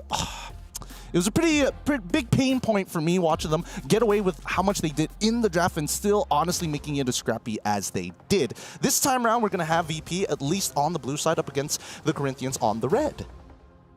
Yeah, now Corinthians really becomes the question, what do they want to let go here? And I think this is good for the meta when we really don't know what is going to be first pick. But it does look like for both teams, they're taking their time, maybe utilizing this time to really understand what the opponents are really looking out for. Because VP banning out the Baxia and then Corinthians banning out the Yi Sun Shin. I wonder, because this is the, how do I say this? This is one of the good things of being second pick. You can hide your draft just by banning out the normal meta, right? You're not really showing what you are afraid against. But now we got to look at a fun fact here by Luis, also known as the Brazilian GOAT. Luis has the most MPL titles in their region, bagging 6 so far. He also has appeared in 8 straight grand finals over there. He is a legacy player for Latam. He definitely is a pillar when it comes down to, well, I mean, obviously we have our own. We start thinking about their own supports. Luis is the guy who's like, hey, I can take on the world. But international-wise, we've seen them struggle a lot. And it's a good point that you're bringing up the draft as well, because again, I'm seeing not a lot of bans into some picks here. And honestly, it feels strange that VP is the one looking to ban out the CC. Yeah, it does, especially with what we were just talking about. Yeah, maybe, I don't know. I'm going to have to agree with you, Lafal. Like, I enjoy where we are right now with the current shaping of the meta. It's still continuously forming. The Kimmy is banned out too. So depending on what Corinthians decide to ban out, you know, you have so many options left open. Also, we've seen teams really go for that R-Lot. Like, I'm wondering, again, if maybe it's Corinthians that wants to actually utilize that, pick it up, play a little more aggressively if they want. But even so, like the Farsa, for example, which we've seen just do really well so far in a lot of the matches today alone, can be something that teams consider here. So this last ban is actually going to leave a lot of things open regardless of what it is. So they take out the R-Lot, so there's going to be no contention there. I'm just thinking VP. Do they just go for the Phoveus? Do they just take the Farsa? Those are two really good options. Just want to throw it out there as well. Not sure if it's going to be first pick, but Kalia is open as well. Oh, yeah. So this is going to be something that both teams have to consider when they're picking up their junglers. And looks like they're picking up the Kalia. Yeah, no surprises here. VP definitely, I think it's an extremely strong start, but I think right now the Corinthians are kind of forced in a position where they have to take the Farsa, right?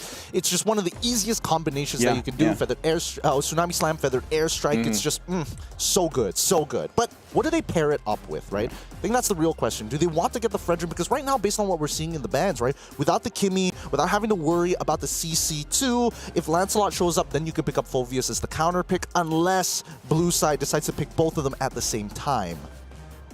Good things too. I think if it's taken here in the first phase, there it is. The Lancelot and the Jushin are picked up. Interesting. Maybe, yeah, maybe you just...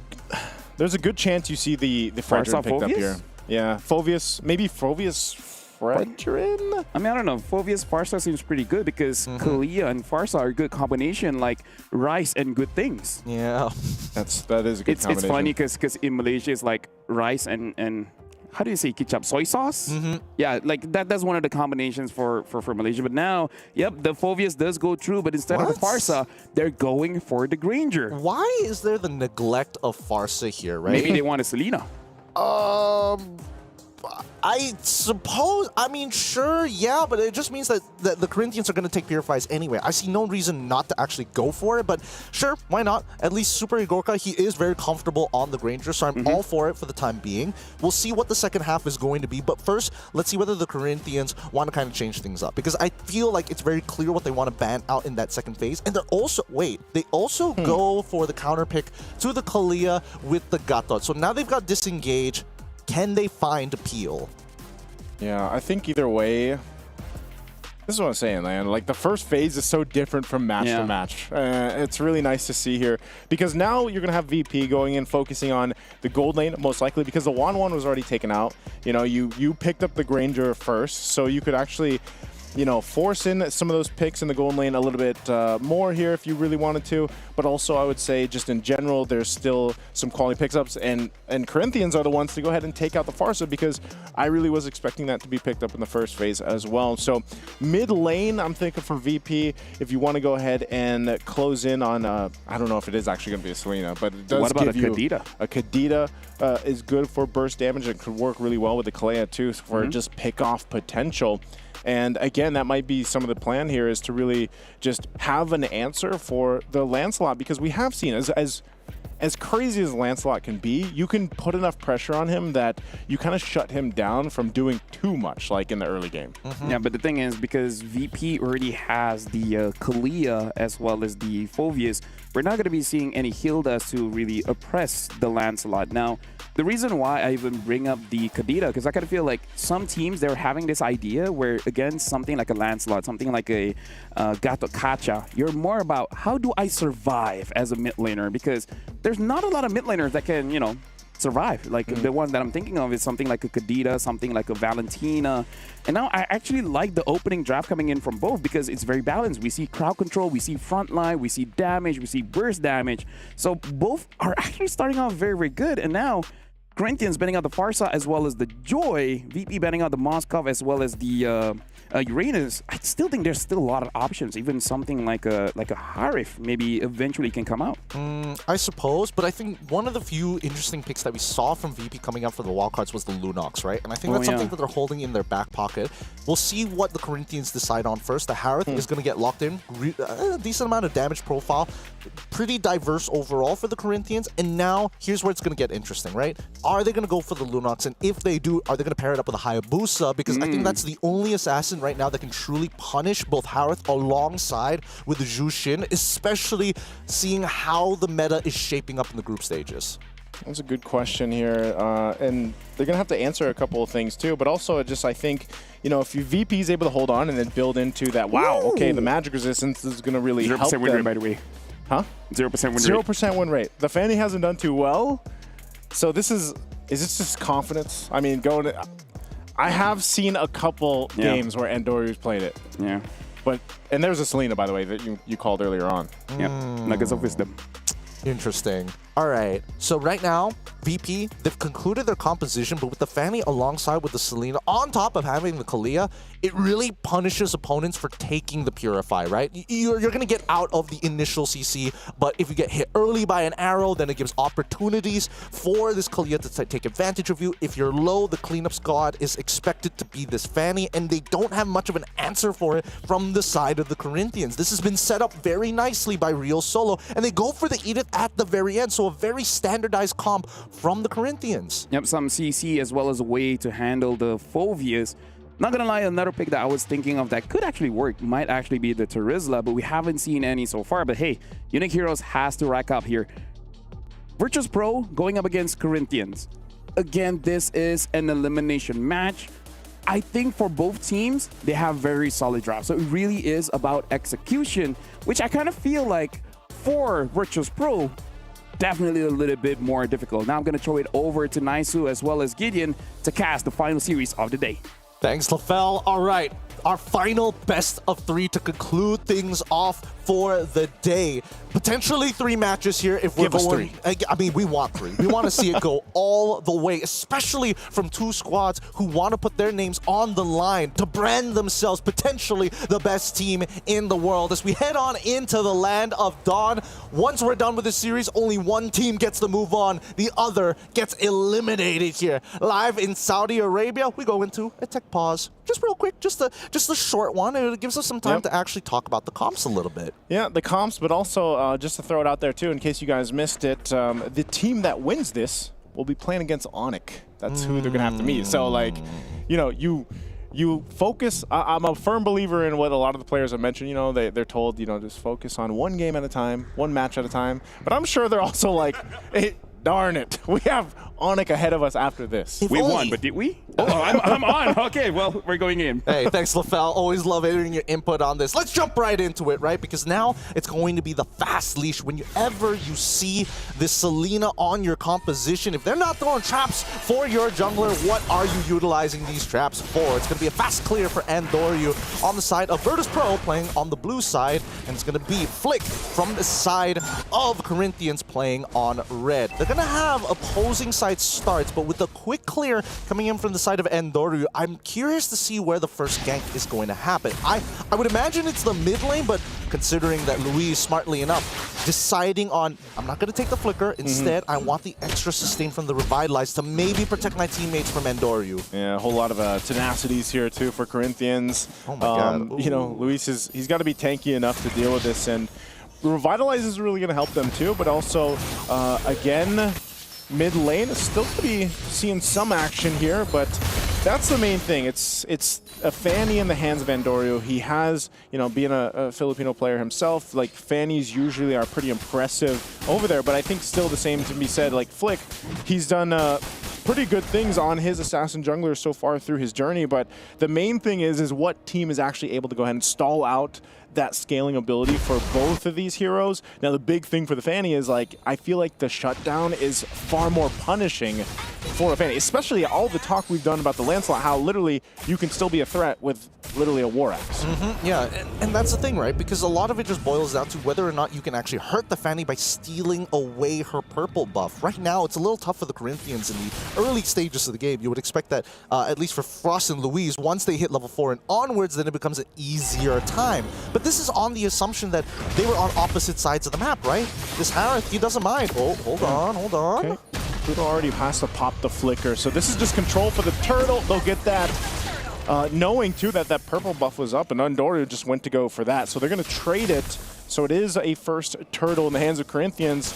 Again, economically, it's not too much, you know, pretty much even still across the board. And each team, now that they get the level 4s available, they're going to put the gas to the pedal here. They're going to find the knockup on the Earth Shatter. They'll find Undoru, first blood already. Still going to be going for more. Looking for Bulber. Bulber so low. It's a double for Flick. Does he get it? No, he doesn't get the triple, but that's 3 kills. Still for more. Bad all by himself. Is he going to be able to get anybody? No, he doesn't. Corinthians gets a ton off of that. Oh man, he should have punched Hesu instead. Oh wait, the cleanup? Andoru, he gets tossed in the air. Oh no! Pops the Primal Wrath. Andoru, he's got to get out. That would have been terrible if he went down there. That would have been awful, really. I wasn't expecting Hesu to get his ult back up that quickly, but it just came just in time. Hey, that's what happens, right? You shouldn't be pouring gas on your pedals if you want this car to burn down. And Virtus Pro, they are the composition that needs the snowball, right? So they have to be a little sharper on the execution.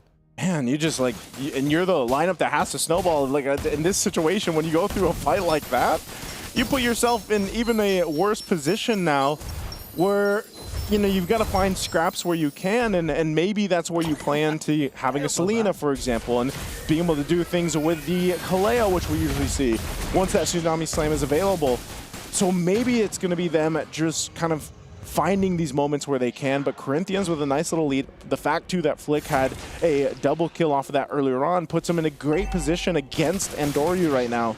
And expect them to just go ahead and even get this next objective unless VP is able to find something before that.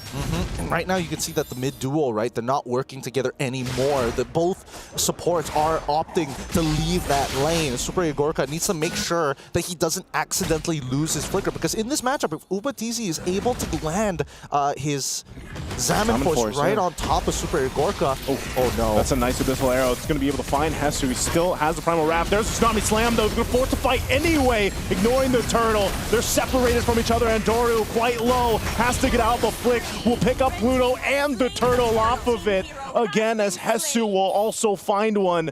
And that's a couple kills in the hands of Corinthians and the second turtle.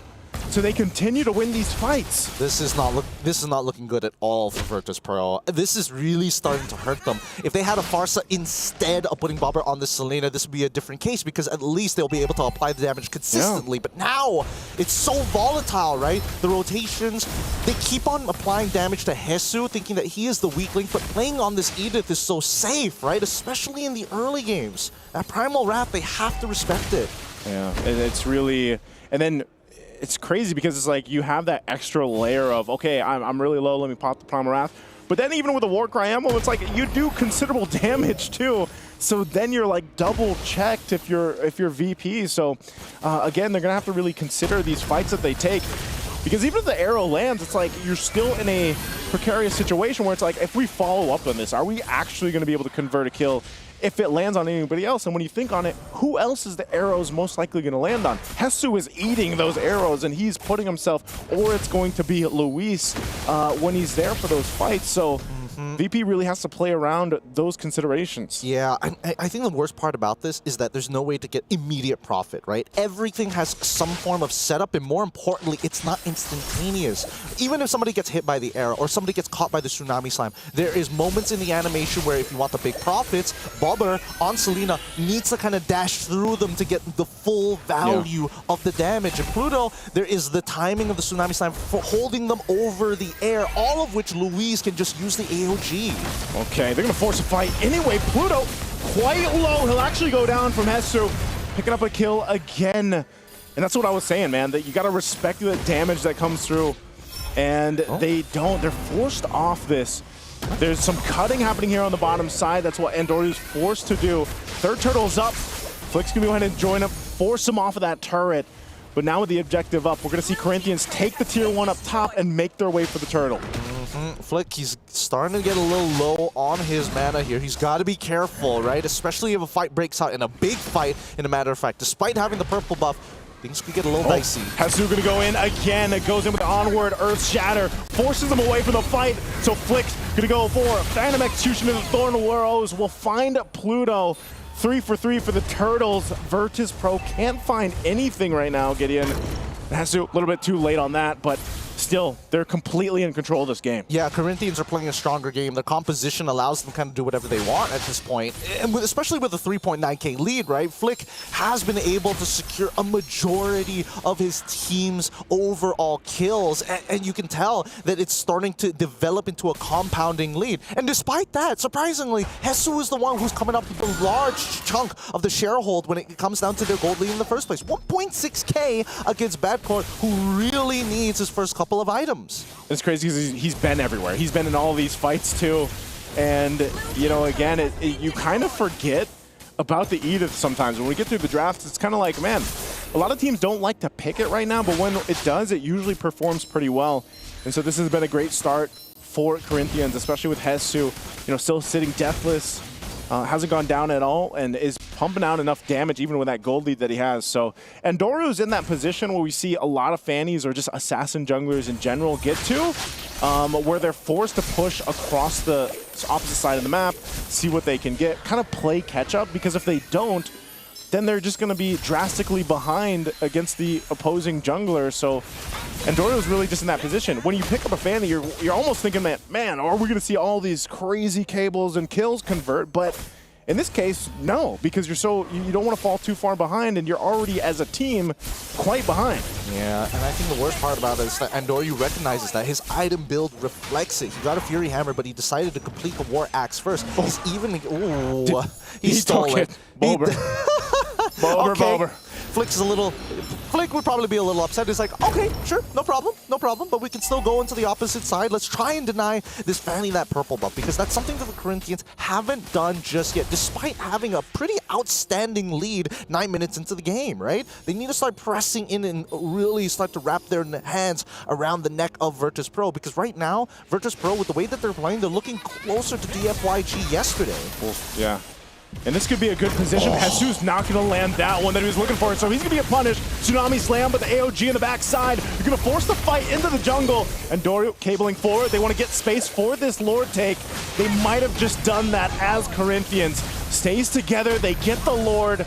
Does VP back off here? An arrow's going to land on Hesu, but Luis waiting patiently. Pop the Revitalize. They're going to punish it anyway. It's Badcott that goes down. They chose to fight, but they get punished. What is happening? What is happening right now? Virtus Pro, this is very uncharacteristic of them. Backcourt decides to take that. Why? There's no backup. Dory's going to jump in, but does he have enough damage to even get anybody? He does go for Frost, but Frost is going to be fine. Backs off. That one hit on the turret is going to be there, and Dory has to get back to base, and now they have to worry about this Lord pushing in. Yeah, I mean, what is going to happen here? What's going on for VP? I don't know. I really don't know. Again, this composition is kind of weird for the side of Virtus Pro. They needed to execute hard, but they keep on fighting during neutral objectives when they didn't have to, right? Second turtle, I mean, why? First turtle, I totally understand. Give that up. Look for a side lane advantage. But then second turtle, they fight. Then even third turtle, they fight, even though they were already down by 3,000 gold, and they engage on Hesu of all people. So, I don't know. It doesn't feel like they're playing within their own skin, and Corinthians are taking full advantage of that, right? The weaknesses, he should be fine, right? Yeah, he's totally okay. And Doryu can only do so much at this point. Unless he had a snowball lead, maybe this could have been a different case, but I think that the Corinthians are trying to keep it as tight as possible. Nobody walks out, nobody is by themselves, everybody is grouped together. Is there a punish here? No engagement. I keep seeing VP, like, it seems like they want to just go for a pickoff, even though they're down like this. It's like they want to fight. but I just don't think they're in that window yet. They have to buy themselves plenty of time, and maybe that's what Endorio has to hope for. Eventually, too, Super Igorka will be items. You know, he'll have the items he needs. He'll be itemization. And because when we look at this, you know, he's still got catching up to do. Yeah, he picked up his Sky Piercer earlier on. He's got the Malefic Roar and the Hunter Strike, but he's just not able to capitalize on these setups that are going on here. Now, if they can drag the game out and maybe even contest this next Lord that comes up and convert a kill or two, because they don't have any yet, then that would be the best case scenario for them. But right now, the way the Corinthians have been playing is they have everything under control. Aside from earlier where we saw Hesu like flicker in and he just kind of whiffed that a little bit, you know, he's obviously going to want to correct that. But still, even if that happens, it's like you have nice enough lead that you can almost, and you're an Edith, by the way, so it's like you can afford those kind of overextensions in a way. Yeah, and Corinthians, I mean, really good itemization coming in from Flick's side, right? He realizes fairly quickly, I just need the raw burst damage more than anything else. Like, Bad Code is going to get in my face, same goes for Pluto, but the anti-heal is coming from another side of the map, and even if I do decide to, oh my god. They got him! Hey, you can't escape that one, I guess. Oh man, Hesu, he still has it, right? He's got the mechanics. That's why he's an absolute beast when he made his transition over to MPL Latam. He knows how to track down cables. That was a great communication on to catch Endorio. You know, you don't see that too often, but that's also why the Edith works great here. So now, off of that, they're just going to get themselves this Lord, and they'll get ready for Corinthians to push towards the base of VP. And you're still finding it. I mean, we did mention the Fanny has struggled as it's picked up, sitting on that 0% win rate, and it's not looking good here in game one. Yeah, it's not looking good at all. I think we're pretty close to a checkmate angle as Corinthians Esports has basically won every single interaction against Virtus Pro. No ground. Oh, that's getting kind of low, but never mind. He's got the immortality already. He's just that far ahead. Yeah. So that won't be popped. He still has the prime wrath. He's playing on the line, though, basically, you know, even with an immortality. So they get the tier 2. Zone Force dropped down, and Lord still making its way. So I think the main goal here for them, even with this lead, almost 10,000 gold, is just to take these tier 2s out and get ready to try to make a play into this. But surprisingly enough, VP will keep them out of the jungle. I mean, we see that Opatizi is able to find the purple buff from Virtus Pro. However, Endori was able to sneak through everybody and actually go to the Corinthian side of the map to take his own, to take a purple buff of his own. So it's not like he's falling behind in any means necessary. It's just really difficult because he can't be the first person. Oh, he gets unbreakable. Okay, he's fine that one. If Hesu was around, maybe not. Maybe not. I'm pretty sure he's got the tough boots as well, but the gold lead is clear. They want to fight. Tsunami Slam on Flick. Thorn Rose, he gets out with the execute. He actually gets a kill with it, but finally Endoru comes in to join the fight. Are they going to be looking for more? The beacon already dropped. They have to go back to base. Mober is there. They're going to drop down. The rest of the team, they're going to go for it anyway. Endoru's jumping in, cabling on through. Gets a couple members low here, and Abyssal Arrow will land. They decide to fight anyway. This is a great chance for them to turn it around. And Doru goes in, picks up one. Hesu falls. This is a ton of gold going in the hands of VP. And now Luis is next. Super Igorka picks up a double kill. What a fight for VP. Beautifully played by Virtus Pro. Definitely a very scary moment for Endoria because he was thinking, should I commit to get... Oh, wait, hold on. Does he want to? Oh! He finds it as well! He just Beybladed all over. He just let it rip. It all started with Flick dying, right? The first kill forced Virtus Pro, ends up being Flick, and that is such a huge shutdown for Virtus Pro, but they snowballed this out of control. The big problem is that Corinthians, unfortunately for them, oh my goodness, are they actually going to commit? No. They want this turret so bad. They're staying here. Tsunami Slam on Flick. He'll defensively use that Phantom Execution, but man, talk about a turn around for Virtus Pro. Off of all of that, they diminished the 10K gold lead that Corinthians had. They got a couple tier 2s and a base turret.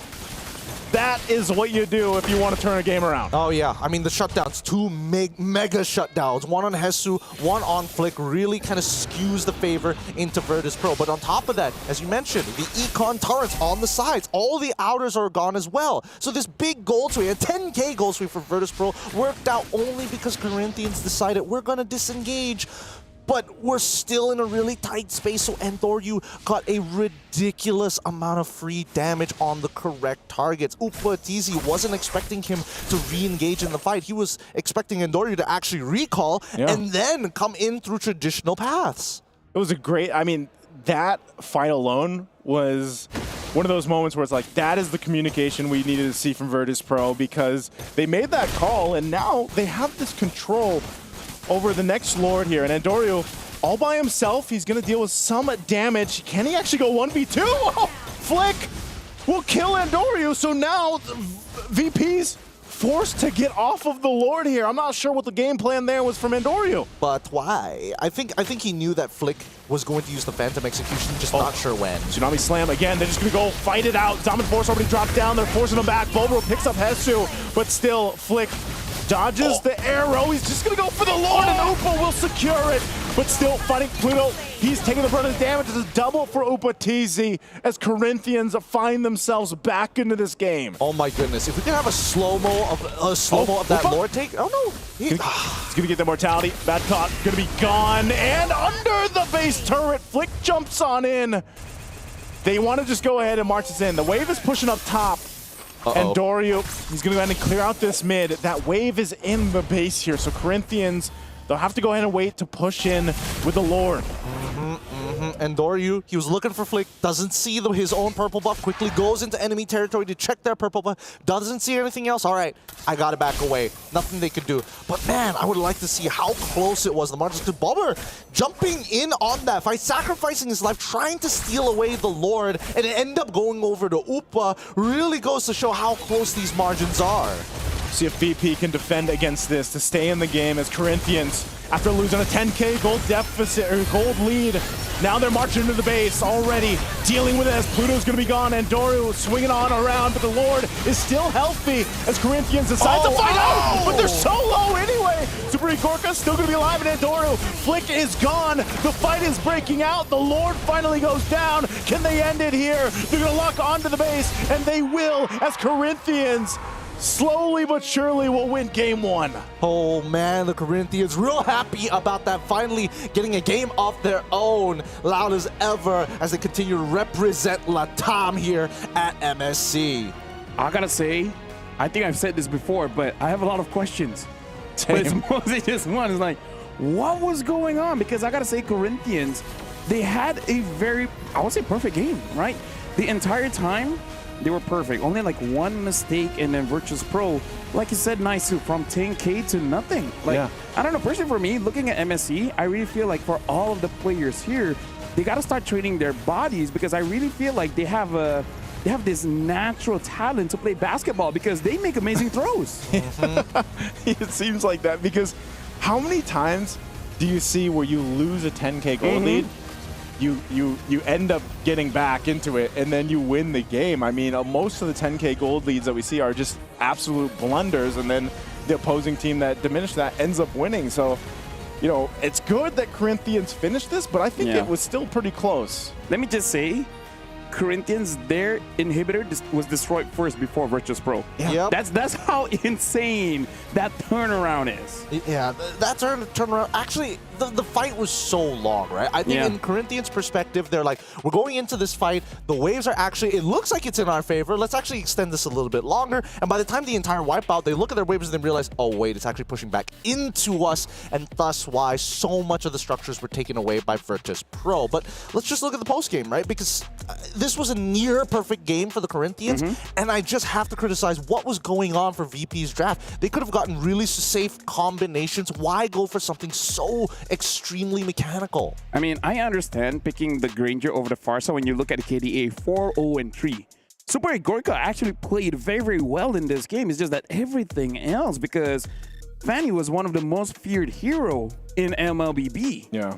But now in MSC, 3 times pick, 0% win rate. Still zero. I was almost thinking this was the one, man. I was almost thinking, you know, because like I said, there was just that one moment. It really just came down to that. It's like Endoryu didn't really, like, in the grand scheme of that game, he didn't do too much, except that one team fight where, you know, again, you're defaulted to just pushing the side lanes and doing that. But then it's like, like Gideon said, you go with a pretty risky draft, and you probably didn't have to do that, because if it does get shut down early on, that's where you see a lot of the struggle happen here. And that's what we saw, albeit besides that one team fight in the choke point of the jungle.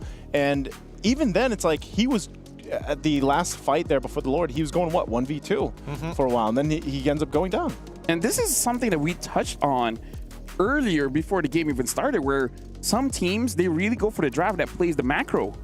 But I kind of feel like at one point, you have to fight. You have to go for this team fight around the lures and the other things. And again, I agree with Gideon. There are opportunities for them to make the draft even easier. But they just got to go for this full-on, muscle-heavy, mechanical, blah, blah, blah, and just... it didn't work out. They tried to be a Terminator, right? I think it was clear that Bobber was trying his best to try and get information. And the information, it's not like it was bad. It was actually really, really good. A lot of the decisions that we saw from VP was based off of the information being developed by Bobber's network of traps across the map. And the problem is the target prioritization for me in the early game, right? Because everybody's got a certain amount of damage, very limited in their damage options, but they kept applying it to Hesu, which to me was the biggest blunder, right? They should have pivoted, they should immediately look to punish Upa, get his Purify out, and then just keep attacking him while that window is open.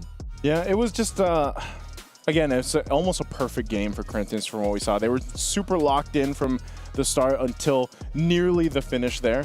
They lost it a little bit, but again, when you have that kind of lead, I think we've seen this with a lot of teams where it's like they take those chances to go ahead and try to set things up. They get a little risky in their play here, but nonetheless, like I said, they got the victory, they got that locked in, but still, I think the biggest thing, if we do want to get to a Game 3, Virtus Pro has to go with a more rounded draft that I think will highlight the way that they want to play. Because look at Super 8 Gokar. He did the most amount of damage, even though majority of the game it was Corinthians. And we gotta say, Granger, most of the time, is a very simple hero. Yes, I understand there's a very high ceiling when you're looking at amazing Granger players against like casual Granger players. But I kind of feel like keep it simple, you know? Like we've seen people try out the Moskov, one of the hardest heroes in the game, didn't work out. Fenny, one of the hardest heroes in the game, didn't work out. Selena, one of the hardest heroes in the game, didn't work out. Yes, there's different, like, you know, you got your Sanjis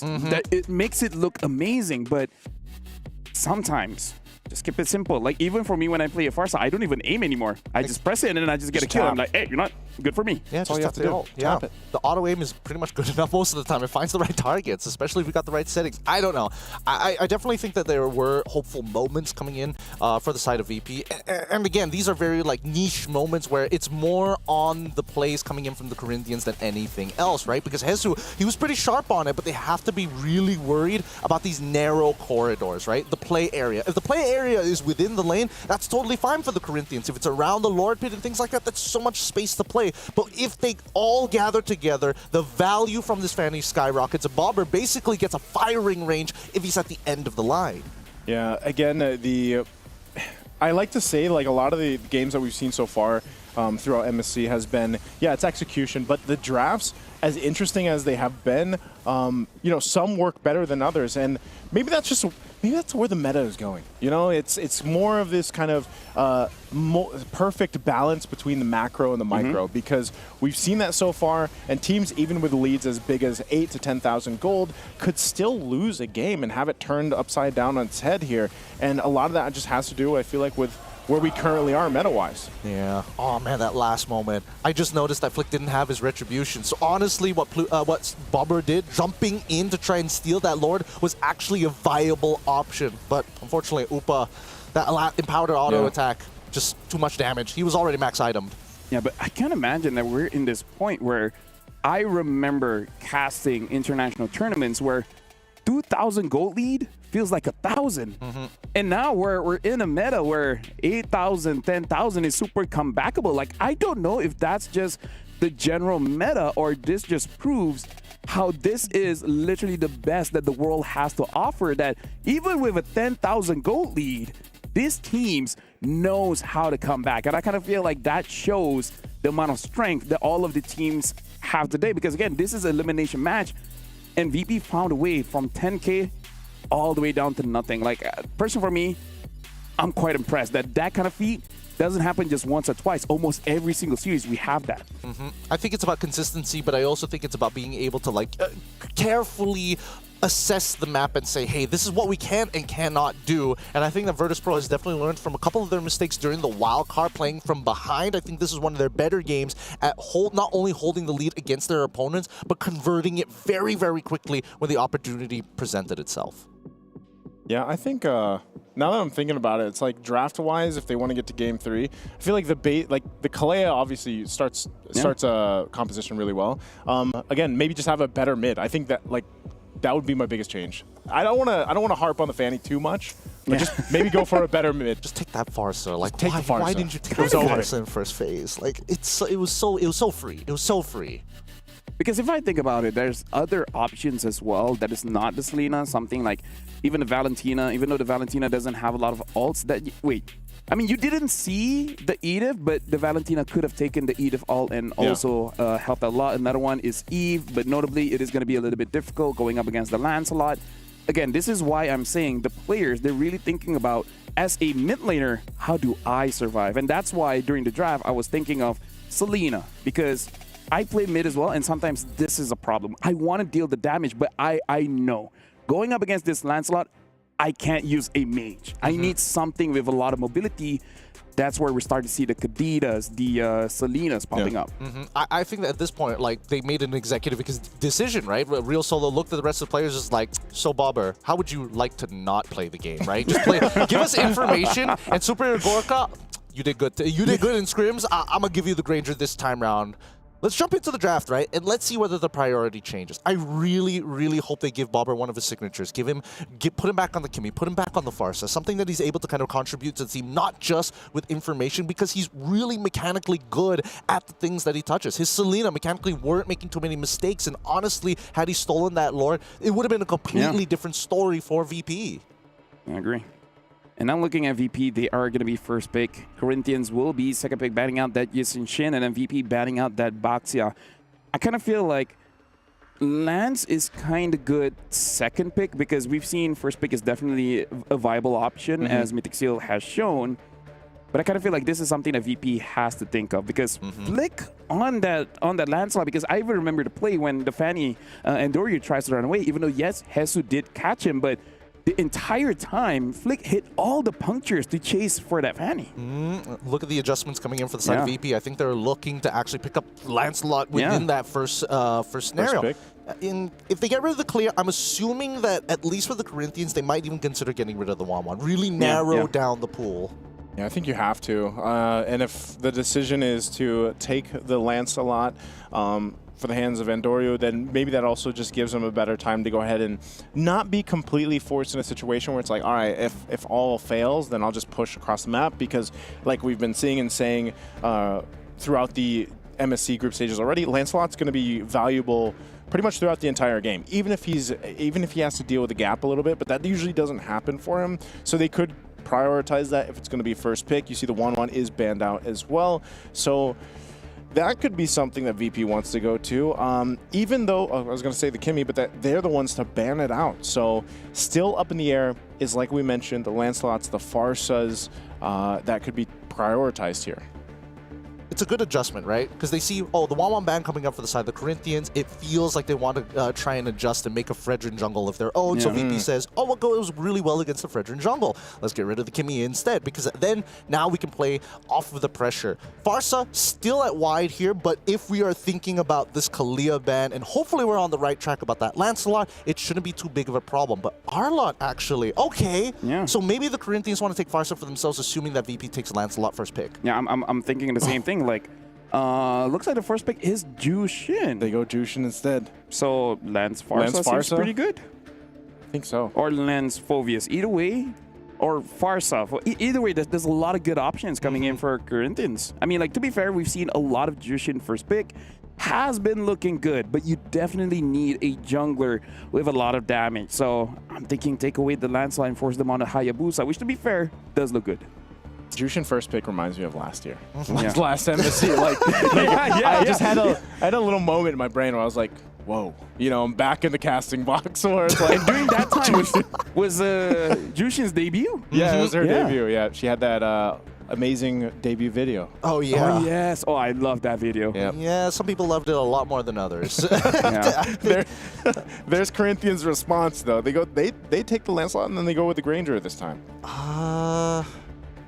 Interesting. All right. Joy, alongside with the Phoveus on their side. This could be a CC for the Corinthians if they really wanted to. And honestly, it's not too bad because the curtain call is going to be locked. If you can like get Joy plus another core, that's already huge for the side of the Corinthians coming into team fights. And this is just unfortunate because you want that Farsa. But there's a Joy.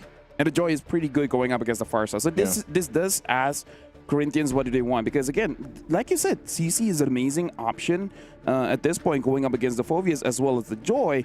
Even Kacha would still be okay countering that Joy in case the Joy doesn't see the Unbreakable and then just getting caught. That's true. There it is. There it is. I think another option they could have gone for is maybe the Badang, just to kind of keep it a little more flexible here. But let's see. Now we go into the second phase, right? We have both junglers already kind of locked in at this point, and the only real difference is that there's an exposed EXP laner for the side of VP. For the side of Corinthians, they've already exposed what their support is probably going to look like. Unless we see Hesu throw it over into the EXP, which I don't think is going to be the case. But now we see the Moskov bans, and they want to make sure that Upatizi has an easier time because in game number 1, we saw VP high priority of making sure that Superior Gorka was going to have a semi-decent time, or at least play a matchup that he's comfortable with. What if he just ends up like picking the Harith? It's just a Harith Granger matchup because you see the Moskov here. They might force that just because maybe Upatizi's also favorable for playing that matchup if that's the case. So if they do go for another gold lane ban, we'll see if they do that. For VP though, they want to go ahead and focus down some of these XP lane picks. That's also just respect right there, especially with the game that Hesu just had. And then we'll see if they actually go for one more here because still quite a few options that you could throw in the XP lane. Would they actually go for a Esmeralda if Corinthians wanted to? I mean, it's an option for sure. And by the way, I do agree, like, banning out the Hive would be pretty good here because I kind of feel like in this current meta, like before this Granger dominates against the Hive, but now Hive doesn't have to be too stingy about his ult. Like, yeah, you can actually have a better matchup going up against the Granger. I don't mind it. But I don't think there's a better ban out there because it feels pretty good if Corinthians like, oh, I'll give you the Harith, but then your entire damage profile is generally heavy towards the magic side of things, and which is okay. Which is okay, but then there is an assumption here that whether or not do you have enough shred to make it work, and then itemizing becomes very easy, especially since Uranus still on the table for either side. And I think that this is probably the angle, unless we see Real Solo say, hey, I don't know about this Uranus, especially when you're playing up against the Phoveus, you're going to get sandbagged. You have to accept that fact. Well, he bans it out. Nice. So he doesn't want to deal with it. Uranus is taken out. So now we get to see if they go with the XP lane option or they hold that for later. They still need the mid lane too. Farsa is still open. Not sure if they want to just take that and make it work because still they need some. I feel like they still need something that works with your burst damage, especially in the mid lane, especially with the fact that you have a Lancelot there, and it gives time and space for a Granger to move. I always think that's one of the better things to have is once you have that Feathered Airstrike, it kind of gives a little bit of almost a safe space for Granger or any of the gold laners to position through. So it's either that or for me, it's also like the Eve, for example. But Corinthians, they just go with the Selena. Something to consider as well is that Hilda, because we've seen a lot of teams using the Hilda to make sure that this Lancelot doesn't have free reign. VP has that option because even with a Hilda, they still have OKCC with the Jushin. I think Hilda comes into the roam position. They look to try and win out the 2v2, but it really doesn't matter with Concussive Blast, Gatot, especially with the power of his wave clear. They won't interact as much as they would hope for. I think that's the big issue here, right? Badang gets locked in for the side of VP. I'm all for it. This way, the Joy doesn't have to worry about getting disrupted in the middle of its combinations, unless Corinthians has got a super pick. What? Is this debut? Or Yeah. This is, right? I mean, you don't even have stats for it. That's how you know it's debut. Okay, that's how we know. So, yeah, I'm actually liking it because I said that they got to simple it down, and hey, Clean's pretty simple. Why not go for Irithel? Why not? That's a little too complicated. Hey, that's very complicated, bro. Oh, we go to Hanu. You attack while you're moving, bro. It's like, oh, you could press one button compared to pressing 3 different buttons in the same cycle, plus weaving auto attacks in. Grander's moving too much, I'm gonna bola him. Oh, yeah. Hey, Ranger's coming at. Personally, for me, I actually do like the Clint. I do too. I'm always a fan when he comes up. Not just because we always naturally just end up doing some kind of a attempt to a Western accent, but you know, I like. Hey, no accents. Hey, no cowboy hats here just yet. I don't Anyways, necessarily. I'm going to throw it over to you guys because it looks like you guys have a lot of thoughts on this. Yeah, I definitely have a lot of thoughts of it. Don't get me wrong. I love this game. And once again, thank you, LaFell. I like Clint as a hero. Do I think it's necessarily good in this particular position, right? Because what does this mean for the squad? It means that they're very reliant on Endoryu to snowball, and he has to play towards the strong side of the map. In this case, that strong side is going to be the gold side. As we get into the Land of Dawn, with match point on the line, elimination so close for VP. Can Corinthians seal the deal here, right? They see that Clint. They know that VP is going to be moving towards that side of the map. How do they manage? Do they attack the opposite side? My guess is that they mirror their opponents because the base damages, and more importantly, if Frost is able to hurt Bobber, wait, no purifies for the side of Virtus Pro. That's a little dangerous. I mean, there's still glue on the other side, right? So it's like, oh no, he wants to jump on top of me. If I don't want to get displaced, I have to flicker. Yeah, you know, and that's what I like to call the athletic flicker, because that's what they're going to have to rely on over here. But right now, Super Igorka is doing a good job of just going and holding down the lane against UpaTZ. Taking a look at the emblems here. So he went with the Quantum Charge. He also has the Mystery Shop, so he wants to go ahead and build up. What does a Clint even build up here now? It's been a while since I've seen one. I mean, there's a lot of different variations of Clint builds that you could go for. Generally, you want to have an endless battle at some point of time. Some even like to go, depending if you want like extra burst damage early. Wait, hold on, Pluto, are you okay? No, he's going to be totally fine. Some even go for Blade, make sure they go for Heptases, right? To get that initial punch once you hit level 4. Yeah, a little burst doesn't bother anybody right now, but he's holding the lane. Louis going to charge the Unbreakable. Won't connect, though. So taking a couple shots, but still going to be relatively fine. Also, a little sidestep on the arrow. So, you know, Super Igorka, he's like, and I feel like this is a Wild West up here, basically, at this point. Oh, yeah. Most people, I mean, the Corinthians are trying to force the Matrix on top of him, but Hesu, now in some trouble. Oh. Hesu, pretty tanky, though. He's going to be fine. It takes up a lot of it. Turtle at half health. Flick's going to go ahead and jump in, and they go for it. Bober hits the turtle, and now the fight still going to be breaking out. Infernal Pursuit there, and they find Flick as he falls as well. The trade, though, the 1-for-1, but the objective goes to VP. Just quick shouts of energy, excitement, and more life being breathed coming in from the side of Virtus Pro, right? They get a winning scenario on their side. They get the neutral objective, and now with 1-to-1, they need to make sure that they can unlock Super Gorka out of this lane as soon as possible, right? The initial invade on some of the side camps, and no. Good arrow, but Bober's there to help him out. They're going to force a fight. Super Gorka has a couple shots lined up. Will force UpaTZ back, and Pluto still actually alive. Now Flick trying to run away, has the Flantern right above the head. An arrow going to be able to land, and now Frost jumping back in on Endoryu. Can Endoryu escape? He does. I'm so surprised no one went down in that whole fight. Yeah, same. I can't believe everybody kind of walked away with just like a sliver of HP. It's a bit of a mistake, a little bit of a mistake, I'm not going to lie, from, no, Flick, that is danger. He's so greedy. He's dead. No, wait. Oh, he gets, wow, I'm surprised. Flick decided to stay that low. A great play, an initiation. Can they actually go ahead and take this buff and maybe more for Virtus Pro? They go for the purple, now jumping back in. That's what they wanted. They'll back off. That's really bad for Flick. Yeah, pretty awful for Flick. Very nice for Virtus Pro, because now they're in a very powerful position of their own. Having that level up, they know exactly where he's going to be, and it gives them more incentive to start sending their troops up to that top side of the map. Super Igorka, he's doing fine against UpaTZ. He even has a level lead on UpaTZ because of these neutral objectives, and that's exactly the game plan that Virtus Pro is going for. Find themselves with a little bit of a lead to work with. This Turtle's coming up, but it's Corinthians that still wants to fight for this positioning to have that advantage. Luis will take some damage, have to pop the Revitalize, and an arrow's going to land. Not sure how much more he can take. Infernal Pursuit from Badcott goes in with the Dark Wave. Still looking for Luis, but here comes Hesu. Super Igorka on the other side of the Turtle Pit, and they're forced back. A couple battle spells were used, But now they just face each other off. They're going to go for a little bit of a reset here. They're going to try for the reset. Some decent ultimates are out. No Phantom Execution. Good arrow from Frost. But Luis, he still has the game changer. He still has the AOG, and he's about to come into within range of that turtle. Yeah, he's trying to make his way here. Fight already breaking out. Abyssal Arrow's going to be able to find the mark, and they get bad caught. There's the jump in, and Doro will get the turtle. Now they're trying to disengage from this as they lost a 2 in the fight. So Corinthians will be able to find something, but still objective. That turtle goes in the hands of VP. Purple buff will go over to Andoryu. All right, slow and steady, Corinthians.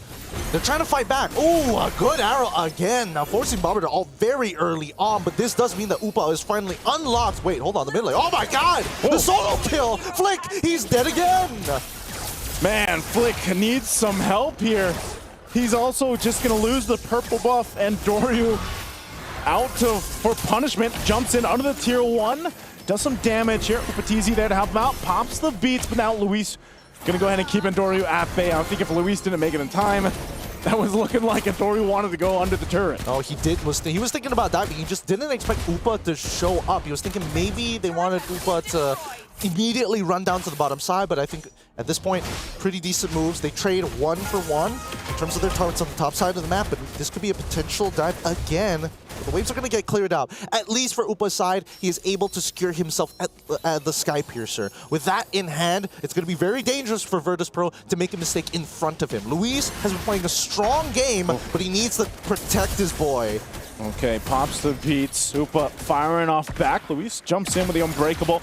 Not going to be able to find the top, but here comes Pluto. Goes in, finds Upa, flickers forward. Pops a Revitalize from Luis, but not enough to heal him. And Pluto gets away with a sliver of health. A good play from Virtus.pro there. One auto would have been it. One auto onto Pluto would have been more than enough.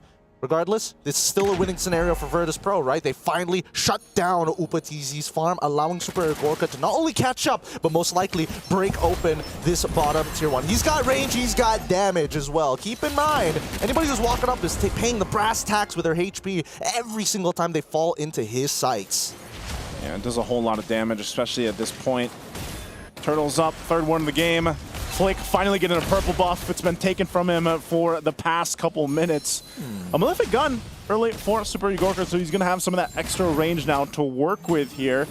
It's going to be great for him as he's looking to work with this space. Hetsu flickers forward, forcing the fight. There's the response. Upatizi's in trouble, and Doro picks up the kill off of it. And now Luis in trouble as well. They're split up AOG defensively, but Badcott doesn't care. Jumps on in, a dark wave to follow. Flick has to go back to base, but Bulbert goes down from Hetsu. Hetsu still running away as Super Gorka is hunting him down. Meanwhile, up here in the mid lane, they're still finding it out. Pluto backs off, and now the turtle could be for the taking.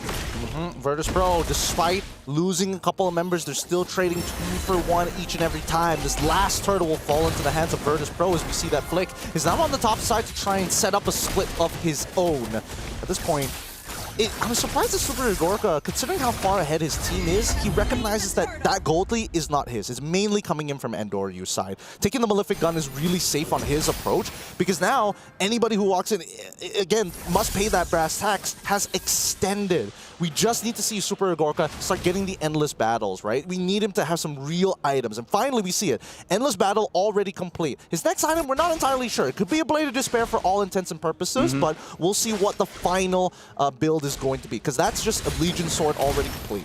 Yeah, he's going to go. I think he's going big damn here, because eventually he is going to be looking for those fights, looking for that damage, and he's already got it, I mean, for the most part. So Corinthians really kind of struggling in some of these skirmishes. They're dealing a whole lot here with Badcott and Pluto just being a nuisance to them. And yeah, they hold on to that tier 1 in the mid and bottom, but they're still going to have to deal with the objective that comes up, because I just feel like they really haven't been able to have a good team fight. Like, they've been split up in a lot of the fights that they've had, and then they're just kind of grasping for positioning. And Upatizi as well, he only has the dash plus, you know, the flicker for the most part. And Virtus Pro has a lot of options to go ahead and hunt down Upatizi if they have to. They do. And here's the big thing, right? Because this is where we see the difference of mid laners. Oh, man. Flick is getting chunked out, and Doryu is just so far ahead. 3 levels ahead. They've been giving him a whole ton of farm. And meanwhile, in the mid lane, while they deal with Endoro, he's still up there too. 1v2ing, almost gets Flick.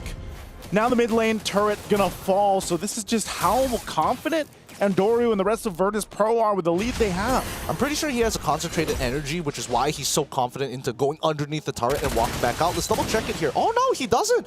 Wow, he only just has the Holy Crystal, right? So again, he's getting a decent amount of spell vamp regardless. Either or, we need to see how this is going to play out even further, because the information from Frost is not good enough. He is not getting those deep set traps in enemy territory. He hasn't been taking those types of risks. He is opening up the map, and honestly, a little more accurate than Bobber when it comes down to hitting those arrows. But for now, with the power spike to Super Igorka, this should be pretty free for them. Oh, so quick. Hesu gonna get dragged and then into the wall. Fist crack, fist break. Hesu falls. Not sure what the idea was there. You know, he was trying to give him maybe information like, hey, the Lord's being taken. But so he falls, and now Virtus Pro in a great position to go ahead and start marching towards the base of Corinthians here. They've got such a good lead. And this is maybe now the time when we get to see Super Igorka pop off. You know, he's been waiting the whole game, just picked up the BOD. So they're gonna go and work on these holy shields, get these pops before that Lord marches forward. Yep. And he should. Really, he's going to be a tower monster. He's going to be able to munch down on it pretty easily. Let's look at the damage dealt, right? Because Super Igorka is trying to keep up damage with Upatizi. Again, Upatizi has significantly longer ranges thanks to his skill shots. But here comes the Conceal. Pluto! Pluto looking for it. The Conceal was used. They're just going to force him off the tier 2. So the Lord finally makes its way here down to the bottom side. Corinthians will have to go ahead and deal with this. The charge through. Not sure if they're still going to force the fight. Oh, they jump in anyway. Pluto not able to find that connection that he was looking for, but ultimately they get the base turret. I think they're going to be happy with that off of this. Now Balloon in the lead, up 8,000 gold here. They'll get the last tier 2 up the top. Another shield's going to pop in the mid, but Corinthians will go ahead and clear things out. Honestly, really great response to the Conceal from the side of Corinthians. Luis immediately got in front of Pluto, but now with no holy shieldings whatsoever, the wave clear is okay for the side of the Corinthians, but it's going to come to a point where really nobody can do it effectively, right? Once we have Lord empowered minions, Upatizi, he's going to eventually get his full build, and he won't be able to deal with the wave single-handedly. Same goes for Flick, and that's the big issue, right? Virtus Pro have a much better composition at sieging their targets, especially if Super Igorka can get within range of the turret. And that's when Corinthians are forced to make a decision. Either I give up this turret or I must look for an engagement. I need to escalate things. Yeah, and that's why we see, too, because of things getting escalated out of control, you're going to have to get some defensive here for Corinthians. And that's the thing. Rose Gold picked up for Upatizi. He's dealing with so much pressure. And Doru alone is pressure enough for Upatizi a lot of times, because it's just he's able to go to the back line really quickly.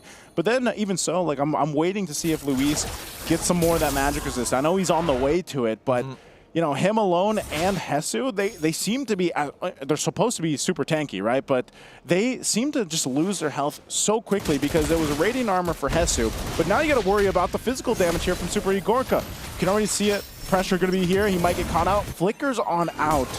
So Hesu, once again, dealing with the pressure. Unbreakable going to be used, but the beats are popped. And Doru, is he going to be in trouble? Wow. But Desanata, Frost won't be able to land that arrow, and now has to flicker out himself.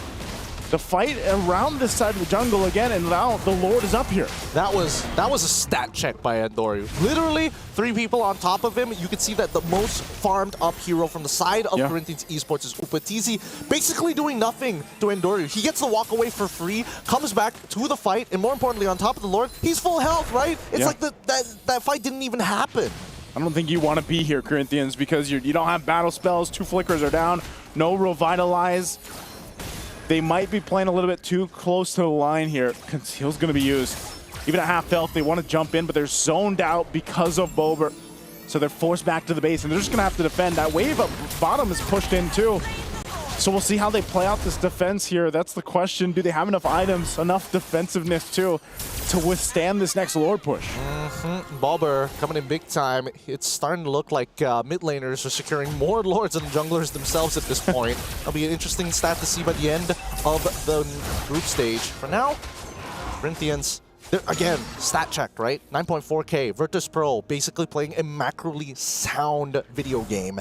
And at this point, they're about, you can basically consider them having the checkmate angle, right? That's the 10K gold difference between Virtus Pro and as well as the Corinthians. They're off by 800, but at this point, I feel like they can force the scenario on to Corinthians. How they're going to do it, they first need to get Super Gorka in position. It's Pluto that goes in. He's able to find multiple members with that setup, and they just collapse down from Pluto. Virtus Pro waited for the moment. They found it. Hesu all alone isn't going to be enough here, and Virtus Pro will make it happen. They'll make a statement in Game 2 as we head on over to our last and final Game 3. Nicely played by VP. Seems like whoever picks up Selena is the one dropping these games. And you know what, Nice? You asked for it. I did. Now we got 3 games. Heck, we had 12. 12 games today. 12 games for today. And you know what? Shout outs to everyone watching, because back in Malaysia as well as the Philippines, this is already midnight. Isn't it? Oh, yeah. Yeah, it's already midnight. We're 5 hours before, so they're 5 hours ahead. Yeah, it's getting pretty late for our Southeast Asians here. But I'm pretty sure Latam is thinking like, oh, come on, please. Just a little bit more. We can push through just a little bit more. We can make it through. And EECA is like, yes, we're back. We're pulling it back. Match point. I mean, like, here's the thing, man. Like, Super Gorka is talking to Upatizi like, you brought a violin to a gunfight. Yeah. I think it's a cello. It is a cello. Is it a cello? I'm pretty sure it's a violin, because I read up on Granger. It's very confusing. Like, he has a lot of abilities. Like, he has a violin and superpowers, where he can he can even enter your dreams. He can? He can like, that's in the lore? Like, he's an assassin. Like, you know, he gets jobs and etc. And then, like, when someone has problem with their dreams, he will play the violin, you know, make a good song, and then he enters your dreams and then help. Dude, I swear to God, this sounds like a Wattpad story already. Yeah. This is. Dude, what is Clint? I'm just a simple man. I'm just a simple man. You and your dreams can shut up. I don't have dreams. I'm just Western. That's basically what happened in this game. But here's the thing, like, look, I read up on Granger. It's very interesting, okay? He has violence and superpowers. That's all you need to know. How men design heroes, how women design heroes. That's the bottom line here. That's keeping it simple, man. But speaking of which, they did keep it simple, right? Because we were talking about how, you know, both teams, they should simplify the draft, and very simple draft coming in from Virtus Pro. I would say the most mechanically demanding here was the Joy. Yeah, actually. Other than that, Jushin, Clint, I mean, like, what else? Phoveus, just air jump time. No, yeah, I mean, you just jump. You just press your alt when it's available. I would say either the Joy or the Badang. That's, well, Badang, yeah, you need skill with Badang. You got to time, you know, Pluto is pretty on point. Pluto is pretty on point, and I think overall, VP, the biggest standout is that they've taken a very, well, we've played this particular style very much for the past year or so, especially with the Joy, right? It's just, you farm that Joy up, make sure that Joy is going to get to that ultra scaling period at the end of the game, and basically you can one-shot anybody you want. And I think it's impressive to see that Andoryu didn't make any mistakes considering that Super Gorka was supposed to be the one that they put their money into and time and effort. Instead, VP kept on throwing up the smoke and mirrors. Oh, are we faking? We're going to fake our movements towards Super Gorka's side. We see Luis move out of the way, instantly buff steal. Maybe that's why there was a 1v3. Maybe Super Gorka is like, hey, Andoryu, I bet you can't 1v3. and he was like, yo, hold my headset. He's like, hey, I didn't die. And then Super Gorka's like, damn it. I thought it was gonna die, and then I was gonna show up. It's my time to shine. It's my time to shine. It's like, bro, I got 4 items. Let me do something. Yeah, I mean, you got to give it to Pluto, right? Pluto set it up really, really well for Endoyu. Like 90% of the engagements all came from Pluto, who began the fight. Even Badcott just, again, being an extension to him.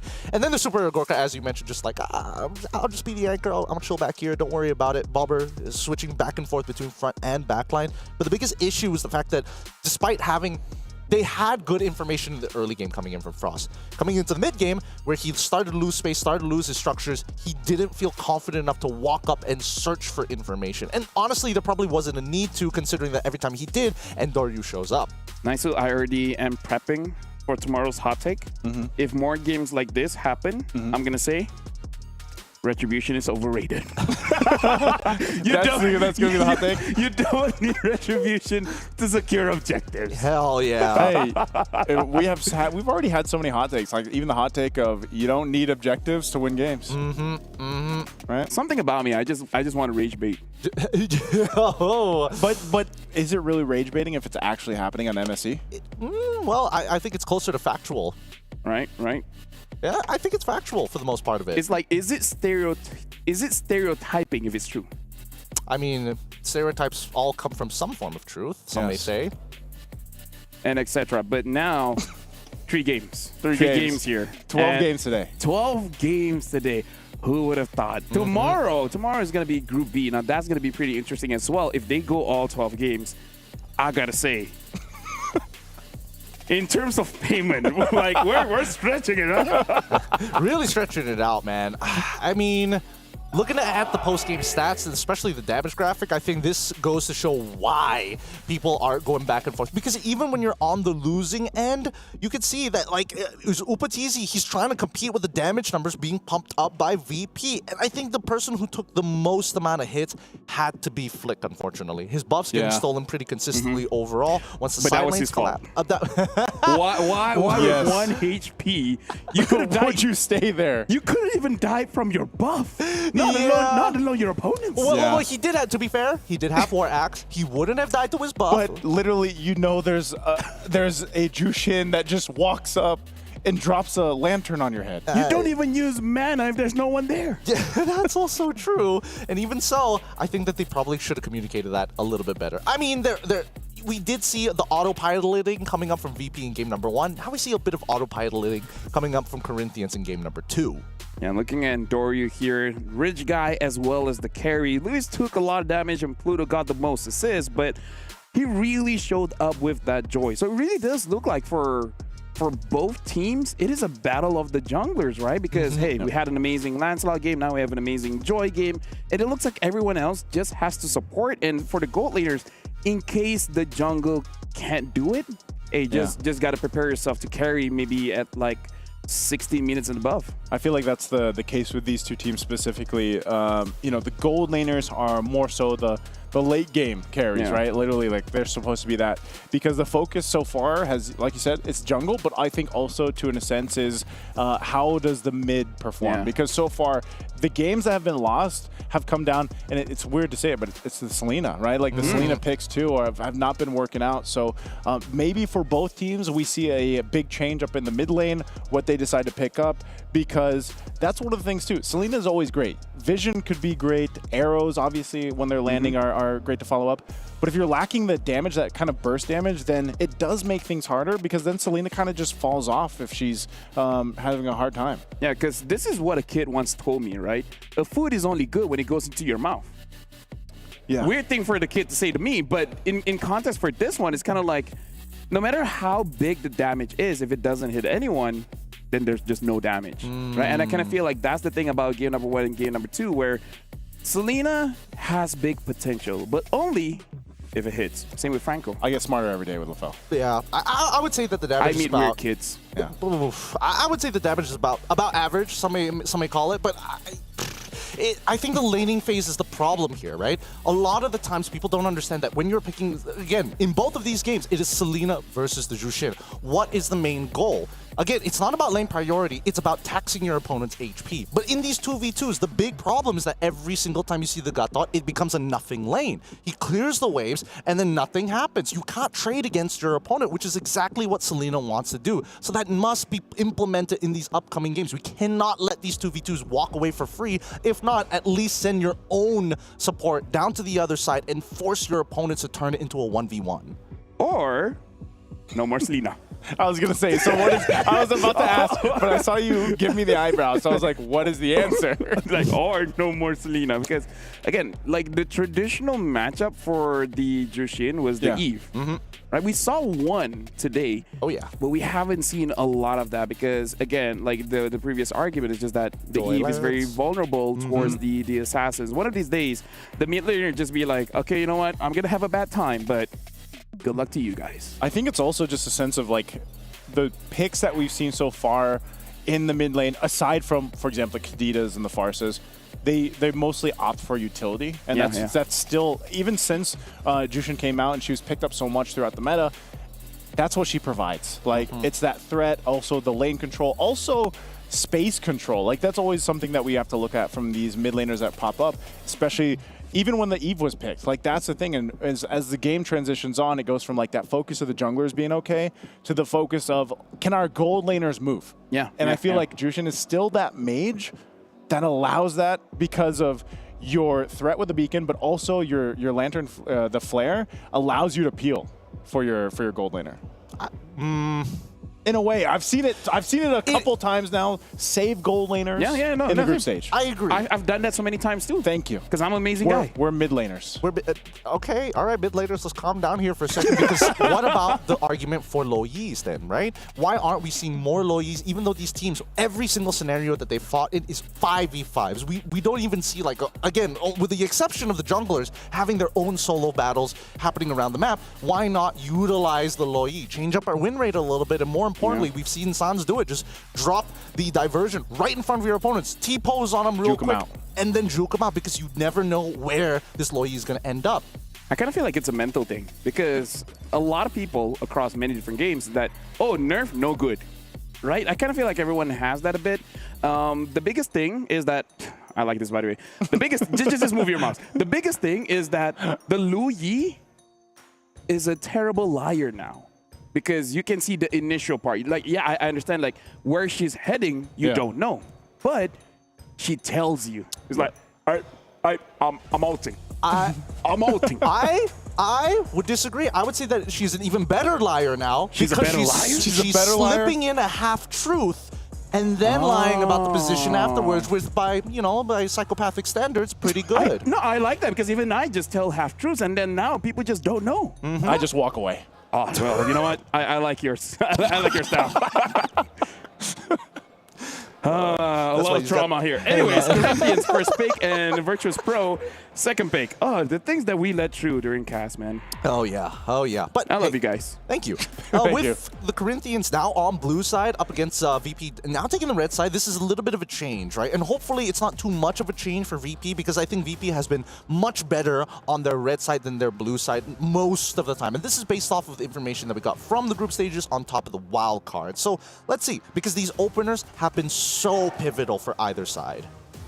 Yeah, even with the bans coming out, I think still, I can't even say which hero is going to be the priority for Corinthians here, just because of how much things have changed. And I think even then, we still have to focus on the start, the early game, and for a lot of the teams, and specifically these two, it's like the junglers, because it's like, what do we get? Do we get the Lancelot again? Do we actually give that away? And now I still think too, like, you don't see Joy pop up that much, but it was such a big pick for a lot of teams that dealt with other assassins. So I think this is where we have to see, like, how deep does that strategy come from both sides. I kind of feel like for the Joy is definitely still a good pick, but the only thing is that there's more counters nowadays. And I kind of feel like in the previous game, it's just that Corinthians showed a lot of their damage dealers that the Joy feels more comfortable. Like, oh, there's no Harv. There's not a big problem for me to go in. And now even the Yi Sun Shin gets banned.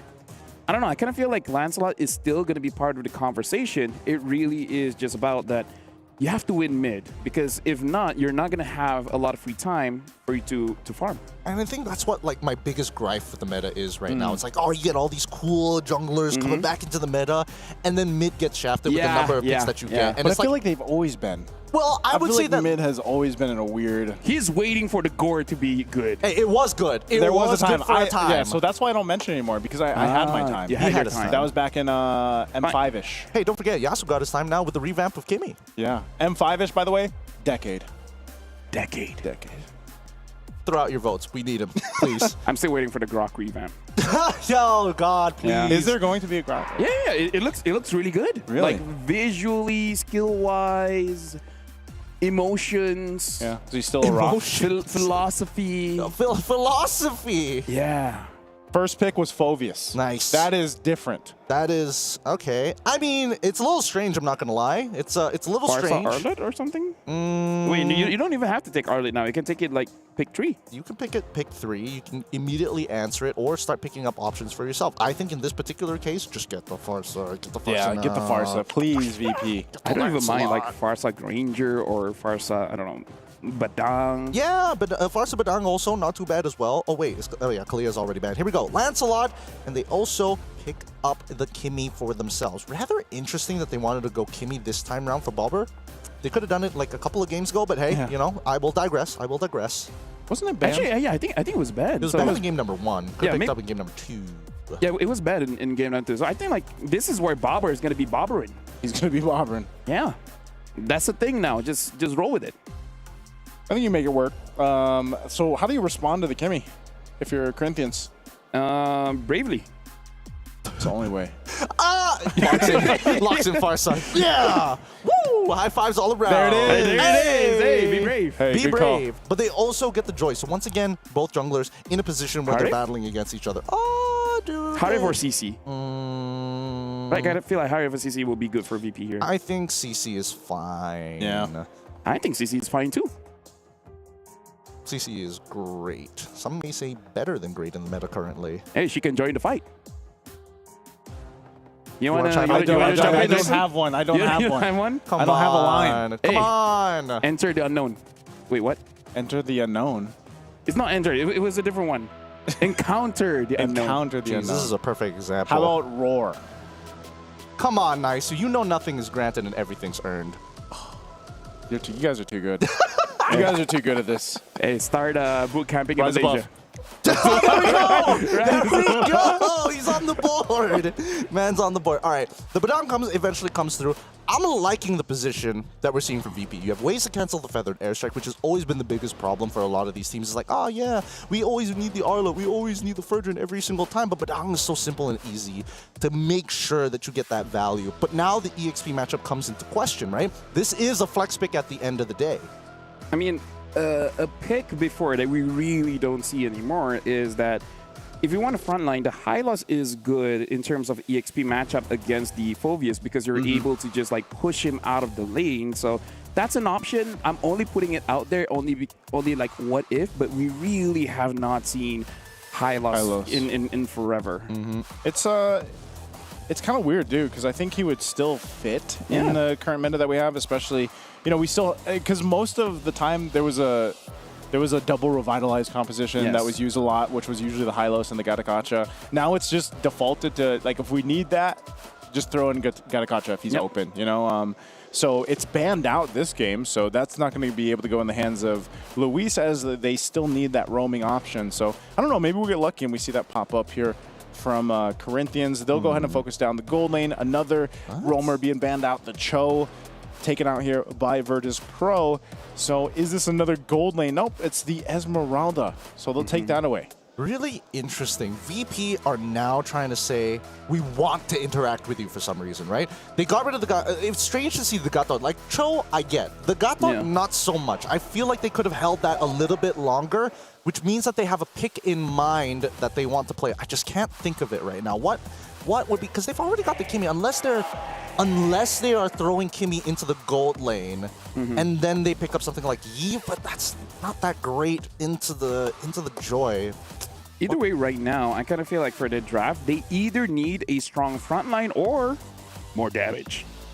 They just overloaded again. Just overloaded. Just be like, hey, Ultra Legends, that looks pretty good. How about we try that? And they pick up the Irritel. So at least now showing that Akimi indeed goes into mid. And it kind of seems like they're asking Corinthians, pick up the Granger. Let's fight the violin or cello or whatever it is. Electric guitar. Yep. Might as well fight it with Irithil here. I think she wins. I think she would win that, especially with it if they get a good traction pulse. Like, yeah, it just allows her to kind of maneuver all around, and then of course you could have Lancelot. So I like Virtus Pro so far with what they have. I mean, the biggest thing is like, can they withstand this initial magic damage burst? And you see the last two picks from Corinthians are going to be even a little bit more magic damage. So they get the Harith, and then they have the Hilda now. A lot of damage as well. And again, like this is the way that we've seen people deal with the Lancelot. It's just that you just have that Hilda, be very strong on front line and actually invade inside of the jungle. I think Kimi and Badan can still hold their own to make sure that there's no invades past Turtle 2. As long as they don't get chunked out at level 1, right? Yeah. I think that's what it really boils down to. They just need to figure out with this Farsa, if Hilda shows up in front of Bobber's face on this Kimi, I mean, like, yes, it's going to suck for a little bit, but at least you have Pluto to kind of peel for you. So now, it just, as long as you don't lose 50% of your HP as well as your Rejuvenate, you should be okay. I say should because anything can happen right now. Yeah, now having the CC, so opting instead of for more tankiness, you just want more damage. And I kind of feel like it's warranted because you're going up against a Hilda as well as a Phoveus, and it will become a situation where even the Lance will have a very hard time. I kind of feel like of all the games, game number 3, this draft, really solidifies that we're going to give it our all because... Just to remind everyone here, winner survives. Loser, this is the end of their MSC run here at the Esports World Cup. I'm going to be handing it over to Naisu as well as Gideon as the final game of today.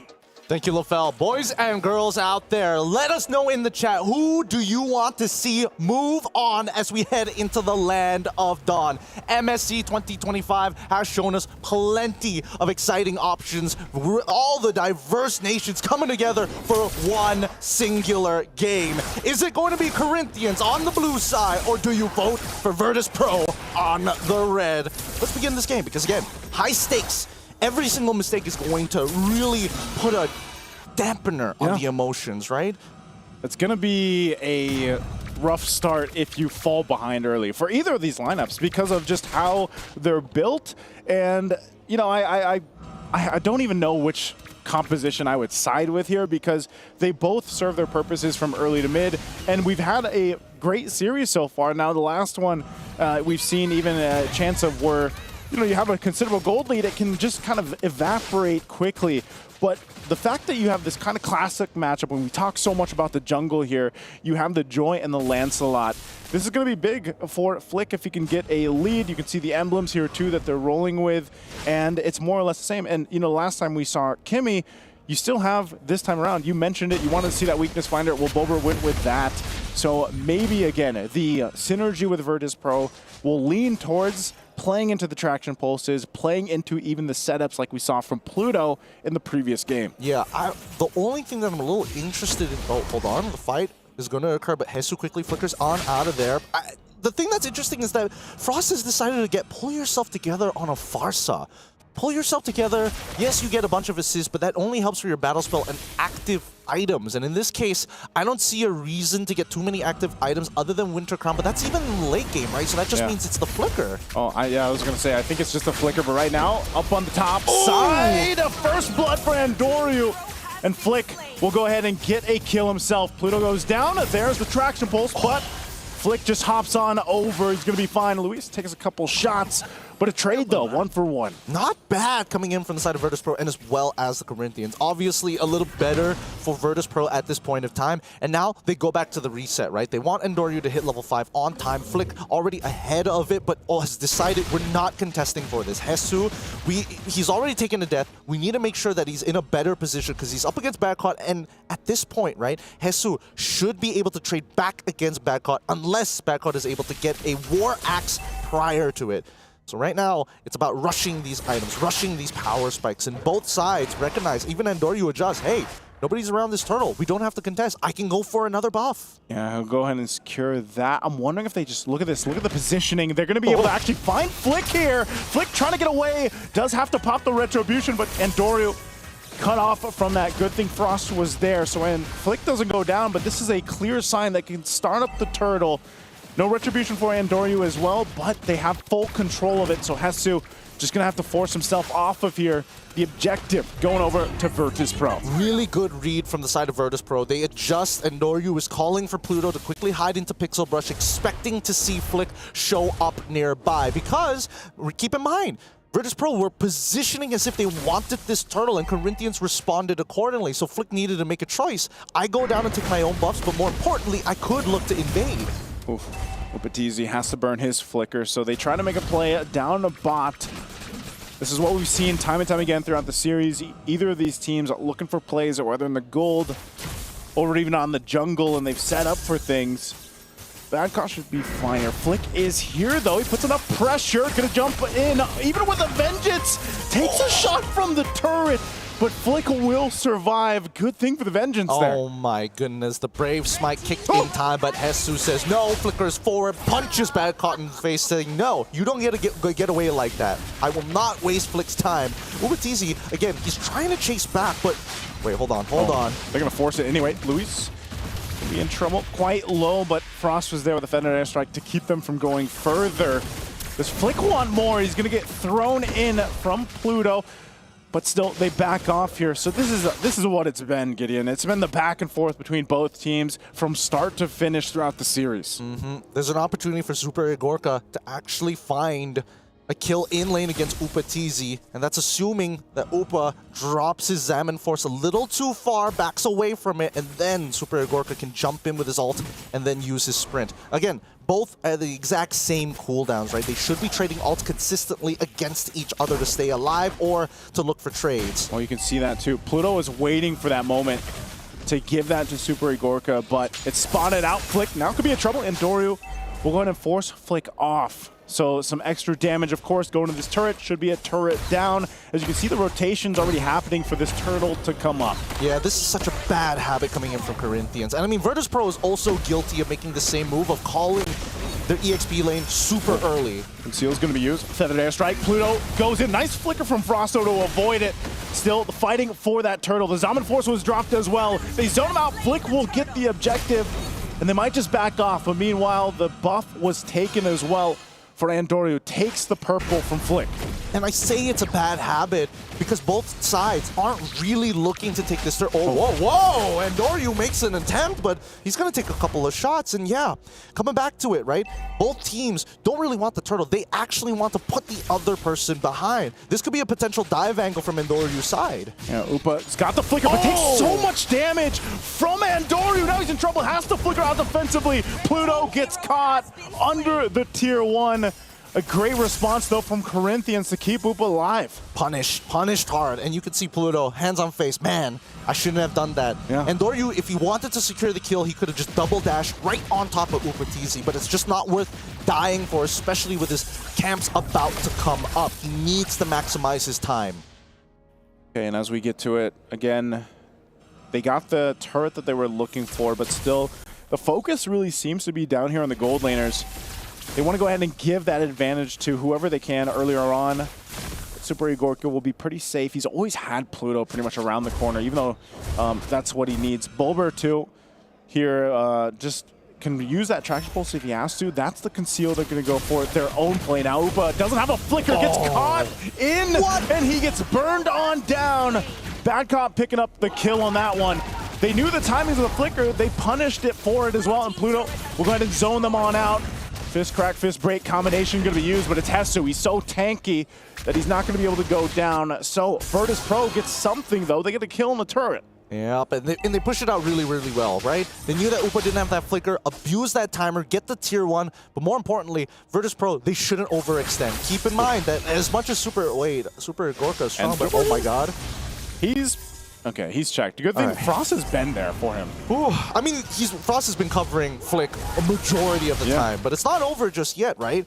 Because as long as we see the heavy crossbow available for Super Igorka, then Virtus.pro has a reason to go in. Until he gets 3, maybe even 4 items, then sure, he can go in and out of the fight without caring too much of whether or not he has that all. But for now, he is ult dependent. Oh, Pluto got the... Did he? Yeah, he got the orange. He did. He did. And he's making Flick know, regretting his life choices right now. Oh, that's tough. Gonna find a setup in the jungle. Burn out the flicker. They're gonna force the fight anyway. Super Igorka has to go ahead. Heavy crossbowing out. Trying to get space from Hesu. Hesu still on the chase. He'll find him anyway. They lose their gold laner, but VP still wants to fight as Hesu falls. And Flick can't really join this fight here. Yeah, he can't join the fight. And I think Corinthians, they looked at Hesu and they're like, we're sorry. Everybody use their flicker, everybody use their ultimate. Yeah. There's nothing we can give you to provide you that extra bit of help to get you out of this tough scenario, but thank you for your sacrifice. Super Igorka is going to go down, and that slows his farm, allowing Upa to catch back up. The margins are very thin, 600 gold difference between the 2 gold laners, as they are the main win conditions for either side. Let's look at this one more time, right? Because again, it seemed a little interesting. Super Igorka, a little far up, knowing that the feathered airstrike was already there. He probably should have used both his heavy crossbow and the sprint as soon as possible, knowing that the battle spells from Corinthians were up. Yeah, it's interesting because, again, they had a little bit of a lead, right? Few thousand gold there. They chose to fight it out, and they end up losing some of their most important members, so you don't want to make that mistake too much. You can see some of the items fall into place here. Holy Crystal now available for Flick. He's going to need that too, because a lot of these moments he's been going 1v1 with Endoru, and now you kind of have to respect some of that damage a little bit more.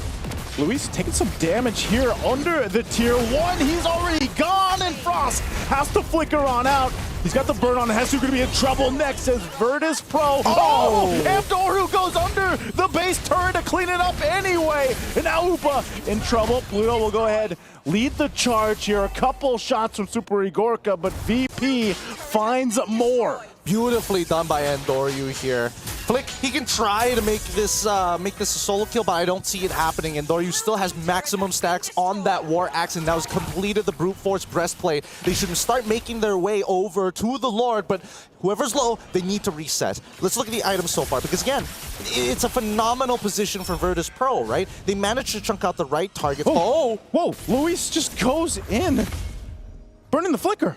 They're getting desperate. And that's not a good sign for the Corinthians. Virtus.pro, I mean, now that Super Igorka saw him flicker, he's like, okay, guys, this is about to be a pretty fast game if they keep making mistakes like this. Yeah, that's tough. You know, I know it's only a Hilda. We see that the Dragon Spear now picked up too for Super Igorka. They've got control of this Lord, at least for now. But I think they still respect what Corinthians' lineup can do, the damage potential, and even Hesu. He's going to go ahead and jump into the Dark Wave right on Bulber. Bulber in trouble, and Endoru will secure the Lord, but look at the backside. They are able to find Frost. Frost out of the picture, and Super Igorka unleashing on Upa Teasy. He has the drive-by, he gets the kill, but Flick will take him out as well. The 3-for-2 trade, and now Virtus.pro looking for a little bit more as the Lord makes its way down mid. Super Igorka needed to start rallying back towards Pluto's side if he wanted to survive against Flick, but regardless, it's still a very good trade. 2 for 3, an inhibitor turn before the Lord even arrives, and now Luis is trying his best, but it's not gonna be enough. It's only Flick. Flick's all left alone. Can they actually end the game here? The Lord is there. Half health on the base, and Doru's gonna focus it out, but the waves are cleared, and Flick will delay the Lord as much as possible. Right now, the rest of the members are up. Can Virtus.pro get any more? They still might have to work through it. They clear the minions the best they can, and Upa will drop it down. But Virtus.pro, they just go for the turrets now. Yeah, and Endoru, he's got some fingers, right? He's dodging a lot of key abilities, and they're just farming them underneath their base. This might be it here. Endoru just gonna lock into the base, and that's it. The wildcard champions will send home Latam's champions here today in Game 3. Virtus.pro get to move on. I told you he smelled it from Luis first, and from that point onwards, they got confident. I don't know how much I can comment on that one, but yeah, unfortunately, another team has been eliminated, and more is going to come tomorrow. But either way, congratulations to Virtus.pro. Ever since they start simplifying their own draft, it looks much better. And this is the Virtus.pro that we saw in day number 1, game number 1. Oh, it was a good one because, again, we saw all the motions coming out of it, but Endoryu, huge in this game. His farming speed is ridiculous. The fact that he was able to clear up a lot of the members, he could smell the fear coming in from Corinthians' side, how close they are to possibly losing with each and every interaction. It was, again, a game where Virtus Pro starts strong. You know, they have these very scrappy fights. But I think even this, like the Lancelot was a nuisance to deal with because you just have so many opportunities like this. And I got to give it up to Pluto as well. Pluto did a phenomenal job, just like he did previously, to set things up on that Banang. Yeah, and now we're going to jump on over to an interview with Eterna. Thank you so much, casters. It's been such a remarkable journey today, especially for our final match of the day, 2-1 Pluto. Talk us through it. What happened there? Well, we had a plan on game 1. It didn't go as planned, like we couldn't execute it, but other than that, like other 2 games were pretty easy, I guess. Just I think we have more experience, so we just felt a little bit shaky after game 1. Yeah. So in game number 1, you picked up the Fanny, and currently the Fanny's at a 0% win rate here at the MSC group stages. What was the reasoning behind the Fanny pick, and do you still think that it could work here at MSC? Yeah, sure, it will work. It just, even if you watch the game, like the Fanny worked out pretty well. It just, we make many stupid mistakes. That's why we lost the game. Like we could already come back, go split push, just win the Lord Dance, but instead of that, we just threw the game. Okay, you threw the game. So it was more decision making that was a little off in game number 1? Yeah, I think so, because also I had a headache and I felt pretty sick, and I'm usually the one making the most shot calls, but today I couldn't, so maybe it also affected the series, but I guess whatever, we won.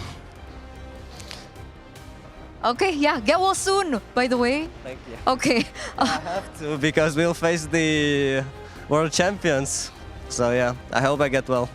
See, that's the thing that I really wanted to ask, right? Because 2 days ago, unfortunately, you had to lose the series against SRG, the defending champs, plus they're also the MPL MY champions. Now, in a few days, you're going up against the MPL ID champions of Onyx. What does that feel like, and what preparations need to be done before we get to that point? I'm thinking we just need to get more discipline. Because well, I'm thinking like we could really won SRG, and like that we won 1 game and then all the other games were close. That gives us really good confidence going against Onyx. So I'm thinking just we need to reset, train every day hard, and just be in the mood, be in the zone when we play. Okay, train harder, be in the mood. I feel like confidence is good, right? Yeah, I would say the confidence is pretty good. Okay, so if the confidence level is good, maybe you have a cheeky message for Onyx ID before you meet them. Nah, I don't want to give any cheeky stuff. I remember I thought SRG after game 2, and then, oh my god, I get so many comments from Malaysians now. So I'll stay aside from that. Maybe if I win, I might, but not now. Okay, so we'll wait for the cheeky comments until after they secure that victory. Yeah. I would say let's just make it a good series. And good luck. See you, Onyx. Okay, final question. Remarkably so, you were able to push through such a hard journey in the MSC group wildcards. And now you're here. May we ask the driving force and the mentality and maybe the expectations here for MSC?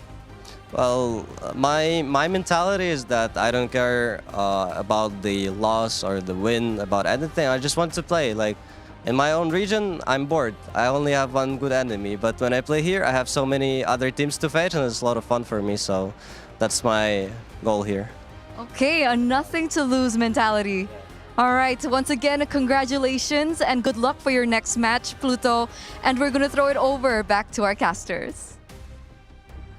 First of all, amazing mentality. Like, I honestly like that. And the thing is, the way that he presents it is not like cocky or anything. It's just like he's just being real. It's like, I enjoy the game. I want to have fun. And going up against all these strong teams, like, yeah, I could lose, but it's more fun than just getting easy wins. honestly, it's scary how matter-of-fact he said it. But hey, big shout-outs to Pluto there. Best interview so far. He's willing to talk about stuff, and I think a lot of our players could, take a step in his direction, being that vocal. He wasn't shy. He wasn't shy. I like that he mentioned that too, because I wish, I love our fans out there, but I wish sometimes they would, take it easy on some of the players. Like, let them have their fun and, what they want to say to the players and going back and forth. When the camera's on, then I'll talk about that one. Because, hey, you know what? They're amazing. Like, Virtus Pro, they're doing really good. And, hey, Malaysians, camera, focus on me. Calm down, man. Calm down. It's just a game, bro. Everyone's here having fun. I'm not a Malaysian, but... Yeah, calm down. They're all cool. They're all good. I'm sure even the players, they're all fine. They're all good. I'm sure you guys are watching, clipping. I know it's late, but calm down. Man, it's kind of strange seeing it coming from our own region. Exactly. Usually it's like the others. Region? Like, come on, guys. We're better than that. We're better than that. They were just saying, like, oh, boot camping there is great. And now it's... Come on, no, they boot camped in the Philippines. Yeah, that one, but... Team spirit. Yeah, team spirit. Let's not show that we're... Let's look at match MVP. That's a good one to look at. We're going to look at the MVP of the match later on very, very soon. But still, calm down, guys. Super Goka. What? What? Huh? It is what is it, It is what is it. 0-2-5. What are we talking about here? Super Gorka 0-2-5 on the Irithel. Yes, he was a very big priority. If only there was a Lancelot or something in that game, or maybe a Joy. It would have been crazy. It's not like their one import jungler was doing a majority of the work. Look, Super Gorka, I'm not going to say that this is his worst performance, but definitely he was highly targeted. Yeah. Even Upa from the opposite end. Both gold laners were heavily targeted in these battles to try and allow their junglers to elevate their own game. Yeah, I feel like there was a sense too with like Super Igorka most of the time, like even the game too, it's like, yeah, it was cool to see the Clint, but he also had to be kind of passive, in the sense. And I think throughout the entire series, if we really had to say, like, the junglers played a huge part. Yeah, and now we got to look at the groups here because it's been a very long day, 12 games, in fact. And now we're looking at the groups here. Honestly, quite a lot of surprises, but congratulations to both Team Liquid Philippines as well as Mythic Seal for advancing to the playoffs. And now looking at the lower bracket, it's going to be do or die. Win, you go to the next round. Lose, you're going to go home. It's going to be SRGOG going up against CFU Gaming. That's a rematch with a lot of story behind it. And then Onyx ID versus Virtus Pro. But hey, Virtus Pro, there's a good chance. But Onyx ID is very strong. But either way, it is going to be an entertaining matchup. Yeah, VP gets a day, though. Because, again, these aren't tomorrow. Like, we do go to Group B, I believe, tomorrow for our matches. So they get a little bit of time. And hopefully, hopefully, like we heard from Pluto, hopefully he gets a time to go ahead and feel better for his matchup. Because he's definitely going to need it against Onyx ID. Yeah, quite a lot of people are a bit sick here. But now we're going to look at the schedule. Schedule coming up for tomorrow. We're going to be looking at 4 matches again. It's going to be Team Flash going up against Tianfeng Yao Guai, and I believe it's an elimination match. RRQ going up against Aurora, and then Area 77 going up against Onyx Philippines. Surprised to say, elimination match. And then last but not least, Homeboys going up against Team Spirit. Ooh, spicy. They're switching things up here, right? Yeah. Elimination, progression match, elimination, progression. Each one pretty exciting to watch, and I'm not going to lie, a little nervous considering how Group A went, that maybe Group B might show something else. Just a wee bit. I know you guys were worried. I'm not worried. You're not worried. Yeah, of course he's not worried. I'm not worried. Of course he's not worried. Because Onyx Philippines is like kind of strong. No, I'm that and Team Liquid Philippines, but I was also I'm also rooting, I'm rooting for everybody here. Well, either ways, right now, thank you very much, Naisu, as well as Gideon. It's been a long day. It has been. I love working with you guys, but now for you guys at home, time for you guys to catch the Kadia top plays of the day.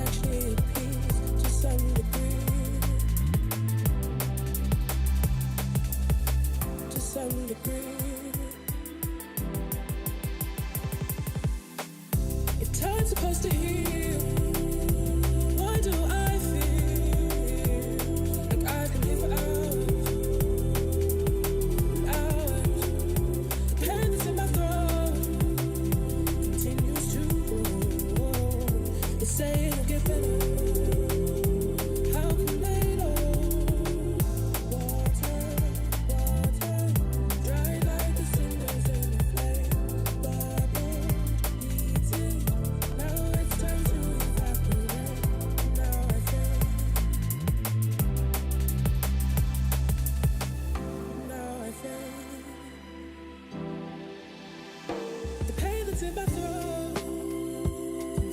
to grow.